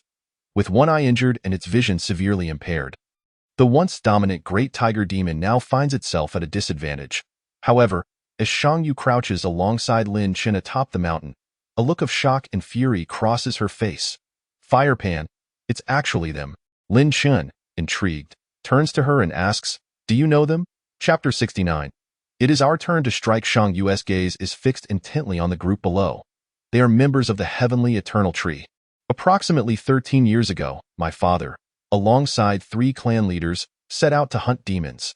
Just as success was within reach, they were ambushed by the Heavenly Eternal Tree, who snatched away the dying great demon. Feng Wuxiang and the then young Gong Qing were severely injured, barely escaping with their lives, while my father and the leader of the Huan clan perished during their flight. Upon hearing this, Lin Chen remains largely unfazed. Just yesterday, he himself had contemplated seizing the great demon. It is hardly surprising that others would resort to similar tactics. It is merely a coincidence that he has encountered Shang Yu's father's nemesis here. Since they are indeed enemies, it presents a perfect opportunity to simultaneously claim the demon and exact vengeance. Lin Chen's gaze grows increasingly cold. Shang Yu nods fiercely. Yes, the great demon possesses immense strength, and relying solely on Lin Chen and Shang Yu would entail considerable risk. Now, it is fortuitous that they can let that group exhaust the demon's strength. When one side falters, Lin Chen can descend to deliver a decisive strike. As time passes, both sides find their stamina rapidly depleting. Among the 5 clan leaders, the spirit armor they wear has been shattered. Each bears wounds, blood seeping from their lips, and their movements have slowed significantly. Meanwhile, the great tiger demon, now blind in both eyes, bleeds profusely from its ears. However, such injuries can only be considered minor to the great demon. Enraged, it roars, swiping its forepaws wildly. Tian clan leader, it's your time to strike. Yes, Tianjun. Whether we can subdue this great demon rests on your move. The one addressed as Tianjin is the youngest among the 6 clan leaders, approximately 20 years of age. All right, let this beast witness the formidable power of the Demon King's ultimate technique. As Tianjun's voice reverberated, he raised his hands high, and a massive spear-like apparition slowly took shape in the sky. Upon witnessing this scene, Shang Yu's expression drastically changed. It's the Demon King's ultimate technique. My heavens! How could he possibly possess the Demon King's ultimate technique? What exactly is the Demon King's ultimate technique? Lin Shun was utterly perplexed. When a demon beast reaches the rank of Demon King, all its demonic power is condensed within its demon core. Consuming this core would instantly grant one the entirety of that Demon King's breakthrough strength. Lin Shun nodded. You mentioned this before. There is another crucial element, which is that consuming the demon core also carries a certain probability of acquiring the Demon King's ultimate technique. The odds are roughly comparable to that of obtaining a demon soul. Most importantly, like the demon soul, the Demon King's ultimate technique can be bestowed upon others. Given that Tianjun possesses the Demon King's ultimate technique, it suggests that his father has likely broken through to the Martial King level. Moreover, he has been fortunate enough to acquire the Demon King's ultimate technique. As Shang Yu spoke, her hands trembled uncontrollably. Lin Shun, we have no hope of vengeance now. If Tianjun has obtained the Demon King's ultimate technique, it is likely that his father possesses more than just one. Despair was etched across Shang Yu's face. Is the Demon King's ultimate technique truly that potent? Lin Shun felt somewhat foolish for asking such a question. After all, it was the ultimate technique of a Demon King. Using it against a major demon was akin to using a cannon to swat a mosquito.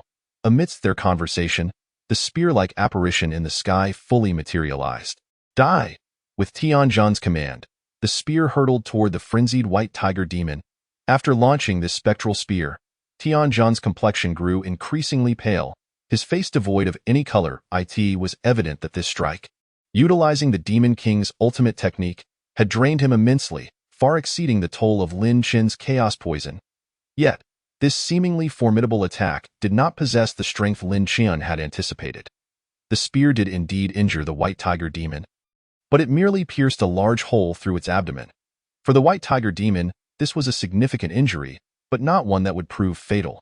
Lin Chen had initially believed that this spear would be enough to obliterate the white tiger demon. After all, it was the ultimate technique of a Demon King. However, the outcome left Lin Chen sorely disappointed. Is that all there is? The Demon King's ultimate technique sounds impressive, but is it truly this underwhelming? It pales in comparison to my chaos poison. Moreover, the speed of the spear's launch was not particularly swift. Had the white tiger demon not been blinded, it might not have even been struck. Lin Chen wore a look of disdain. Although the Demon King's ultimate technique was formidable, it still left the white tiger demon capable of thrashing about. Had it been Lin Chen's chaos poison, the white tiger demon would have already collapsed to the ground. Shang Yu clarified. The Demon King's ultimate technique is indeed powerful, but its strength is contingent upon the wielder. The prowess displayed by a martial sovereign and that of a martial king are not even remotely comparable. Tianjun's strength seems to be around the 10th level of martial sovereign, yet he was able to severely injure a major demon with a single strike. Isn't that impressive enough? At this moment, Lin Chen began to grasp the essence of the Demon King's ultimate technique. For someone like Shang Yu, who was a martial sovereign, the Demon King's ultimate technique was akin to an insurmountable mountain. Utterly beyond her reach, however, for Lin Chen, it was merely an embellishment. Having comprehended the nuances of the Demon King's ultimate technique, Lin Chen began contemplating how to seize this technique for himself. He possessed the chaos poison. But Shang Yu had nothing. If Shang Yu could also acquire the Demon King's ultimate technique, then their future encounters with major demons would be as effortless as slicing through vegetables. Meanwhile, after unleashing the Demon King's ultimate technique, Tianjin immediately flew toward the distance, his flight appearing erratic, nearly collapsing to the ground multiple times. Upon reaching a safe distance, he halted, gasping for breath, and retrieved a piece of demon flesh from his Shumi demon soul ring.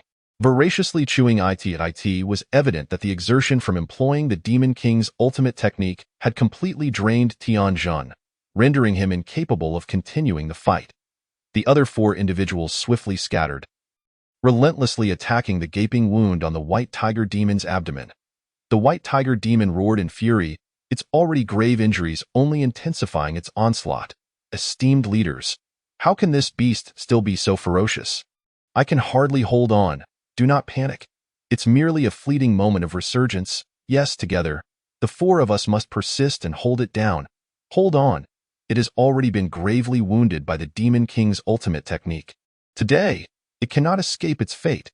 The 4 leaders summoned every last ounce of their strength, desperately restraining the White Tiger Demon. The blood spilling from the struggling White Tiger Demon grew increasingly profuse. At this rate, it would surely perish at their hands. Realizing this, the White Tiger Demon let out another furious roar, forcibly accelerating its speed. With a resounding smack, it swatted 2 of them aside, swiftly retreating beyond the setting sun canyon. The 2 who were struck down had no protective demon soul armor, and upon receiving that blow, they immediately spewed forth blood, collapsing to the ground, their fates uncertain. The remaining 2 stared in horror, urgently shouting, "Hurry, pursue it! Do not let it escape!" Lin Qian observed the heavily injured White Tiger Demon, as well as the remaining 2 who were barely holding on, and slowly rose to his feet. Shang Yu. It is our turn to act. Chapter 70.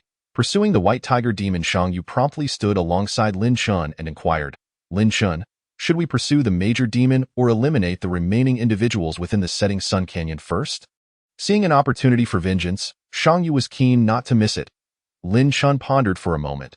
There were only 3 individuals left in the canyon, one of whom was incapacitated, while the other 2 had been rendered powerless by the White Tiger Demon's strike. You go deal with those 2 who have been knocked unconscious, finish them off, and then capture that one named Tian Zhan. Remember, if you can capture him, do so. If not, eliminate him, but do not put yourself in danger. Understood. Shang Yu nodded emphatically. Lin Qian, wishing to avoid any unforeseen accidents for Shang Yu, summoned the Xiang Tian Python as a companion to accompany her. With the Xiang Tian Python by her side, even if unexpected situations arose, it could temporarily shield her. Shang Yu understood Lin Qian's intentions. After a brief pause, she kissed him on the cheek, then took flight toward the setting sun canyon with the Xiang Tian Python. Meanwhile, Lin Qian pursued the direction in which the White Tiger Demon had fled. During its escape, pieces of its shredded intestines occasionally fell from its white belly, clearly a sign that it was at its last gasp. The 2 leaders, hot on its heels, noticed this as well. Despite having reached the brink of exhaustion themselves, they gritted their teeth and continued the chase. Both the tiger and the 2 pursuers were nearing their limits, and their speed was no match for the invigorated Lin Qian. As Lin Qian caught up to the 2 leaders, they immediately sensed his presence.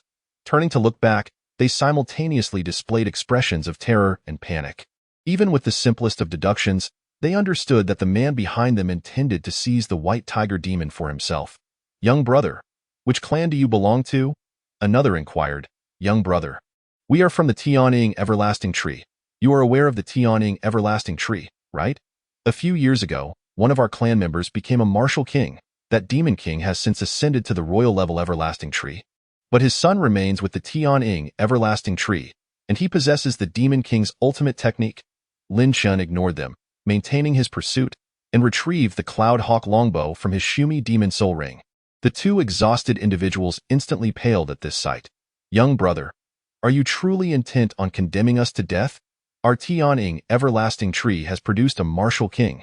If you dare to seize the major demon of the martial king's son, you will surely meet your demise," the other added, his face grave. "Indeed, if you persist in trying to claim this major demon, within a month, you will undoubtedly face the wrath of the martial king. You, a mere martial sovereign, dare to vie for the major demon of the martial king's son? Yes, just get lost. We can pretend you were never here." Lin Qian remained unresponsive, drawing back the string of the Cloud Hawk longbow. And an arrow swiftly formed upon it. As the arrow materialized, Lin Qian summoned a trace of chaos poison, applying it to the arrowhead. The 2 individuals, in their desperate chase after the White Tiger Demon, were taken aback by this development. They never expected that even after invoking the martial king, Lin Qian would still choose to act against them. At this moment, the 2 dared not utter further threats. Instead, they implored in a surprisingly gentle tone, "Young brother, If you kill us, you will encounter great trouble. How about this? We can share the spoils of this major demon with you. Yes, if you forego the notion of seizing it. Not only will we offer you a portion of the demon's flesh, but should a demon soul appear, we can give that to you as well. However, the response to their proposal was an arrow hurtling toward them at great speed. The two, completely drained, were startled and hastily dodged to the side. The Cloud Hawk longbow, being of spiritual demon grade, was still somewhat slow, allowing them to narrowly evade it. You wretched beast! If you dare to strike at us again, you will undoubtedly perish. This is your final chance. Leave at once. Lin Shan frowned upon missing his first shot. The two individuals were considerably stronger than him, and under normal circumstances, their speed would far surpass his own. Unfortunately for them, they were now gravely injured and nearing exhaustion. Without a moment's hesitation, Lin Shan drew back the bow once more, coated the arrow with chaos poison, and aimed again at the two. As Lin Shan released arrow after arrow, they ultimately could not evade his relentless assault. One of them suffered a graze from the arrow of the Cloud Eagle, the other soon followed suit. Struck by another arrow in but a moment, both men were coughing up blood and collapsed to the ground. Lin Shan had dealt with the two adversaries and turned his gaze towards the fleeing White Tiger demon ahead. At this point, the White Tiger demon had already spilled its innards all over the ground. Its speed had significantly diminished, and its steps were exceedingly heavy. With a mere thought, Lin Shan caught up to the White Tiger demon. As the arrows of the Cloud Eagle longbow were unleashed, the White Tiger demon, already at death's door, fell to the earth with a resounding crash, causing the ground to tremble. The massive form of the White Tiger demon crushed a swath of trees, and countless lesser demons perished beneath its bulk. Lin Shan approached the lifeless form of the lesser demons and promptly extracted all the toxins from within. The large demon, Shangyu, would also require nourishment. Thus it was imperative that no toxins remained. After extracting the poison, Lin Shan moved to the forehead of the White Tiger demon, pried open its skull, and delved into its brain. Unfortunately, after an exhaustive search, he found no trace of the demon's soul. Lin Shan did not lament overly much. After all, discovering a demon soul was akin to winning the lottery. One would be fortunate to encounter it at all. Just as he emerged from the skull of the White Tiger demon, he spotted the Xiang Tianmang carrying Shangyu, hastening towards him at that moment. The Xiang Tianmang had a mouthful of Tianjun, whose limbs had been severed at the tendons, and he was vociferously cursing. You wretched woman! Is it a display of skill to ambush me when I am vulnerable? Dare you let me recover and unleash upon you the might of a demon king? You filthy creature! I am the son of the martial king Tian Guiyu. Do you dare to kill me? I advise you to release me at once. Furthermore, compensate me with the flesh and blood of 3 great demons. Otherwise, I shall ensure my father captures you. When my father seizes you, he will surely strip you bare. You shall experience the torment of being toyed with until death, you vile woman. With a resounding slap, Shangyu descended from the Xiang Tianmang and struck Tianjun across the face, sending all his teeth flying. After receiving that blow, Tianjun was finally silenced. Quite swift, aren't you? Lin Shan remarked as he stood beside Shangyu. While the Xiang Tianmang timely placed Tianjun upon the ground, I feared you might encounter some mishap, so I rushed over immediately after dealing with the situation, Shangyu explained, gesturing towards the incapacitated Tianjun. I have severed his tendons, and the other 2 have been consumed by Xiaobai. Xiaobai? Lin Shan inquired, casting his gaze towards the Xiang Tianmang. The Xiang Tianmang, displaying a human-like demeanor, slightly opened its mouth, seemingly pleased with Shangyu's designation. Lin Shan was indifferent to what name was bestowed upon his spirit companion. What mattered most to him now was how to procure the Demon King's ultimate technique from Tianjun. Chapter 71. Tian Guiyu's master, Blood Qianji. Lin Shan observed Tianjun, who lay bloodied and weak yet still bore an arrogant expression, and turned to Shangyu. Shangyu, how can we obtain his Demon King's ultimate technique? Is it permissible to kill him directly? From the moment Lin Shan expressed his intent to capture Tianjun alive, Shangyu surmised that he sought the Demon King's ultimate technique.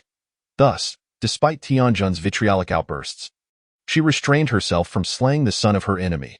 The Demon King's ultimate technique differs from a demon soul.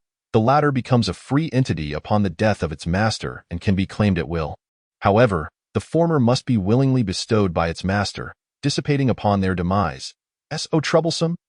Lin Chun pondered upon hearing Shang Yu's explanation. If he could simply slay him to obtain it, how convenient that would be. Since it required a voluntary transfer, it became imperative to engage him in conversation. However, before Lin Chun could speak, Tianjun erupted in laughter. Oh, you desire my Demon King's ultimate technique. Do you think I would willingly hand it over? Bloodied and slurring, each word he uttered was accompanied by spittle flecked with blood. And do you believe that if you refuse to relinquish it, you will continue to live? Lin Chun squatted slightly, looking at him with a mocking expression. Tianjun spat defiantly, startling Lin Chun, who quickly recoiled. Fortunately, he dodged in time. After avoiding the saliva, Lin Chun swiftly advanced, stepping on Tianjun's ankle, which had been rendered useless. The excruciating pain caused Tianjun to wail in anguish. Hand over the Demon King's ultimate technique, and I may spare your life. Ha ha ha. Pa, do you think I would be so naive as to trust your words? Even if I were to give you the Demon King's ultimate technique, you would still kill me. Tianjun gritted his teeth against the pain, spitting another glob of saliva, but it fell short of Lin Chun. Being too clever is a flaw, Lin Chun remarked with a frown. You may as well kill me. Just wait until my father finds you. You have quite the backbone, Lin Chun chuckled softly before suddenly shouting, Xiao Bai, it's time for a feast. The Xiang Tianmeng, possessing the intelligence of a great demon, was far more astute than one might expect. Even without explicit instructions, it discerned Lin Chun's intentions and made the correct judgment. The Xiang Tianmeng gradually lowered its head, suddenly thrusting it towards Tianjun, causing the latter to recoil in fear at the massive serpent's approach. After locking eyes with Tianjun for a moment, the Xiang Tianmeng began to move back. What do you intend to do? You beast, what do you want? Stay away from me. Get lost, Tianjun screamed in terror. Yet his pleas fell on deaf ears. The Xiang Tianmeng, adept at instilling fear, executed its task with such professionalism that even Lin Chun had to admire it. The Xiang Tianmeng approached from behind Tianjun, suddenly lifting one of his legs but refraining from severing it outright. Instead, it exhaled a breath, allowing Tianjun to feel its intent and purpose clearly. No. Please, I beg you, Tianjun pleaded repeatedly, yet he still refused to yield the Demon King's ultimate technique. With a wave of Lin Chun's hand, Tianjun's leg was severed with a sickening sound. After consuming Tianjun's leg, the Xiang Tianmeng returned to confront him once more. The agony of his severed limb, combined with the looming terror of the gigantic serpent, finally drove Tianjun to the brink of despair. I will give you the Demon King's ultimate technique. Just kill me quickly, Tianjun shouted in fear. Struggling to raise an arm towards Lin Chun refrained from allowing Shang Yu to approach, wary of her being splattered with his spittle. As Lin Chun drew closer, Tianjun was entirely consumed by his dread. Hurry, place your hand upon mine, and I will grant you the Demon King's ultimate technique. Lin Chun complied, and soon a spear materialized in his mind. This spear, entirely golden, lacked a physical form, appearing as if it were a collection of golden light coalescing into the shape of a spear. Having acquired what he sought, Lin Chun turned to Shang Yu and said, Take your revenge. Shang Yu, seemingly reluctant to draw too near, instructed the Xiang Tianmeng, Xiao Bai, devour him. Upon hearing this, the Xiang Tianmeng promptly swallowed Tianjun whole. Lin Chun had already witnessed the power of the Demon King's ultimate technique. While formidable, it paled in comparison to his chaotic poison. Not only did it consume more energy, but its potency was also inferior, with the sole advantage being its extended attack range and marginally faster speed than the Cloud Eagle longbow. However, this slight enhancement held little utility for Lin Chun. Rather than employing the Demon King's ultimate technique, he would prefer to utilize his chaotic poison. Yet should Shang Yu possess it, their future endeavors in hunting great demons would undoubtedly become far easier. Shang Yu, here, I present you the Demon King's ultimate technique. Upon hearing Lin Chun's words, Shang Yu looked at him as if seeing him for the first time. For me? You don't want it. Do I seem so petty? Lin Chun, with a displeased expression, took Shang Yu's hand and bestowed upon her the Demon King's ultimate technique. Shang Yu, feeling the golden spear manifest in her mind, was overwhelmed with joy and excitement. This is a treasure. You simply gave it to me? Lin Chun waved his hand dismissively, interrupting her. No need for idle chatter. I know it's a treasure. Shang Yu gazed at this man before her, her admiration and affection bubbling forth, and she impulsively embraced Lin Chun, planting a fierce kiss upon his lips. Be mindful. There are boundaries between men and women. Lin Chun said, deliberately wiping his lips and adopting a serious demeanor. I dare you to impose boundaries. Shang Yu laughed heartily, pulling Lin Chun into a tight embrace and kissing him several more times. Amidst their playful banter, far in the distance, beneath a royal-grade Everlife tree, a palace stood where a man was kneeling, scrubbing the floor when a tremor jolted through his heart. Son. When Tian Guiyu initially bestowed the Demon King's ultimate technique upon Tian Zhen, he had forged a faint connection. This subtle bond could only be established by those of martial king caliber, enabling one to sense the presence of another at all times. Now, with that connection abruptly severed, Tian Guiyu instantly comprehended that his son had perished, chasm of sinking, or sunset canyon. Based on the distance at which the connection had been lost, Tian Guiyu speculated on the general location. Little Gue. What troubles you? A melodious, magnetic female voice resonated from above the palace. At that moment, a woman of stunning beauty and alluring figure lounged in an opulent chair, sipping a glass of vibrant red liquid with languid grace. This woman, known as Blood Qianji, was the master of Tian Guiyu at the royal-grade Everlife tree. Upon hearing her voice, Tian Guiyu crawled forward on his knees, respectfully declaring, Master, my son is dead. Blood Qianji displayed a nonchalant demeanor, resting her long legs upon Tian Guiyu's bent back. If he is dead, he is dead. Sons are easily conceived. Master. Tian Guiyu attempted to articulate further, but a drop of crimson liquid suddenly splattered onto the ground.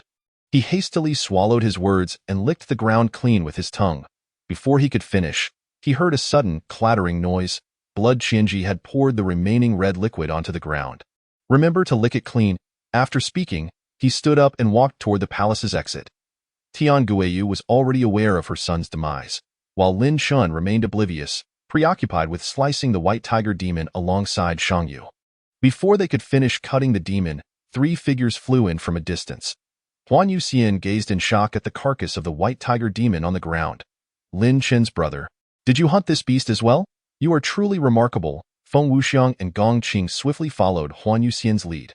Chapter 72. Xiao Yeya. Lin Chen glanced up to see the 3 clan leaders approaching from the direction of the abyss. The immense noise generated by the white tiger demon's massive body during its sprint and subsequent fall must have alerted them, prompting their arrival. Huan Yuxian, just call me Lin Chun. No need to add brother. Lin Chen emphasized with a look of dissatisfaction. His age accumulated over 2 lifetimes far surpassed that of Huan Yuxian. Upon hearing Lin Chen's words, Huan Yuxian scrutinized him closely. You have broken through to martial sovereign? As soon as she spoke, a look of sudden realization washed over her. Of course, with a portion of the demon's flesh, as long as luck isn't too unkind, it should be just enough for you to break through to martial sovereign. Lin Chen ignored her and continued to focus on dissecting the white tiger demon before him. Feng Wuxiang and Gong Qing observed Shang Yu and Lin Chun with envious expressions. The thought of Lin Chun joining Shang Yu's clan filled Feng Wuxiang with regret. Had he known they would venture out this time, he would have brought along his beautiful granddaughter. Perhaps Lin Chun would have chosen to join his clan after seeing her charms, if that had been the case. The white tiger demon might very well have been his. Lin Chen. Did this great demon yield a demon core? Gong Qing inquired as he approached the pair. Ever since the 3 clan leaders learned that Lin Chun possessed the chaos poison, they had treated him with extreme friendliness. The reason was simple. Should they encounter an insurmountable demon in the future, they would be able to invite Lin Chun to assist. If they failed to befriend him, they would have no choice but to gamble with their lives. No, Lin Chun replied to Gong Qing while simultaneously filling his Shumi demon core ring. At that moment, Shang Yu also possessed a Shumi demon core ring, which he had taken from Tian Zhen. Initially, after using the Demon King's ultimate technique, Tian Zhen had immediately extracted flesh from the ring to replenish his strength. Shang Yu had long desired to reclaim a Shumi demon core ring, so when she ambushed Tian Zhen, she promptly seized his ring. Upon seeing that they had filled 2 Shumi demon core rings, they still had nearly half of the white tiger demon's body remaining. Lin Chen decided to release the sky-soaring python. Little by eat, Lin Chen had always been mindful of the sky-soaring python's advancement, and the excess demon flesh that could not be taken along was perfect for helping it break through to a higher level. As soon as the command was given, the sky-soaring python joyfully rushed toward the carcass of the white tiger demon. The three clan leaders watching were taken aback by the sudden appearance of the massive sky-soaring python. A spiritual pet. It is indeed a spiritual pet demon core, Feng Wuxiang jested. You two have kept this under wraps quite well. Back when we were beneath the abyss, you both were so quiet that we assumed you had not acquired a demon core. With this spiritual pet, hunting great demons will truly be as effortless as reaching into a pocket. Gong Qing's envy was palpable. Huan Yuxian could no longer contain her jealousy toward Shangyu. How could such an exceptional man be snatched away from her? At that moment, Huan Yuxian felt an overwhelming urge to slap herself. She should have been friendlier when she first met Lin Chun. Showcasing her charm, perhaps she could have won him over. But now, it was far too late. Lin Chen did not wish to overly offend the clan leaders, as they would all be residing under the same eternal tree, where they would inevitably encounter one another. Moreover, the goodwill they had shown him was undeniable. As the saying goes, one should not strike those who bear a smile. You need not be overly envious. For in the future, should you uncover traces of great demons, I can also lend my assistance. However, let it be known in advance, should you request my help, I must receive at least half of the demon flesh. And any demon cores must also belong to me. Lin Chen was well aware of the clan leader's intentions to befriend him and was more than willing to go along with it. Collaborating with these three clan leaders meant that the entirety of the Eternal Tree's influence would work together to seek out great demons on his behalf, vastly increasing efficiency compared to relying solely on Shangyu's clan members. As anticipated, the clan leaders displayed expressions of delight upon hearing Lin Chen's words. Although requesting Lin Chen's assistance would likely diminish their chances of obtaining a demon core, the likelihood of such an occurrence was already exceedingly low. The primary goal of hunting great demons was still their flesh. Furthermore, Lin Chen's demand for half of the demon flesh was rather modest. Just half for the assistance of the chaos poison. The three clan leaders felt they were getting quite the bargain. After all, during their last hunt for the sky-soaring python, they had only received 1/5 and had barely escaped with their lives. Lin Chen only requested half. One could truly describe it as generous. Agreed. Feng Wuxiang was the first to consent. Gong Qing quickly followed suit. Then it seems I shall be troubling you more in the future, Lin Chun. Huan Yuxian's face was alight with joy. She had feared Lin Chun would hold a grudge against her and refuse any future request for assistance in hunting demons. Yet, at this moment, Lin Chun did not exclude her from the conversation. Feeling immensely relieved, Huan Yuxian exclaimed, Lin Chun, thank you. I sincerely apologize for my earlier disrespectful words. Lin Chun waved his hand dismissively. It was a trivial matter. There is no need for you to dwell on it. Huan clan leader. After saying this, he paid no further attention to the three and instead approached the sky-soaring python to assess its condition. Huan Yuxian, filled with gratitude, glanced toward Shangyu, and a wave of envy involuntarily washed over her features. As the sky-soaring python took its first bite of the white tiger demon's flesh, it broke through to the level of a great demon. Its physique now closely resembled that of the sky-soaring python from beneath the abyss. Its colossal head, nearly 30 meters high, rose as if a small building had soared into the sky. Lin Chen did not instruct the sky-soaring python to stop eating. After all, they couldn't carry much. So it was best to let the python feast to its heart's content. Once the sky-soaring python had consumed all of the white tiger demon, its strength would also reach the third tier of great demons. Subsequently, Lin Chen flew to the top of the sky-soaring python's head, standing atop its massive skull.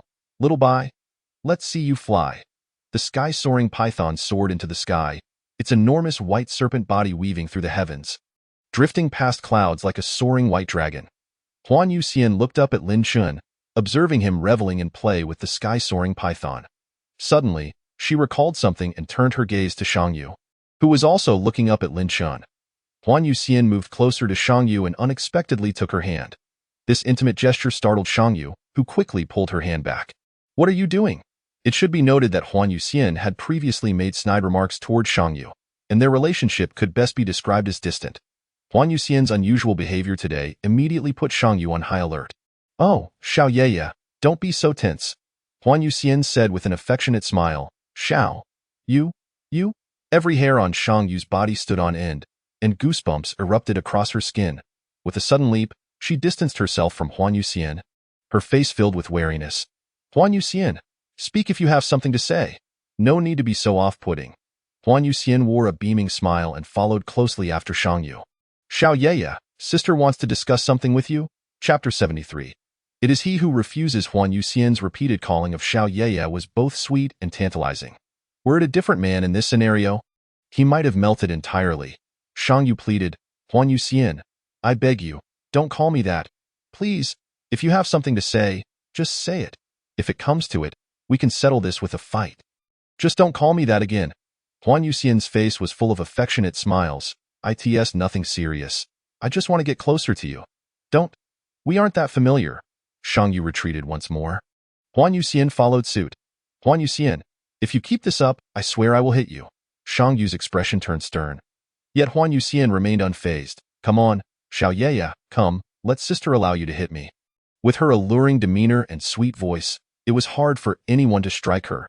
Even Shang Yu found it difficult to resist. Oh dear heavens! Shang Yu finally succumbed. Huan Yuxian, if you dislike me, let us just settle it with a fight. There is no need for this. Seeing that she still had no way to contend with Huan Yuxian, Shang Yu resorted to invoking Lin Shan. If you persist, I will call Lin Shan to deal with you. The effect was immediate. Huan Yuxian's demeanor turned serious. No. I truly have something to discuss with you. Then speak, Shang Yu replied, seemingly anxious that Huan Yuxian might revert to her previous antics, and hastily emphasized, but you must speak properly. If you do that again, I won't agree to anything. Will you agree if I speak properly? Huan Yuxian asked, her smile unwavering. You go first. Shang Yu is not naive. Xiao Ye, I agree. As long as it's not an unreasonable request, I will agree. Shang Yu had completely capitulated to Huan Yuxian. She had never realized how adept this woman was at manipulation. Huan Yuxian's smile blossomed, resembling a flower in full bloom, captivating all in its wake. I want to marry Lin Shan alongside you. What? Shang Yu was immediately taken aback, stepping back resolutely, declaring, No, Xiao Ye, don't even think about it. It is absolutely impossible, she interjected hastily. Why not? Rest assured. As long as you wish to be with him, I promise I won't compete with you for him, Huan Yuxian quickly assured her. Besides, there will be moments when you can't attend to him alone, right? What if you become pregnant? Wouldn't he still seek out other women? Shang Yu's expression instantly turned bitter. This isn't about whether you're competing or not. Then why can't it be? Huan Yuxian seemed to share the same mindset as Shang Yu regarding this matter. To her, the idea of two women marrying the same man was not at all inappropriate. He said, he only wants me, Shang Yu remarked, her cheeks involuntarily flushing, a hint of happiness creeping into her smile. How could that be? What man would only want one woman? Huan Yuxian expressed disbelief. Shang Yu grew anxious. Really? I mentioned it to him the other day, suggesting you marry him too. He said no. Huan Yuxian remained skeptical. Just then, Lin Shan, having enjoyed his flight on the Sky Python, finally descended to the ground. Seeing Lin Shan return, Huan Yuxian stepped aside. From a distance, Lin Shan spotted the two conversing on the ground and, upon landing, inquired of Shang Yu, What were you two discussing? I noticed you kept stepping back. Is she bullying you? Shang Yu shook her head repeatedly, seemingly trying to prove something, raising her voice deliberately. She just said she wants to marry you with me. What? Lin Shan felt an overwhelming headache. It seemed the women in this world had peculiar thoughts. Huan Yuxian, on the other hand, displayed a rare shyness, casting a hopeful glance at Lin Shan. I'm sorry, Huan Zhulang, having Shang Yu is enough for me, Lin Shan rejected without a moment's hesitation. Upon hearing Lin Shan's response, Shang Yu couldn't help but smile, casting a somewhat provocative glance at Huan Yuxian. As if to say, see, I wasn't lying.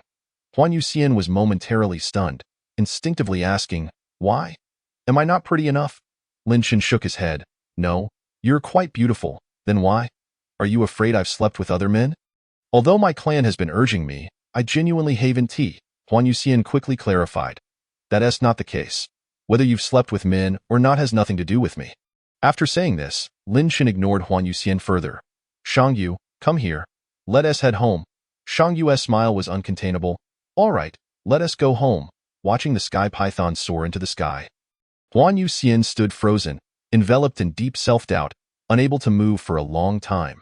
Meanwhile, Feng Wuxiang, who had been spectating the whole time, approached, suppressing his laughter, seemingly to console but actually to tease. Huan Zhulang. Don't be upset. If Lin Shan doesn't want you, I can take you. I still think you're quite lovely. Get lost. Huan Yuxian shouted angrily. Ha ha ha. Feng Wuxiang could not help but laugh heartily. Even Gong Qing, who usually maintained a serious demeanor, couldn't suppress his smile. As Lin Shen and Shang Yu rode the sky python back. Shang Yu's smile never faded, and she even unconsciously hummed a little tune. As she hummed, she began to sing aloud.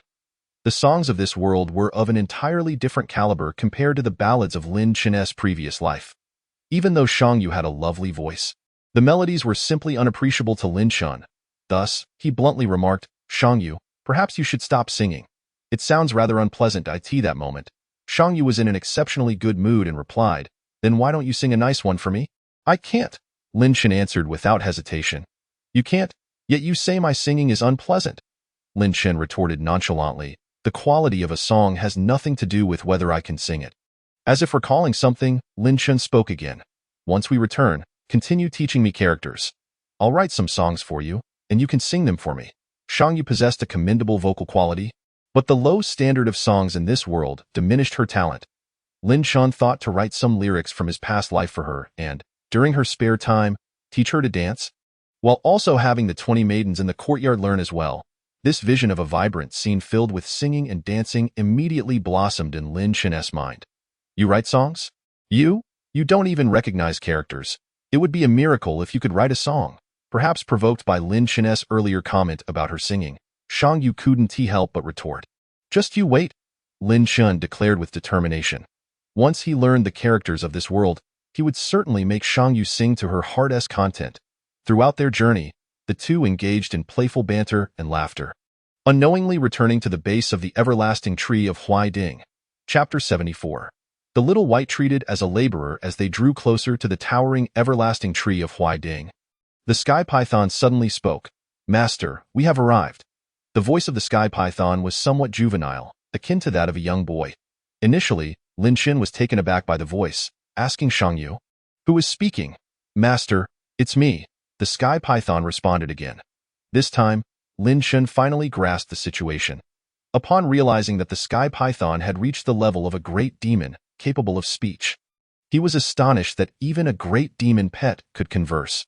Previously, when it had carried him through the skies for so long, he had assumed it lacked the ability to speak.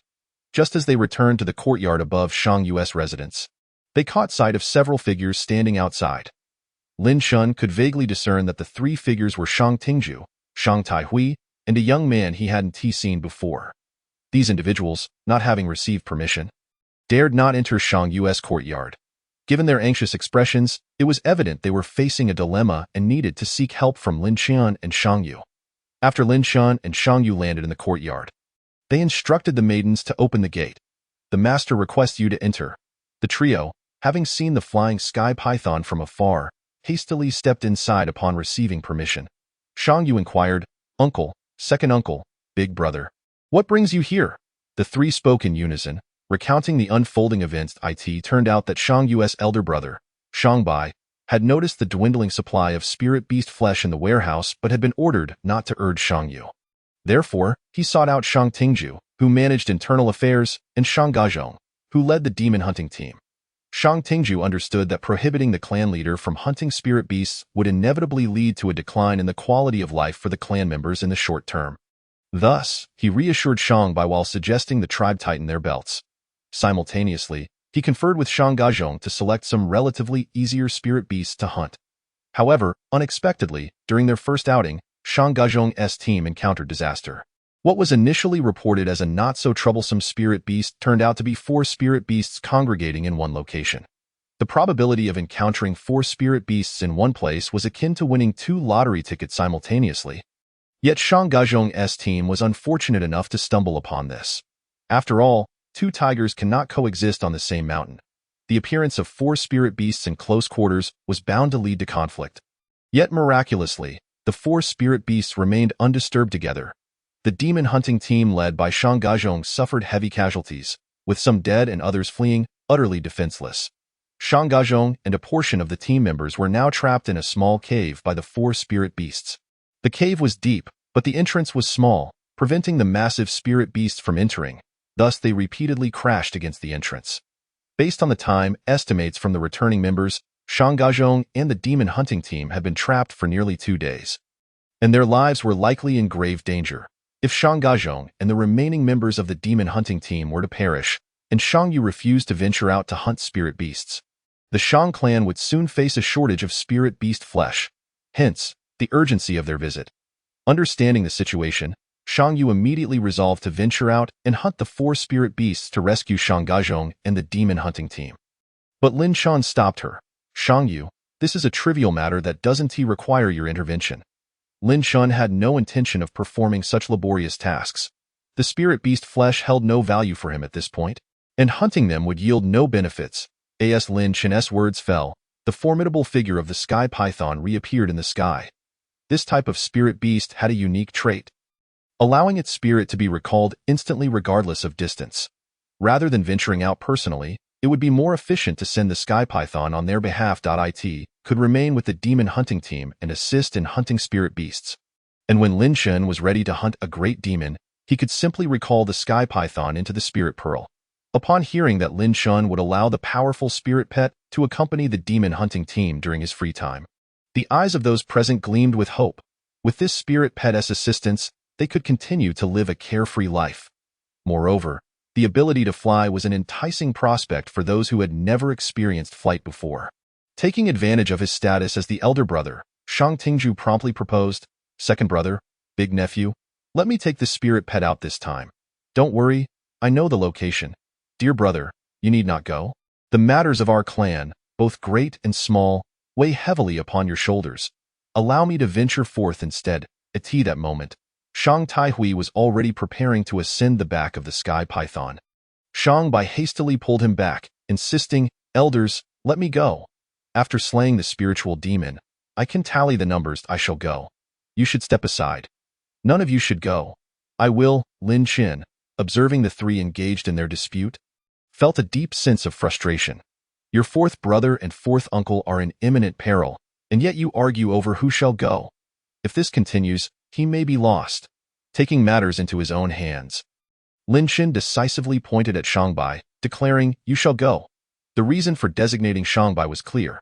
Regardless of whether it was Shang Tingju or Shang Taihui, their mutual displeasure would remain. Lin Shan had personally experienced the burdens that Shang Yu faced as the clan leader.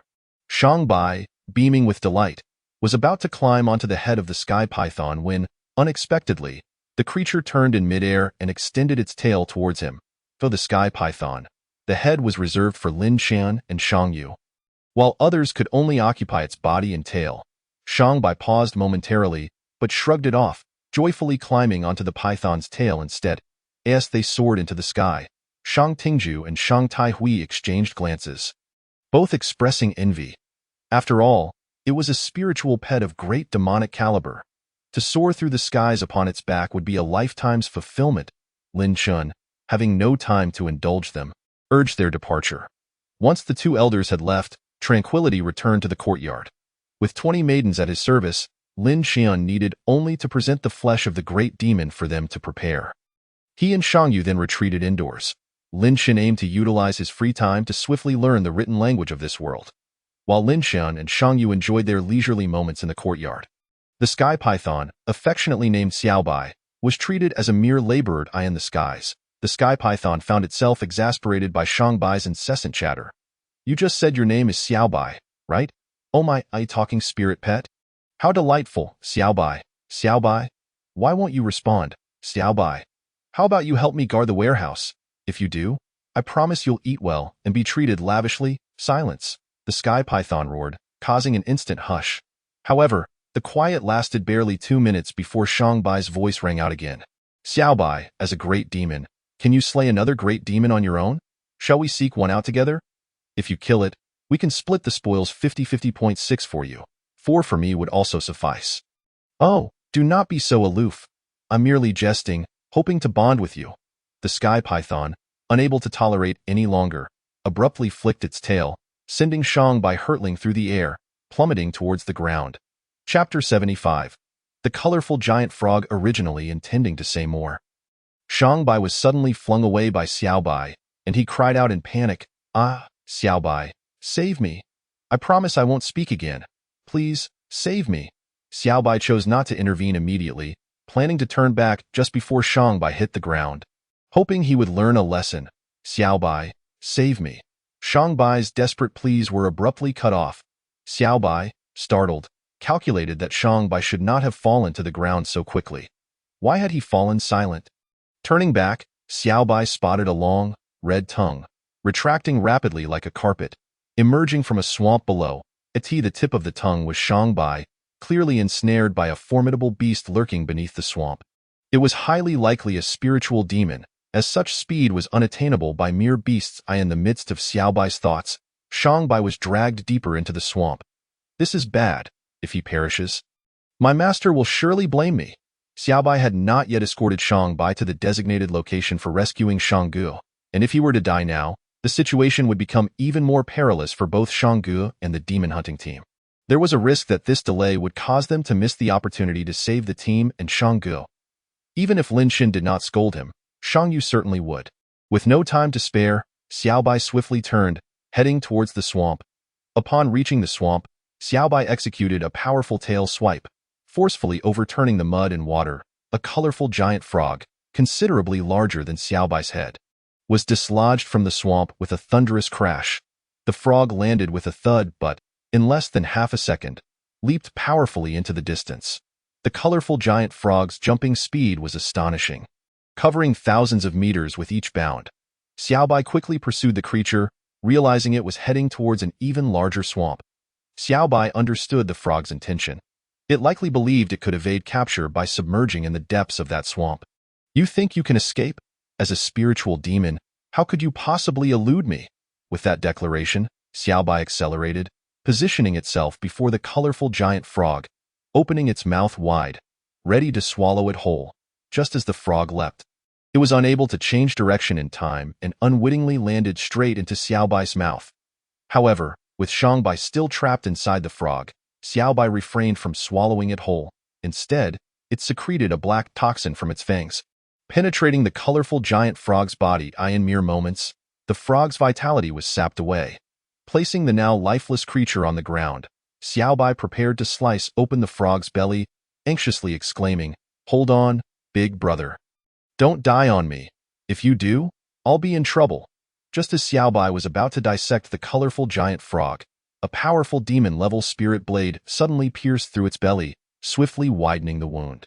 In no time at all, Shangbai emerged from within.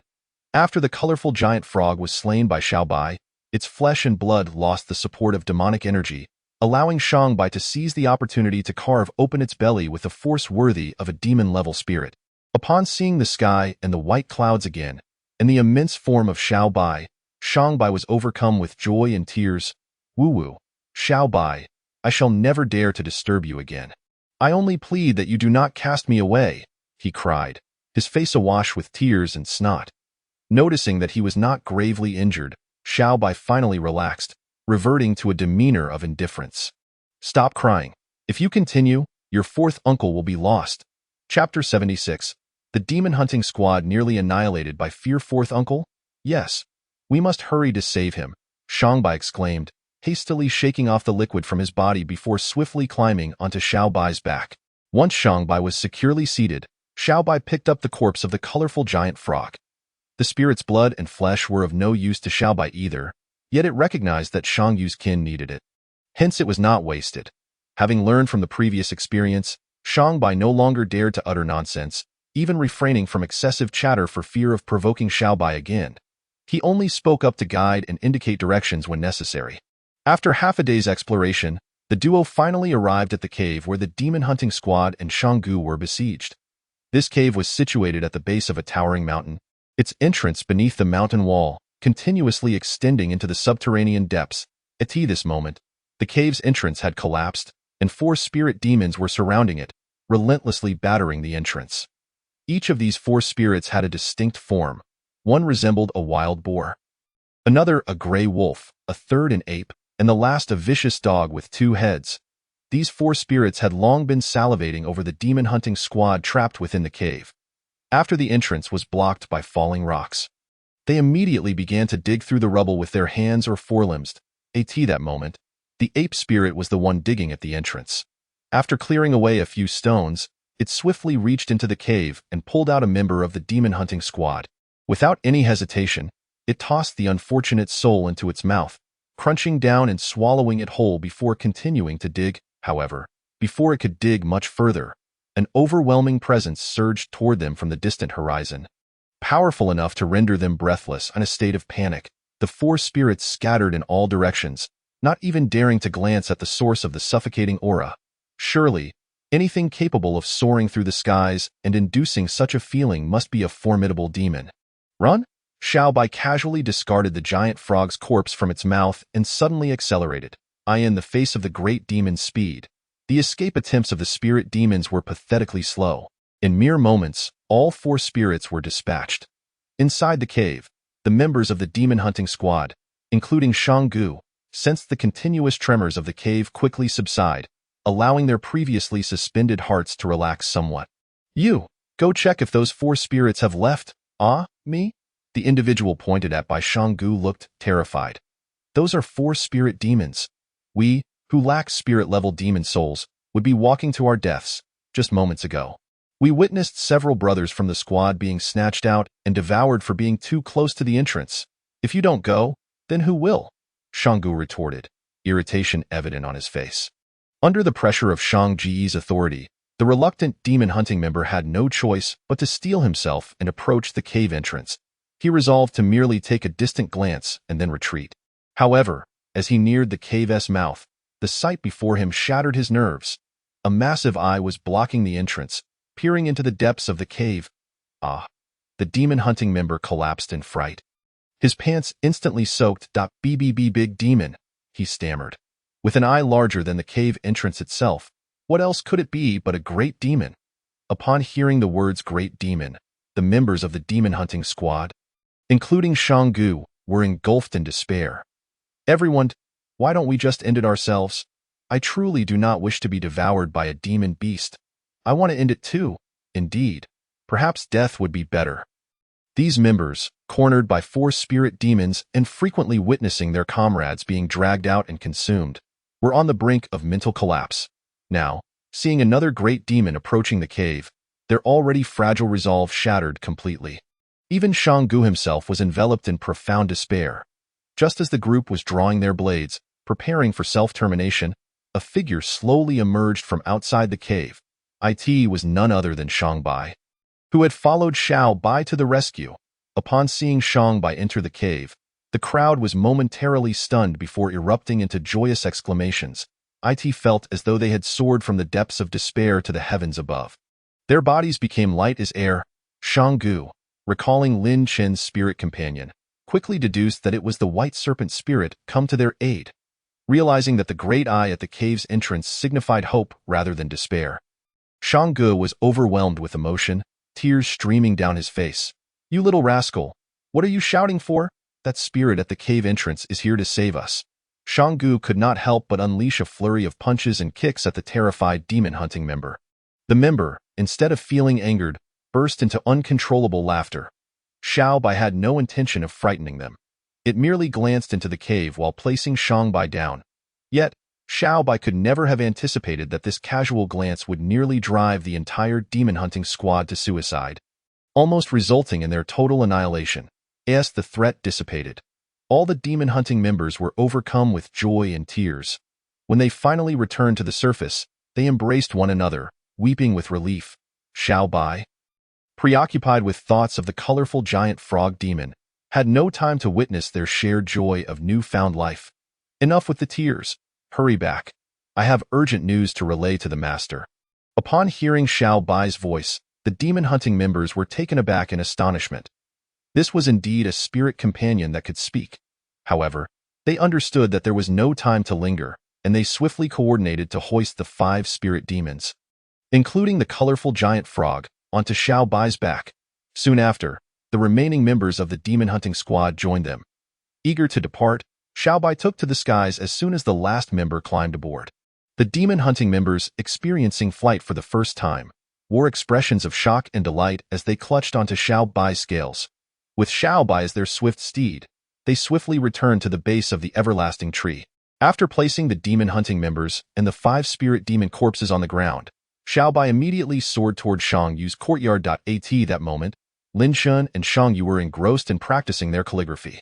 Xiao Bai's colossal form was too large to land in the courtyard, so it shouted, "Master, I have discovered a great demon." A great demon? Upon hearing those words, Lin Shun and Shang Yu involuntarily brightened. To their astonishment, after just slaying one great demon, another had already arrived on the heels of the first. Typically, it might take Shang Yu several months to encounter even one great demon. Yet, within a mere few days, they had hunted one and now faced another. Recognizing the opportunity to hunt yet another great demon, the two promptly set aside their calligraphy practice.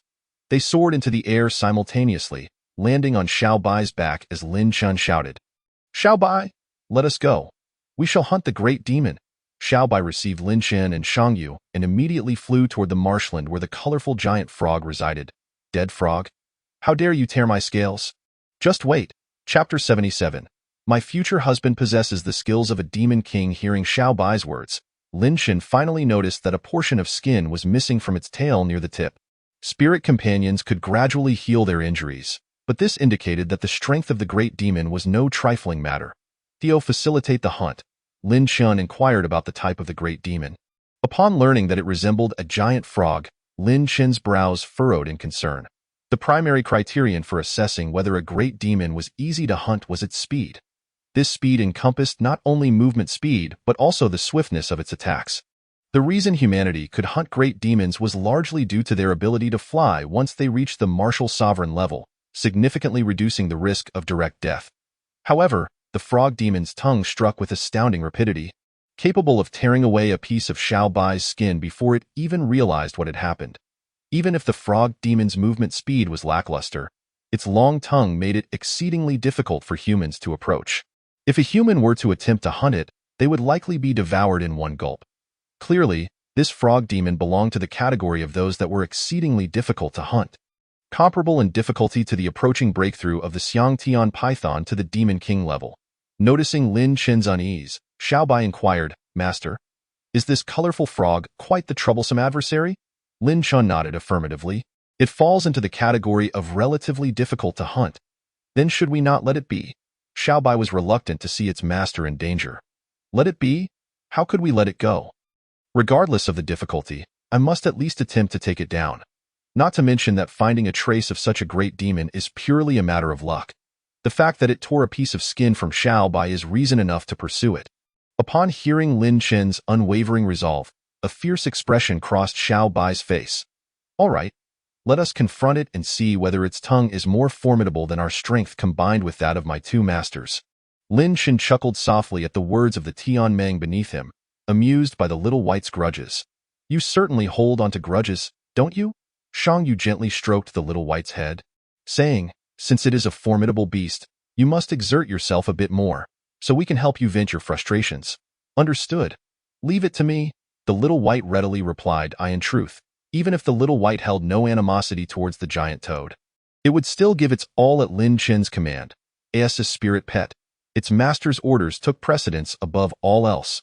The little white, guided by memories in its mind, retraced the path of its earlier chase by the colorful giant frog. Soon, a vast marshland appeared before them. This swamp, now shrouded in an eerie stillness, harbored no beasts save for a few insects. In such a seemingly tranquil marsh, who could have fathomed the terrifying beast lurking beneath? Just as Lin Shun intended to have the little white dive down to lure out the colorful giant toad, several figures suddenly soared in from the horizon. Lin Shun furrowed his brows and quickly restrained the little white, which was eager to charge towards the marsh. There were 7 individuals in total, a mix of men and women, old and young. Yet, without exception, they all approached by flight, indicating they were all martial sovereigns. "Let them pass first. We shall act afterward." In the face of a great beast, Lin Shun managed to remain composed, for ultimately there was but one great beast, and it was unlikely for 2 to appear simultaneously. However, against humans, Lin Shun's advantage of chaotic poison was not as pronounced. In a confrontation, the sheer number of opponents could turn the tide against him. Moreover, while hunting a great beast, all other martial sovereigns posed a threat. The 7 approaching figures, upon spotting the 2 and the serpent, were equally taken aback.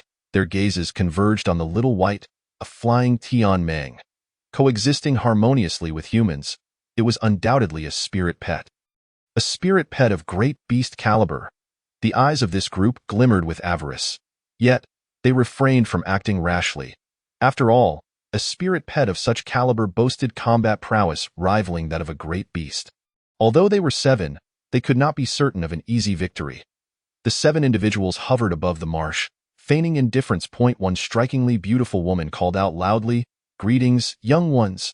From which everlasting tree do you hail?" Lin Shen quietly observed the woman, who appeared only slightly older than himself, choosing not to respond. Noticing his silence, the woman continued, "We are from the Jiying Everlasting Tree Clan. I am Pei Fengqing, the clan leader of the Pei family." Lin Shen remained unresponsive, and Shang Yu, too, chose not to engage. Both understood that the more they spoke, the more information they would inadvertently reveal, thus attracting potential peril. Even if they were unafraid, their kin could easily become targets. In this savage world, where self-preservation was paramount, anyone could turn into an enemy. Seeing that Lin Shen and Shang Yu remained silent, Pei Fengqing's expression gradually turned frosty, and she bluntly stated, "You wish to hunt the colorful giant toad as well, don't you?" Lin Shen displayed no surprise. Without the allure of the great beast, it was improbable for them to be in the same vicinity. "So what if we do? Or if we do not?" Lin Shen finally spoke. In the face of Lin Shen's formidable spirit pet, Pei Fengqing exhibited no fear. They outnumbered him, and she believed she had means to ensure her safety. Realizing that Lin Shen was unwilling to retreat, Pei Fengqing's phoenix eyes narrowed slightly. "If you desire this great beast, you have 2 options. Either join us in hunting it, and in consideration of your spirit pet, we shall grant you 1/8 of the spoils, or you leave at once." A derisive smile graced Pei Fengqing's face as she continued, "I have already been betrothed to Tianzhan of the Tianying Everlasting Tree.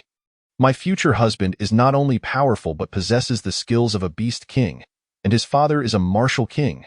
To eliminate you would be as effortless as slaying a dog. Should you entertain thoughts of ambushing us to seize the spoils, be prepared for retribution from a martial king and the beast king's techniques." Upon hearing this, Lin Shen was momentarily taken aback. But a smile unconsciously spread across his face. He turned to Shang Yu, who was similarly struggling to suppress her laughter. Even the little white at their feet revealed a glimmer of amusement in its large eyes. This woman could never have imagined that her prideful husband had already been devoured by the little white. The Beast King's techniques, which she considered her trump card, now floated in Shang Yu's mind. "So, she is Tianzhan's fiancée? How rude of me!" Lin Shen stifled his laughter and offered a polite bow to Pei Fengqing. Shang Yu mimicked his gesture, saying, "Who would have thought that the esteemed clan leader's future husband possesses such a treasure as the skills of a beast king, with a powerful martial king as his backing? It seems today we are fated to be at odds with this great beast."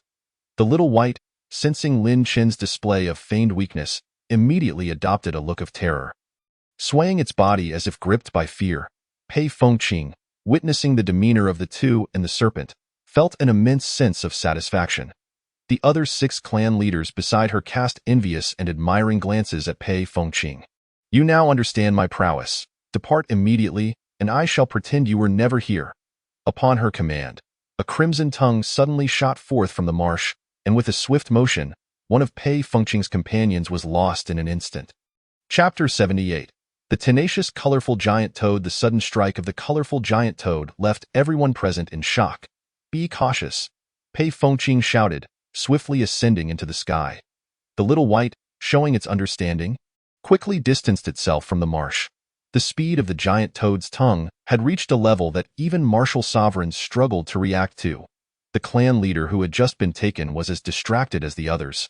Focusing on Pei Fengqing and Lin Shen in that fleeting moment of distraction, the colorful giant toad's tongue ensnared him.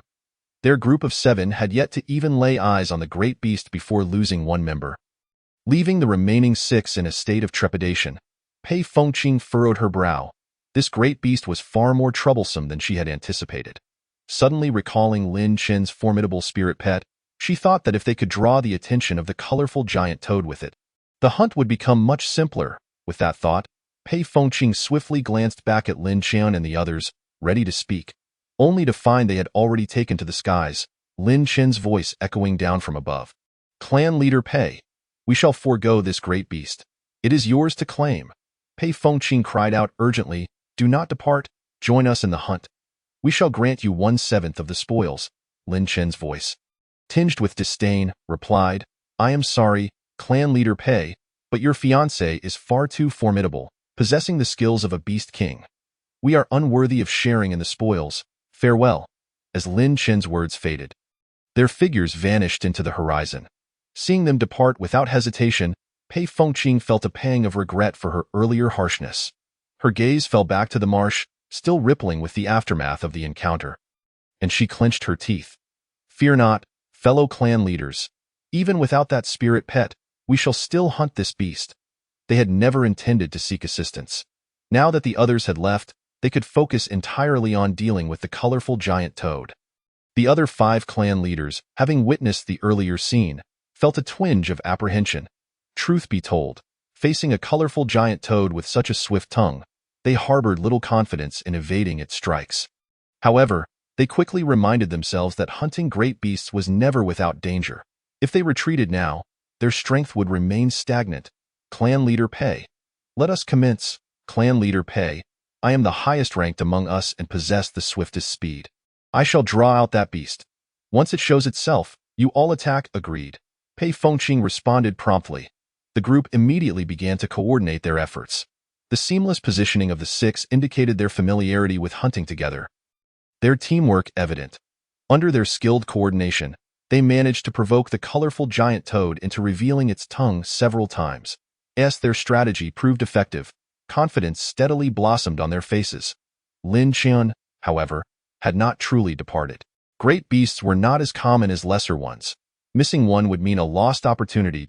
At that moment, he and Shang Yu were hidden amidst the clouds, quietly observing the skirmish above the marsh. The little white, being too large to conceal, had been retracted by Lin Chen. Given Pei Fengqing's arrogance, it was only fitting to let her take the lead for now. Allowing their group of 6 to expend the giant toad's stamina would significantly reduce the danger when Lin Chen eventually made his move. As for Pei Fengqing's threats, Lin Chen dismissed them entirely. Having slain Tianjun, the son of a martial king who possessed the skills of a beast king, why would he fear her, a mere fiancée? At that moment, Pei Fengqing and her companions were wholly focused on the colorful giant toad, completely oblivious to Lin Chen and Shang Yu, who were secretly observing from the clouds. The highest-ranked clan leader, named Wu Tsong, relied on his speed to continually provoke the colorful giant toad lurking beneath the marsh. Finally, the great beast could no longer tolerate the taunts and leaped forth from the depths of the swamp. As the crowd beheld the majestic form of the colorful toad demon emerge, they hastily unleashed arrows, sword energies, and spears, targeting its vulnerable eyes and other weak points from a distance. A flicker of contemplation appeared in the toad demon's large, bulging eyes, exhibiting an oddly human-like quality. In an instant, it pivoted sharply, using its slimy back to absorb the onslaught of arrows, sword energies, and spears.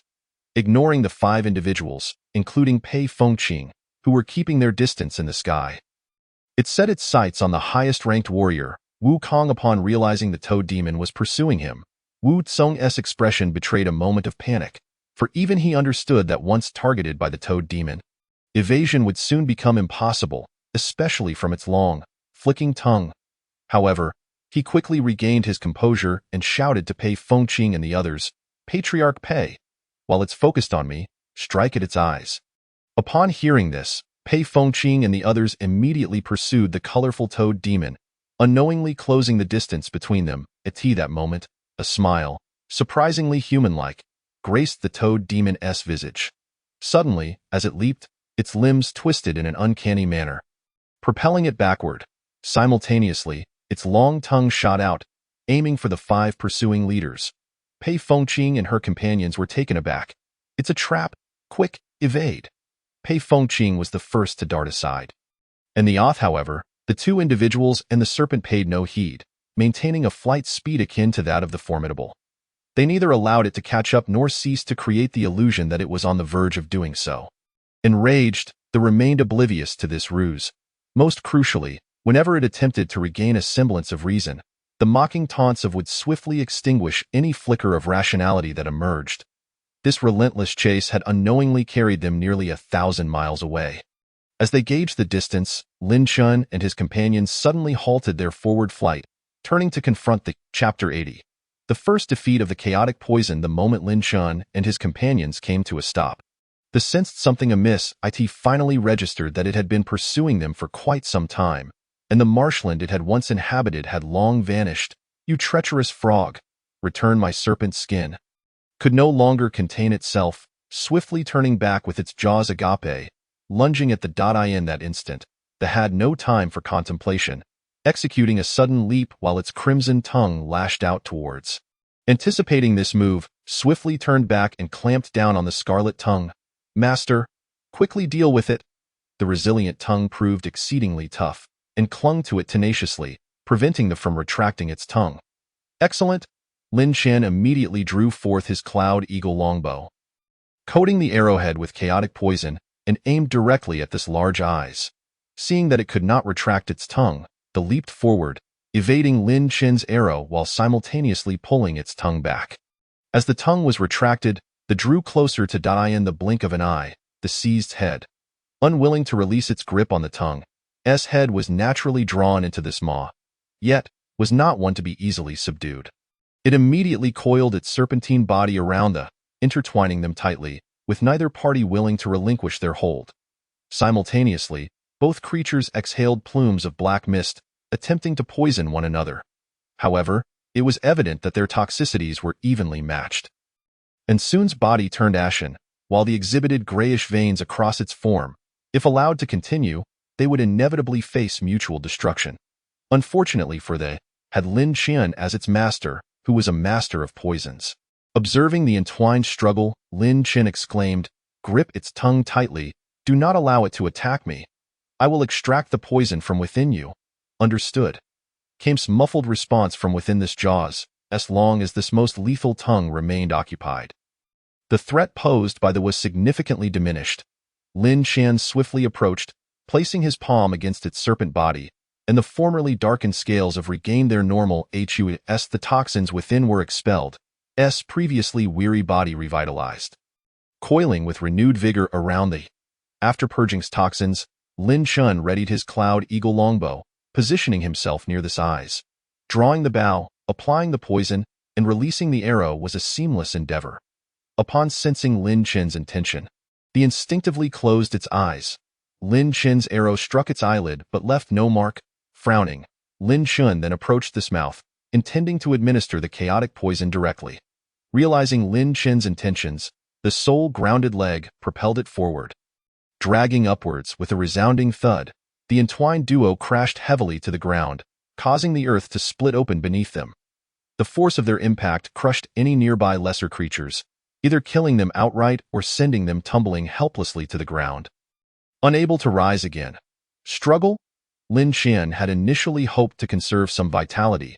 Witnessing this desperate resistance ignited his fury, and he unleashed a copious amount of toxic mist, enveloping both and the masterfully controlled. The mist enveloped without causing harm, while the bled profusely from its mouth. At last, it seemed to come to an end. Lin Shan felt confident in his chaotic poison. Meanwhile, who had been observing from the sidelines, approached. "Lin Shan, with your chaotic poison, I feel utterly useless," she admitted with a hint of guilt. Lin Shan affectionately ruffled her hair, replying, "It's all right. When you can't assist, simply cheer us on." As Lin Shan spoke, he intended to withdraw, allowing it to recuperate within the yet, upon turning, his eyes widened in disbelief. "What? It's still alive." The, now sprouting small bulges upon its back, appeared seemingly unscathed beyond a slight trickle of blood. Lin Shan and exchanged incredulous glances. The once infallible chaotic poison had failed. "Ha ha! Is this all you can muster?" The jeered triumphantly. "You didn't even realize I could store all the poison within me? And you dare to attack me? Did you think I would engage in a toxic duel without a trick up my sleeve? I simply didn't expect you to absorb poison as well." A miscalculation? Lin Shan now recognized that the once tainted black and gray baize poison had fully regained its original hue. Unfazed, he unleashed another wave of chaotic poison.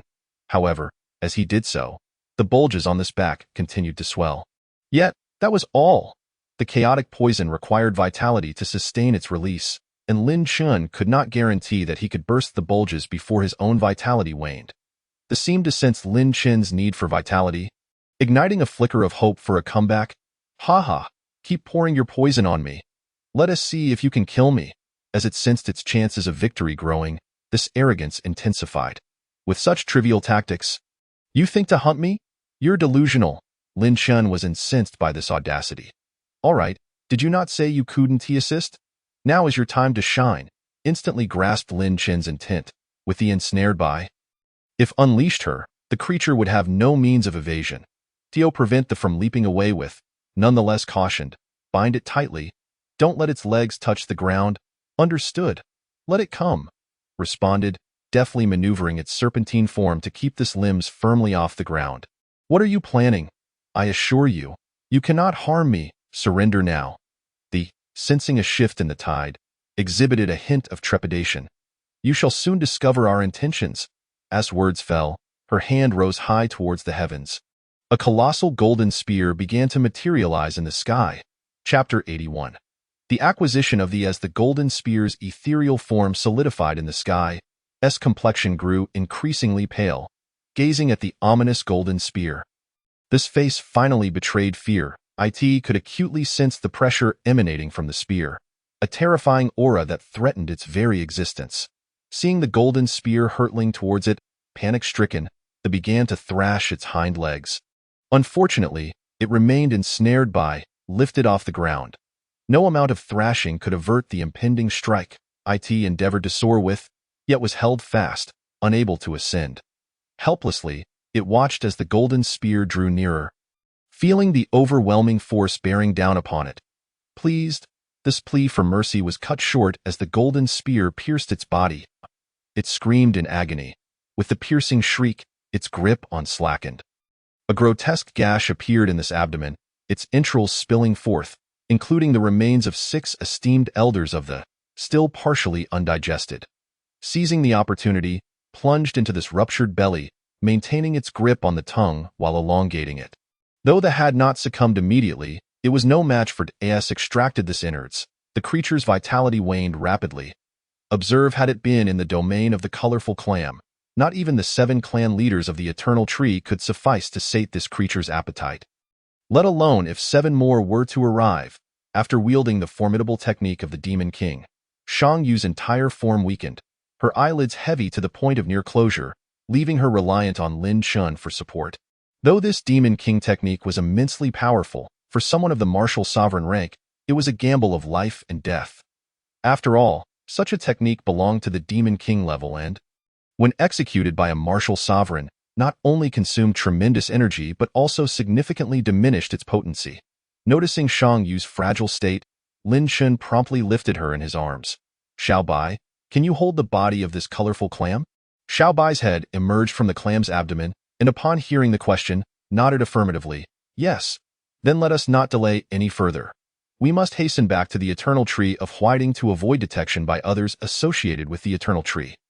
If someone arrives to seize the great demon at this moment, we shall find ourselves in grave trouble." Xiao Bai nodded its large head, then clamped down on the body of the colorful clam.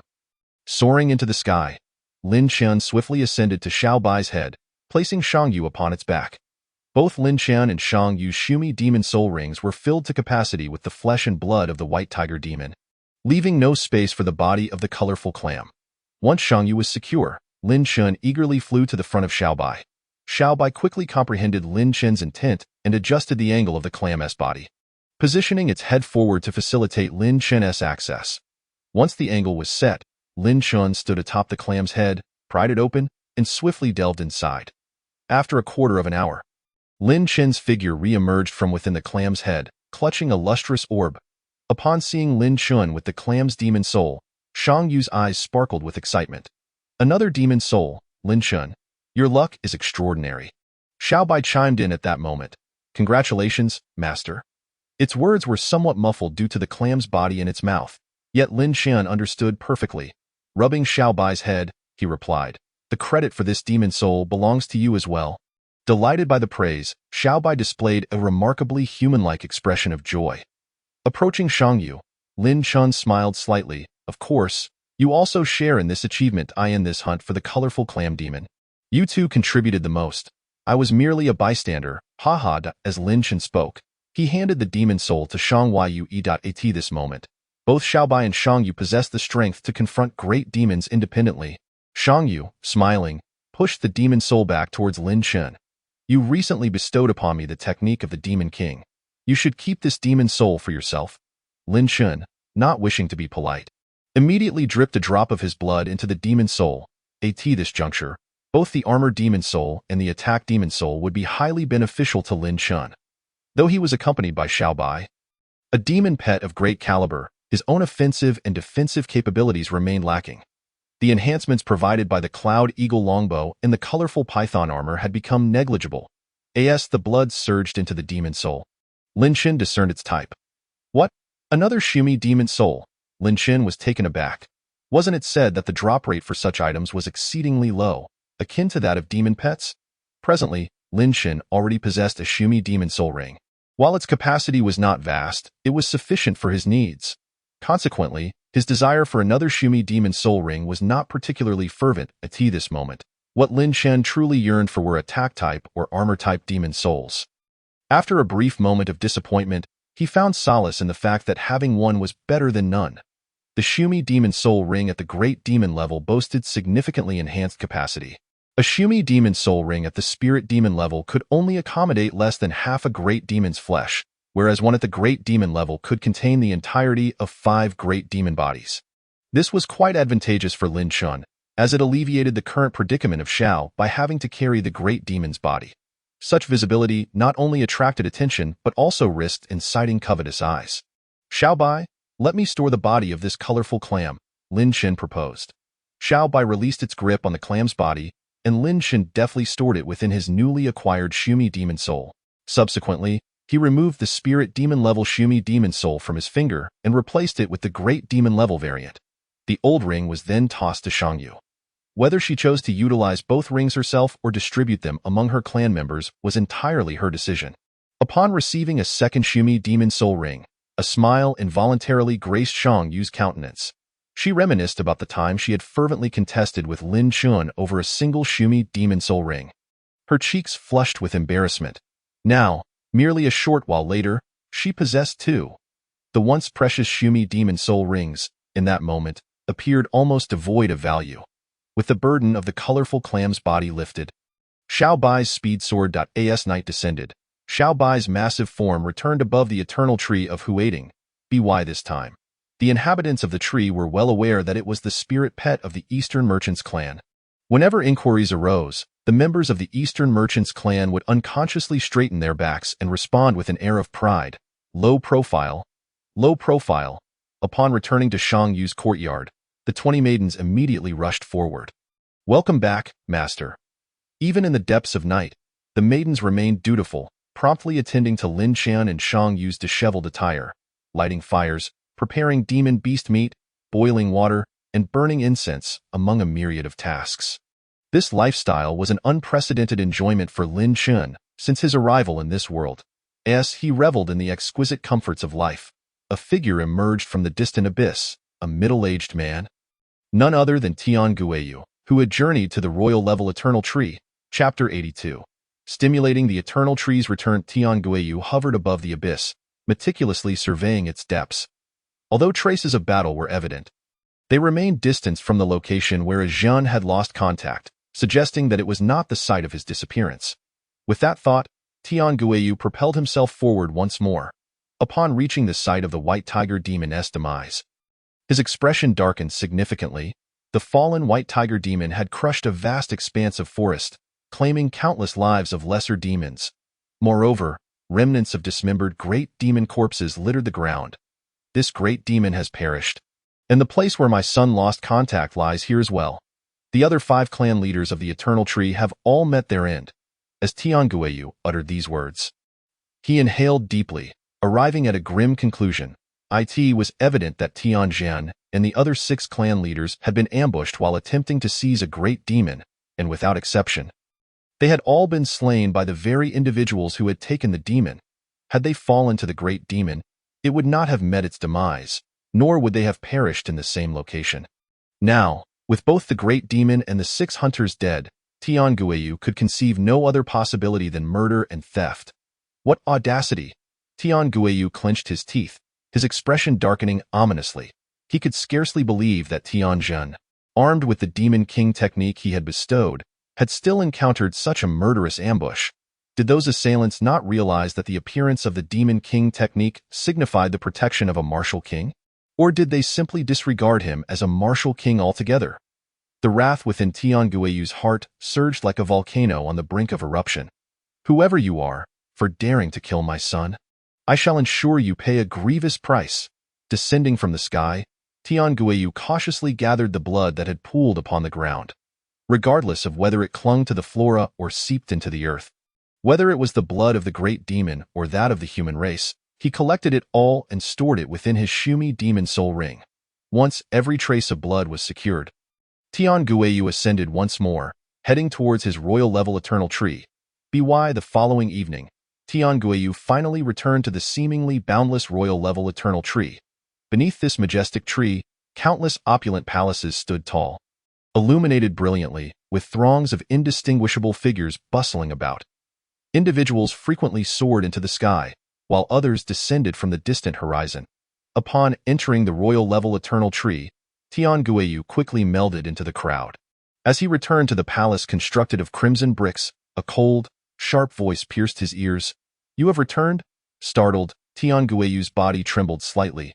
"Master, I'm sorry." With a resounding crack, a swiftly approaching whip struck him, and the powerful form of a martial king instantly bled profusely. Following the blow, sweat beaded on Tian Guiyu's forehead, his face flushed crimson, yet he dared not utter a sound. What audacity! To leave the Blood Emperor Palace without my permission. As the chilling voice of Blood Qianji echoed, the whip that instilled fear in Tian Guiyu's heart lashed out once more. Crack! This strike was even more forceful, sending Tian Guiyu spinning before he crashed heavily to the ground. However, he dared not cry out. As soon as he landed, he immediately crawled back to Blood Qianji's feet. Crack! The third lash followed swiftly, propelling Tian Guiyu into the air once more. Do you have any idea how much dust has settled on the ground during your absence? Tian Guiyu gritted his teeth, suppressing any hint of dissatisfaction. "Master, I'm sorry. I sensed something amiss regarding my son's death and returned to investigate the cause, initially intending to make a swift return before your arrival." Crack! The long whip interrupted Tian Guiyu's words. "In my absence, you believe you can depart from the Blood Emperor Palace?" Crack! "What concern is your son's demise to me?" Crack! "I merely require your obedience, you wretched dog. Do you comprehend?" Crack! The relentless strikes of the whip left Tian Guiyu bloodied and battered. Nevertheless, he gritted his teeth in silence, swiftly crawling to the alabaster legs of Xue Qianji, incessantly licking the shoes of his tormentor. A glimmer of satisfaction flickered in Xue Qianji's cold voice. "Now, that is a good dog." Discarding the whip, now stained with Tian Guiyu's blood and flesh, Xue Qianji returned to a lavish chaise. As he raised his foot, Tian Guiyu bent his back, presenting himself at Xue Qianji's feet. "This is the first and last time. Should there be a next, I shall not be so lenient," Tian Guiyu hastily replied. "Thank you, master, for your forgiveness. I shall never dare to leave the Blood Emperor Palace without your permission again." "Excellent." A hint of satisfaction returned to Xue Qianji's voice. Picking up a glass filled with vibrant crimson liquid, he leisurely continued, "I am aware of your desires. Present the items." Upon hearing this, delight surged across Tian Guiyu's face as he quickly produced the collected blood. Yet, as he placed the soiled earth and leaves upon the ground, regret immediately washed over him. Sure enough, Xue Qianji's foot sent him sprawling. "Who permitted you to place it on the ground?" The whip, carelessly discarded moments before, levitated and swiftly returned to Xue Qianji's grasp. Crack! The whip lashed repeatedly against Tian Guiyu, nearly rendering him unconscious from the relentless blows. "Forgive me, master. I was wrong." The whip, still unsated, continued its assault for another half-minute before Xue Qianji finally ceased.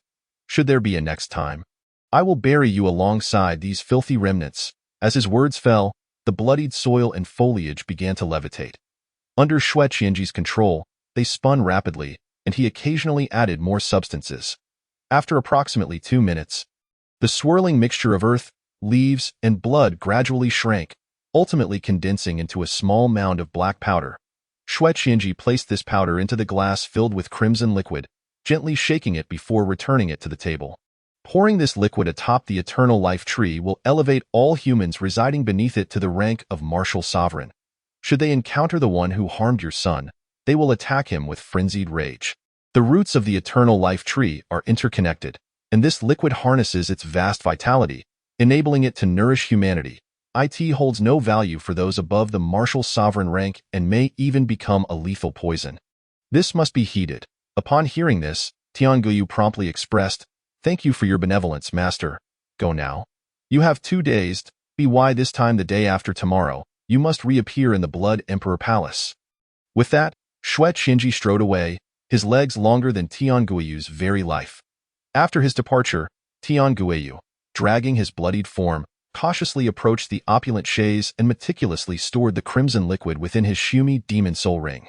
2 days would suffice for him to make a round trip to the celestial life eternal tree. Emerging from the Blood Emperor Palace, a tempest of hatred surged upon Tian Guiyu's face. "Son, are you aware of the agony I endured to avenge you? Rest assured. The one who took your life, no matter where he may be, shall not escape the encirclement of millions of martial sovereigns. His demise is inevitable." A day later, Tian Guiyu's figure appeared above the celestial life eternal tree. After pouring the crimson liquid atop its apex, he hastily departed. Tian Guiyu needed to return swiftly. Failing to arrive at the designated time would mean facing Shui Qianji's wrath. As the eternal life tree absorbed the vibrant liquid, its branches and leaves radiated an unusual vitality.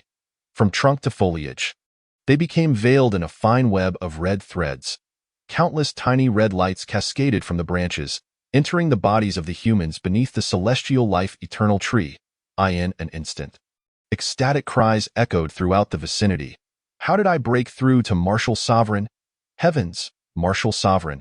Is this the sensation of flight? The ancestors have bestowed their sight upon us. I left the tribe only for the flesh of spirit beasts. And now I have ascended to martial sovereign. Ha ha ha, I shall no longer be enslaved by the denizens of the celestial life eternal tree. I am free. I too have become a martial sovereign. Ha ha ha ha." Roars of laughter, akin to madness, filled every corner surrounding the celestial life eternal tree. At that moment, close to 3 million humans embraced their pinnacle. Yet, those caught in the throes of euphoria were unaware that all they had gained was merely the result of a single glass of crimson liquid. Chapter 83. The True Rules of the Eternal Life Tree. During the 2 days of Tian Guiyu's toilsome endeavors, Lin Xuan and Shang Yu enjoyed a life of indulgence. Each day, sumptuous meals of demon flesh were delivered to their chambers, and the 20 maidens attended to them with meticulous care. After 2 days of study, Lin Xuan had learned to recognize numerous characters. Though he still had a distance to go before mastering writing point one night, satiated from their feast, Lin Xuan and Shang Yu strolled in the courtyard, when a barely perceptible green light suddenly drifted from the ground to the sky. Some emanated from within their very beings, yet this faint green glow seemed to pose no harm to them. Lin Xuan paid it no mind, yet Shang Yu furrowed her brow. "What troubles you?" Lin Xuan inquired. "The eternal life tree is siphoning our vitality." Shang Yu's expression appeared quite astonished. Lin Xuan chuckled nonchalantly. "Hasn't the eternal life tree always been siphoning our vitality? Perhaps we should relocate to the wilderness?" The vitality drawn by the eternal life tree was minuscule, merely extracting a slight essence even from ordinary people. Over the course of a long life, the gradually dissipating vitality could almost be disregarded. Shang Yu shook her head. Under normal circumstances, a superior eternal life tree ceases to extract the vitality of the residing populace. Only the mid to low-tier eternal life trees engage in such siphoning. What? Lin Xuan's preconceived notions seemed to be shattered once more. Aware that Lin Xuan had previously lived in a sphere devoid of such knowledge, Shang Yu proceeded to enlighten him. The eternal life tree was not as insufferable as the common folk believed. In reality, unless manipulated by ill-intentioned individuals, it would not absorb any vitality. If some had their vitality drained, others must have gained it. The eternal life tree merely served as a conduit. Upon hearing this, Lin Xuan felt his understanding of the low-tier eternal life tree obliterated. He had always perceived the siphoning of vitality as an indisputable truth. Shang Yu, smiling, remarked, I've heard that those dwelling within the highest-tier royal eternal trees enjoy lengthy lives. Even ordinary individuals who have not broken through any demonic barriers can live to at least 100. At this point, Lin Chun, despite his simplicity, grasped her implication. You mean the reason mid to low-tier eternal trees continuously siphon vitality is due to the inhabitants of the royal eternal trees? Shang Yu nodded. Precisely. The lower-tier humans cannot escape the protection of the eternal tree, so even knowing they will have their vitality drained, they have no choice but to reside within its shelter. However, the inhabitants of the superior eternal trees possess the means to survive in the wilderness. If they were to have their vitality siphoned, it would compel them to abandon comfort and seek survival in the wild. Thus, under normal circumstances, superior eternal trees would refrain from siphoning vitality. Lin Qian gestured toward the green light spiraling into the sky. So, is this an unusual situation? Indeed, perhaps a powerful individual requires a rapid influx of vitality. Shang Yu replied, choosing not to dwell further on the matter. Fear not. Such siphoning has occurred before and has little impact on us, at most. We might lose a few days of life. This transient siphoning will be shared among all inhabitants of the eternal tree, resulting in an insignificant burden upon us. Once enough vitality has been gathered, the superior eternal tree will revert to its previous state and cease its absorption of our vitality, as Shang Yu concluded. The ethereal green lights gradually subsided. Indeed, as she had stated, the siphoning from the superior eternal tree lasted only a brief moment. Such a short duration was insufficient for them to escape the tree's influence. Furthermore, due to the negligible impact, it warranted little concern. With the cessation of vitality absorption, the 300,000 inhabitants of the celestial life eternal tree had all achieved breakthroughs to martial sovereign. Those who have ascended to the rank of martial sovereign eagerly flocked towards the wilderness, resulting in a devastating blow to the formidable beasts concealed around the eternal tree of heaven's response. In the presence of such a vast number of martial sovereigns, even the notoriously troublesome beasts like Kaiga could not withstand the onslaught of being hunted. As the powerful creatures surrounding the eternal tree of heaven's response were nearly eradicated. This immense throng of martial sovereigns swiftly expanded into more distant territories. The overwhelming momentum of this group soon reached the eternal tree of Huaiding, where many foreign martial sovereigns surged in, effortlessly trading the flesh and blood of easily hunted spirit beasts for an abundance of beautiful women, wealth, and slaves from the hands of the mid-level eternal tree chieftains. Not only Huaiding's eternal tree, but other superior and even mid-level eternal trees also felt the ripple effect. Feng Wuxiang, Huan Yuxian, and Gong Qing adopted a generally accommodating stance towards the influx of martial sovereigns into Huaiding's eternal tree. Only the Eastern merchant clan, influenced by Lin Chen's sway over Shang Yu's decisions, remained steadfast in rejecting these martial sovereigns, since Lin Chen's prior understanding of the rules governing the eternal trees. He speculated that these suddenly emerging martial sovereigns were linked to the previous incident where the eternal tree absorbed life force. Without clarity on their intentions, Lin Chen deemed it unwise to accept them. Thus, through Lin Chen's persistent insistence, the Eastern merchant clan of Huaiding's eternal tree became the sole bastion of purity. The intruding martial sovereigns, for the time being, did not overstep their bounds, coexisting peacefully for nearly half a year. During this period, Lin Chen and Shang Yu consumed the blood and flesh of the hunted beasts, leading Lin Chen's cultivation to progress from the first to the seventh stage of martial sovereign. After 6 months of study, Lin Chen had nearly mastered the written language of this world. Throughout this time, he had not received any news regarding the formidable beasts, leading him to conclude that they had likely been exterminated by the sudden influx of martial sovereigns. To prevent Xiaobai from being mistaken for a beast and hunted down, Lin Chen decided to keep Xiaobai entirely hidden, forbidding any outings, as the consumption of the beast flesh stored within the Shumi demon soul ring neared its end. Lin Chen finally stepped out of Shang Yu's courtyard. Continuing in this manner was unsustainable.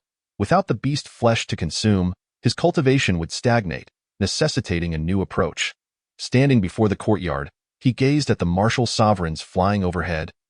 Lost in thought. At that moment, a nearby martial sovereign, upon soaring above Lin Chen, suddenly halted. Lin Chen furrowed his brow, as this was the first time in half a year that he faced another martial sovereign directly. As he observed the expression of the airborne martial sovereign, which had been serene moments before, it transformed into a visage of blood-red fury upon locking eyes with Lin Chen. Die. You shall die. Die. The martial sovereign, with eyes ablaze, fixated on Lin Chun, emitting strange sounds as he rapidly dove towards Lin Chen. Something was amiss. Lin Chen's expression hardened as the Cloud Eagle longbow materialized in his grasp. Chapter 84. A test faced with this bloodthirsty martial sovereign, Lin Chen naturally did not intend to be courteous. He fully drew the Cloud Eagle longbow, allowing the chaotic poison to coat the arrow's tip before releasing it with a swift whoosh towards the descending martial sovereign. Clearly, the martial sovereign had lost his sanity, his eyes reflecting only an insatiable thirst for slaughter, akin to a crazed dog. Remarkably, he did not evade the incoming arrow, allowing it to penetrate his flesh. This reckless gamble for life and death was something no rational human would undertake. The speed of the Cloud Eagle longbow was not particularly rapid. Given his martial sovereign level, dodging it should not have posed a challenge. Yet, this martial sovereign chose to endure the hit as a formidable being of the martial sovereign rank. Only the arrow's tip pierced his skin. However, for Lin Chun, who wielded the chaotic poison, even the slightest breach of flesh was sufficient. Before the martial sovereign even reached the ground, he spewed forth blood, his eyes bulging in an instant, succumbing to death. Had the martial sovereign retained his wits, even a slight evasion of Lin Chen's arrow would have made it difficult for Lin Chen to defeat him so easily. He would have needed to expend more vitality to release the poison mist to ensure the kill.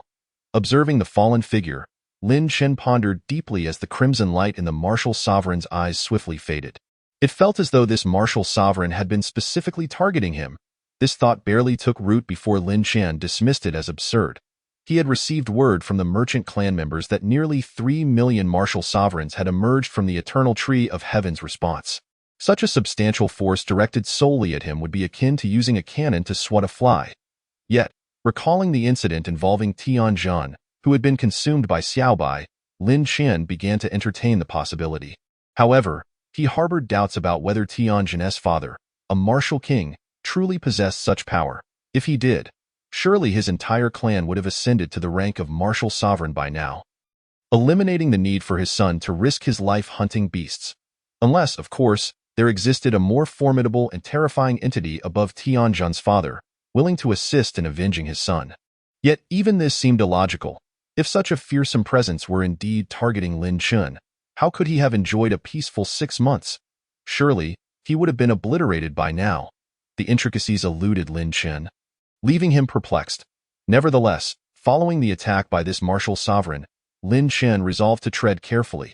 If indeed nearly 3 million martial sovereigns had come for him, every step he took in the future would require utmost caution. It was conceivable that one careless moment could lead to encirclement, and even if he exhausted his vitality to unleash the poison mist, he might still be unable to eliminate all of them. Upon returning to the courtyard, Lin Chun collided with Shang Yu, who was briskly exiting. Lin Chun, that martial sovereign just now, was he coming for us? They all hail from the eternal tree of heaven's response. Could they be seeking vengeance for Tianjin? Yet, this too seemed implausible. With millions of martial sovereigns, if they were truly after revenge for Tianjin, the entire Huaiding eternal tree would have been purged long ago. Shang Yu shared Lin Chen's confusion. The sheer number of martial sovereigns was utterly bizarre. This was precisely why Shang Yu had resolutely supported Lin Chen's decision to reject the acceptance of these martial sovereigns. After all, they were martial sovereigns. Each one could elevate the living standards of the clan's members significantly. It was easy to imagine the pressure Shang Yu would face from her kin for steadfastly refusing to allow any martial sovereigns to join. Lin Chen was equally baffled by the underlying reasons. Everything felt exceedingly strange. He recounted the peculiar transformation of the martial sovereign to Shang Yu. They both simultaneously arrived at a potential conclusion. These martial sovereigns appeared normal until encountering a specific individual, at which point they would go berserk, determined to kill that person. That individual was likely Lin Chun. Aside from the bizarre change exhibited by the previous martial sovereign, there was another reason. The eternal tree of heaven's response and Lin Chun indeed harbored enmity. Lin Chun had previously slain 2 chieftains to avenge Shang Yu and seize the flesh of the formidable beasts, while another 2 chieftains, alongside Tianjin, had been consumed by Xiaobai. To confirm their hypothesis, Lin Chen devised a plan. Shang Yu, it's quite simple to ascertain whether they are targeting me.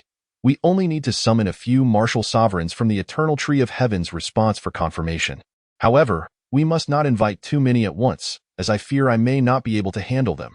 Shang Yu nodded in agreement. Then I'll make arrangements, stating that the Eastern Merchant Clan has decided to attempt accepting a portion of the martial sovereigns, but the number of acceptances will only be 0.5. All right, 5 is acceptable. At this point, Lin Shun had honed his control over the chaotic poison to an intricate level, and with the enhancement of the chaotic poison to the martial sovereign rank, he could autonomously control the timing of its release. With the plan in place, Shang Yu promptly set about organizing it. Within half a day, 5 fortunate martial sovereigns were selected and welcomed into the Eastern Merchant Clan's assembly hall. At that moment, Shang Tingju, beaming with a smile, served tea to the 5 martial sovereigns, addressing them as this esteemed sovereign and that esteemed sovereign. These martial sovereigns, having suddenly gained immense power, were expressions of arrogance. Regarding Shang Tingju, who managed the internal affairs with disdain. Why did your clan leader personally come to greet us? Damn it. After half a year of delays, they finally agreed to let us join the clan. Truly, they are showing her face. If it weren't for the regulations of our 3 million sovereign alliance against disrupting the operations of other eternal trees, I would have stormed through your Eastern Merchant Clan. I heard your clan leader is a great beauty, one of the 3 greatest beauties of the Huaiding Eternal Tree. Ha ha ha. Feng Jiao, one of the 3 beauties of the Southern Wind Clan, has already been betrothed to a martial sovereign, and the leader of the Western Huang Clan is soon to be swayed as well. How about introducing us to your beautiful clan leader? I consider myself quite the catch. Let me have the honor of winning over the beauty of your clan. You should step aside. When will it be your turn? You too, step aside. Caught between the 5 martial sovereigns, Shang Tingju's face was a picture of embarrassment, unable to interject a single word, only managing to smile awkwardly. Amidst the unabashed banter of the martial sovereigns, a girl of exquisite beauty, both in stature and appearance, gracefully entered the assembly hall. The moment the 5 martial sovereigns laid eyes upon Shang Yu, the previously raucous assembly hall fell into an eerie silence. Unanimously, they fixed their gaze upon her, their eyes unwavering. And with each step she took, their restless hearts quivered in tandem. Even when Shang Yu approached and came to a halt before them, the 5 martial sovereigns remained entranced, unable to tear themselves away from her exquisite visage. Chapter 85. Clarifying the patterns of 3 million martial sovereigns. Welcome, esteemed sovereigns, to the Eastern Shang Clan. Shang Yu's melodious and ethereal voice resonated, akin to a celestial melody wafting from afar, soothing the parched hearts of the martial sovereigns. The clan leader is truly a paragon of beauty. To be welcomed into her fold is indeed a privilege of a lifetime. Clan leader, we are but uncouth individuals. Please do not hold our rudeness against us. There is no need for such formality, clan leader. It is our fortune to be part of the Shang clan. The previously boisterous martial sovereigns transformed into models of decorum, their tone and demeanor excessively polite in Shang Yu's presence. This prompted Shang Tingju, standing nearby, to inwardly scoff. A bunch of brutes, putting on airs. Shang Yu offered a faint smile. Esteemed sovereigns, to express my welcome, I have specially procured the clan's meticulously brewed fruit wine for your enjoyment. As she spoke, a young girl entered, carrying a tray adorned with 6 goblets, each brimming with fruit wine. I raise a toast to all esteemed sovereigns. Shang Yu gracefully lifted a goblet and drank deeply before their eyes. That enchanting smile of hers rendered the 5 martial sovereigns utterly spellbound once more. They had encountered numerous beauties in their lives, yet none could hold a candle to Shang Yu. The women they had previously admired paled in comparison. The clan leader's personal offering of wine was an invitation that could not be declined. Moreover, her casual demeanor, as she drank without a second thought, dispelled any lingering apprehensions they might have harbored. In their eyes, joining the Shang clan was a tremendous boon, and Shang Yu had no reason to wish them harm. Go the clan leader's health. How bold of you, clan leader. Come, brothers, let us drink. The seemingly genteel martial sovereigns subsequently raised their goblets and consumed the fruit wine in succession. As they did so, Shang Yu's smile quickly faded. Lin Xin, you may come out now. Upon hearing this, the 5 martial sovereigns furrowed their brows. Yet before they could comprehend the situation, a man stepped into the assembly hall. At the sight of Lin Chun, their previously composed expressions morphed into grotesque masks of fury. their eyes ablaze with crimson. Kill him. Slay him. Death. Kill. Die. Lin Chen observed the sudden loss of reason in the 5 martial sovereigns. Their eyes fixed on him like rabid dogs, and he had already drawn his conclusions. Fall. With Lin Chen's utterance, the 5 martial sovereigns simultaneously spat blood, their eyes bulging, and collapsed to the ground in an instant. While Lin Chen could have resolved the matter more simply, he sought to ascertain whether these sovereigns were solely targeting him, or if they also aimed to conspire against Shangyu.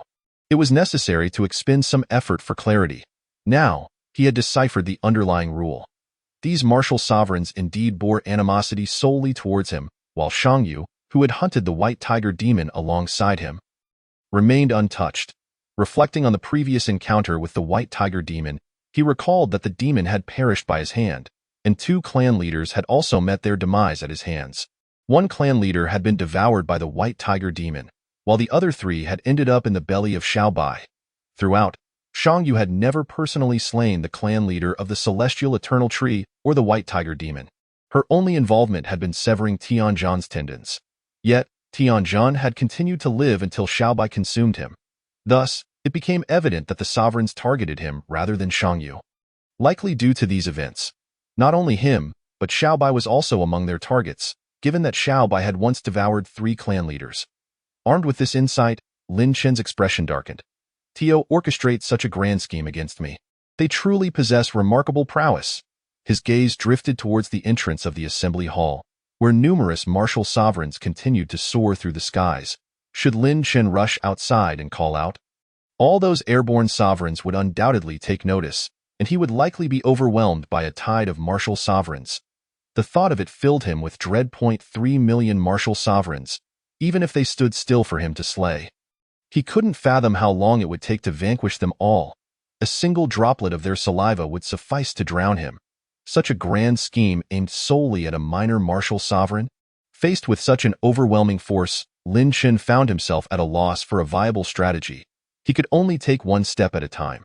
Shangyu cast a glance at the lifeless bodies of the 5 martial sovereigns and turned to the astonished Shang Tingju. Uncle, these sovereigns pose a threat. Handle their corpses with care and ensure the other martial sovereigns remain unaware. At that moment, Shang Tingju could no longer deny the conspiratorial nature of the 5 sovereigns, who had been part of a test orchestrated by his clan leader and Lin Chen. The memory of their frenzied behavior lingered in his mind, leaving him in a state of shock and terror. Do not worry, clan leader. I know how to proceed. Shang Tingju assured her, promptly setting about the arrangements for the 5 sovereigns' aftermath, while publicly claiming they had received the highest hospitality in the Shang clan. Reveling in the company of enchanting maidens, Shangyu, having grasped the pattern behind the sovereign's madness, still found herself at a loss against such a vast multitude of them. Lin Chen, let us return for now. It would be prudent not to venture outside without necessity. Lin Chen nodded in agreement, and together they retreated to the courtyard in the face of 3 million martial sovereigns. What else could they do but lay low? Fortunately, the architect of this grand scheme seemed unaware that he had slain Tianzhan. Though the number of martial sovereigns was staggering, they resembled aimless flies. As long as Lin Chen refrained from provoking them, he could remain relatively safe for the time being. Once back in the courtyard, Lin Chen retrieved the remaining demon flesh from the Shumi demon soul ring and handed it to 20 young maidens. The demon flesh is all consumed, he murmured to himself, lost in thought. Shangyu, seated beside him, remained silent, her expression devoid of joy. Her keen intellect allowed her to deduce that both Lin Chen and Xiaobai, who had slain the 5 clan leaders, were now targets of the 3 million martial sovereigns. Sending Lin Chen and Xiaobai out to hunt demons was akin to leading sheep into a den of tigers. The moment they stepped out, they would likely be buried beneath the weight of 3 million martial sovereigns. After a brief contemplation, Shangyu spoke, I shall venture out to hunt demons. If we do not consume demon flesh, we cannot elevate our realms. Eventually, we shall be trapped within the confines of the eternal tree. You cannot go. Lin Chen immediately interrupted her. Shangyu's urgency flared. Better to risk a slim chance of survival than to be suffocated by these 3 million martial sovereigns. Lin Chen sighed in resignation. Even if we were to take risks, timing is crucial. Most of the demons outside have been exterminated by that horde of sovereigns. Where would you find any to hunt? Not only that, but you wouldn't even be able to track down a demon's whereabouts. What chance do you have? Shang Yu pressed her lips together, acutely aware that Lin Chen spoke the truth. Allow me a moment to contemplate this matter. Lin Chen furrowed his brow and slowly stepped into the room. Shang Yu watched the steadfast figure, always considering her safety, her heart swelling with tenderness. Despite being ensnared in a perilous situation, he still prioritized her well-being. Such a man was irreplaceable in the vast wilderness. Chapter 86. Misinterpretations and Overthinking by Shang Yu with a heavy heart. Shang Yu entered the room only to find Lin Chen sprawled on the ground, his head resting on a beast-hide mat, twirling a beast hair brush in his hand. His gaze fixed vacantly at the ceiling as he grappled with thoughts on how to confront the millions of martial sovereigns. Shang Yu settled beside the mat and gently lifted Lin Chen's head, placing it upon her lap. Lin Chen remained dazed, oblivious to her ministrations. As Shang Yu sat quietly, she pondered how to alleviate the burden weighing on the young man in her embrace. La Shang Yu's clear and ethereal voice rang out, perhaps hoping that her melodious singing would soothe Lin Chen's agitated heart. However, Lin Chen, seemingly unaware of her intentions, snapped out of his reverie the moment she began to sing. Shang Yu, perhaps you should refrain from singing. The tune is rather unpleasant. Shang Yu's expression darkened, and she abruptly withdrew her legs from beneath Lin Chen's head. What, are you upset now? I merely meant the song was difficult to listen to. Not your voice. Seeing Shang Yu storm off in a huff, Lin Chen hurried to clarify. What difference does it make? After all, both are unpleasant. I shall never sing for you again, Shang Yu retorted, her indignation palpable. Lin Chen, bemused, suddenly recalled something and his eyes brightened. Shang Yu, I've just thought of a splendid strategy to deal with those martial sovereigns. At the mention of this, Shang Yu hurried back to Lin Chen's side, eager to know. What strategy? Lin Chen smiled faintly. The solution is for you to sing for me. Upon hearing Lin Chen's words, Shang Yu's fleeting smile quickly vanished, and she turned her head away, and away. Every time I open my mouth, you say I sound terrible. I absolutely refuse to sing. Lin Chen forcefully turned Shang Yu's face back towards him. Not only must you sing, but all the beautiful girls of the Huaiding Eternal Tree must sing as well. Shang Yu's face was instantly filled with disbelief. Lin Chen, are you joking? I don't have the means to summon all the beautiful girls of the Huaiding Eternal Tree to sing for you. I don't have that much money. As she spoke, Shang Yu counted on her fingers. If we exclude the girls from our own tribe, it might be feasible, but if we include them, then there's definitely not enough money. Lin Chen immediately interrupted. How can they not sing? That is exactly what I want. Seeing Lin Chen's insistence, Shang Yu's expression turned bitter. But I don't have that much money. Lin Chen, if it's just the girls from the Intermediate Eternal Tree singing for you, it won't cost much, but if it's the girls from our tribe, it will empty my pockets. No worries. It won't cost a thing, Lin Chen said with a mysterious smile. Shang Yu looked at him skeptically. How can beautiful girls sing for you without any cost? You're not thinking of. Lin Chen chuckled, a not-so-innocent plan taking shape in his mind. Yes, not only will they sing for free, but they will unknowingly help me deal with those millions of martial sovereigns. If this plan is executed smoothly, we could easily send over 1 million martial sovereigns to their doom. Upon hearing Lin Chen's words, Shang Yu was alarmed. What do you intend to do? Shang Yu vaguely sensed Lin Chen's intentions but was not entirely certain. Lin Chen did not answer her but quickly picked up a beast hairbrush and began writing something on a blank page of a small booklet. Curious, Shang Yu leaned closer to see what Lin Chen was writing. And as she read the words aloud, she found herself entranced. When will the bright moon appear? I raise my wine to ask the azure sky. I know not the celestial palace above. What year is this evening? Upon reading these lines, Shang Yu stood frozen in place, as if she could see a youth joyfully drinking wine, gazing at the bright moon above, inquiring of the master of the celestial palaces. What year and month it was. The ability to evoke such a vivid picture and imbue it with story and meaning through merely a few lines was something Shang Yu had never encountered before. In this savage world, where everyone was preoccupied with hunting beasts, a verse like this was truly a masterpiece. This, Shang Yu stuttered, unable to recover from her shock. Lin Chen, didn't you just learn to write less than half a year ago? How could you write such beautiful verses? In her eyes, admiration began to mix with the astonishment. This man was not only formidable in strength, but was also a masterful wordsmith. Lin Chen continued to write. Ignoring her, I wished to ride the wind and return. Yet fear the jade towers and crystal palaces are too cold at heights. Dancing with my shadow, how is it like in the mortal realm? After Shang Yu finished reading this passage, her heart surged with renewed shock, and her admiration for Lin Chen reached new heights. The latter lines resonated with the earlier ones, and the images and stories in her mind suddenly became complete. She envisioned that youth standing under the moonlight, gazing at the celestial palaces, wishing to soar up to them, yet fearing the coldness above, and thus danced gracefully on the ground, lamenting that there was no place like the mortal realm. This bore a striking resemblance to Lin Chen before her. Shang Yu had heard that the highest-level eternal trees were filled with luxurious palaces, unlike the intermediate eternal tree, where even her own residence was merely a small courtyard. From Shang Yu's perspective, Lin Chen likely had also heard tales of the palaces within the royal-level eternal trees. He likened those unreachable royal palaces to the celestial ones, signifying their same inaccessibility.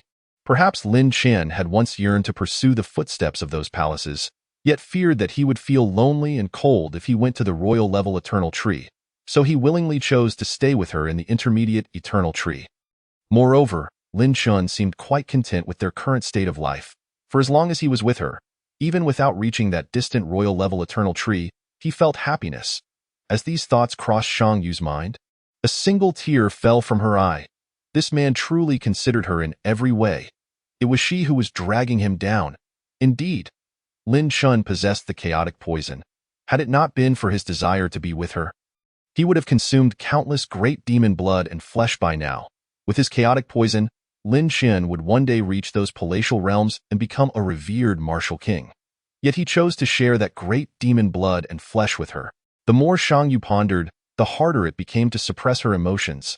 Suddenly, she turned and embraced the still-writing Lin Chen, fiercely kissing his lips.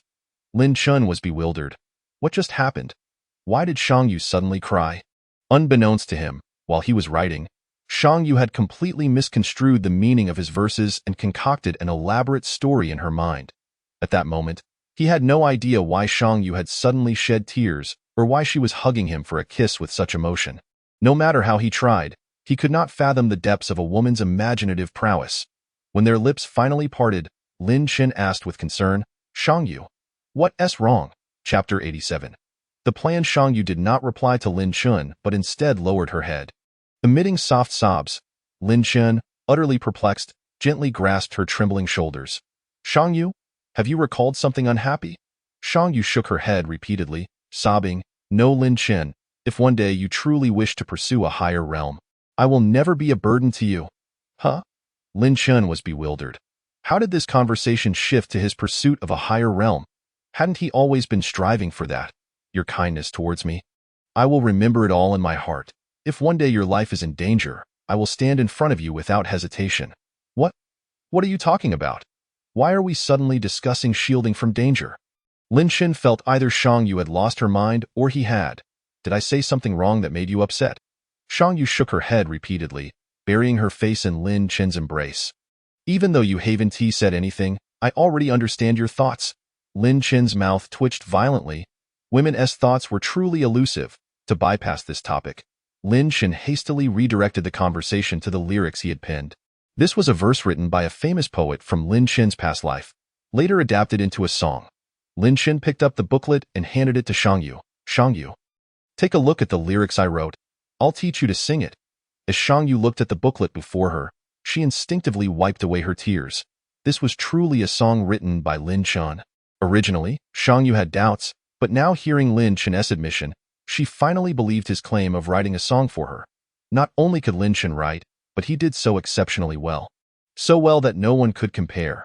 After a moment of preparation, Lin Chen sang the first line, and Shang Yu was once again taken aback. She never imagined that songs could be sung in such a manner. The melodious and enchanting tune struck straight to the heart, combined with the exquisitely beautiful lyrics, left Shang Yu utterly entranced. "Don't just stand there, sing along." Seeing Shang Yu in a daze, Lin Chen could not help but urge her. Lin Chen, who had a rather poor appreciation for songs and poetry, was currently preoccupied with thoughts of how to eliminate the 3 million martial sovereigns. Thus, he found it difficult to comprehend Shang Yu's state of rapture. Once she snapped back to reality, Shang Yu quickly followed Lin Chen's melody and began to sing. "No, it needs to be a bit higher here, Lin Chen. in pursuit of perfection, continually guided Shangyu. Though he himself did not sing well, he could still discern if others sang well or not. Shangyu, inspired by Lin Chun, continuously adjusted her vocal pitch, focusing intently. She picked it up quickly and possessed a decent vocal quality. In less than half an hour, she was already singing quite proficiently. Not bad. You're starting to sound good. Just as Lin Chun finished speaking, a noise suddenly came from outside the tightly closed door. Who is it? Lin Chun rushed to the door, opened it, and was met with the sight of 20 young maidens, all with their ears pressed against the wall, listening intently. Each of these 20 maidens wore expressions of pure enchantment. Lin Chun had been so engrossed in teaching Shangyu that he hadn't noticed when the busy young maidens had paused to eavesdrop, upon seeing Lin Chun open the door. The 20 maidens quickly knelt on the ground. Master, we are sorry. We did not mean to eavesdrop. Please forgive us. We won't dare do it again, Lin Chun, both amused and exasperated, replied. I thought it was someone else. It turns out to be you all. It's fine. You can get up. You all should learn to sing too, the 20 maidens, upon realizing that Lin Chun was not angry with them and even encouraged them to sing along, displayed expressions of delight. Master, can we really sing such a beautiful song? Lin Chun smiled slightly. Of course you can sing, but for now, it must remain a secret from outsiders. Thank you, Master. Rest assured, we will only sing quietly in hiding. Thank you, my master, for granting permission. Lin Chun chuckled in disbelief. Was it truly a blessing for them to sing a song? At this moment, Shangyu also stepped out, seemingly having sensed Lin Chun's confusion.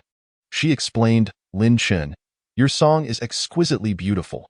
Such a marvelous piece is beyond the qualifications of not only them but even myself. Then she inquired, if I were to organize a singing competition, do you have confidence in winning first place with this song? Lin Chun spoke with unwavering confidence. Shangyu appeared to have anticipated Lin Chun's question, declaring, I could win 10 first places. Upon hearing Shangyu's affirmation, Lin Chun finally felt at ease. What treasure do you plan to use as a gimmick to host this singing competition? Allow me to participate and secure the first place, and then retrieve that treasure? Shangyu's words had already deciphered Lin Chun's plan quite thoroughly. Lin Chun glanced at the group of young maidens surrounding them and pulled Shangyu back into the room. Let us discuss this upstairs. Shangyu understood Lin Chun's concern about the young maidens leaking information and replied, their lives are in my hands. They wouldn't dare to gossip. Though she said this, she still followed Lin Chun upstairs. Better safe than sorry. Once inside the room, Lin Chun articulated his plan. You were right, that is indeed my intention. As long as you have the confidence to win first place, we can execute our plan with virtually no loss. Upon hearing this, Shangyu immediately inquired, how do you intend to use this plan to eliminate the martial sovereigns? Lin Chun grinned slyly. It's quite simple. We can establish a voting segment, allowing only the martial sovereigns to cast their votes. Then place the ballots in a box, and I shall also introduce the chaos poison within. At this point, Lin Chun could freely control the timing of the poison's effect, by extending the voting period of this competition. Inviting more martial sovereigns to participate, he could unleash the poison at an opportune moment. In this way, Lin Chun's objective of hunting the martial sovereigns would be fulfilled. The more Shangyu listened, the brighter her eyes sparkled. Impressive, Lin Chun. Not only can we reclaim the grand prize we used to attract participants, but we can also eliminate a multitude of martial sovereigns. Just as she finished praising him, she doused Lin Chun with cold water, saying, but wouldn't that make us the target of everyone's ire? If all those who participated in the voting succumb to the poison, many will become aware of your secret regarding the chaos poison. If we fail to eliminate all the martial sovereigns at once, we'll be in for a beating. Shangyu promptly pointed out the flaws in the plan. You make a valid point. Lin Chun tugged at his hair, feeling the risks were considerable. Yet soon, an idea struck him. Aha! Chapter 88.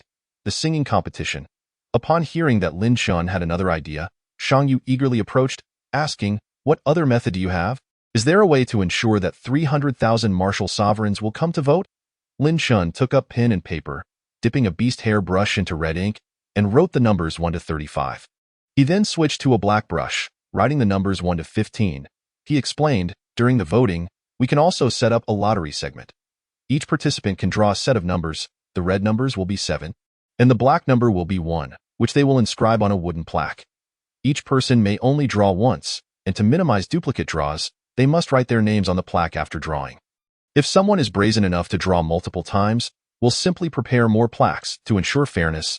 They can also write down their numbers and submit them for safekeeping. In the end, the first place winner of the singing competition will randomly select 7 red numbers and 1 black number. And if the draw numbers match the numbers on their plaques, that person will win the grand prize. This inspiration came from Lin Chen's past life experience with lotteries. Shang Yu immediately asked, "What if multiple people draw the same set of numbers?" Lin Chen casually replied, "If multiple people end up with the same set of numbers, they will share the prize." Shang Yu nodded, partially understanding, and further queried, "How does this plan relate to simultaneously eliminating 300,000 martial sovereigns?" Lin Chen grinned, "This is the most crucial element. We can also introduce an invitation segment. For every 10 new martial sovereigns invited to vote and participate in the lottery, they can draw an additional number. The more plaques a martial sovereign draws, the greater their chances of winning the grand prize. Those martial sovereigns will certainly invite more of their kind for a better chance at winning." After listening to this, Shang Yu raised her final concern. But this method won't necessarily guarantee that all the martial sovereigns will come. Moreover, other leaders of the everlasting trees will also attend. "Do we intend to eliminate them too?" Lin Chen clarified, "If there are still martial sovereigns unwilling to come despite the substantial rewards, the likelihood of encountering them becomes minuscule, and their impact on us can be deemed negligible. As for the other leaders of the everlasting trees, you can arrange for a prize-giving ceremony, where the leaders of the major everlasting trees will present awards to the top participants, allowing me to avoid killing them. As for the lottery and the grand prize of the singing competition, we'll use our own resources as bait." Shang Yu promptly asked, "The little white and the great demon Shumi demon soul ring?" "Exactly. In any case, we do not intend to give them the final prizes. Our sole purpose is to entice those martial sovereigns to invite more participants." Shang Yu nodded slightly, indicating her understanding of the plan. As the two continued to discuss, the plan was refined, and several unnoticed flaws were rectified. The following morning, they had brought the plan closer to perfection. Shang Yu set out early to the Southern Wind Clan. To host a singing competition, it was necessary to find a pretext to persuade the leaders of the other 3 clans to cooperate for greater credibility. Upon arriving at the territory of the Wind Clan, Feng Wuxiang personally greeted Shang Yu. When he heard that Lin Chen and Shang Yu were organizing a singing competition with lavish prizes, he wore a look of astonishment. What kind of spectacle are the clan leader and Lin Chen concocting? Shang Yu and Lin Chen had already devised a strategy to address this. Clan leader Feng, a multitude of martial sovereign-level experts have emerged, yet few have come to our everlasting tree of Huaiding. Each martial sovereign is an invaluable asset. By hosting this singing competition with generous rewards, we are sure to attract a great number of martial sovereigns. The more who come, the more resources they will bring, and our everlasting tree of Huaiding will naturally flourish. Shang Yu's rationale was indeed compelling, requiring no effort from the Wind Clan, only cooperation in smoothly hosting the singing competition, regardless of how one viewed it. The benefits outweighed the drawbacks, leaving Feng Wuxiang with no reason to refuse, since it was the clan leader and Lin Chen leading the charge, and it greatly benefited the everlasting tree of Huaiding. The Wind Clan would certainly cooperate fully. After securing Feng Wuxiang's agreement, Shang Yu then visited the Western Huang Clan and the Northern Gong Clan. With the full support of 3 clan leaders, preparations for the singing competition commenced with great enthusiasm. To amplify the competition's influence, Lin Chen specifically instructed Shang Yu to have someone create promotional materials akin to flyers. These would detail the time, location, prizes, and rules of the singing competition, with the phrases Great Demon Shumi Demon Soul Ring and Great Demon Level Spirit Pet highlighted prominently. The prepared flyers were then distributed by the 4 leaders capable of flight. Time swiftly passed, and a month later, the singing competition was bustling with activity, drawing hundreds of thousands of martial sovereign spectators to the inaugural event. These spectators either entered the everlasting tree of Huaiding or lingered in the wilderness nearby. Lin Chen hid at home, peering out through the window, observing the sky above the everlasting tree of Huaiding filled with a throng of flying martial sovereigns. It seemed the allure of a great demon-level spirit pet far exceeded Lin Chen's expectations. The spectators had learned of the existence of a great demon-level spirit pet from the members of the everlasting tree of Huaiding and were undeterred by the possibility of Lin Chen failing to deliver.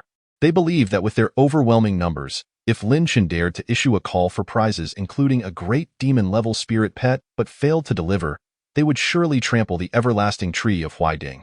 In their eyes, the great demon-level spirit pet Little White, was already a possession of their 300,000 martial sovereign alliance. As night fell, with the stage erected in the square of the everlasting tree of Huai Ding illuminated by flames. This meticulously planned singing competition officially commenced. Contestants took to the stage to perform. Some hailed from the local tribes, while others from different clans. Among the participants, Shang Yu stood at the side, listening to the cacophony from the stage. Her expression twisted in distaste, resembling that of a bitter melon. Having experienced the sublime "When will the moon be clear again?", hearing these local songs felt akin to the cries of wild ducks, exceedingly unpleasant. At that moment, Shang Yu finally comprehended the agony Lin Chun had endured while listening to her sing previously. It was indeed dreadful. At this moment, Shang Yu could hardly contain her eagerness to take the stage. She was fervently yearning to showcase to the contestants what true music truly embodies. As one participant after another finished their performances, the host of the singing competition, a young girl, finally called out Shang Yu's name. Next to grace the stage was none other than the esteemed leader of the Eastern Shang clan of the Huai Ding Yongsheng tree, Shang Yu. Dear esteemed guests, please remember her number. And if you are enchanted by her performance, do not forget to cast your vote for her. As the host's voice faded, the elegantly dressed Shang Yu gracefully ascended the stage. Chapter 89. The simultaneous exclamations of hundreds of thousands of martial artists. The sky was a tumultuous sea of martial artists. Initially raucous and boisterous, but upon catching sight of the deliberately adorned young girl, they instinctively fell silent. Not only the male martial artists, but even the female ones who had come solely for the lottery found themselves involuntarily exclaiming, "What a beautiful girl!" However, among them were several envious female martial artists who dismissively remarked, "What good is beauty? This is a singing competition, not a beauty contest. Indeed, seeing how much you all admire her, I'll make sure not to vote for her. Yes, I won't vote for her either. No matter how beautiful her singing is, I refuse to support her. Me neither. Just looking at her makes me nauseous. And that Feng Zhiyao, swaying with her ample bosom, it's simply revolting. I won't vote for her. That Huan Yuxian, with her flirtatious demeanor, disgusting, absolutely revolting. The male martial artists, showing no regard for these female martial artists, retorted, if you're ugly, then don't embarrass yourselves by coming out. Exactly. You're hideous and yet you dare to criticize others. I prefer the bold and the beautiful. Yes, if you won't vote for her, then I absolutely will. I am voting for Huan Yuxian. I adore her flamboyance. I'm voting for Feng Zhiyao. I appreciate her curves. The group of female martial artists ground their teeth in frustration. Who are you calling ugly? Do you want to fight? If you want to vote, then vote. Dare to call me ugly? Do you think I won't make you regret it? In an instant, the male martial artists rolled up their sleeves. Fight? Who's afraid? Come on. Just because you're ugly doesn't mean you can't be criticized. Who dares to insult my goddess? Today, I will fight for Huan Yuxian. I will fight for Sister Feng. I will fight for Shang Yu. The male and female martial artists in the sky were on the verge of a brawl over a trivial dispute. If these martial artists truly engaged in combat, no one present could possibly intervene. This was something Lin Chun and Shang Yu had not anticipated. As the situation threatened to spiral out of control, Shang Yu remained calm and composed, quietly adjusting her emotions.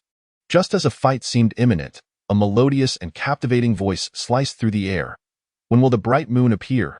As this lyric resonated, the once hidden bright moon in the sky gradually revealed itself. Seemingly moved by the enchanting melody, peeking out to listen, a multitude of martial artists, tense and ready for confrontation, suddenly froze, their expressions filled with disbelief as their gazes shifted toward the stage. Raise a glass to question the azure sky. With Shang Yu's second line, the collective gasp of the martial artists, both male and female, echoed simultaneously. Wow! The exclamations of hundreds of thousands of martial artists reverberated like thunder across the heavens and earth. The timing of their simultaneous exclamations perfectly coincided with the end of Shang Yu's line, inadvertently adding a rhythmic beat to her unaccompanied singing. The performance was elevated to new heights due to the spontaneous cheers from the martial artists. As Shang Yu began her first line, the previously charged atmosphere between the male and female martial artists dissipated instantly. At this moment, every martial artist, without exception, perked up their ears, their eyes glued to the young girl performing on stage. The unprecedentedly beautiful melody entranced them, causing them to forget the earlier discord. Unaware of the heavenly palace. With the third line sung, yet another round of astonished exclamations erupted from the martial artists. The roar of applause was akin to a mountain's echo or a sea's surge, shaking the very fabric of the heavens. Even the martial artists themselves were unaware that they had collectively gasped in awe. The voice like a celestial serenade, lingering in the air, beautiful. The melody and the lyrics are beyond description. I must cast my vote for her. I too shall vote for her. My heavens, to hear such a song is a life well lived. I thought that ascending to the rank of martial artist had exhausted all my fortune, yet today I am fortunate enough to hear such a heavenly tune. What were we listening to before? Can that even be called a song? Every martial artist, without exception, was filled with excitement and rapture. Hadn't they just declared they would never vote for her? Indeed. Weren't you saying she looks repulsive just standing there? The jealousy that had once consumed the female martial artists swiftly dissipated. Mind your own business. Yes, we shall vote for whomever we please. These quarrels were merely a fleeting interlude, soon interrupted once more by Shang Yu's fourth line. What year is it tonight? With each lyric sung, the collective gasps of the hundreds of thousands of martial artists could not be contained. Each exclamation, thunderous and earth-shattering, perfectly coincided with the final note, unwittingly establishing a rhythm. The martial artists seemed to have realized this, and during the ensuing verses, they all instinctively gasped at the end of each line in unison. In an instant, the fervent atmosphere surged to its zenith. Previously, Huan Yuxian, who had performed before, now stood off stage, her face flushed with indignation. Where did she learn this song? I've never heard of it. Huan Yuxian hurriedly asked her companions, have you all heard this before? However, she received no response. Turning around, she found her clan members utterly entranced, occasionally cheering along with the martial artists. Huan Yuxian was livid, her teeth clenched in frustration. Are you here to cheer for her or for me? Do you still want that high-level demon essence ring? Huan Yuxian's furious outburst finally roused her clan members from their reverie. Stop cheering for her. Reluctantly, her clan members closed their mouths, but after merely 2 lines, they found themselves unable to resist the allure once more, unintentionally falling back into step with the martial artist's rhythm. Huan Yuxian, gnashing her teeth in frustration, felt utterly helpless. Shang Yu's song had utterly eclipsed her in both melody and lyrics. A profound sense of defeat washed over Huan Yuxian. Why can't I measure up to her? What am I lacking? Yet even Huan Yuxian's resentment did not last long, as she gradually succumbed to the enchanting song. Feng Wuxiang sat off stage, beside him a remarkably beautiful girl, possessing an extraordinary charm that set her apart from others. Both were captivated by Shang Yu's performance. As the song concluded, Feng Wuxiang suddenly grasped something, his face filled with a resigned expression. No wonder Lin Shan and Shang Yu dared to offer the high-level demon essence ring as a reward. They never intended to give it to us. Feng Wuxiang finally understood Lin Shan and Shang Yu's intentions. With this song in play, there was no way they could win. The martial artists had no reason to vote for them. That's all right, Grandpa. The reward for second place is still quite good. A spirit demon level essence ring. Third place is also worthwhile, as it's a piece of high-level demon flesh. If we can't secure first, we shall aim for second. Feng Zhiyao appeared quite relaxed. At her words, Feng Wuxiang's spirits lifted. The reward for second place was indeed a rare treasure. All right, let's aim for second and protect third. And afterward, we will study the lyrics and melody thoroughly to prepare for the next performance. At this point, Feng Wuxiang had abandoned any thoughts of claiming first place. However, Shang Yu's performance had opened a new avenue for him in terms of lyrics and melody. He planned to return home and attempt to create a new song inspired by Shang Yu. Many others shared Feng Wuxiang's sentiments. The song When Will the Bright Moon Appear had awakened everyone's appreciation for music, elevating their understanding of lyrics and melodies to a new realm. Thank you for your support, esteemed guests. As Shang Yu concluded her song, she gracefully stepped down from the stage. Meanwhile, the martial artists in the sky erupted into an even more thunderous round of applause. The cheers reverberated through the heavens, and the vast expanse of the Huaiding Yongshang tree trembled, its branches swaying gently. Chapter 90. Everyone right? Following Shang Yu's performance, subsequent contestants faced a chorus of boos as soon as they began to sing. Under the overwhelming superiority of Shang Yu's lyrics and melody, the subsequent wails and howls failed to capture the martial artist's attention. Many contestants, unable to withstand the pressure, chose to forfeit altogether, not even stepping onto the stage. By the next morning, the host girl, seeing no one else willing to perform, declared the first round of the singing competition officially concluded. The next phase would involve a 2-day voting period, during which esteemed guests could head to the voting area to cast their votes. Participants in the voting would receive a chance to enter a lottery, with the opportunity to win a high-level spirit pet. The rules for the lottery numbers are as follows. If one does not wish to draw randomly, they may also write down their own lottery numbers to enhance the chances of winning. One can invite 10 Martial Masters to cast their votes. For every 10 Martial Masters invited, an additional opportunity to draw will be granted. The singing competition will last a total of 30 days, comprising 10 rounds of performances, with a voting lottery held after each showed. The host girl introduced the event. The expressions of the Martial Masters instantly ignited with fervor. They came to participate in this so-called singing contest solely for the chance to obtain the formidable spirit pet of a great demon.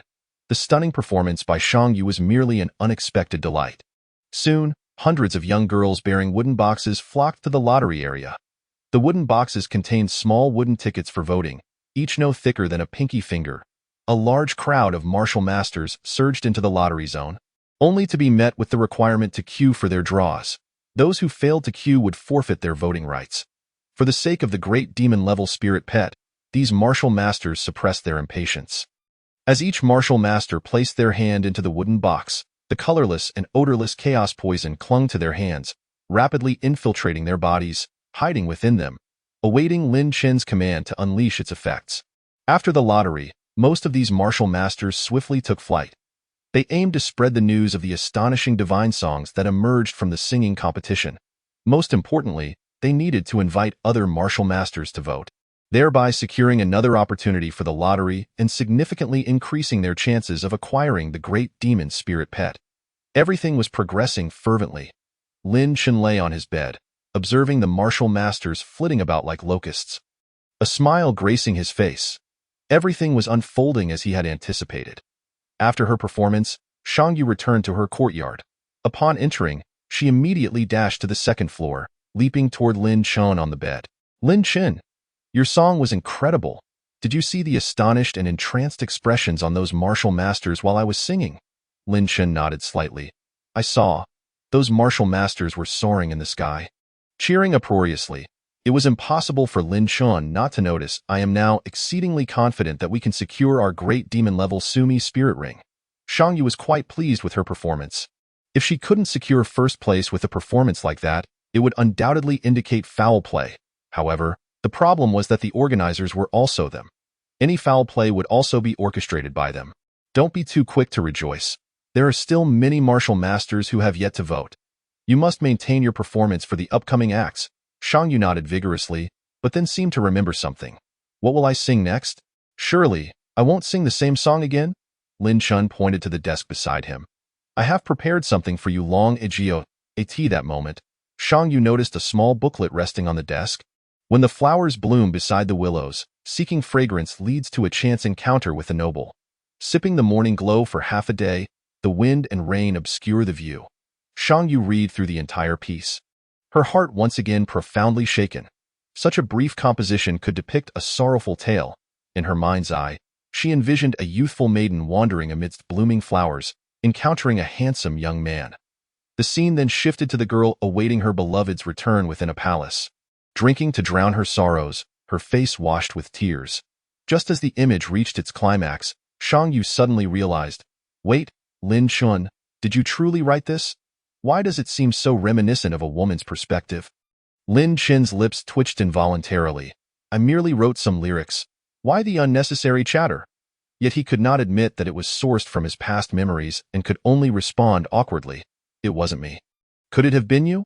Shang Yu remained skeptical. A man like you could possess such feminine sentiments?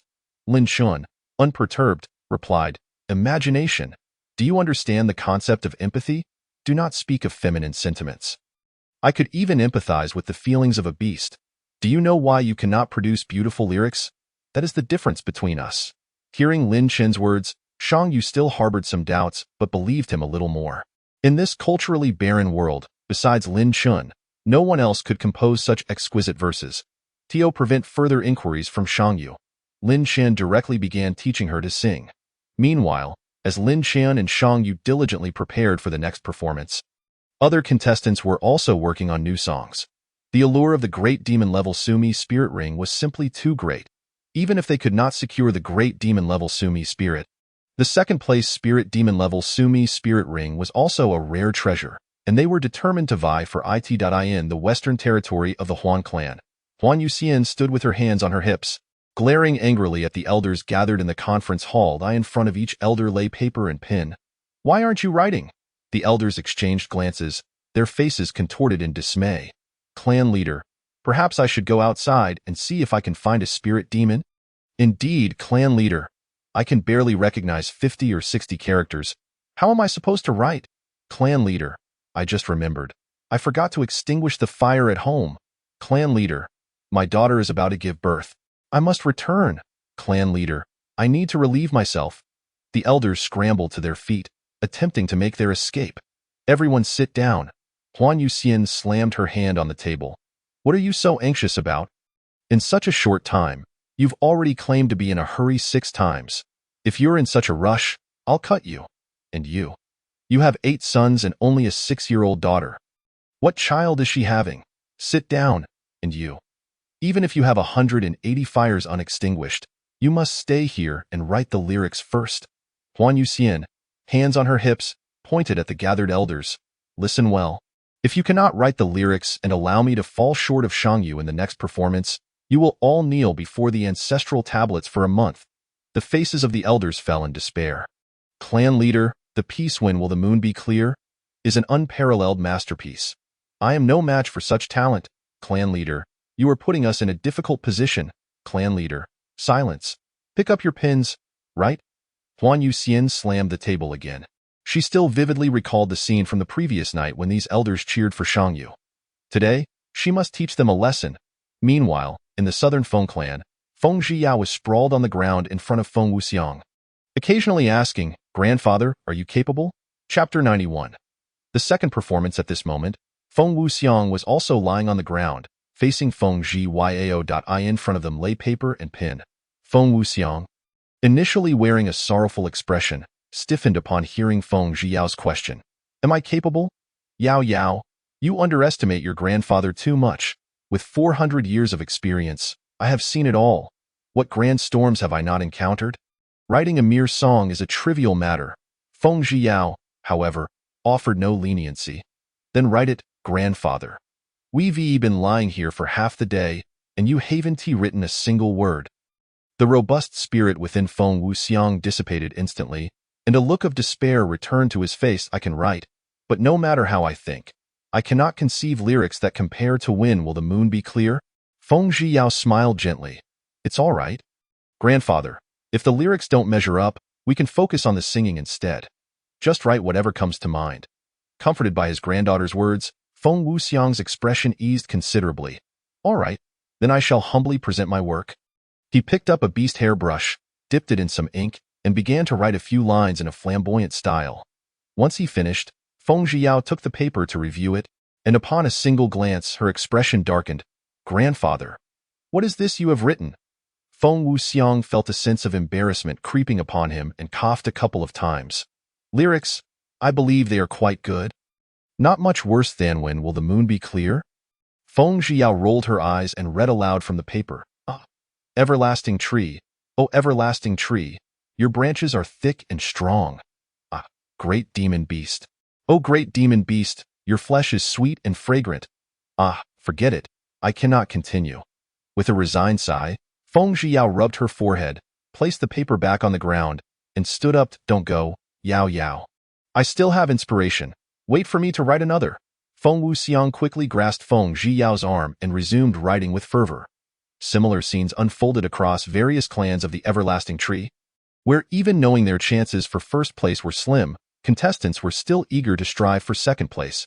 As time passed, 2 days swiftly flew by. The latest voting results emerged. Shang Yu secured 640,000 votes, standing first. Huan Yuxian had over 3,000 votes, temporarily in second place. Feng Zhiyao had 2,500 votes, currently in third place. Huan Yuxian gazed at her meager vote count, which barely reached Shang Yu's initial digits. As a wave of defeat washed over her, suddenly recalling something, a spark ignited in Huan Yuxian's eyes. Wait, I have known Shang Yu for so many years and have never heard of anyone in her clan capable of writing such exquisite lyrics. Could it be? The image of Lin Chen surfaced in her mind. It must be him. Once Huan Yuxian deduced that Lin Chen was the author of the lyrics, her mind began to race. Yet, this spark of inspiration quickly waned. It seems Lin Chen is not particularly interested in my figure or appearance. I cannot tempt him with that. Upon reaching this thought, Huan Yuxian unconsciously assessed her own figure. Am I truly so inferior compared to Shang Yue? Since learning of her overwhelming lead in votes, the smile on Shang Yue's face has been unceasing. At this moment, Shang Yue is eagerly anticipating the next performance. She has completely mastered the song No Whether or Not, brimming with confidence to astonish the audience once more. Lin Chen, however, found himself lost in contemplation upon hearing the figure of 640,000. This number still falls short of his expectations, and no matter, there is still time. As night fell, the second performance officially commenced. The audience for this round nearly doubled that of the first, reaching over 110,000. Half of these martial lords had already witnessed the first performance, and they awaited the show with bated breath. Those martial lords who had been coerced into attending this singing competition were indifferent to the event itself. Their sole focus lay on the grand prize, the formidable spirit pet. Bro, is there really a spirit pet of the great demon level? Rest assured. I've confirmed it. The husband of the Eastern merchant clan leader indeed possesses a spirit pet of that caliber. It has often been seen soaring above the everlasting tree in Huaiding. As long as it's confirmed, that's all that matters. I'm here for the great demon-level spirit pet. As for this singing competition, what is the point? I'm also here for the great demon-level spirit pet. This singing competition, I wonder what significance it holds. You all just sit tight. I guarantee you won't be disappointed. Amidst the discussions of the martial lords, Huan Yuxian, who was the first to take the stage, gracefully walked onto the platform. Upon seeing her, the martial lords were immediately captivated. This girl is quite lovely. I like her. Since I don't know whom to vote for, I'll just vote for her. I'll vote for her too. The way she sways as she walks is simply enticing. Did you remember her number? Let us vote for her together. These newly arrived martial lords were instantly drawn to Huan Yuxian's charm. The martial lords who had already witnessed the first performance merely smiled in silence, for they were well aware that once the clan leader of the merchants made her appearance, their opinions would surely shift.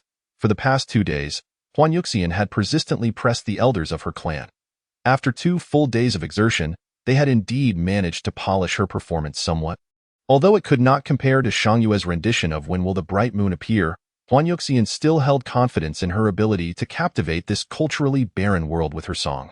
As Huan Yuxian opened her mouth to sing, the newly arrived martial lords were instantly thrilled.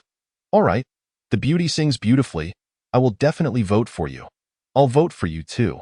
If I don't vote for you, I am a fool. Beautiful lady, look at me. I'll cast my vote for you. Faced with the enthusiastic cheers from above, Huan Yuxian finally felt a tinge of satisfaction within. I, Huan Yuxian, am not without merit. She adeptly captured the hearts of the men, casting flirtatious glances at those who declared they would vote for her. Her alluring demeanor sent the martial lords into a frenzy, their cheers growing even louder. In her bid for votes, Huan Yuxian had exhausted all her charms. Realizing that chasing after the first place was futile, securing the second position would suffice. You speak rightly, my friend, truly, a voice from heaven. This beauty not only sings well but is also stunning. This trip is not in vain. I too adore this beauty. Even if the sky were to fall, I would only vote for her. I will only vote for her. Even if the martial king were to come, nothing could deter my vote. The martial lords who had witnessed the first performance merely smiled in silence upon hearing these words. As one performer after another concluded their song, it was finally Shang Yue's turn to take the stage. As soon as she stepped onto the platform, the martial lords who had seen her previous performance erupted into thunderous applause. The newcomers, puzzled, inquired, Bro, this beauty is indeed lovely, but I don't find her as enticing as the first. Is it really enough to provoke such excitement? Indeed. The first beauty was also quite stunning. Why were you all so quiet then? But now you're going wild for this one. Just listen quietly. The veteran martial lords offered no explanation. their eyes fixated on Shang Yue, eagerly awaiting her to begin. Chapter 92. Poisoning a million martial lords under the watchful gaze of the crowd, Shang Yue slowly began to sing. When flowers bloom by the willow, seeking fragrance, I mistakenly find the pavilion. As expected, the moment Shang Yue opened her mouth, the newcomers were rendered speechless. Those who had witnessed the first performance wore knowing smiles. Brothers, I am utterly entranced by this girl. I will not vote for Huan Yuxian. I will vote for her. I can't take it anymore. This captivating melody, these exquisite lyrics, I can't endure it, brothers. I take back my earlier words. The martial king may not stop me from voting for Huan Yuxian, but this beauty certainly can. The newcomers quickly changed their minds, all captivated by Shang Yue's performance. Huan Yuxian stood below the stage, listening to the martial lords' discussions. Gritting her teeth in fury, they said they would vote for me without fail. They said even the martial king could not stop them from voting for me. Yet, the moment Shang Yue began to sing, they all changed their minds. Faced with Shang Yue's impeccable melody and lyrics, Huan Yuxian realized that she had no chance of victory this round. Feng Zhiao tugged at the entranced Feng Wuxiang beside her. Grandfather, the lyrics you wrote seem rather dreadful. Feng Wuxiang shot her a fierce glare. At least mine is better than yours. You can't even write something that bad. Don't bother me while I'm listening to music. At this point, Feng Wuxiang was utterly convinced. The lyrics and melody he had painstakingly crafted for 2 days were, in comparison to Shang Yue's No Whether or Not, indeed as Feng Zhiao had described, nothing short of a disgrace. Yet, he took it in stride, accepting that he could not compete, and focused on appreciating the rare heavenly voice in this wilderness. The second round of the singing competition soon concluded, followed by the much-anticipated lottery segment that drew countless martial lords. After 2 days of voting, Shang Yue continued to maintain a staggering lead. As the third round commenced, more than half the contestants opted to withdraw, realizing they could not compete with Shang Yue, nor could they match the scattered votes of Huan Yuxian and Feng Zhiao. By the time the third singing competition began, the audience had swelled to 210,000. To ensure a solid first place, Lin Chun had prepared 10 extraordinary songs for Shang Yue, each a masterpiece designed to aid her in triumph. By the final day of the competition, the audience had surged to over 280,000. Almost every martial lord capable of attending the everlasting tree had come. And the remaining tens of thousands who did not show up were either too far away, trapped, or deceased. Regardless of the reason, these martial lords posed no threat in gathering against Lin Chun. Encountering 3 to 5 martial lords alone, Lin Chun felt quite confident in his ability to protect himself. As the final voting segment concluded, that night, the awards ceremony took place. The leaders of the various everlasting tree clans, including Feng Wuxiang and Gong Qing, were invited to serve as award presenters. That evening, Lin Chun stepped out of Shang Yue's courtyard. Presently, within the bodies of over 280,000 martial lords, Lin Qian had injected the poison of chaos, granting him the ability to cause them to perish at will. As Lin Qian made his way toward the square at the heart of the everlasting tree in Huaiding, more and more martial lords began to recognize his figure. Upon catching sight of Lin Chun, their eyes turned crimson. Die! Give me death! Die!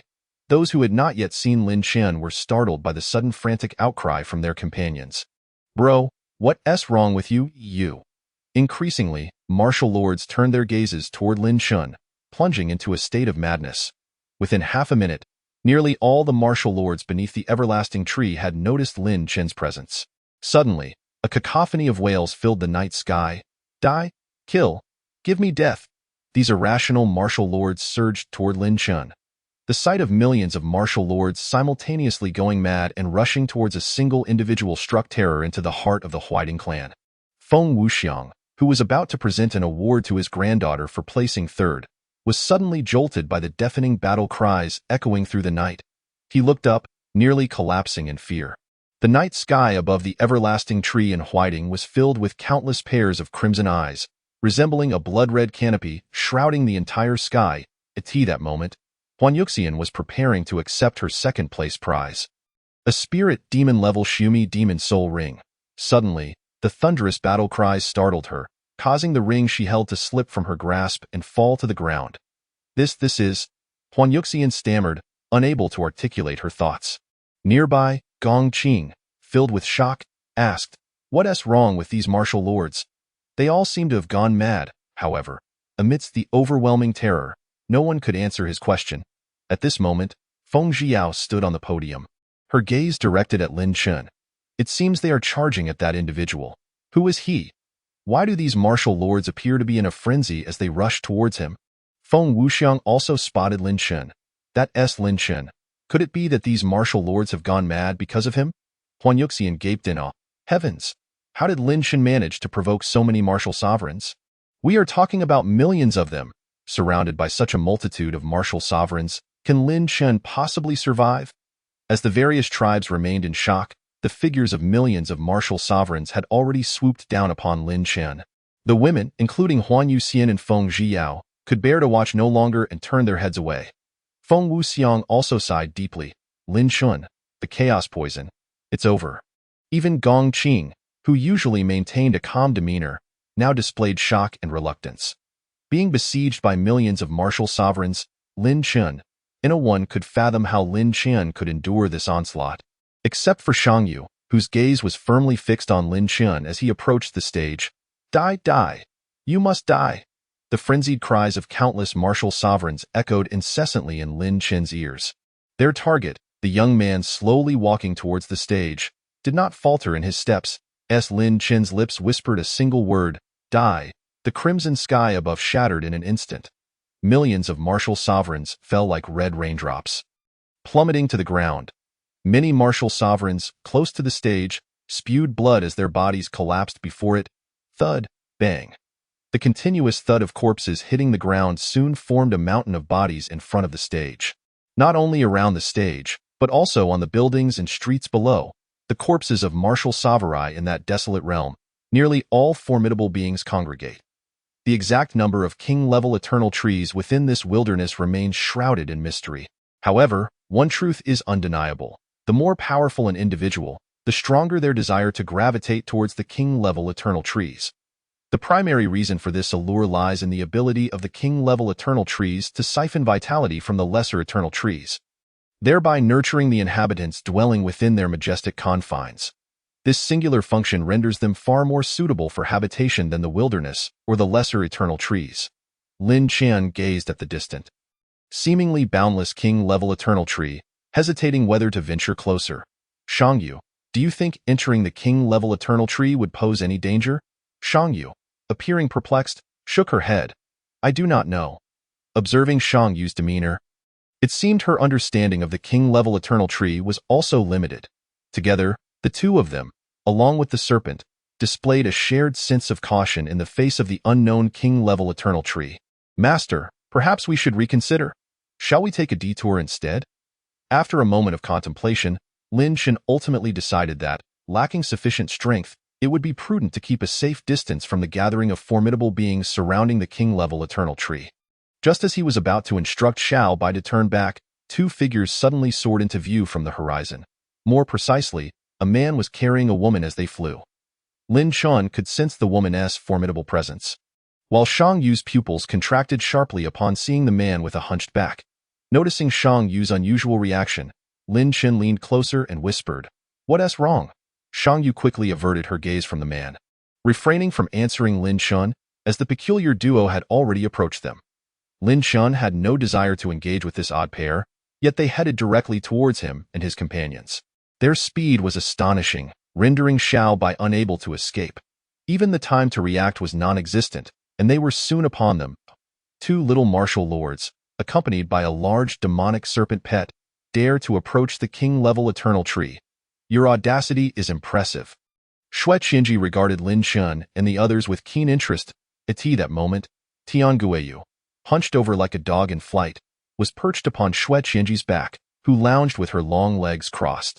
As Tian Guiyu glanced at Lin Chen and Shang Yu, a flicker of confusion crossed his face upon seeing Shang Yu. She seemed vaguely familiar, yet he could not recall where he had encountered her. Shang Yu, on the other hand, made a concerted effort to avoid scrutinizing Tian Guiyu. Sensing the overwhelming aura of Xue Qianji, Lin Chen recognized that this beautiful woman was not someone he could contend with, and he promptly bowed respectfully. I apologize for inadvertently trespassing.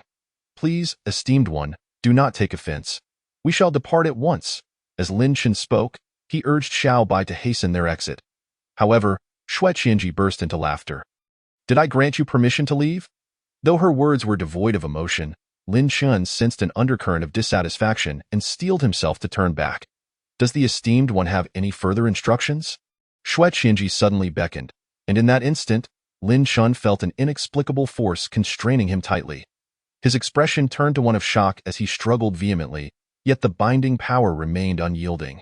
Furrowing his brow, Lin Chen refrained from unleashing his chaotic poison, knowing it was insufficiently potent to affect such a formidable woman. Recklessly deploying it could provoke unnecessary complications. Who could say if this woman possessed the means to seize his chaotic poison? Release Lin Chun.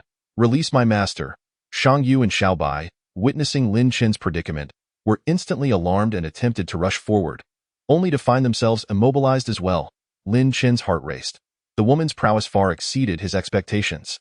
Ignoring Shang Yu and Xiao Bai, Xue Qianji's gaze remained fixed on Lin Chun. As she drew him closer, she suddenly tilted his chin and asked, "Would you care to be my dog?" "What?" Lin Chen questioned his hearing. Casting a glance at the man upon whom Xue Qianji was seated, he began to grasp the implications. This woman, it seemed, harbored some peculiarities. Yet, he maintained a facade of confusion. "Should you become my dog? I could elevate you swiftly to the martial king level and bestow upon you invaluable techniques of the demon king." Leaning in closer, Xue Qianji's breath, tinged with a metallic scent, wafted over Lin Chen, prompting him to furrow his brow. The scent was unlike that of typical beast or human blood, reminiscent of a creature he had never encountered before. Noticing Lin Chen's silence, Xue Qianji's expression cooled. The invisible force binding him tightened, making it difficult for him to breathe. Realizing the precariousness of his situation, Lin Chen's mind raced. This beautiful sister, anyone capable of being your dog must be an extraordinary talent. I, on the other hand, am rather laid back and a mere martial lord. I fear I may not serve you well, beautiful sister? Xue Qianji paused, taken aback. It was the first time in years that someone had addressed her in such a manner.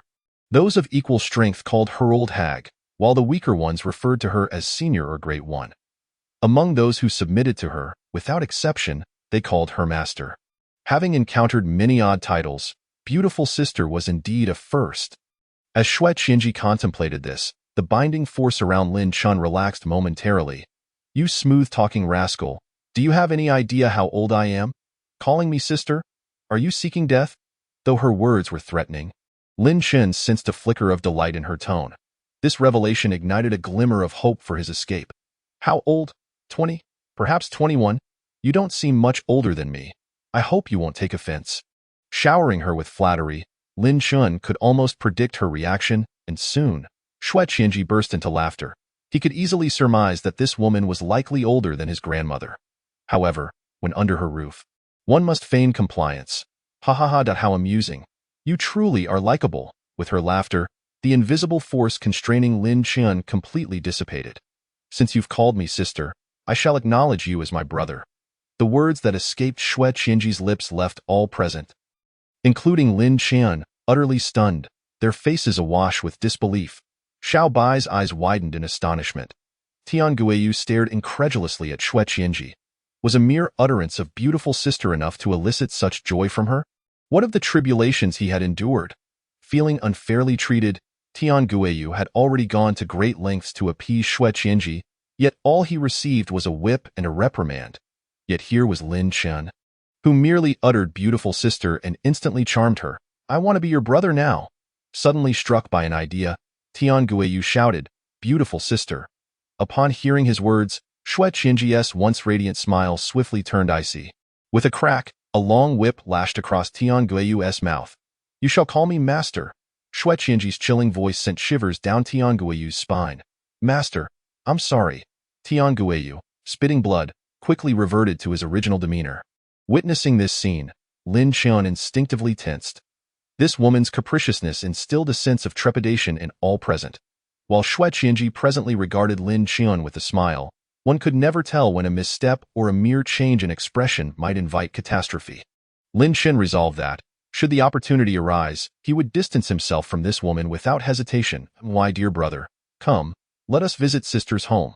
The once cold demeanor Xue Qianji had towards Tian Guiyu vanished, replaced by a radiant smile directed at Lin Chen.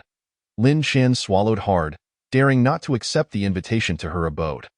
This woman was a proverbial wolf in sheep's clothing. The next moment, she might devour him whole. What is it? Do you not wish to visit sister's home? Where would you prefer to go?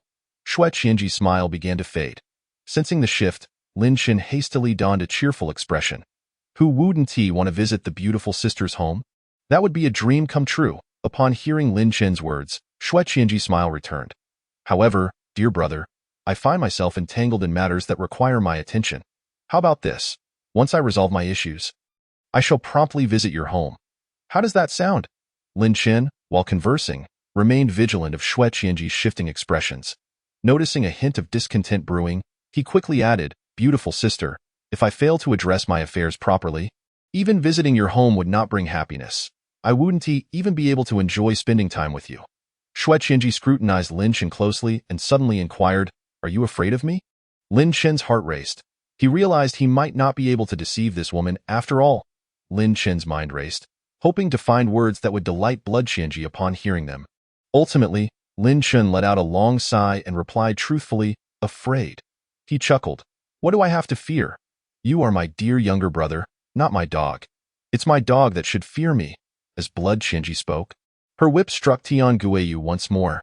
Despite the pain causing Tian Guiyu to break out in a cold sweat, he dared not utter a sound. Lin Chen swallowed hard again and, following Blood Qianji's lead, said, In truth, I know I shouldn't be afraid of a beautiful sister like you. You are so lovely and kind to me, inviting me to your home after recognizing me as your brother for the first time. The more Lin Chen spoke, the more uneasy he felt. It seemed he was exerting himself too much. Blood Qianji revealed a knowing smile, as if she had already seen through Lin Chen's heart. Yet, she appeared unconcerned, seemingly enjoying Lin Chen's repeated praises of beautiful sister. It's all right, my dear brother. Whenever you no longer feel afraid, come find me. I will be waiting for you. Blood Qianji's smile seemed ever present when addressing Lin Chen. Upon our first meeting, a sister must present a token of goodwill. This demon-seeking mirror shall serve as your gift, she declared, producing an ancient mirror in her hand. Lin Chen dared not refuse. Quickly reaching out to accept it, regardless of its value, he thought it best to take it, fearing the whip might strike him again at any moment. Thank you, beautiful sister. Ha ha ha, that's splendid. Whenever you choose to visit your sister, more treasures await you. Blood Qianji laughed heartily. By the way, my dear brother, what is your name? Lin Chen replied honestly, Lin Chen. Lin Chen, my dear brother, remember to seek out your sister. When you arrive at the eternal tree of the 72nd rank, simply say you are Blood Qianji's brother, and no one will dare to harm you. Blood Qianji concluded, striking Tian Guiyu again with her whip. Take me back. Yes, master. Tian Guiyu shot Lin Chen a fierce glare, jealousy and resentment boiling within him. Crack! Another whip struck, causing Tian Guiyu to swiftly retract his venomous gaze.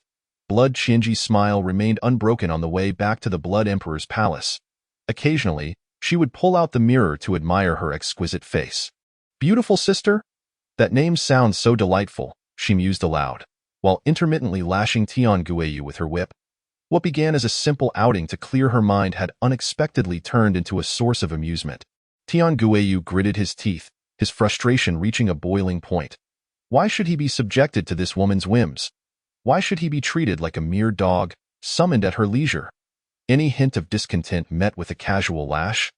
Lin Chen's single utterance of beautiful sister had completely won her over, allowing him to call her sister and even receive a gift. The more he thought, the more intense his envy and resentment grew. Completely consumed by jealousy of Lin Chen, he failed to notice the cold, piercing gaze fixated upon him. Oh, you have any objections to my dear brother? Blood Qianji's words carried an ominous undertone, sending a wave of terror through Tian Guiyu. He had but one chance to explain himself, and should he utter a word that displeased Blood Qianji, he feared for his very life. As thoughts raced through his mind, Tian Guiyu forced a smile. Master's dear brother appears to be an exceptional talent. Why would I harbor any objections? Congratulations, master, on acquiring such an understanding brother. Congratulations. Upon hearing this, Blood Qianji's murderous intent finally dissipated, allowing Tian Guiyu to breathe a sigh of relief. Yet he remained perplexed. Why was it that even the slightest defiance towards Blood Qianji resulted in punishment, while Lin Chen seemed to garner her favor? What was the key to it all? Did one need to oppose Blood Qianji? As this thought crossed his mind, he quickly dismissed it. He had no desire to meet his demise. Lin Chen watched as Blood Qianji rode Tiangeyu back to the eternal tree of the 72nd rank, holding the demon-seeking mirror in a daze. How had he so effortlessly defused the crisis and acquired what felt like a treasure? The power of a single beautiful sister was truly formidable. Lin Chen had initially believed that he would either end up in dire straits or face a fate similar to Tianguiyu's. Yet, due to his one utterance, not only had he escaped unscathed, but he had also acquired this item known as the demon-seeking mirror. Raising the mirror, he noticed a map displayed upon its surface, with a red at its center that moved in accordance with his own movements. What good could this be? A demon-seeking mirror to locate demon beasts? How does one use it? Lin Chen fiddled with it for quite a while, unable to discern its function. How had he forgotten to casually inquire with Blood Qianji? Shang Yu and Xiao Bai joined Lin Chen from behind, eager to investigate as well. Chapter 96. The Cold Pool Tree Demon. Shang Yu examined the mirror for some time but failed to comprehend its workings, and tentatively asked, could it be that blood needs to be dripped into it, similar to a demon soul? Let's give it a try. Lin Chen pricked his finger and let a drop of blood fall onto the mirror's surface. The blood slid down the mirror without being absorbed like a demon soul. And oh good. Lin Chen wiped the bloodstain away with his sleeve. As his sleeve brushed against the mirror, the map displayed within shifted slightly. This revelation suddenly reminded Lin Chen of navigation maps from his previous life. Could it operate similarly to a navigation system? With a mindset of experimentation, Lin Chen pressed 2 fingers against the screen and pinched them together. Causing the map to shrink rapidly, Lin Chen's eyes widened in disbelief. Could it really be this simple? As he continued to pinch his fingers closer together, a small green appeared ahead on the map. Adjusting his direction to face the green dot, Lin Chen wondered if it indicated the presence of a demon beast. Master, shall we go take a look? Xiao Bai fluttered to their feet. Soon, the two of them and the serpent made their way to the small green dot. Upon reaching the location, they saw a spirit demon fleeing in panic at the sight of the 3 terrifying figures above. A spirit demon? Lin Chen was momentarily taken aback. It seemed that the green represented a spirit demon. Shang Yu began to piece together the situation. Since the force demon did not appear on the demon-seeking mirror, and the green indicated a spirit demon, their task now was to search for other colored dots. Lin Chen again minimized the demon-seeking mirror. This time, he searched for a long while but found no other colored dots aside from the occasional green one. He lamented that the 300,000 martial sovereigns had indeed left him with nothing of value. After maximizing the search range of the map, he still failed to find any other highlights. Xiao Bai, let's search as we go.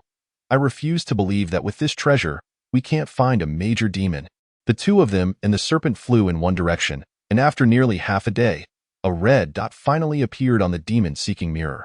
This was the only other color aside from the green dot, indicating the presence of a demon beast other than a force demon or spirit demon.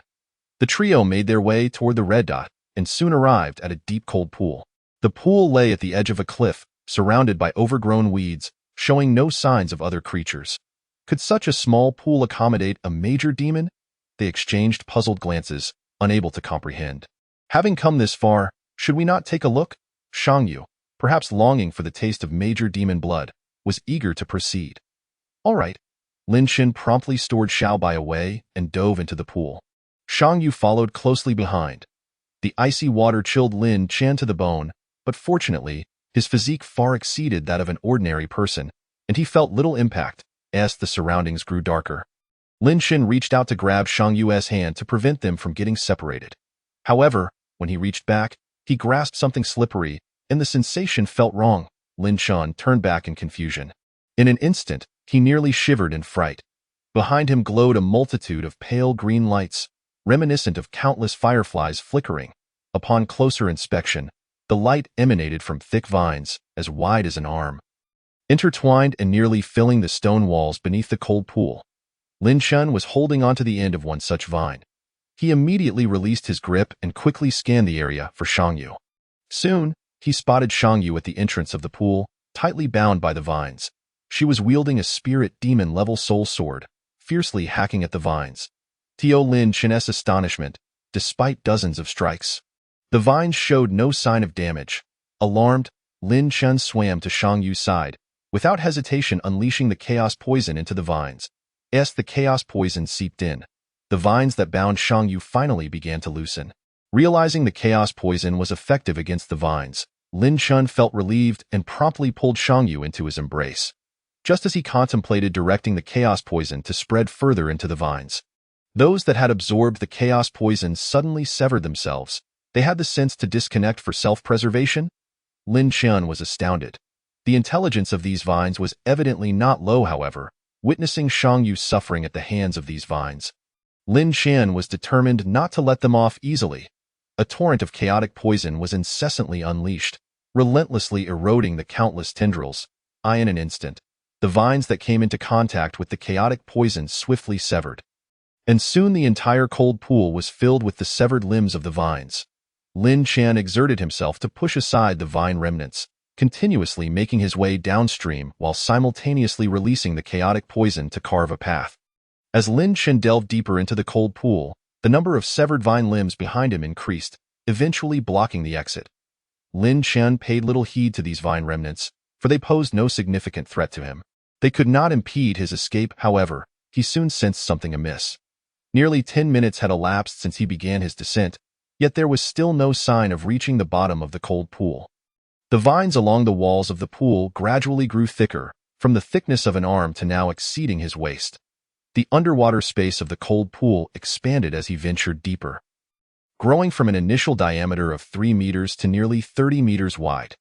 Yet this breadth was still unsuitable for Xiaobai to exert her abilities. Without Xiaobai's assistance, hunting the demon would prove considerably more challenging. At this moment, both Lin Chen and Shang Yu speculated that these vines were extensions of the demon beast's body. Such resilient vines could only belong to a creature of formidable power. Lin Chen exchanged a glance with Shang Yu, pondering whether to proceed further when the previously tranquil cold pool suddenly became agitated. The waters began to swirl, and the vines clinging to the walls of the pool began to sway rapidly. Damn humans! I have repeatedly retreated, yet you persistently encroach upon me. You seek death. With the coarse, husky voice of a woman echoing, numerous vines surged wildly towards Lin Chen and Shang Yu. Be careful, Lin Chen shouted, shielding Shang Yu behind him while unleashing a substantial amount of chaotic poison before him. Lin Chen initially believed that the vines would recoil upon contact with the chaotic poison. However, the moment the tips of those vines encountered the poison, they snapped back, and their bodies quickly retracted while the tips shot towards the two like cannonballs. Lin Chen's expression turned to one of alarm as he hastily retreated upstream, continuously releasing chaotic poison, attempting to transform the entire cold pool into toxic waters. The vine tree demon seemed to sense Lin Chen's intentions, and he observed as the waters below him swirled, the mixture of chaotic poison and pool water being forcefully impeded by the whirlpool. Meanwhile, the severed vine limbs, having accelerated through the waters, struck towards Lin Chen and Shang Yu with even greater ferocity. Bang! Lin Chen was caught off guard, struck by one of the vine remnants, his body propelled upwards towards the surface of the pool. We must retreat. Lin Chen decisively pulled Shang Yu away from the cold pool. The vine tree demon did not pursue them, but the whirlpool beneath the waters continued to churn, seemingly preoccupied with contending against the chaotic poison. Leaving Lin Chen and Shang Yu unattended, emerging from the depths of the cold pool, Shang Yu hurriedly approached Lin Chen to assess his chest. Upon lifting Lin Chen's shirt, she noticed a large circle of red marking his chest. Fortunately, the tree demon was preoccupied with the chaotic poison, and since it was merely a severed limb rather than a direct attack from its main body, he sustained no serious injury. Lin Chen exhaled in relief at this realization. As long as you are unharmed, Shang Yu's expression also relaxed. Lin Chen, what shall we do now? Your chaotic poison cannot penetrate the depths of the cold pool, and Xiaobai is unable to assist us in clearing a path. It seems we are at an impasse with that tree demon. Lin Chen furrowed his brow. Do not panic. This pool likely lacks a flowing underground river. The tree demon cannot continuously stir the waters. Let us wait and observe. However, no sooner had Lin Chen spoken than the waters of the pool suddenly surged forth. With a resounding bang, the cold pool erupted, expelling a massive column of water, all of which was imbued with chaotic poison. What a trick! Lin Chen's eyes widened in astonishment. As the toxic waters were expelled, the entrance to the pool was swiftly obstructed by the accumulation of vines, effectively sealing it shut. With the cold pool completely blocked, the voice of the tree demon echoed once more. Humans, I have already shown restraint. Should you provoke me again, even if it leads to our mutual destruction, I shall see you dead. Upon hearing the tree demon's words, Lin Chen's brow furrowed deeply. The tree demon spoke the truth. If it disregarded the chaotic poison entirely and attacked Lin Chen directly with its vine body, it would undoubtedly be fatal for Lin Chen, who lacked the defenses of a high-level demon spirit. Yet, having found such a formidable demon with great difficulty, how could he let it slip away so easily? With no viable strategies emerging from his contemplation, Lin Chen resolutely declared, "Shangyu, unleash a devastating attack." Shangyu was taken aback. "Are you suggesting we use the Demon King's ultimate skill directly?" Lin Chen nodded. "Indeed. If your technique proves ineffective against it, then we shall flee." To mitigate the risk of Shangyu becoming vulnerable, Lin Chen summoned Xiaobai as well. "Xiaobai, once Shangyu has executed the Demon King's ultimate skill, promptly take her away. The rest is up to me." "Understood." Xiaobai lowered her head beside Shangyu, who promptly leaped onto Xiaobai's head. She then raised her hands towards the heavens, invoking the Demon King's ultimate skill. A massive golden spear's phantom gradually took shape in the sky, and the substantial drain on her vitality rendered Shangyu's complexion pallid. Yet, driven by the desire to consume the flesh and blood of a high-level demon, she was determined to give it her all, even with such a taxing maneuver. The tree demon below appeared to recognize that if it could withstand this strike, Lin Chen and the others would have no recourse. Countless vines piled up, forming a sturdy barrier. As Shangyu gathered her strength, the vine tree demon fortified its defenses. Just as Shangyu was about to reach her limit, Lin Chen suddenly unleashed a torrent of chaotic poison, relentlessly infiltrating the vines blocking the entrance to the cold pool. The vines barricading the entrance were connected to the tree demon's main body, bolstered by its demonic power, making them exceedingly resilient. If left to accumulate, the amassed vines would likely be sufficient to withstand Shangyu's ultimate attack once she was fully charged. Sensing the chaotic poison rapidly spreading towards its core, the tree demon's panicked voice rang out, "Despicable. Too despicable."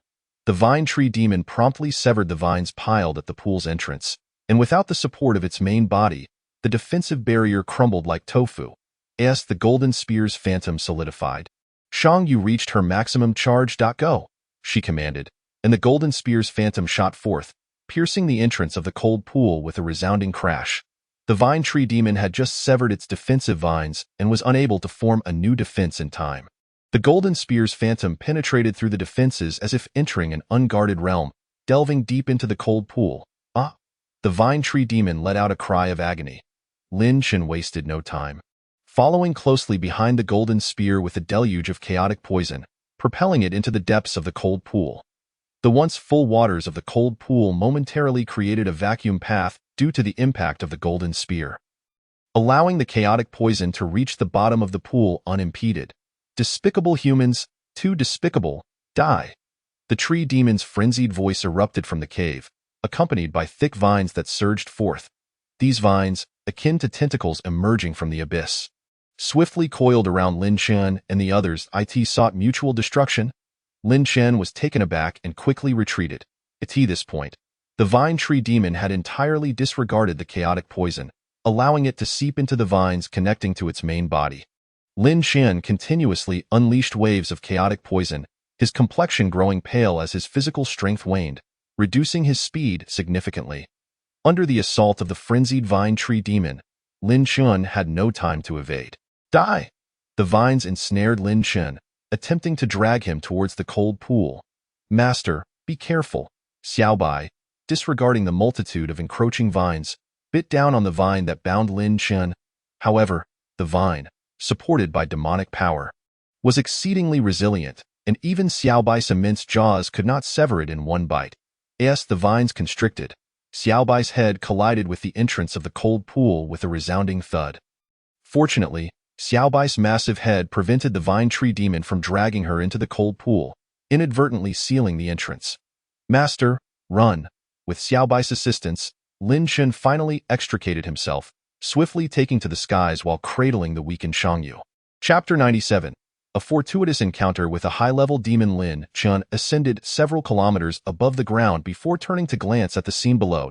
That moment, Xiaobai was ensnared by the frenzied vine tree demon, which had wrapped itself around her completely. Fortunately, Xiaobai's formidable physique was sufficiently strong to endure. Had it been an ordinary spirit demon, it would likely have been crushed into a pulp by now. Lin Chen hastily summoned Xiaobai back. Xiaobai's massive form quickly vanished, and the now aimless vines continued to lash out at the ground of the cold pool, venting their fury. Lin Chen hovered in the air, cradling Shangyu, his heart still racing. The tree demon's desperate counterattack was terrifying. Had Xiaobai not intervened, he would have surely been dragged deep into the cold pool by now. Shortly after Lin Chen recalled Xiaobai, the vines that had been thrashing against the ground began to soften. Lin Chen, is it calming down? Shangyu asked, gnawing on a piece of spirit demon flesh to replenish her significantly depleted vitality. Although a single meal of demon flesh could not completely restore her lost energy, it would certainly aid in hastening her recovery. Lin Chen held a piece of spirit demon flesh as well. I don't know. If the chaotic poison has not reached its main body, it might sever its own limbs once more. The vine tree demon was exceedingly peculiar, and Lin Chen dared not hastily draw any conclusions. After a prolonged period of quietude, during which the cold pool remained undisturbed, Lin Chen gradually began to feel a modicum of relief. He summoned Xiaobai once more and mounted the creature. Making his way to the entrance of the cold pool, without delay, Lin Chen unleashed the chaos poison again, allowing it to infiltrate the waters of the cold pool. He then withdrew, awaiting the outcome in silence. If the vine tree demon had not perished, it would surely expel the water imbued with chaos poison. As long as Lin Chen exercised patience and awaited the poison to thoroughly reach the depths of the cold pool. If the demon remained unresponsive, then he could confirm its demise. The trio, 2 humans and 1 serpent, waited at the edge of the cold pool, with Xiaobai positioned at the forefront. Lin Chen and Shangyu utilized Xiaobai as a shield. Quietly observing the cold pool, that moment, aside from Xiaobai, Lin Chen and Shangyu were devoid of any fighting spirit, and Xiaobai could not venture into the depths of the pool. Relying solely on Lin Chen's chaos poison, after nearly half an hour of waiting, with the entrance to the cold pool still silent, Lin Chen finally concluded that the vine tree demon was most likely dead. Emerging from behind Xiaobai, he noted that nearly half of the pool's water had vanished, confirming his suspicion that there was indeed no hidden river beneath. As for the source of the cold pool water, Lin Chen was unaware and had little interest in such matters. You all wait here. I shall descend to investigate. With that, Lin Chen leaped into the cold pool. After plummeting several hundred meters, he finally resurfaced in the icy waters. Once more submerging himself in the frigid depths, he swam towards the cold pool's abyss. Time lost its meaning as he swam, until a glimmer of green light emerged before him. Upon catching sight of that faint illumination, Lin Chen's heart tightened. The vine tree demons had immediately lost their glow upon the depletion of their demonic energy. Did the persistent green light signify that the true form of the vine tree demon still survived? Yet, at this juncture, Lin Chen had no reason to retreat. He pressed on, steeling himself as he descended further, releasing chaos poison before him and heightening his vigilance to the utmost. Fortunately, he encountered no peril until he reached the very depths of the cold pool. The luminous green object before him was not a vine but rather a seed the size of a watermelon. Lin Chen refrained from seizing the seed immediately. Instead, he enveloped it with chaos poison, allowing the toxin to permeate its essence. As the chaos poison infiltrated the seed, its radiance gradually dimmed until it ultimately extinguished. Surrounding him, darkness reclaimed its dominion, leaving Lin Chen utterly bewildered. Where, indeed, was the true form of the vine tree demon? Could it truly be this green seed? Beneath the cold pool, aside from the water and the floating vines, this solitary green seed remained. If the vine tree demon had a true form, perhaps it was indeed this seed. With no further discoveries to be made, Lin Chen returned to the surface, cradling the green seed. Emerging from the cold pool, he promptly extracted all toxins from within the seed. Approaching Xiaobai and Shangyu, he placed the seed on the ground. Is this truly the entity of the tree demon? It seems rather diminutive. Shangyu appeared to be witnessing the true form of a plant-like demon for the first time. Lin Chen, uncertain, shook his head. Whatever the case, a taste will reveal all. He sliced off a small piece of the seed and placed it in his mouth. Moments later, a thunderous roar akin to a rushing river echoed within him. It is indeed the true form of the tree demon. Lin Shen's expression oscillated between astonishment and delight. Such a minuscule demon form would save him considerable time in consuming the flesh and blood of greater demons. Shang Yu also sampled a piece of the seed, her pallid complexion immediately gaining a hint of color. The seed of the tree demon proved to be more effective in replenishing vitality than the flesh of spiritual demons. Xiaobai, having received no command from Lin Shen, leaned in with an eager expression. "Master, is it delicious?" Xiaobai gulped as it spoke. Lin Shen could not help but chuckle, tossing a piece of the seed's flesh to Xiaobai. The creature Lin Shen, relying on the chaos poison, single-handedly annihilated the great martial gods, emerging as the sole martial god in the realm.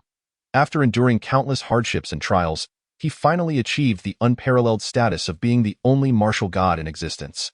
In that moment, the very heavens and earth trembled in reverence, as if paying homage to this extraordinary powerhouse. However, an unforeseen calamity struck. What was once a sky as blue as sapphire suddenly split open with a tremendous rift, as though torn apart by an invisible giant hand. From this gaping chasm surged forth an endless horde of terrifying extraterrestrial beings. They varied in form. Some were colossal, resembling mountains, while others were small and agile like birds. Some radiated eerie light, while others bore grotesque and twisted visages. These otherworldly creatures descended in droves, akin to a nightmarish apocalypse, instantly shrouding the wild world in darkness and dread. These formidable entities were all at least at the level of chaos demon gods, with some even referred to as celestial star monsters. Lin Shen fought valiantly against them, and in the midst of this resistance, his own power surged exponentially, ultimately reaching the level of chaos martial god. Yet, even at this pinnacle, he found himself no match for these extraterrestrial horrors. In a bid to save all beings of this world and to further enhance his own strength, Lin Shen chose to gather every toxin under heaven to fortify the chaos poison. After centuries of collecting toxins, whether from demon beasts, poisonous mists, venomous insects, or toxic plants, Lin Shen absorbed them all. Finally, when the once toxic land was rendered devoid of poison, he succeeded in transforming his chaos poison into a divine toxin capable of slaughtering the extraterrestrial beings. The ensuing battle was nothing short of cataclysmic. As darkness engulfed the skies and the sun and moon lost their light, Lin Shen, moving like lightning, rode upon a majestic white dragon, Xiaobai, that emanated an aura of immense authority. This serpent-like creature coiled and twisted, its massive form shimmering with radiant scales. With a thunderous roar from Lin Shen, he and Xiaobai ascended into the heavens, charging towards the lofty expanse of the nine heavens. Along their path, they shattered all obstacles, with nature itself bending to their will. Powerful foes fell before them, unable to impede their advance. At last, Lin Shen and Xiaobai reached the pinnacle of the nine heavens. What should have been a sanctuary for the gods was now eerily silent, devoid of any living soul, for all who dared to obstruct Lin Shen had been mercilessly slain. Thus, through his unparalleled strength and courage, Lin Shen became an invincible force in the world. His renown echoed throughout the cosmos, known to all and feared by many. From that moment forth, he was granted the gift of immortality, forever guarding the myriad realms.